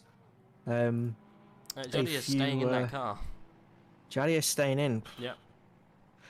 I mean, Jadier did seem to be having fun near the end of his stint, just getting the gap down to Nico from around 21 seconds down to around 19.2. So Jadier seems very comfortable in the car. So yeah, get a fresh set of boots on, give it some more food, and just absolutely go for it. So Jadier is still in P5, so that's pretty good. So let's see what the gap is to Darren King. That's the main one. 16 seconds. That's doable. That's easily workable, especially if Jadier's, especially if he's enjoying himself in the car at the moment. He'll already have the rhythm. He'll already have the focus. So he just needs, at the moment, to get the lap times in. The gap from Luca to Davy Kelly is now down to 7.8 seconds. So they are making inroads now, as the pit stop lull will hopefully start to wear away. Yeah, 7.8. We're all good. 0.2 he's shaved out of it more recently. It's going to be a slow roll, I think, up to the back of Luca, but just because the pace difference is so small. I guess if anyone makes a mistake, then then that gap's just going to open up again. So we'll keep an eye on what Kelly can do, and whether he can close up to Vidalik. That's going to be tough if he is. It just goes to show that they might be having a bit of a problem with that 144 Porsche, or at least it's not agreeing with its tyres or something along those lines. But yeah, the gap 7.9 now. So yeah, it's coming down, going up, coming down. It's probably going to to and fro for a little while. We'll wait until it gets under 6 before we start shouting. But yeah, it's looking good. You never know. Yeah, it's looking good and looking steady, which especially at the start of the stint, is what you want, because the last thing you want, and I have done this, is either crash or spin at the start of a stint, and it can just set the completely wrong tone and just an unwanted tone for the rest of your stint. The ideal thing for these guys is if they make a little bit of a mistake, it's like, okay, that's possibly a bit too much pushing, and just carry on with it. Just ignore what they've done. Okay, they've lost a bit of time, but if they're still on the black stuff, that's fine. If they get on the grass, they just need to reset and get that rhythm back. But yeah, so the gaps aren't looking too bad. A couple of cars coming in within 2 seconds, so the driver's now getting up to a nice rhythm, which is it's probably a lot easier for the guys who have just stepped in the car. They've just got a fresh set of tires, fresh fuel, and they're already driving in the dark. So there's not that adjustment. They will still probably get surprised if there is a lowly car just having a bit of a wander off track and hopefully not doing an unsafe re-entry, which I do believe I did see before. Fortunately, there was no issues there, but yeah. So I think at the moment the drivers are they're just getting their laps together, just finding out exactly what they can do in the conditions, and then just at that point you just start to see them quite pushing a little bit more. Yep, the gap should come down, I think, between a lot of the guys at the top, so it might take a little while. I am on board at the moment with I think it's Philip Streeb in the Angry Birds team. He got quite close to the car in front, the 420 of Adam Islovic, but Adam Islovic, or Islovic, whatever it's called, is currently got 2 cars in between him now. That gap opened up slightly. It was a little bit smaller, so interesting to see what happens with them. And we do have a bit of a battle going on for 22nd. Looks like Van der Linde getting quite close with the car in front. Ruggiero is doing quite well. Vladimiro Ruggiero in the 62 Audi. They've not had a good race this race, unfortunately. It's been a little bit to and fro in. Van der Linde then battling for, what's that, probably about 7th or so in class. It looks like it's not going to take too long for the Goat Racing team to get that move done. They're in a Honda as well. Yeah, so I mean, 2 cars that they're not as common in a lot of races are the Audi and the Honda. Everyone tends to choose either Porsche, an Aston, a Mercedes, or a Ferrari a lot of the time, or even the Bentley. But yeah, so these two feeling very, very comfortable in those cars. I mean, they are probably some of the harder cars to drive. At least from what I've seen and what I've been told by some of my fellow racers. But yeah, so keeping that gap quite nice there. So now down to half a second. So that'll look good for the 999 Honda. Just as they do get a little bit closer out of turn 1. Looks like the Honda did get a bit more of a better exit on there. So hopefully we can see something hopefully clean. Ooh, Audi's lost it. Oh, it has lost it. Oh, that's going to end in a barrier. It clipped the inside. It clipped the inside of the S's. The first one. That just threw the car completely out of balance. So I think we've been robbed of a bit of a fun battle there, as the Audi now recovers back onto the track. That's unfortunate. That. Yeah, that's the thing. As if one thing, you're just turning a little bit too early, because you think you've got it. Is just you can lose the car in seconds, and the Audi obviously not 100% happy, just twitching a little bit still from the spin there. So yeah, Van der Linde basically gets a free position. Yep. Probably not how he'd want it, but his mind's probably on, okay, I've got one position, where's the next man? And that'd be Lees, who is quite a a way up. He's a couple of laps ahead.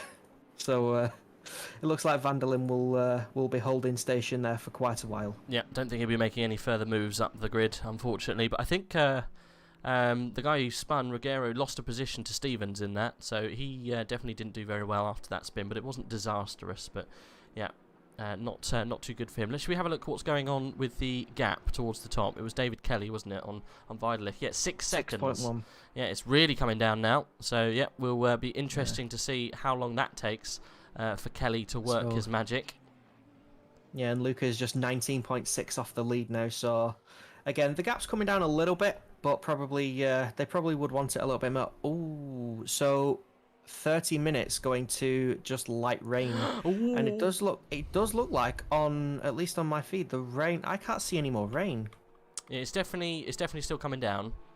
Very, very light rain, so this could make things quite interesting. It's going to go dry. It's going to go dry for the end, and we're getting what we want.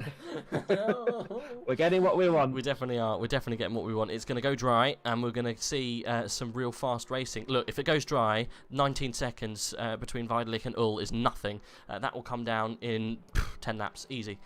So yeah, we'll see what can happen. That 144 car in dry conditions is by far the fastest outfit today. So we'll see him definitely put pressure on the 36 if it does go dry, and when it goes dry. The other thing you've got to consider is if that person or that team gets the jump on the other team with the tyres at the right point, not like Jardier did a couple of laps too early, then you can massively jump people in that kind of changeover period. So it can work well in both ways. So 30 minutes then, so inside of 1 hour 10 minute remaining, we're going to see change of conditions, and we're going to see some crazy racing. We got yellow flags briefly there for a second, but I think we're all good. Didn't see if anyone came off there, but we're on board with Kelly at the moment. The gap has opened up a little bit more now, 6.8 seconds. I don't think we've got anyone else closer. Streeb is getting close to Adam Islovic, so it might jump back down to P14 to see what this man can do. Threatening, but not quite there. There's a car in between still. Philip needs to do a little bit more work.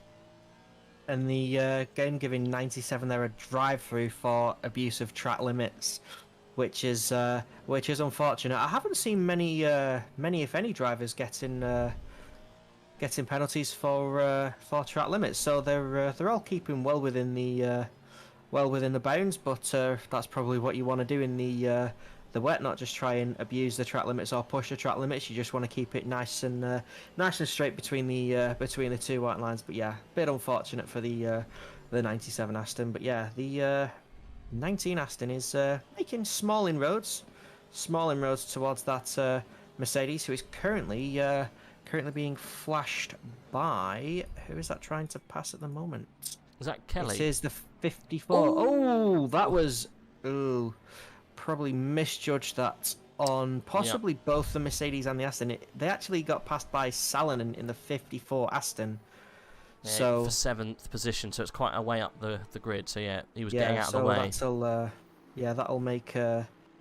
That'll make Salonen's job a little bit easier. But yeah, probably a little bit of misjudgment from both there. Both the Aston of Streeb, just in terms of how much to go wide on the corner, and that Mercedes, I'm not sure if he even saw that car until I don't think he did. It's so dark. Yeah, that's the thing. They give you headlights, you give them flashy liveries, and you still don't see them. Well, he's got straight back on the back of that Mercedes. He's looking for a place to pass. Yeah. He's definitely faster than the 420 at the moment. No memes intended. He will probably get past in turn 11 when he can get up to the back of that car. He's got to get into that little, I guess, 3/10 zone before he can start making moves. He's just outside of that. I think he's probably 5/10 away. So it's going to come sooner rather than later, but I'm not too sure when the move's going to get done. But Streeb's going to be wanting to get it done quite soon to get a move on. Once he's got past Adam Islovic, he can start putting pressure on the current leader in class. So this isn't technically for anything. It's literally just to get past. He doesn't need to be in 13th. It doesn't matter to him, really. He's second at the moment. So he just needs to get past him so he can actually make a run on the leader, or hope that the leader has an instant. And I think that was the BMW of Nordqvist on the outside there. Not too sure what's going on with him. No, I'm not 100% sure myself. He might have had a little spin or something along those lines. I'm not sure, but he's plonked himself right in the middle between Islovic and Streeb. It's definitely not what Streeb needed. Yeah, I don't think it's what either of them needed, to be honest. I'm just wondering if that that 420 Mercedes has possibly a little bit of damage from that collision, but maybe only like 0.1, 0.2 of a second, but that's something that can make all the difference. But I did have a look at it. It didn't look like there was anything outright obvious for damage, but I do know that Assetto Corsa Competizione can give you half a second's worth of damage without showing anything on the outside. So possible damage from that. It did look like a bit of a hefty whack, but both cars not too affected by it. So hopefully Streeb in the Aston can make its way past the BMW, or the BMW can make its way past Aislovic. Either way, let's hope that they don't rob us of a nice little battle between these two. I think that BMW should easily get past. It should be let past, to be quite honest. Aislovic should get out of the way, but he's not. He's defending randomly enough. Okay. Well, anyway, he should move out the way. That BMW needs to get past him. He's higher up in the standings, so yeah, it shouldn't be held too much longer. But yeah, it does kind of look like Adam Aislovic is actually defending against him, which he definitely shouldn't be. He'd be getting blue flags at this point. So yeah, interesting to see what's going on here, because you can see him actually defending to him. I don't know why he would do that. He's blue flagged, but he is. Yeah, if anything, this may just hurt Aislovic's race, because while the BMW's flashing Aislovic there to just to let him by, the Aston of Streeb is just hanging back and just enjoying whatever slipstreams it can get off both cars. So if anything, that'll just help Streeb just get closer and closer to the car. So if anything, he has let him go now, finally. Ooh. And Streeb has capitalised on that, and he is very, very close to that. Very, very close to that Mercedes now. Yeah, we're on board at the moment with Streeb. Hopefully we can see a little move. He's definitely faster than the Mercedes. It's just where he can put the move on him. I don't think he'll get it done through the S's, but he's going to make his car look all scary and such, and then probably dump it up the inside into 11. Got to get very close through here. Not wide like that. That wasn't a very good run at all. And that Mercedes is going to run away now, and he's going to have to wait another lap to put a move onto him. Look, it did look like he tried to break a little bit later than the Mercedes on there, but not really working out for him there. So we'll see how he goes into the final hairpin in turn 1. See if he can get anything on the brakes in there instead. I mean, it's a tough old to and fro in endurance racing, because you've got almost put in qualifying laps every single lap for a good couple of hours, and you're going on for a large amount of time constantly. It must wear thin doing it all the time and just trying to get time out of the guy in front of you. You can almost net yourself more mistakes than you can gains. So Streeb trying hard to try and hold on to the back of Aislovic. It looked like he was quicker. Well, maybe it's just because they're kind of like concertinaing up as they go into braking zones and stuff. But yeah, Streeb a 0.785 now from the back of that Mercedes. It looks like he catches him in the latter end of the lap, but not so much in the beginning. Yeah, a bit of to and fro in. Yeah, yellow for the 69 Porsche of Nigel Arts there, so it's just gone off. Not 100% sure what's happened, whether there's been damage or whether he's just lost it, which it'd be quite interesting to lose it on that straight, so I'm not 100% sure. He joined though, he's all good. Yeah, he's joined safely, so back on the road. Yeah. But yeah, so Streeb's just keeping that gap quite nice there. So I think the Mercedes Streeb's getting more advantages in the first half of the lap, and then Aislovic's just using the Mercedes. I think the Mercedes is a little bit better in a straight line as well. It's got a little bit more grunt behind it, so just dragging it up that back straight a little bit more. It does look like, at least when you're outside of the car, that the rain is slowly letting up. It's just starting to tick down a little bit. We haven't fully gone, into a damp situation. But if you go on an outside view, it doesn't. Oh well, that view through the first sector does look quite rainy. But towards the end of the lap, it definitely did look like it was stopping slightly. Yeah. Oh, Streeb goes wide. through 4, puts a foot wrong, but I don't think... sorry, Islevic went wide, not Streeb. Streeb got very close to making a move there. Yeah, I think Islevic got a little bit lucky there that there wasn't more grass, a bit more of the green runoff, just to make sure that he doesn't turn the Mercedes into a lawnmower instead. So David comes over and says it's pronounced Islaovic. Islaovic.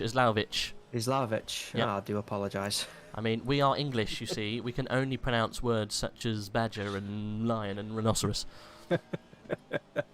Yeah, we are quite bad for pronouncing words. The English, really the British, bad. aren't we? We're really bad. When anything comes that's slightly difficult, we just fall and crumble. But any other European nation, they seem to just roll off the tongue. But us Brits, we're just rubbish at pronouncing things.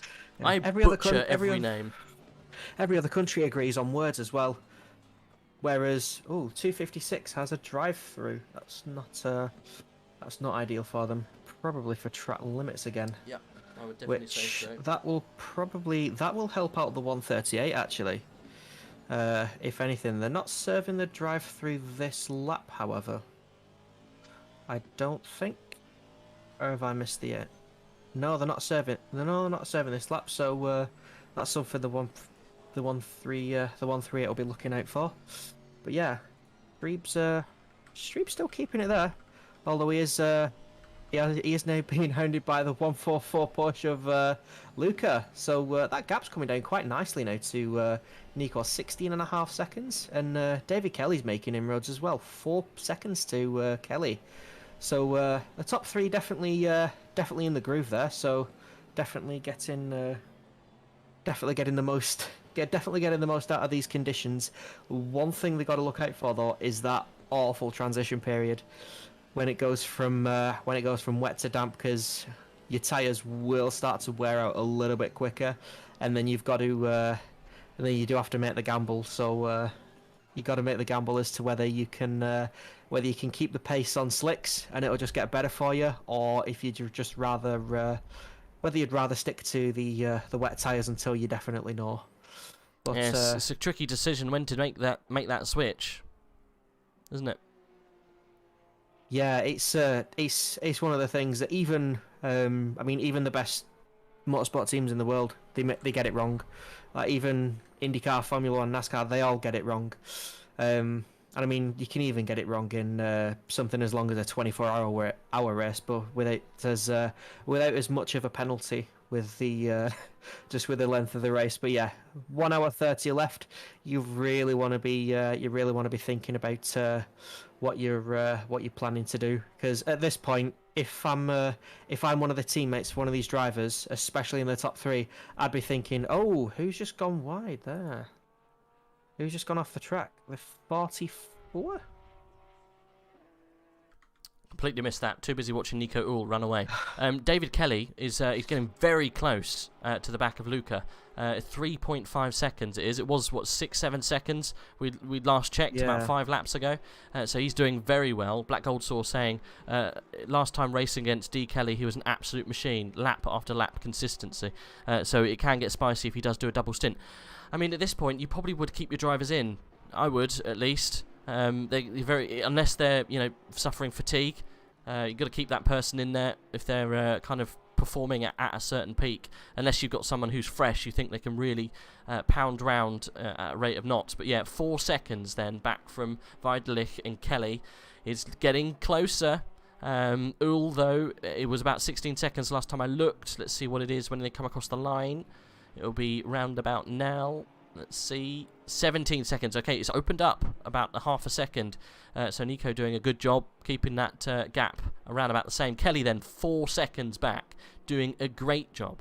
Niriola in 10th position is getting close to Andres Carlson. So this 302 car has actually been doing very well, trying to pound round to get the good old lap times in. 256 has been disqualified. So wow, was that for down from P7? And that was for track limits because they didn't do the drive-through. They didn't do the drive-through. No, I think they were running around P7 because they were battling the 138 before. So that's a very weird disqualification, considering that team it's the PPR, isn't it? Esports Purple. They qualified 4th. Ooh. Yeah, so they were the That's, fourth place team. If it is the same one, can't quite see what number they are, as in what car number. 19. Number 19. Okay, it's not that car then, I don't think. Yeah, that's quite a strange. That's an extremely strange disqualification, that, because they had plenty of time to do it. They got the first drive-through, the warning for the drive-through, before they even came round to the pits for the first time. So I'm not sure why they didn't serve it immediately, if I'm perfectly honest, especially if the driver's in their stint. Are you sure it was the number 19 car?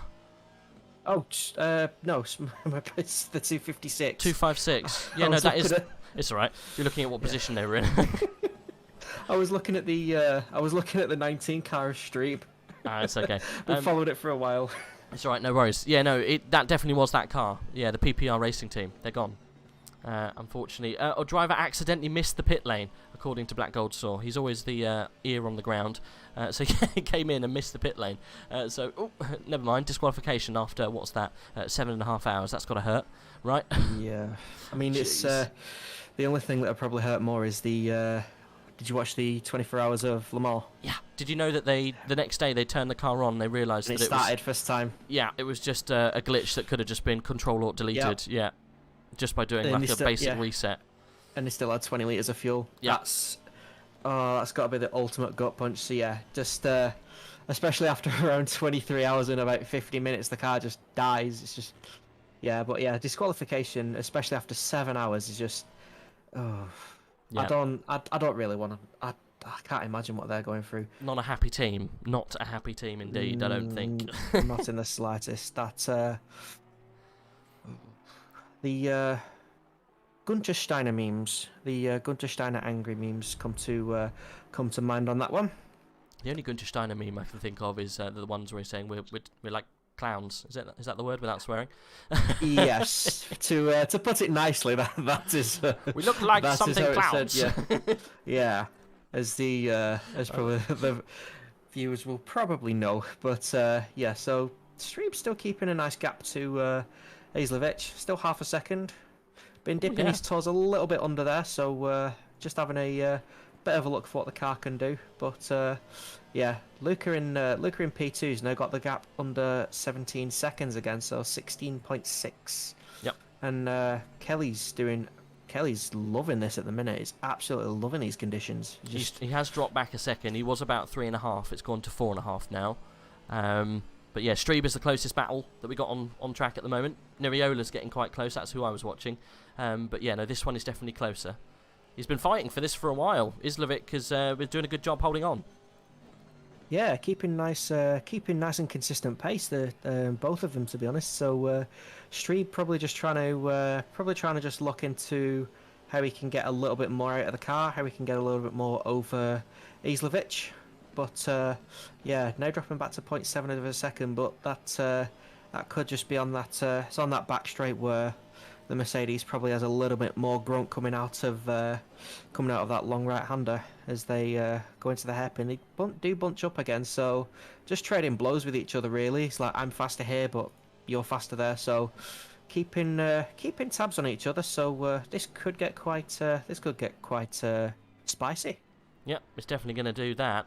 Just looking at the laps, Jacopo Pedrana, who's winning currently the silver class, is almost on the lead lap. He's only a couple of laps behind, but he's a lap ahead of these boys. So he's, even when Streeb gets past Islevic, he's then got to unlap himself to get past Pedrana to even think about threatening for the lead. So the 1-2-1 car has definitely won this. Unless he crashes and gets disconnected and all sorts, he's won this. They've done such a good job. Streeb's really fighting just for nothing, really, at the moment. You don't need to take a risk. He doesn't really need to get past Islevic. There's no reason for him to get past, apart from just coming 12th or 13th. But technically, he doesn't need to. He's already got second place covered, really. He's not going to lose much time. He could technically, if Islevic was to hold up massively. You've got, Adam just behind 3 seconds, and then Ansel 7 seconds behind him. So that's the only threat. You could technically lose second place, but you'll still be on the podium. So he doesn't necessarily need to get past him. Yeah, I mean, Streep's probably just looking for a bit more clean air, because ahead of the 420 Mercedes of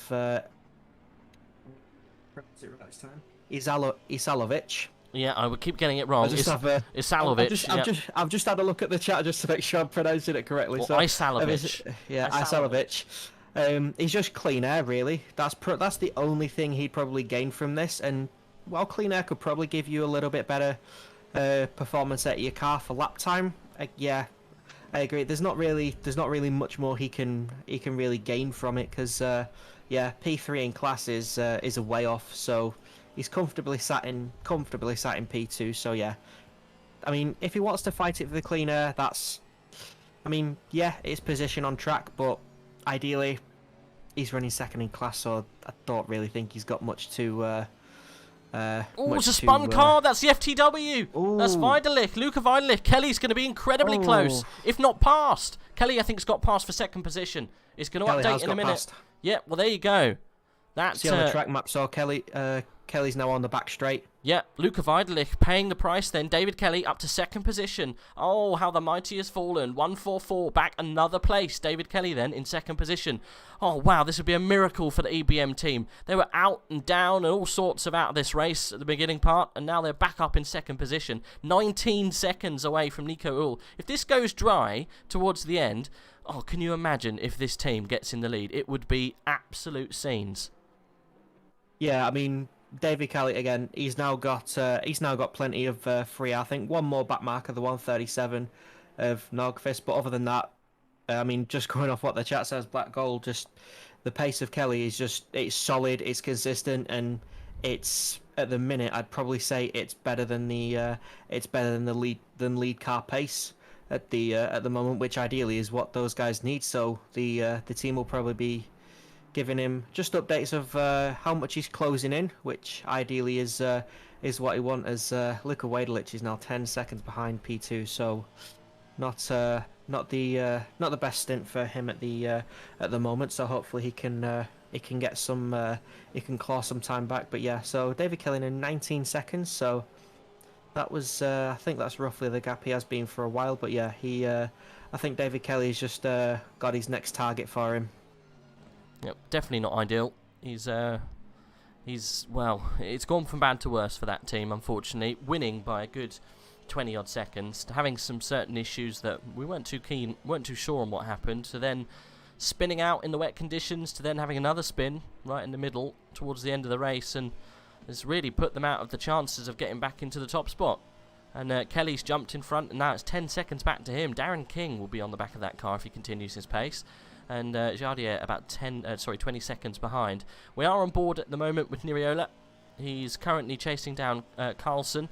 The gap is about half a second. It seems to be around this, and it has been this for a little while. So, Isalovic, however we want to pronounce it, is still ahead of Streeb, and it's getting very close. Still. I think he might have got past. No, we've got the FTW car in between them. So that's going to cause a few issues. Yeah, not currently at the moment. Streeb's still. I think Streeb's lost some time to Isalovic as well. Always moved over. So, oh no, it was a back marker. Sorry. Continue. That's the 62 Audi, I believe. Yeah, of Ruggiero. Well, he does try and get out of the way there. Keeping nicely out of the way on the wide line into T1. That's ideally what the guys passing will need, so that they get a nice line. Oh. Streeb getting very close to the back of that Mercedes there, almost contact as well, which nearly had him being shunted by the car behind as well. Not sure, so that's not even for position, that car behind. Is that the 69 car? It is, yeah. It's the 69 car of Nigel Arts. So yeah, just nearly ended up in a 3-car shunt there. So Streeb having to anchor up a little bit more, and then Nigel's just having to smash the brakes as well.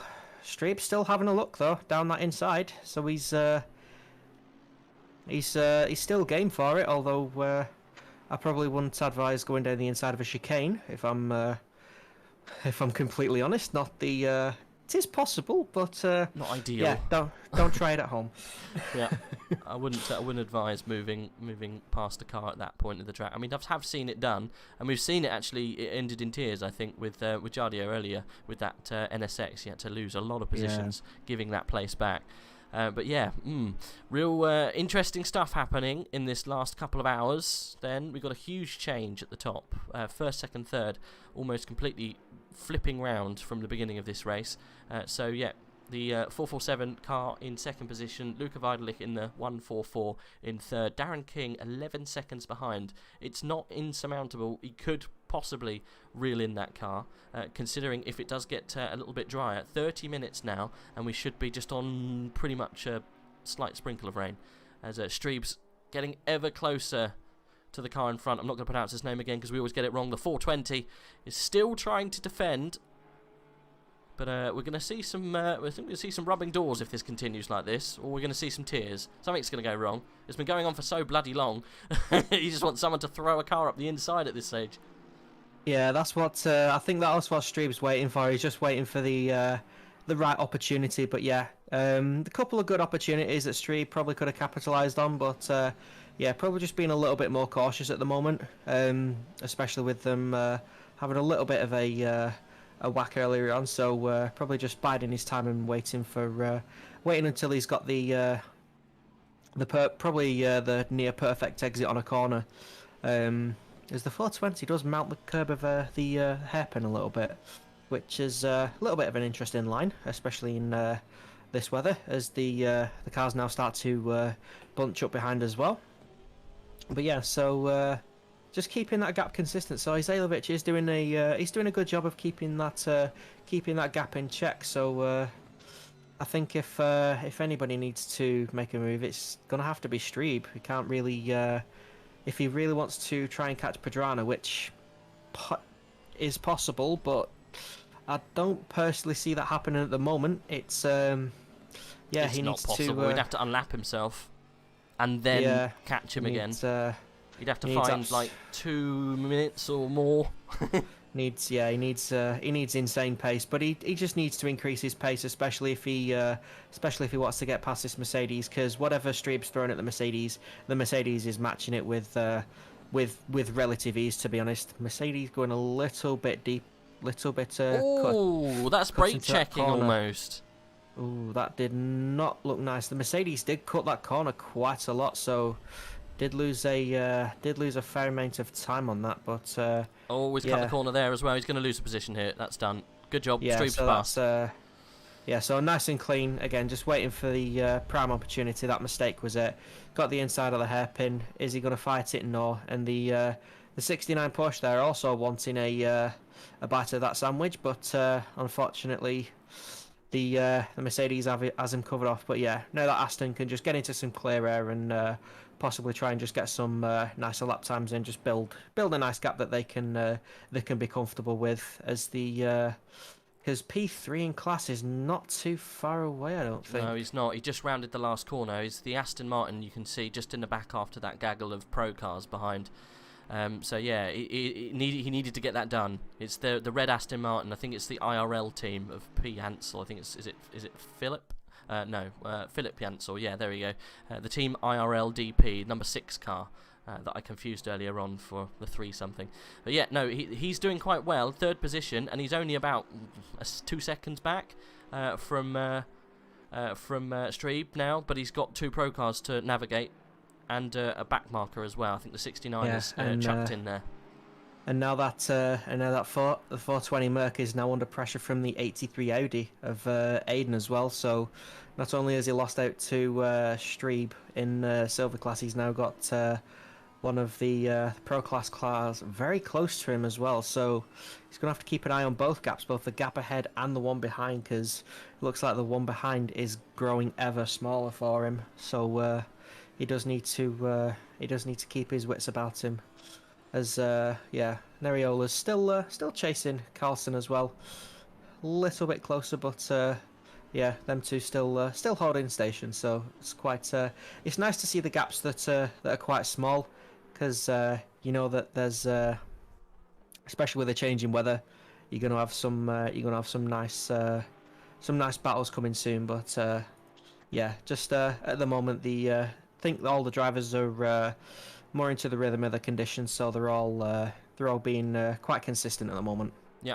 Well, this fight with Neriola and Carlson, got to be quite careful because Nico Ull, the current leader, is just behind them. So not that they have to do anything, but if Nico does get close enough, they will have to move out the way. And this could technically affect Nico a little bit.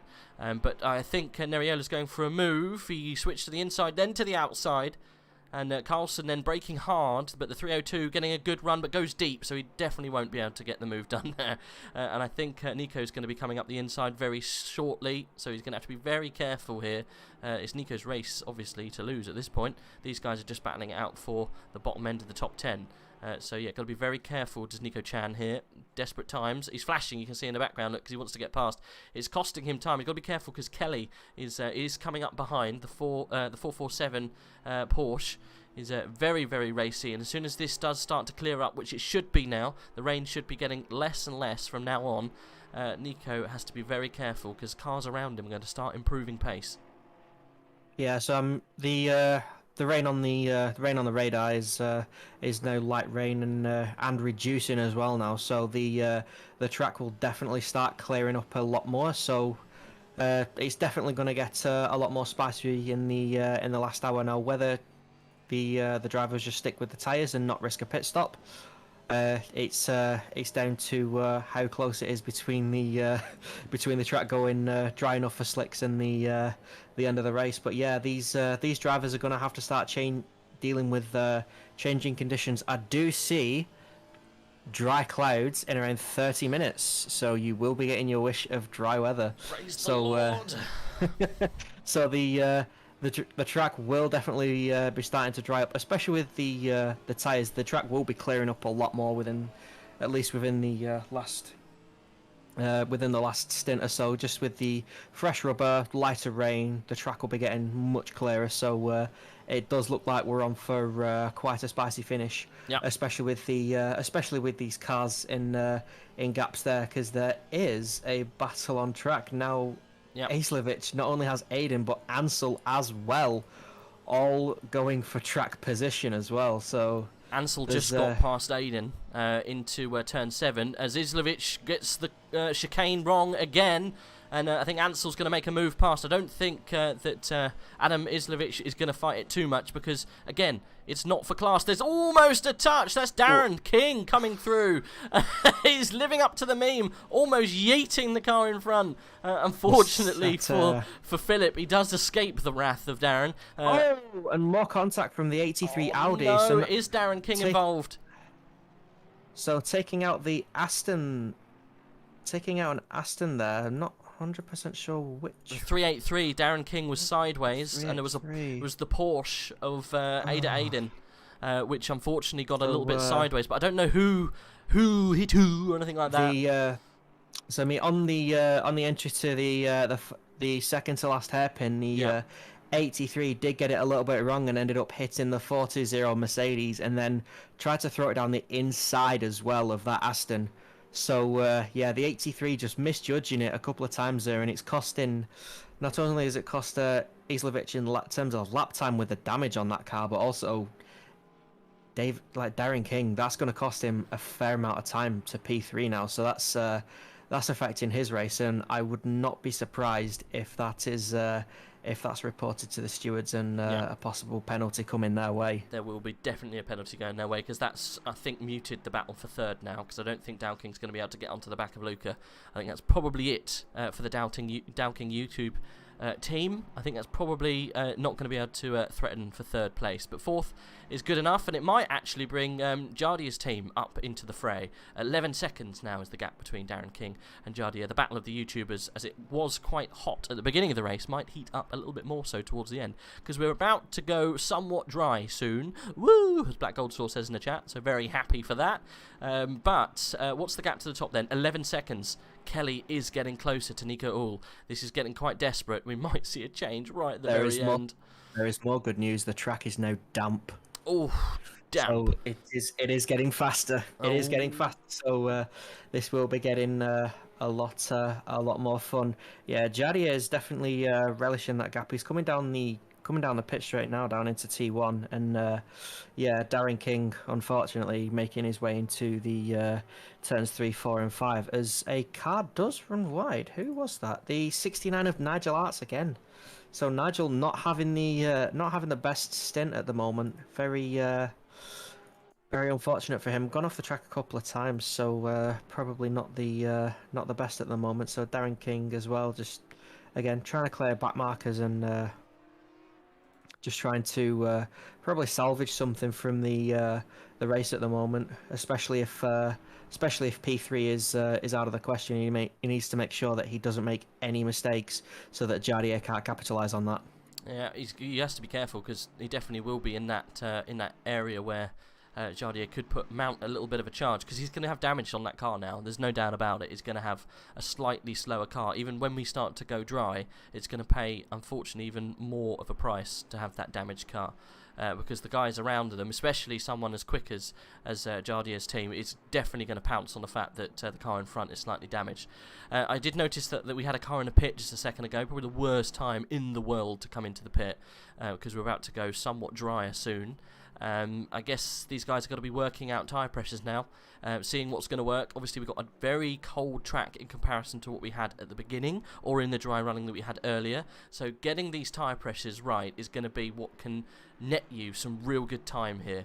I know some of these top teams will have spreadsheets almost that they can put temperatures and water levels and all that kind of thing into a formula, and it brings out the best possible tyre pressure for you. That does exist. So there will be some people who will already have that at hand and will be saying, you need to do this when you come in. So about 20 minutes time, I think we're probably going to start to see this rain dry up, and we'll go on to a slight greasy style track. But it's still coming down, especially in Sector 1.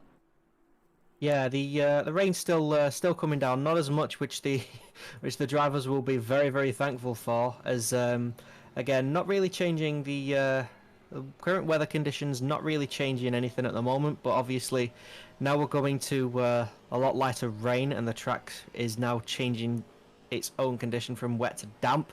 Obviously the teams now will be looking at, if they have one more stop to do, what tyres do they pick? Do they take a gamble for the dries and hope it dries up enough for them to get good pace out of them, or do they just stick with the wet? So it is going to be a gamble for the tyre changes, especially for the guys who may still have one stint and one driver change left. Yep. So those driver changes are going to be coming in somewhat soon, when we tick over past an hour and 5, so literally a minute to go, and then they can technically get round. Well, you might want to leave it about a lap or so's worth of time, so maybe at 1:03 or so I think the window will open and you can safely get a pit in. It's 65 I think they said. Yeah, Aislovich in the 20 Merc is already in the pit, so it'll be interesting to see. I'm pretty sure they'll be going back out on wet tyres, just because there's still downpour and the track's still damp. So we'll see what they put on put the boots on.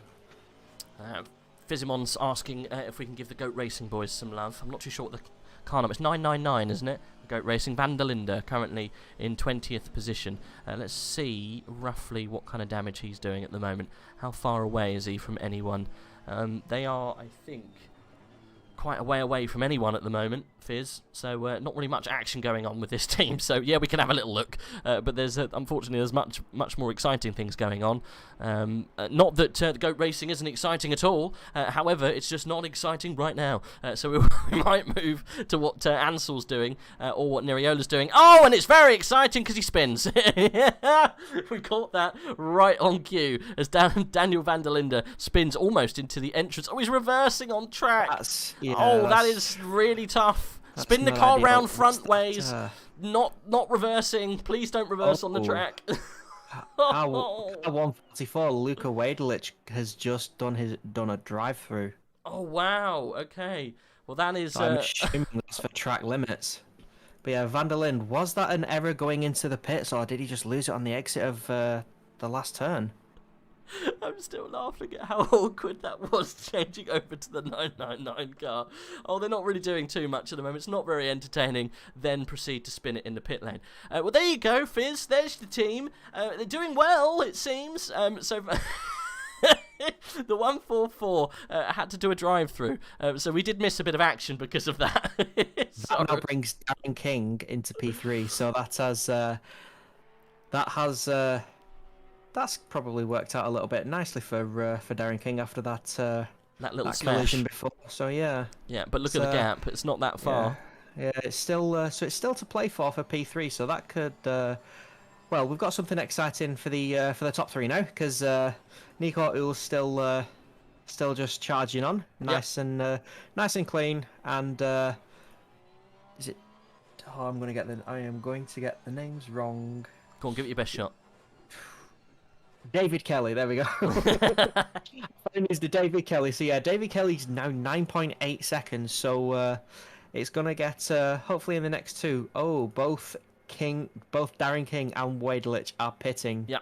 FCW and Dowking community coming in. So could this be the final driver change? He overstepped. Sorry to interrupt you. He overstepped the pit wall. That's going to add on time to his pit stop. Oh, that's the worst thing. This race is going really well for the FTW team. It's not one of the best ones, I think, for these guys. That was a splash and dash if I've ever seen one. He's out already. Look at that. That was barely even a stop. He overtakes Darren King. Do you think he meant to do that?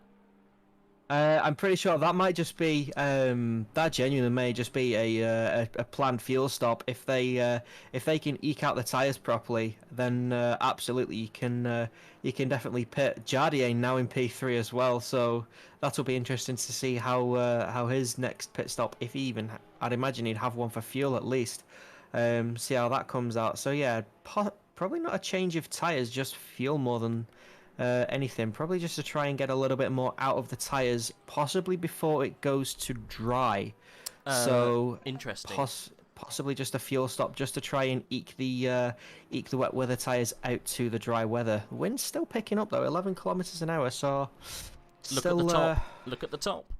Always in the pit. Nico Ull's in the pit. I was going to say has pitted. It was 4 seconds when I just looked between David Kelly and Nico Ull, but he's pitted, so that's probably why. So sorry to interrupt you, but yes, this is all changing. I was just going to say, Darren King's team came in, changed tyres, and added fuel, whereas Luca Weidelich just added fuel, knowing that they're going to have to stop when it goes dry. So that's cost Darren King's team hugely, because they could have eked those tyres out. So they've lost seconds now in that pit that they didn't need to do. Yeah, it's quite a... I would say it's quite unusual, but it's obviously whether they want to go for a gamble or just stick to what they've already got written down somewhere, and then just change on the fly, quite possibly. But yeah, definitely working out probably more for Wade to look a little bit more with that quick splash and dash. But yeah, Nico will now out of the pits and still comfortably, not so comfortably in P2. Jardier 5.1 seconds, but again Jardier still got that pit stop to make. But yeah, it's now just the question of what tyres will they choose. Yeah, they're all going to have to be in again. So I think it was the right call to come in and just do a fuel stop. But I'm not sure it would be the right call with those tyres. I would have definitely done what Luca Weidelich's team's done. I think that was the right call. Everyone's going to have to come in for tyres at one point. You might as well fill the car up now, because it's going to go to the end. Fill the car up to the limit. Don't change your tyres, because you don't need them for another half an hour. So you might as well keep the same tyres on. So Luca's team, the 144, they did just save some time. So although we said it's not going well, that was definitely the right call. So whoever also did that, I'm not sure anyone else did, but if they did, that's definitely what they needed to do. Don't change tyres until later, and when they do come in later, all they have to do is change tyres. They don't have to muck around with fuel, thus saving them time on the pit stop that they're going to have to do in about 10 to 20 minutes time. Yeah, just quite a bit of an interesting pit window at the moment. Again, with especially the drivers in the I'd probably say at least the top 5 just needing to get their pit stops spot on, which in changing conditions like this is not easy, because not only have you got to decide how much fuel you need to put in, but whether you want to do another pit stop as well. But again, it's all as to how comfortable your drivers are going to be, because if they're comfortable on quite worn, wet tyres in the dry, and they can still keep at least decent pace, then they do have something. But yeah, Wadelick's team definitely made the right call there. Just keep him in the car, give him a little bit more fuel, and then as soon as the track goes to, I'd probably say even greasy, you can get away with slick tires. But yeah, just Wadelick's team probably made the absolute spot call there, and I think everyone may just have taken notice of what they've just done and thinking, should we do that? Yeah. Especially, I'd probably say especially Darren Kelly and possibly even Jardier as well. Do they just give Jardier a little bit more fuel and then get some fresh slick boots on that Aston? Well, they've all come in now, so that little kind of period where they could have just changed or added some fuel to the end is gone. This is exactly why you do that. We're on board, sorry Fizz, with the 999 that had changed to dry tyres.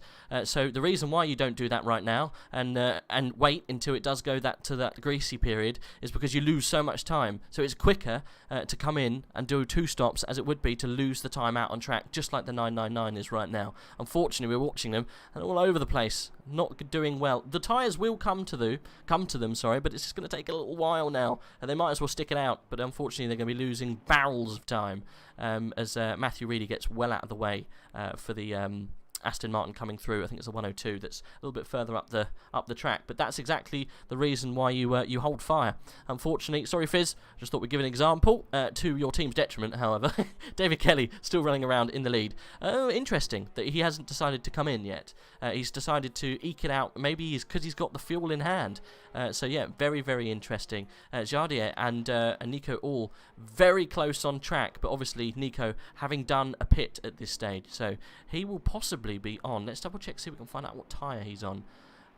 Looks like he's still on the wet tyre. Let's have a look at Nico. I think they're probably all still on the wet tyre. Looks like he is too. I wouldn't be surprised, but yeah, if Jardier can get past Nico, then Jardier can. Jardier really does seem to do well near the end of his stint, just having a little bit more fun with the car. So maybe Jardier is just trying to get just a little bit more out of it and seeing if he can get a little bit more advantage. Not over Nico, because it'd just be way too close for a pit stop, but possibly over the cars he's fighting in the a little bit further back on the grid. This is crazy. I've no idea what's going to happen on this next pit stop session that's going to come in the next 15 minutes or so. We've still got 10 minutes of damp rain, and then there's going to be a flurry of activity in this pit. But some of these guys can really capitalise on this. Like, everyone's going to have to pit again. The 447 car might have thrown an absolute blinder if they can carry on, and they've had to pit. Look, they've had to do it. Right, well, let's see what they do. Let's see if they have a quick pit, because if they do have the quick pit, they might be keeping these tyres on. Let's have a little look, see what they do, see if there's any changes on that car tyre-wise. We'll be able to see straight away. I guess if you're leaving it to this point, you might as well try the dry tyres. I've got no idea. I've got no clue what they're going to do at this stage. This is a real risk. They definitely haven't done a quick one. Yeah, I mean, with Nico Uhl's just coming down to the final hairpin now, so I'd probably say at this point, especially with the amount of time it's taking, that is a full pit stop. So they're probably going to be taking that gamble. Dry tyres. The dry tyres. Dry tyres. So they've done it already. Go on, carry on. Sorry. That's it. David Kelly has made that gamble, so I'm pretty sure a lot of the guys will be currently watching that 69 Porsche. Nigel says in the chat is also on the slicks as well. But yeah, so we'll see how Nico Uhl and the 36 Porsche react to that. as I'm pretty sure they will be keeping an ear to the ground in terms of what's going on around them. But yeah, Jardier really hustling that 36 Porsche. He really wants the track position. Yeah, they're both still on wet tyres here. So it's when they make the push to come in and change them. I think they're just on the bubble now, but they can't be too hesitant with this. They've got to decide when they're going to do it. I think they might do it when that 10-minute mark disappears with that dry kind of spell that's up at the top. As soon as that goes away, I think they might decide to take the risk and come in for those dry tyres. Otherwise, they're going to start to get maybe overtaken. I've got no idea, to be honest. It's going to be very, very risky what happens. Leo and Weidelich, we'll see what that pace is like with those guys. I think it will really drop off because it's definitely not dry weather yet. It's still damp. So I don't think we need greasy, like you say before. It's kind of workable. You won't destroy the tyre. There'll just be no life in it whatsoever. It will be cold blocks of nothingness, a bit like my life. Anyway, it will be savage to drive in those tyres in this kind of condition. As you can see, Jardier just absolutely hounding the back of Nico to try and get past. Bless him. I think Nico's actually let him past. He has. Let him have it. Why not? I mean, it's not necessarily for position at this stage because Nico's already pitted.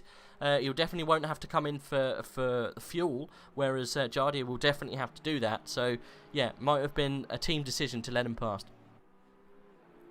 Yeah, I mean, absolutely. I mean, again, Nico Uhl's been controlling the race for a long time, so I'm pretty sure his guys have exactly what they need to figure that out. Nico's on the dry tyres. Jardier is still on the wet and has to make another stop. So, if anything, this is just Nico is on the dries. Have they not switched to the dries No, yet? I think this is the problem. I think they kept on the wets.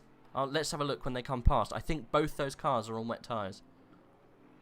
We'll have a little look. That could be very interesting. As far as I'm aware, Nico has pitted for fuel and kept wet tyres. Jardier hasn't pitted at all. That's why he's been able to close this gap. So when Jardier is going to come in, he will have to do tyres and fuel, whereas Nico will only have to do tyres. Yeah, I mean a tyre change is around 30 seconds, so it doesn't make you can normally get the fuel in there as well. So yeah, a fuel and tyre change just to maybe top it up a little bit. But yeah, so yeah, definitely dry track in roughly around 10 minutes. So yeah, it's going to get very, very interesting as Jardier has come into the pits. I guarantee you Jardier has gone onto the dries, especially with a couple of the other cars now going onto the dries and not really having any issues. I'm not seeing anybody going off track or spinning, so this is going to be tough. This is going to be really harsh for Nico if he doesn't come in soon, because look at Leo Hirvonian. He's getting close. What, 15 seconds now? Yes, he's on dry tyre. He doesn't have to come in again. So this is the gap now. If Nico can get in, get the tyre swapped over in less than 15 seconds, I'm not sure he can. I think he might have thrown away a chance here because of that double pit. I think, yeah, the Herven and the 447 just absolutely flying as well. But yeah, still need to, can't discount the 144 of Weidelich as well, because they are still on the wet tyres. So they've still got a tyre change to go. But yeah, that 447 looks awfully tasty for P1 at the moment. Yeah, we might get them nicked on stops here. Well, I hate to do this. Unfortunately, time is coming to an end. We've got I think Timasorus is going to join us for the last hour, if you don't mind. Chin, it's been an absolute pleasure having you in the box with me. I appreciate every second you've been in with us. We're gonna swap you out for the last hour. Obviously, welcome back for any other future endurance events. But I think everyone in the chat as well will thank you very much for your hard work these past 2 hours. It's been a pleasure. Yeah, no problem. It's been a lot of fun. Thanks. No worries at all. We'll catch you on the flip side, buddy. Thanks very much. No worries at all. Catch you in a bit. Speak soon. that was Chinson joining us for almost the end of this race. Again, thanks very much for jumping in. Appreciate all of his hard work. I hope Erk's told him about the swap for the last hour, because Timasorus is coming in to join us for this last little bit. I'm going to drag him in now. Hopefully he's ready. Mr. Timasorus. Hello! Hello, sorry to surprise you. I didn't message you at the end there to say I was going to drag you in. We did overstep a little bit because me and Chinson were getting a little bit ahead of ourselves, because this battle here is definitely heating up. We are 49 minutes towards the end, and there might be some surprises coming our way with pit stops and such. I mean, yeah, I was already on the server trying to have a little bit of a look around, and it does appear that it's all starting to happen now. Obviously 10 minutes until it's just cloudy, so hopefully going to see a bit of a drier line appearing. Track's looking damp rather than wet now, so really is the moment where, if you're brave enough, you can go to slicks. I see a couple of the cars are, I think, what was it, car 69's on slicks, and so is 999. Oh, leader's just gone off. What's gone on there? He's just completely straight-lined. Don't say that. No, it's all right. Don't say that. Get back on there, Nico. Recover? There we go, he's back. Good lord. Yeah, I mean, sort of fair play. Especially, obviously, car 999. I think they were the first ones out on slicks, and I was on helicopter cam with them, and you could see they were having a real hard time keeping that car together. And a little bit later, obviously, car 69 went on to slicks, and they're obviously down in 17th place. But they were brave, using a lot of curb in the wet on slicks. I was quite surprised. So it's I think there's going to be a few changes for position, obviously only with less than an hour left of the race, well, nearly only 45 minutes at this point, so... But, my gosh, what a race this has been. I've been dipping in and out throughout the day, had a bit of a listen to everybody, been some amazing new voices. I mean, obviously I'm one of the new voices, but they're new to me as well, so it's been really, really nice. Yep. It's been great to meet a new team that AOR has carefully picked and trying to help grow all of the ACC stuff. It's been great to help get everyone in and give everyone a fair chance to have a go on an endurance race. There's a lot to talk about. Obviously, we've got 9 hours. There's a lot of time to do it.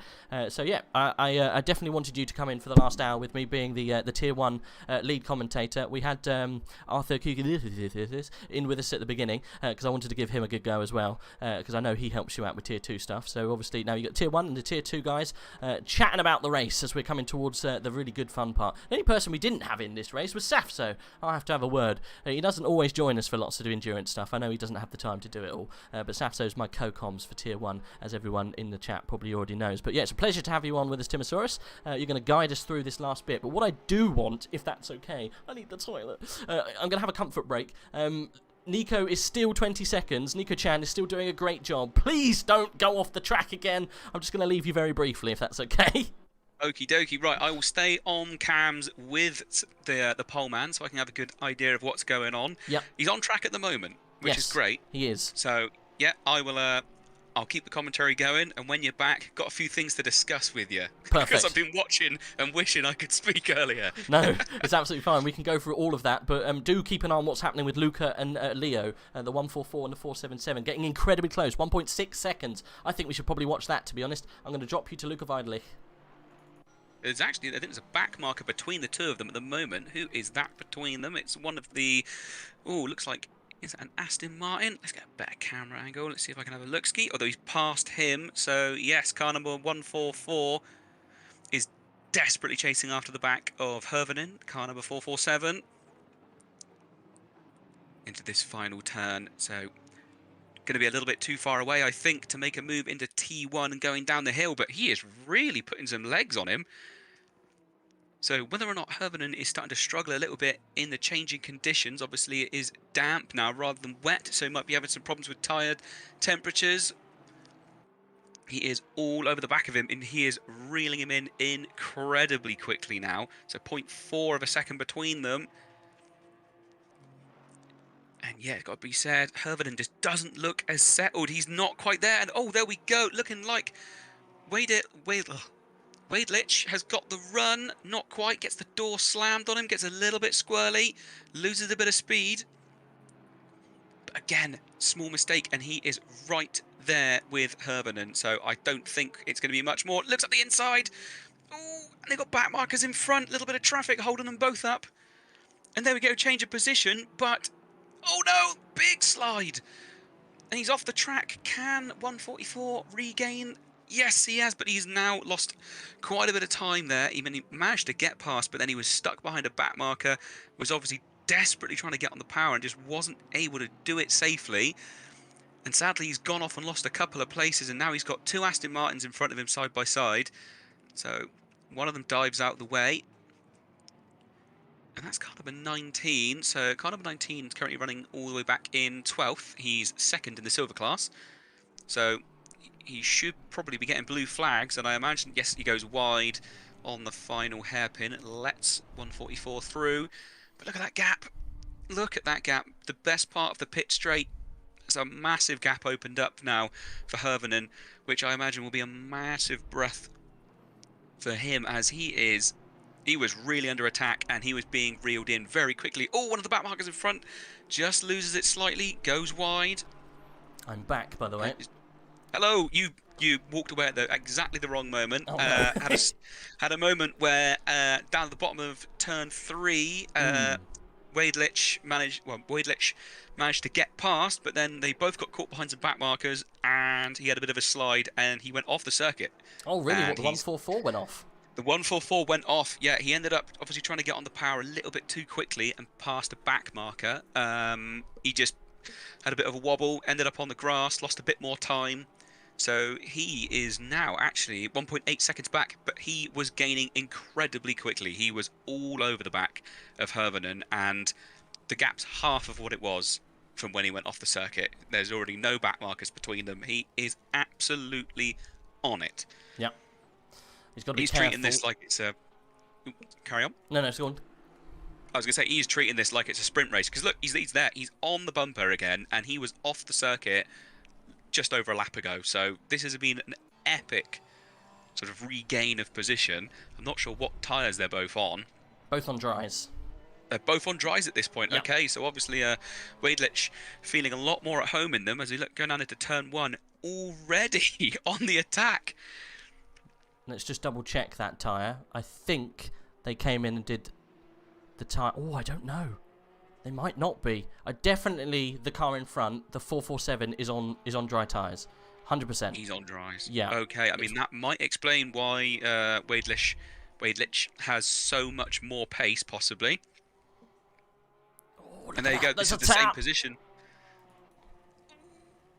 They're okay. There was a little tap on the inside through 4, but I think they managed to come through all right. Just still trying to look on the side of Luca's tyres. No, he's on wets.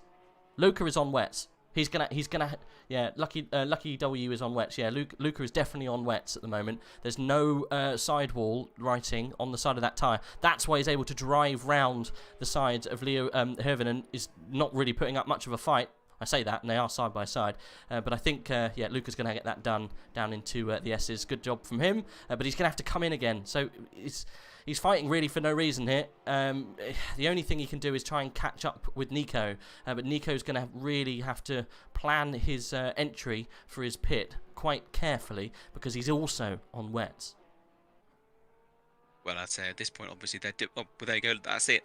There's no more rain appearing. So, well, unless it's going to be in the last 10 minutes of the race, all the weather reports are saying for the next 30 minutes it's just cloudy. So this track is only going to get drier and it's only going to get warmer. So these guys on wets, at the moment, they do seem to have a slight advantage, but it is the drop-off when you start overheating your tyres is quick. Yeah. And especially all these guys in Porsches, it's really not a car that you want to be trying to drive on overheating tyres. No. Because they're unstable at the best of times. Yeah. So, what I was going to say to you was, car 36 in the Gingsters livery, which is absolutely amazing. And I was very much looking forward to getting on and having a good look. And I fluffed it. I haven't got any of the live liveries. I've just got basic colours. So, no. And I only realised with about 5 minutes to go, and I was like, I'm not running the risk of trying to reinstall it. So No. I was really looking forward to seeing car number 36, the Gingsters livery, because it's exactly the same as Tom Ingram's livery in the BTCC. So Yep. they were immediately getting my vote as my favourites, and now they're on pole. It kind of seems like I'm just cheating. It's a the other Vauxhall one as was- well, did you know? It does have a Vauxhall on it. of a Rusty Vauxhall fan. Oh. Sorry, everyone that's watching. If it's from the 80s, boxy and full of holes and got a Vauxhall badge, like, it just kind of gets me in the right just place. threw up in my mouth. And the other one, which sadly I don't think it's actually in the race anymore, was the car 99, the Bovril car. Yeah, that was my team's car, the Bovril car. The beefy drink. It's gone. I was really upset. Yeah, So, they had 2 disconnects, unfortunately, decided to retire. I mean, if you come back after 1 disconnect, fair enough. But coming back after 2, and that's just punishment, isn't it? That's no fun for anybody. I had a quick look again with Weidlich. Weidlich? How are you pronouncing that one? I've always called him Weidelich. Weidelich. It could yeah, be different, right. but I've never had him tell me that it's any different. So I always go with Luca Weidelich. I will go with Weidelich because as soon as you said it, I was like, good lord, yes, it's quite clearly a European name, so it's going to be pronounced like a V. Yeah. But he's already stormed away, hasn't he? So what's that now? 2.8, nearly 3-second gap. Yeah. So, like we were saying, it's going to, if he can time it right, he can get a decent advantage ahead. I mean, that would be the last pit stop for him, I would presume. I imagine everyone's probably done a driver change. Yes, They don't have to do a mandatory. To be fair, he's in danger to Jardier behind in 4th because he's also done pit and he's on dry tyre. So Leo Hivonian, I can never pronounce his name. He is really going to overtake. He's technically 2nd at this point. So at the moment, it's Nico, Leo, then I don't know if it's Jardier or Luca. I've got no idea what's going to happen. So yeah, these guys have got to come in the next couple of laps. Chat are saying it as well. Another 2 laps on wets, the guys are going to be struggling. Definitely, it's full on damp now. You can't see much moisture on the track at all. I'm on board at the moment with Nico. He's going to be really. You can see it's slightly greasy. It's going to be going to that greasy stage. It's probably being extended because of the track temp being quite low. But Nico's going to have to come in soon, otherwise he's going to throw it away. As you see, oh my goodness, a Ferrari almost joining the track unsafely in front of Nico. I'm literally team Karambimba at the moment because these guys I've been cheering on since day one in endurance with AOR, and to see them at the front row with Nico and Ryan it's good. It's like seeing someone like Lando Norris get a podium. It's great stuff. Everyone wants it, you know. It's the fan favourites. Yes. As a quick one, I just don't even noticed. Weidelich has gone into the pits as you were talking. Then he's in, so presumably going over to dries now. Yep. So it'd be interesting to see how his pace is adjusted. He's dropped down a few positions while he's there, but actually there's a couple of cars coming in as well. Got car number 88 is in, and who is that? That is Vressel, car number 420. He's in as well, all of the way out. Oh, and the Honda in number 6. Oh, that was 88. That was already 88. I already read that one out. It just changed position, so it tripped. The Dow King team so close to the back of Luca there. Luca managing to keep the car out, managing to keep it in front. I'm amazed he managed to hold that together, to be honest. I mean, that's slicks. This is the first time they're out on slicks now. It's quite a changed circuit from earlier in the race. They've had a lot of rain. They managed to get past the back marker. Oh, and I think a little bit of a rub there, actually, with car number 383. Is that the Audi or is that the 999? Or I can't tell which Honda it is. I think that's the back marker 999 Reedy that caused that little scrapey scrape. I think we're okay there. I don't think it was too much of a rub. I think it was just a little bit of a kiss rather than a great big hack. Or Black Gold Saw saying, what gamble are you going to take as Nico and Ryan Chans? I have no idea what's going to happen with those boys. I hope that the best happens. I don't want to talk about them too much because I don't want to curse them at this stage. They're doing so very well. They've got to come in now, though. They have to do it. They're the only car at the moment out on those tyres. But they've managed to pull a 10-second gap from Leo by staying on those tyres. So it was definitely the right decision and the wrong decision from 447 to come in for that tyre that early. It's now changed to greasy. Nico, if you can hear me through telepathy, please come in now. Black Gold Sword, get on the phones. Please. Ride out the wets, hope for the best, or pit and be a minimum 3rd. No, they won't be 3rd. It's fine. Come in now. You've got 30 seconds. They've already done fuel, I would have thought. Oh, I got no idea. What are they going to do? They're coming around the last corner. It looks like they're going to come in. They're going to stay out. They're going to stay out. They're stayed out. Oh, God. I think, stayed out. Can they do it? Can they do 35 on that tyre? Hervenen is a long way back. I mean, they've really got quite a decent amount of time to try it, I think. I mean, obviously, I mean, you can see, obviously, Honzik as well, and Hervenen. I mean, they're battling themselves, so they're slowing themselves down. But the longer they leave it, the... Oh. But I mean, they're in pole. Obviously, their strategy up to this point has worked well. So, what do they know? Oh, actually, who's that just coming into the bit? I think that was... That's the 19 car Streeb in second in class. Okay, yeah, my apologies. I thought that was Honzik because I saw it was a Aston Martin. I got all excited, but no, it was not that one. Oh, Black Gold Saw says he thinks that they're going to take a gamble. Oh god, you can't gamble on 8 hours, but apparently I think they're going to do it. They only came in about 15 minutes ago, so they don't need to refuel the car. Apparently Jardier needs to pit again. So they don't need to refuel the car. All they need to do is change tyre, as far as I'm aware. At least if I've been somewhat observant, I know they did a full pit and a full tyre change, and they stayed on wets. So they did that within the hour mark. So they should be fueled all the way to the end. The only thing they needed to come in and change is tyres. So a tyre change is, I think, 30 seconds, and you've got to get in and out of the pit. So technically they could do it and probably come out second at this stage. They need to get that more of that gap. As soon as that gap starts to come down, they're 32 seconds at the moment. Oh, it's going to be close. I have no idea. The one advantage they've got is it is a really short pit lane, so at least it's not like Spa where you're driving through it for what feels like 4.5 hours just to quickly change some tyres. So luckily it is a really short pit, but yeah, it's so risky at this point. And like 328 laps completed by the pole car, and to risk it all now. But do you just go for glory? Do you just think to yourself, I don't want second place, I don't want third place? You know, it's, in the words of Ricky Bobby, you're either first or last. Yeah. Oh god, that's a horrible thing to say, because they've been doing so well. If Jardier comes in a minute just to change tyres, I've got my stopwatch ready. I'm going to time it if he comes in before Nico, and then we can work out if it's going to work. So I'm not too sure what's going to happen. I think if Leo can pull this off, he might be able to snatch away the win here at the very end. I don't know if Nico's going to have it in the time to actually get the tyres done. So Black Gold Saw riding through is 15 to 20 seconds. That's a big difference behind P1. But fresh, dry tyres, though, will be able to crawl him back. So they might be able to battle him. Oh, God, I've got no idea. You look, he's off the dry line. He must be, I reckon he is already struggling with tyre temp. So is he going to come in now? Yes, he's coming in now. God. Okay, so this is going to be the one to watch. Where's Leo? He's coming through the chicane! Oh my, he's going to get them. He's going to pass them. There's no way that Nico's going to be able to do this. He's going to pull it in. It's going to be a really quick change.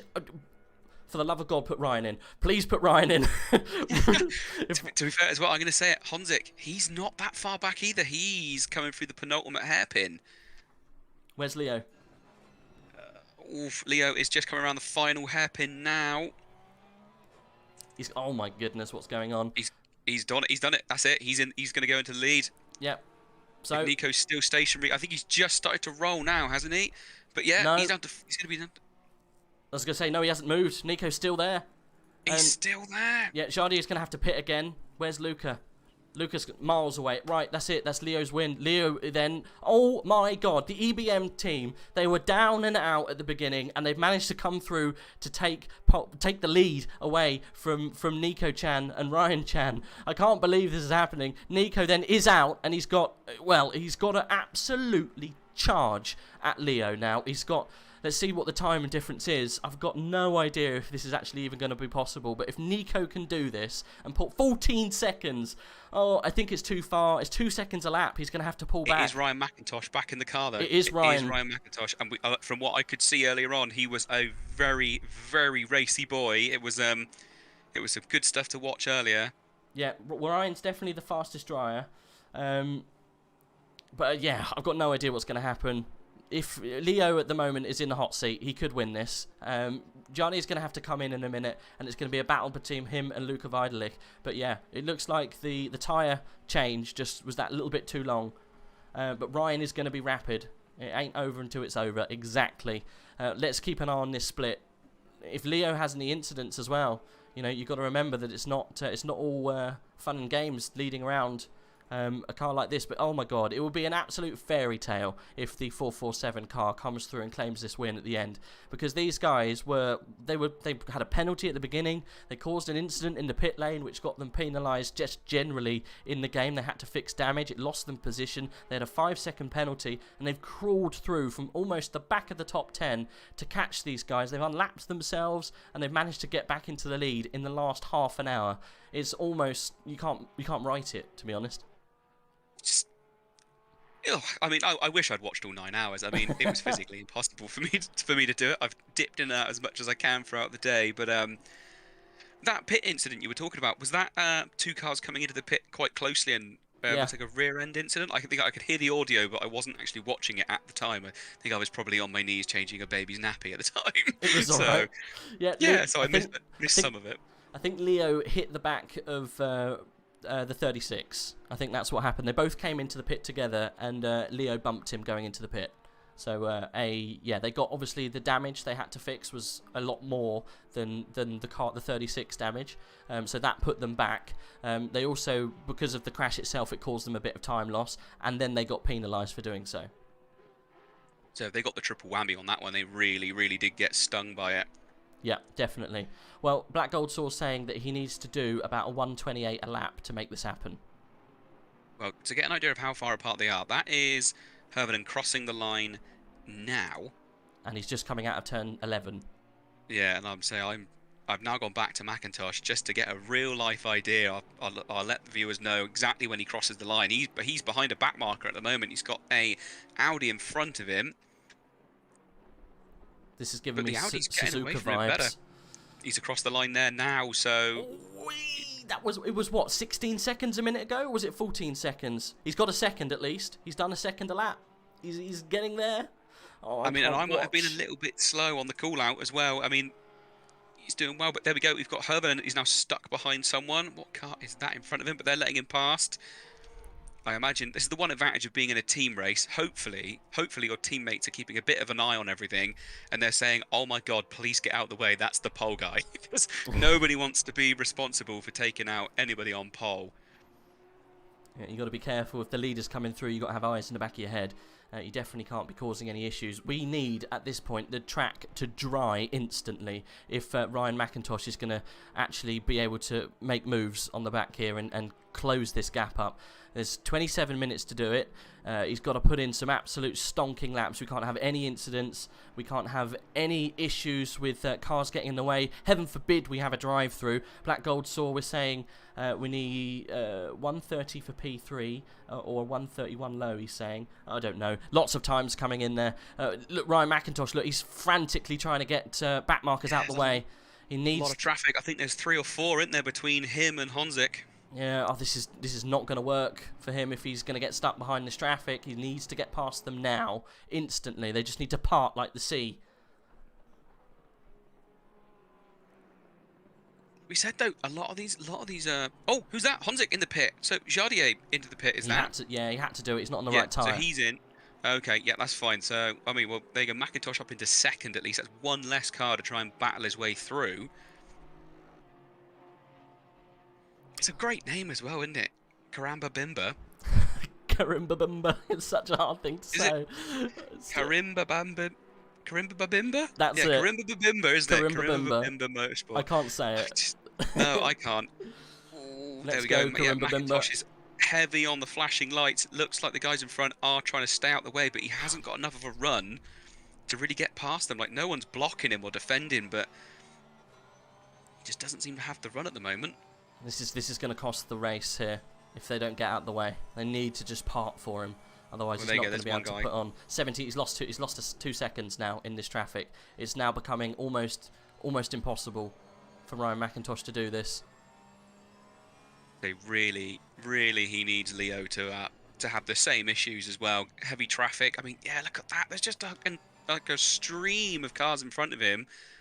And again, none of them are blocking him, but they don't have to move out his way. Technically, they can carry on their own races. They are getting out of the way.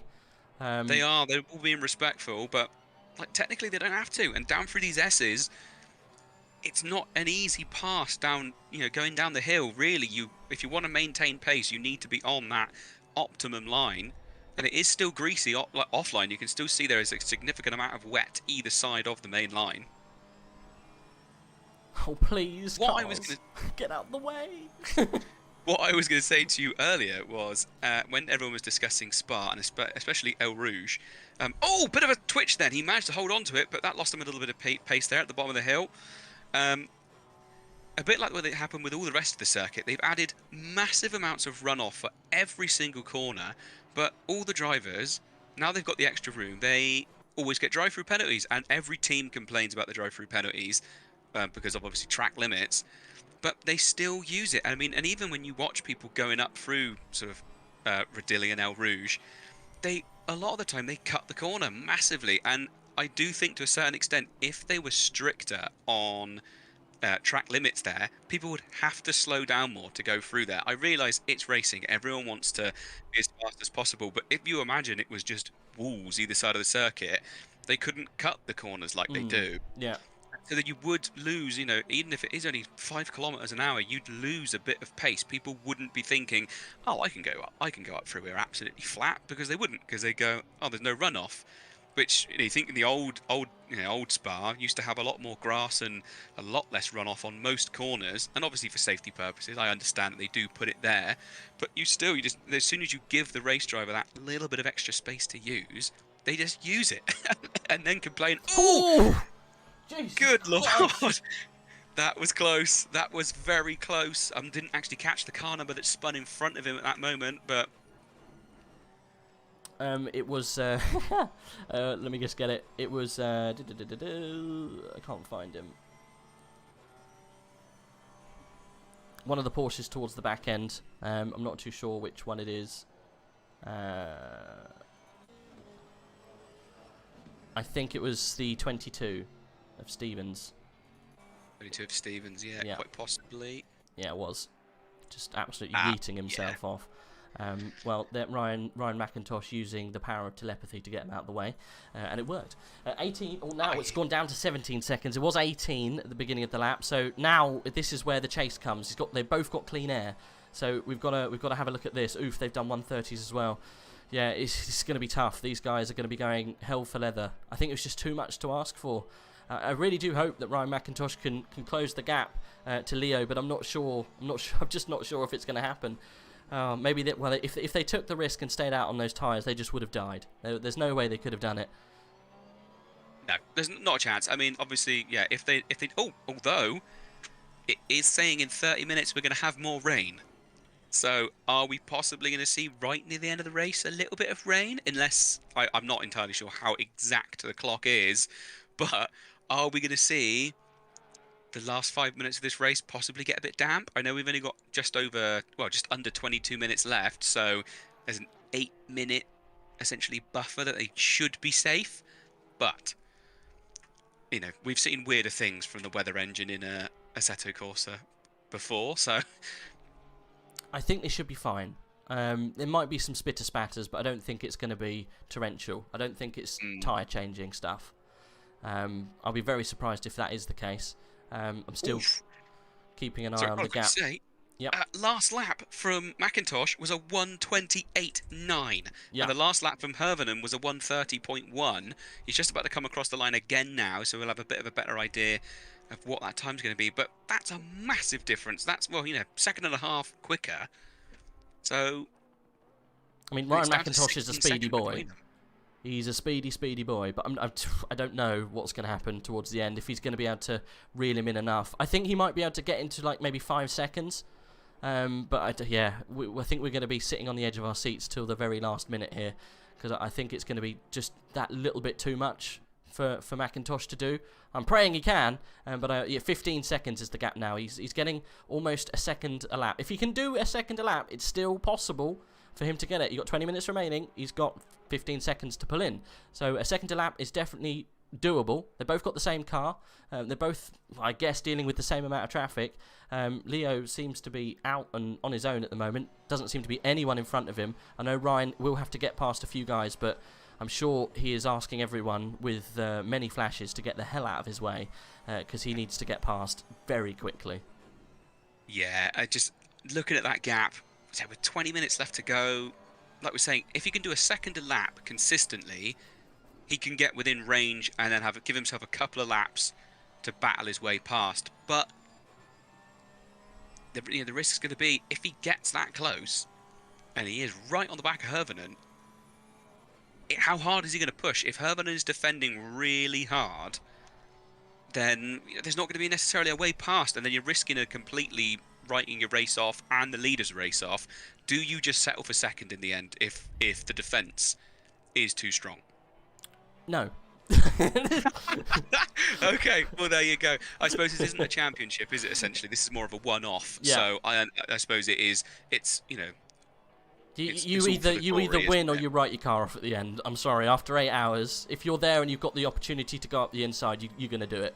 At least that's my opinion. But even at the risk of the other driver, this is the issue. If Hervonen's defending and there really isn't a gap, if there's only, let's say, quarter of a car's gap, do you still go for that quarter car gap? Yep. If it's not really there, Yep. you still go for it. Oh yeah. Good Lord. As long as you don't yeet the other person, as long as there is a gap there to be had, and it leaves the decision down then to Leo to yield slightly, then yeah, why not?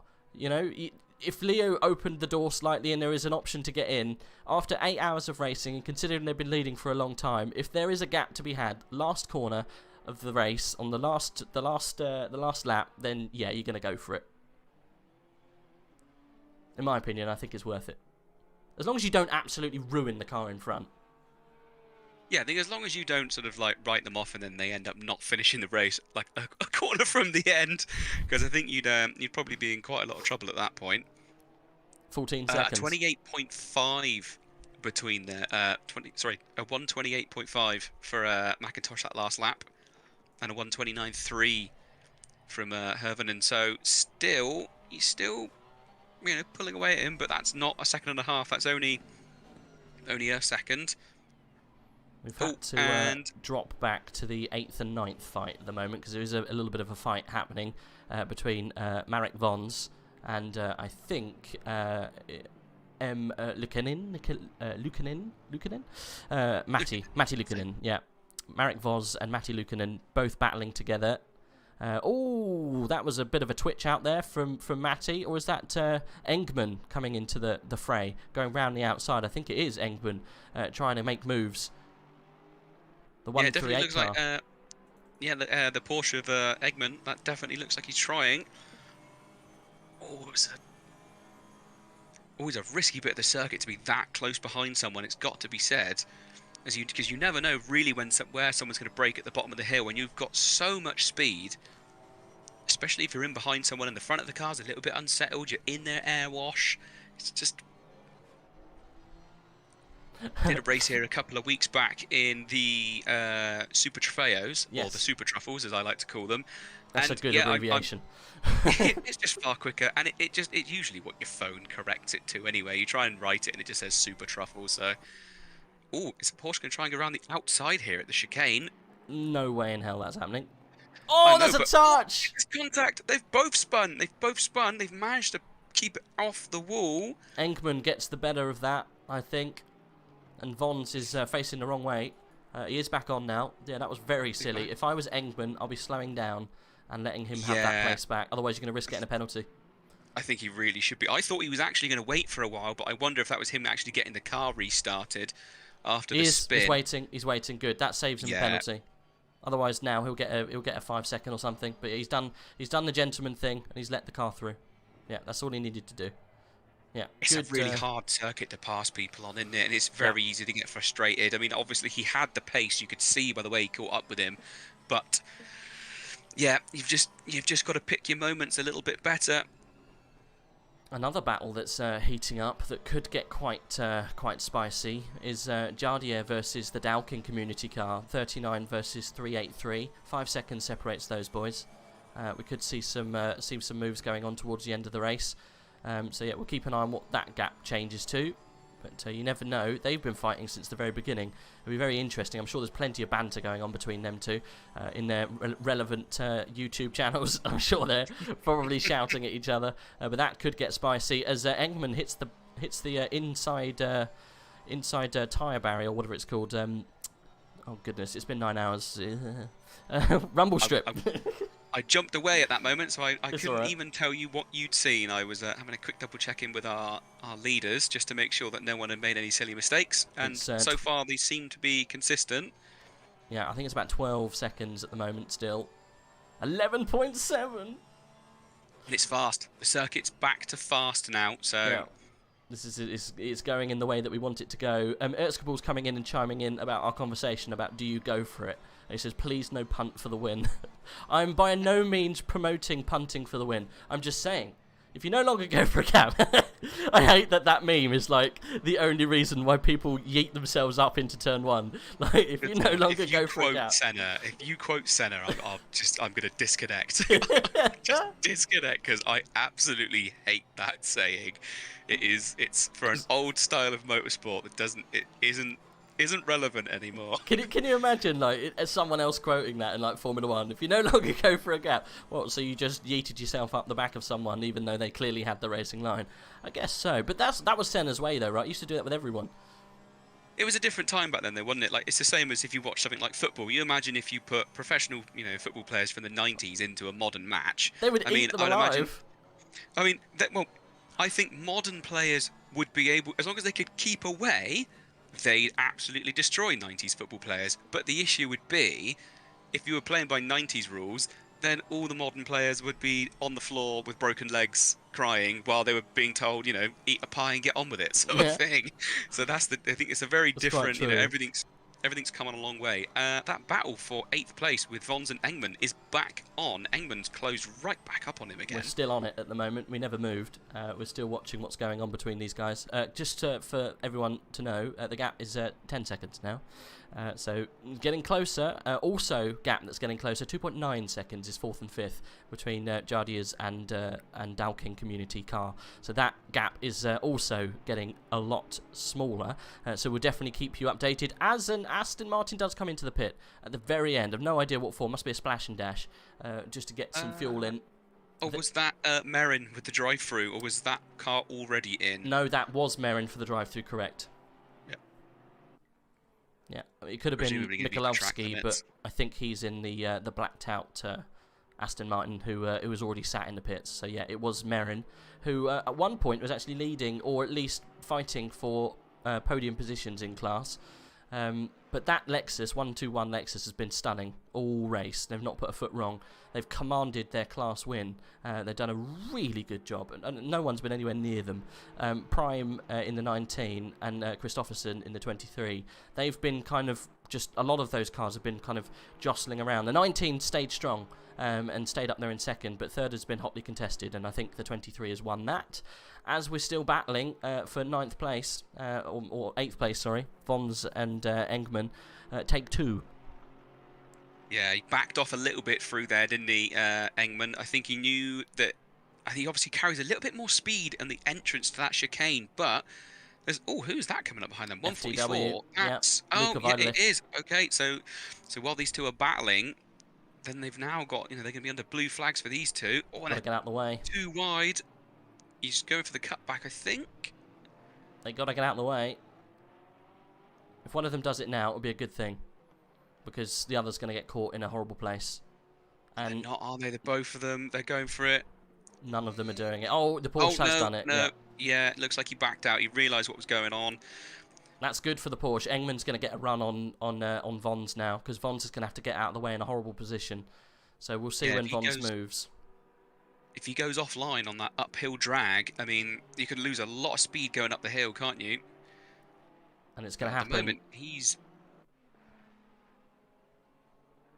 or is he going to go offline in the braking zone? In which case, Engman might be able to sneak through with Vidalik. Needs to get a little closer if that wants to pull off. 8 seconds is the gap. 10 minutes to go. He's doing it. Ryan's doing it. He's getting closer.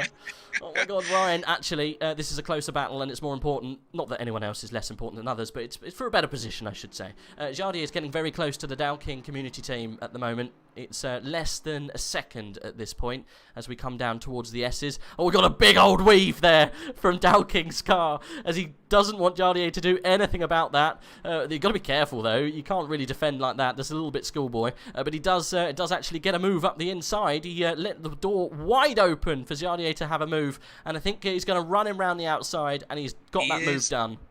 I didn't think he was going to give up. I genuinely thought then that he was going to just try and hang it out on the outside. Look at him wiggle in frustration behind him. Arcetuthis has joined us back. He's not drunk and asleep. He's actually awake now. Welcome, drunkie. How you doing? He was going He's just letting us know 8 seconds is all he's got left before he passes out. Yeah.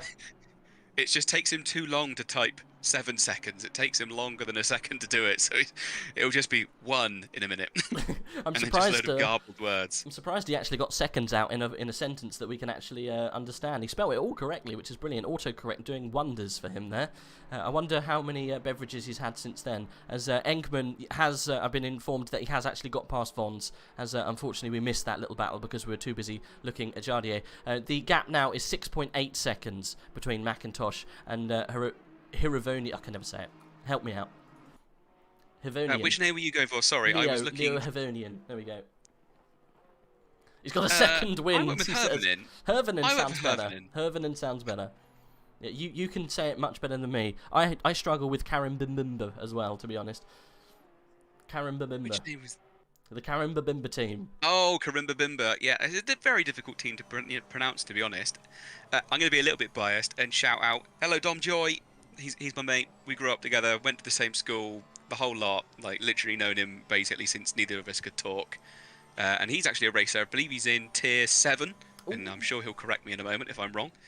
But yeah, his first season, I think, with Apex this season. So it's a good league to start and cut your teeth in ACC racing. So yeah, you chose the right one. I mean, he's done quite a few different races in ACC. He was actually the person that put me onto it. I think with other teams, I think he did some time with. Well, I won't say the other names, but yeah, he's done some other seasons with some other leagues and bits and pieces. And I know he races with for Wildcats, the team. Oh yeah, yeah. So I think there's some of the other Wildcats. I think they might be in Tier 5. I think George is as well. But to be honest, if I hadn't signed up to do the to do commentating, I probably would have had a go at this. I think it's good fun. I'm not gonna lie. I have never taken part in AOR. I've always struggled with the. I guess I never wanted to do like the assessment races. Which I'm sure are absolutely fine, but I know I'd just bottle it and then get put in either really high tier that I'm just not going to be able to compete in because I lucked a quali lap, or get put in a really rubbish one. So I never did it. I always stuck to shouting about the races, and plus I'm really bad, so that doesn't help. But 5 seconds. I'm really bad. 5 seconds is all it is now.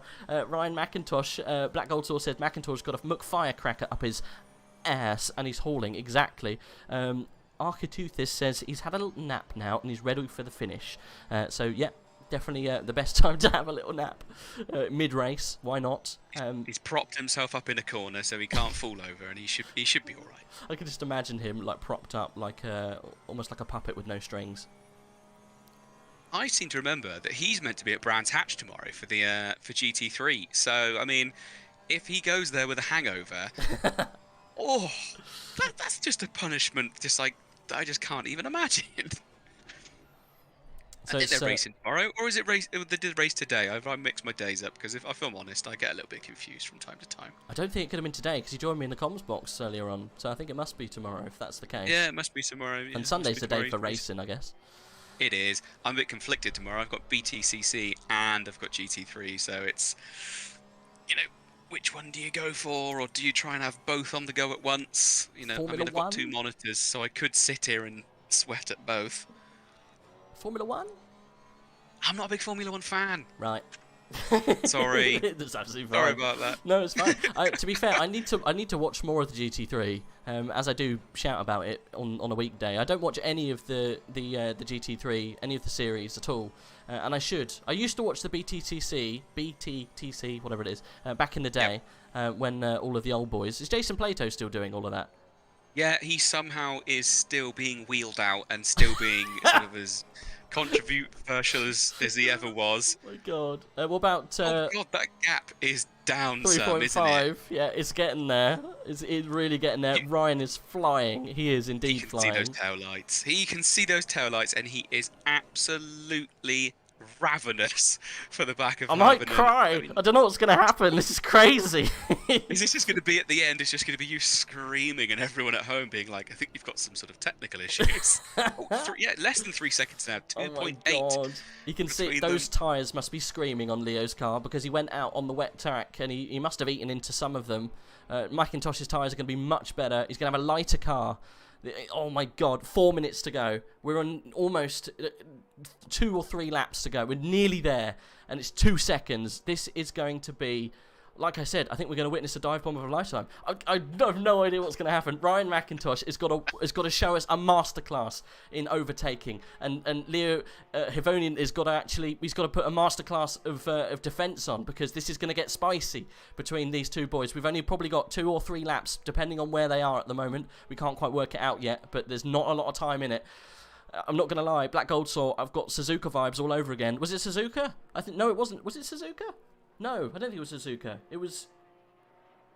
I think it might have been Silverstone. Black Gold Saw came back and got a podium out of nowhere from a mile back because of a heroic stint in the Bentley. I'm pretty sure it was Silverstone. There's 4 laps to go, Kylo's saying. I think that might be generous. But if there is 4 laps to go, this is going to be really close between McIntosh and Leo. I've got no idea what's going to happen. Gap is tumbling, isn't it? It's Yeah. really tumbling. I mean, which 1.8. one of these cars are you predominantly watching? Are you on board with Hervanen or McIntosh? I am all for McIntosh. I'm inside McIntosh right now. Right, I will. I'm going to continue to hover over Hervanen just in case, so I'll be able to tell you if he makes any kinds of little mistakes. But at this point, I imagine he knows that set of lights behind him is of McIntosh. He knows this is the battle for position. I mean, it's never nice when you have any lights appearing behind you, but this close to the end of the race, just over 3 minutes left of 9 hours of Donington. Just like, I can't imagine the pressure he's feeling. He's holding up his team on his shoulders at this point.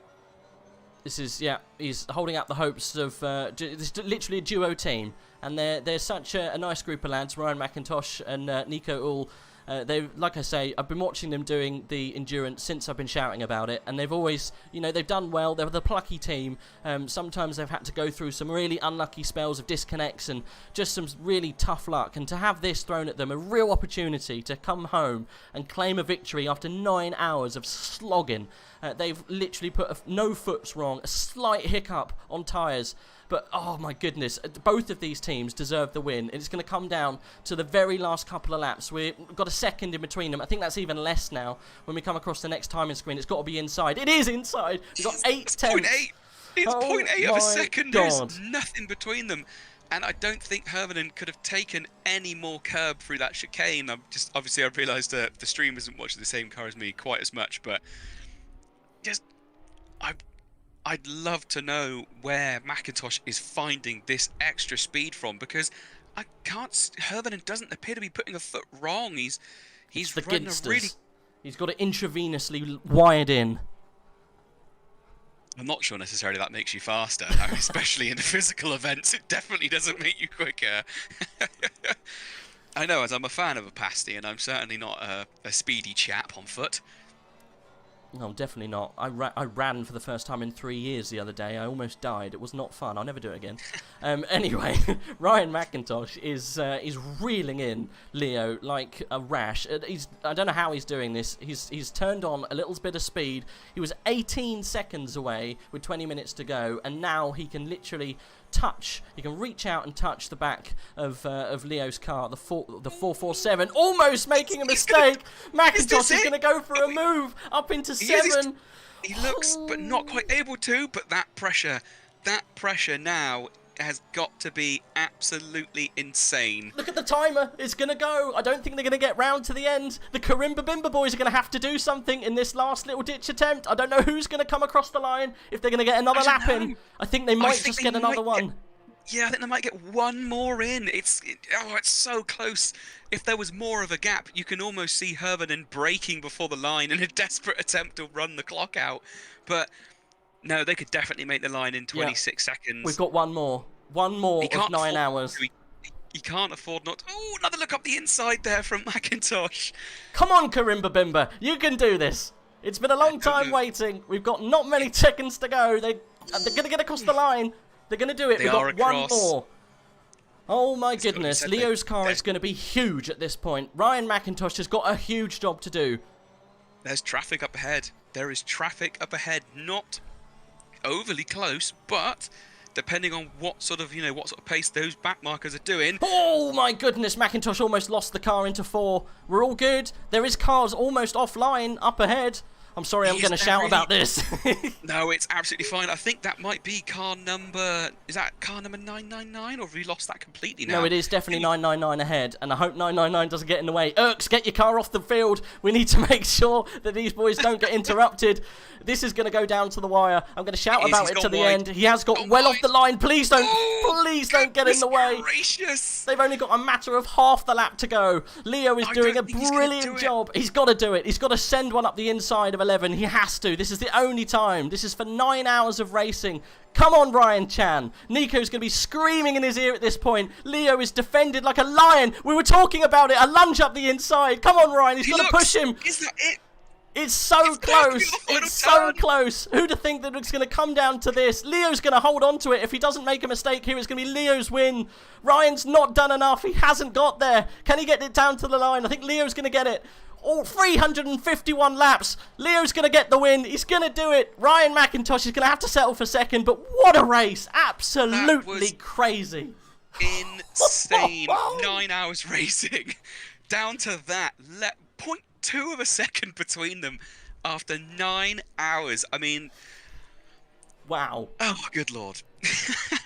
Hats off to both drivers. He could not have tried any harder. You should not be disappointed, Ryan McIntosh. Leo Hirvonen, take a bow. What a defence. You managed to hold off one of the fastest drivers in AOR through, well, just an unsurmountable gap. And he managed to get it down to 0.26 of a second. Didn't quite get it at the end there. We said what would happen if it comes down to the last corner. Would there be a dive? There was, but there was a defence there too. And, Leo doing a brilliant job. Oh, can you run us through the rest of the grid? I don't think I can talk anymore.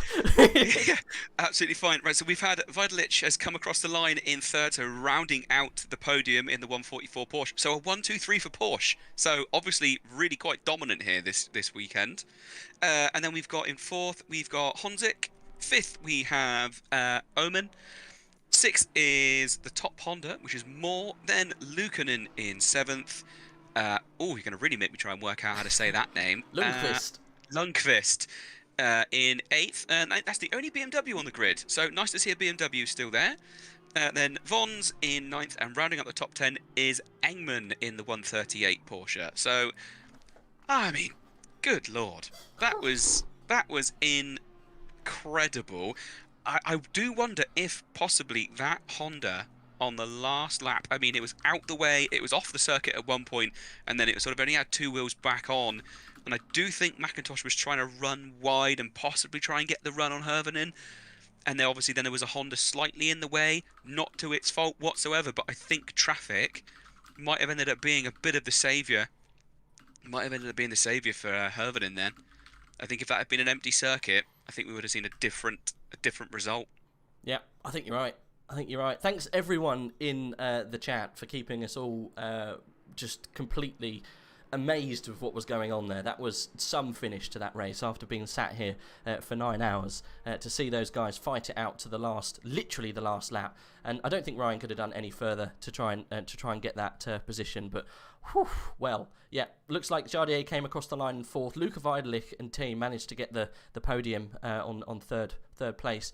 And yeah, looks like Dow King's team just outside in 5th. Just going back to the other split, because obviously it's 2 splits. You got the 121 car, the 19 and the 23 getting the podium in the other split, doing a great job. The 121 was mighty impressive today. So yeah, super job from him.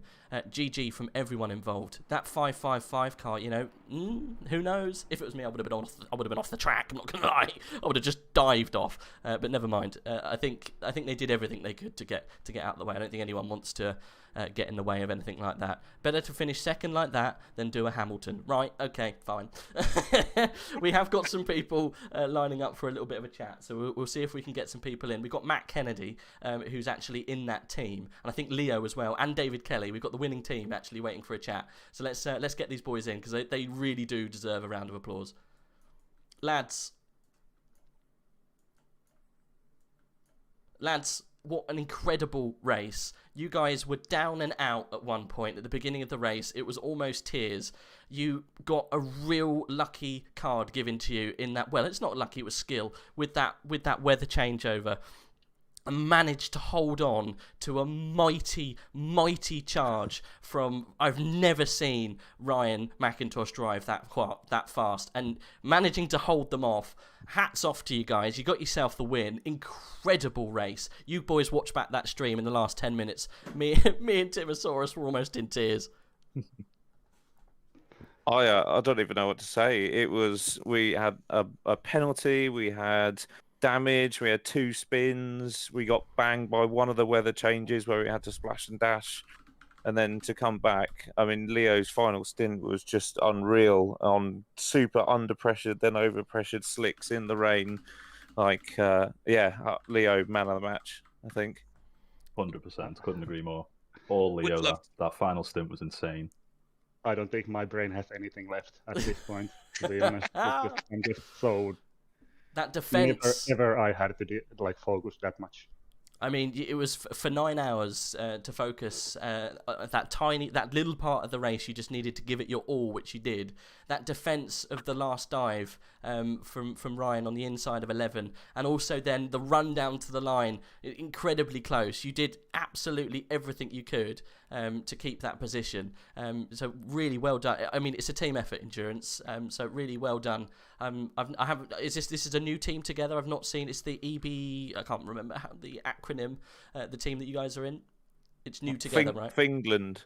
So Leo's from Finland, and me and Dave in the UK. We've raced quite a few times together, but not really too much on AOR. So we've just been honing our skills to take to AOR, obviously. Yeah, I mean, I've seen you guys running around with AOR a few times, and you've been in the endurance stuff, and obviously in the main league. It's great to see you guys getting one of these big old races ticked off. You held off, I think, the fan favourite. I'm not gonna lie, Nico All and Ryan Ryan McIntosh. They always try so very hard. And to be honest, your team is one of those teams as well. Normally the FTWs, or you have someone like Danila Sherapin coming in with Alexander Smolyar and absolutely blitzing someone. So it was good to have a little gap and having a plucky team come through and fight for the win. So really well done, guys. I think for this race, the big point for us was just to focus on consistency. I mean, you did just that. There was getting the laps done. No matter of time. It looked like disaster at the beginning when you had that little incident going into the pit, got yourself a penalty, and you came back from way back in the top 10 and managed to push yourself through the grid, and then you got a little bit of luck with that tyre at the end. I think everything just came up Team Finland today. Exactly, and have to also give a lot of credit to Mr. Matt Kennedy for doing most of the setup that we ran today. It was incredible, unbelievably easy to drive in all conditions, and kept the pace. And the strategy calls as well, reacting to those weather changes, making the calls on the fly, and we were weighing up decisions, and basically we just Matt primarily nailed them. So yeah, good job. Go team. I just had a quick read through actually some of the interview questions you had beforehand, and actually you were saying that you were struggling with the setup, trying to get it so it would actually didn't have too much oversteer but would still rotate. I mean, it seems like you guys got the setup nailed, and like you just said, you reckon it felt a brilliant car to drive. So, I mean, well done for getting that car to drive, especially the Porsche with fuel is quite a variable car. So to have a tune that has worked for 9 hours and come out on pole, I mean, yeah, hats off. You should be selling those things. That's a really good setup. I think Matt does, doesn't he? Yeah. This it might be available. Yeah. Oh, I can't drive the Porsche. I can't drive that even in the dry for 2 laps. Yeah, I think I nicked one of Matt's Lexus tunes for I can't remember where it was now. Snetterton, I think, and I messaged him because I was like, "Do you have a wet one, just in case?" I was like, "No, it's just the one, I'm afraid." And it worked in both conditions. But yeah, guys, amazing job, and thanks for dropping in and having a chat with us. I have to keep it somewhat brief because I need to get Ryan and Nico in. But once again, great job. You can tick off an endurance event with the win, the overall win. So really, congratulations. Fab, thanks guys. Thanks for so having much, us. and Yeah, cheers, congrats guys. to all the podium also. Yeah. Really very tough. Thanks, boys. Appreciate it. I'm gonna just jump up to the next box if you don't mind. So I'll see you guys soon. Ciao, ciao. Ciao. Same thing Yeah, happened nice. again. Hey, as Black Gold saw, it's better to finish second rather than cause an accident at the end. So, boys, I'm not gonna lie, we were cheering you on. At least I was. Inside, most of the time, I was cheering you guys on. It's so close, so close. I'm not gonna lie, it was just down to the wire. But you put on a brilliant performance to manage to lead a lot of that race, but just to miss out by 0.2 of a second it must hurt a little bit. Yeah, it does. Yeah, Oh, sorry. yeah. Just There go you go ahead. first, mate. Okay. Yeah. I mean, leading for a big chunk of the race, and then getting fucked up. Yeah, sorry. It's okay. Getting fucked over by strategy, basically. With the rain coming in the last half hour. It's just really disappointing in the end, but yeah, it is what it is in the end. Ryan did a stellar job in the last stint. He was zooming the fuck out of the Porsche. So yeah, it's a bit disappointing, but I'm really, yeah, it was I'm a bit disappointed. You can hear probably, but it was all in all, it was a really bonkers race. I had so much fun. It was really tense. So yeah, boys, I don't think you should be so down about what you guys managed to achieve. Obviously, there was incidents throughout the track for everyone. FTW had a nightmare. The only reason that other team got the sniff at the win is because they had a very, very advantageous strategy call at the perfect time with those tyres, and they managed to get themselves into a position where it was very hard for you guys to put pressure on them. But Ryan, mate, I don't think I've ever seen anyone get that kind of gap down like you did, and you tried and tried and tried to get past. There was no more that you could do. Second is second, right? It's not the worst in the world. I think it will come for you guys. God, I hope it will come. But I mean, give us your little whatchamacallit about how it went. Yeah, well, it started out quite well. Got a bit of damage from a little incident into the pit lane from the start, and sort of, I guess that was a little teaser of what was to come at the end. But yeah, we pushed as hard as possible throughout the entire race. I don't really think there was much more in it in that last stint. That was probably one of my better ones. If anything, fastest lap of the race though. That's something to take out of it. Yeah. But yeah, I mean, it's just disappointing. I think we had 2 stints in the race where we got fucked over by when the weather changed. Mm-hmm. But both times we managed to get the gap down. The first one was the first wet change, when it went wet for the first time. When it was when we had to pit just before, because our driver timer was a bit too short. Yeah. So we had to just splash and dash, go back out. And then we had a 35-second gap to FTW when we came out, and then end of the stint 12 seconds, about 12 seconds give or take, and then they got the drive-through and we were in the lead. So yeah, I think most of the race leading, it's always annoying, but it's endurance racing, it happens. Yeah. But at least we put on a good show in that last stint. Oh, oof, that's one of the most crazy finishes I've had to endurance races. I don't think the only other crazy finish I saw was when Black Gold managed to get that gap down in Nürburgring. He corrected me earlier. So do go back and watch the fight back. If you only watch the last 10 minutes, it was incredible. Both me and Timasorus were in bits at the end. I mean, you say that you were excited inside Rage, but I can't imagine there was much more that you could let out. There was a lot of noise. I mean, it was yeah. I mean, and you're a two-man team. I think you sort of got to give yourself a bit of credit there. You think, you know, the other team was a three-man team, so they've managed to split it up a little bit more. You guys have done 4.5 hours racing each, and that's not to diminish, obviously, the three-man team.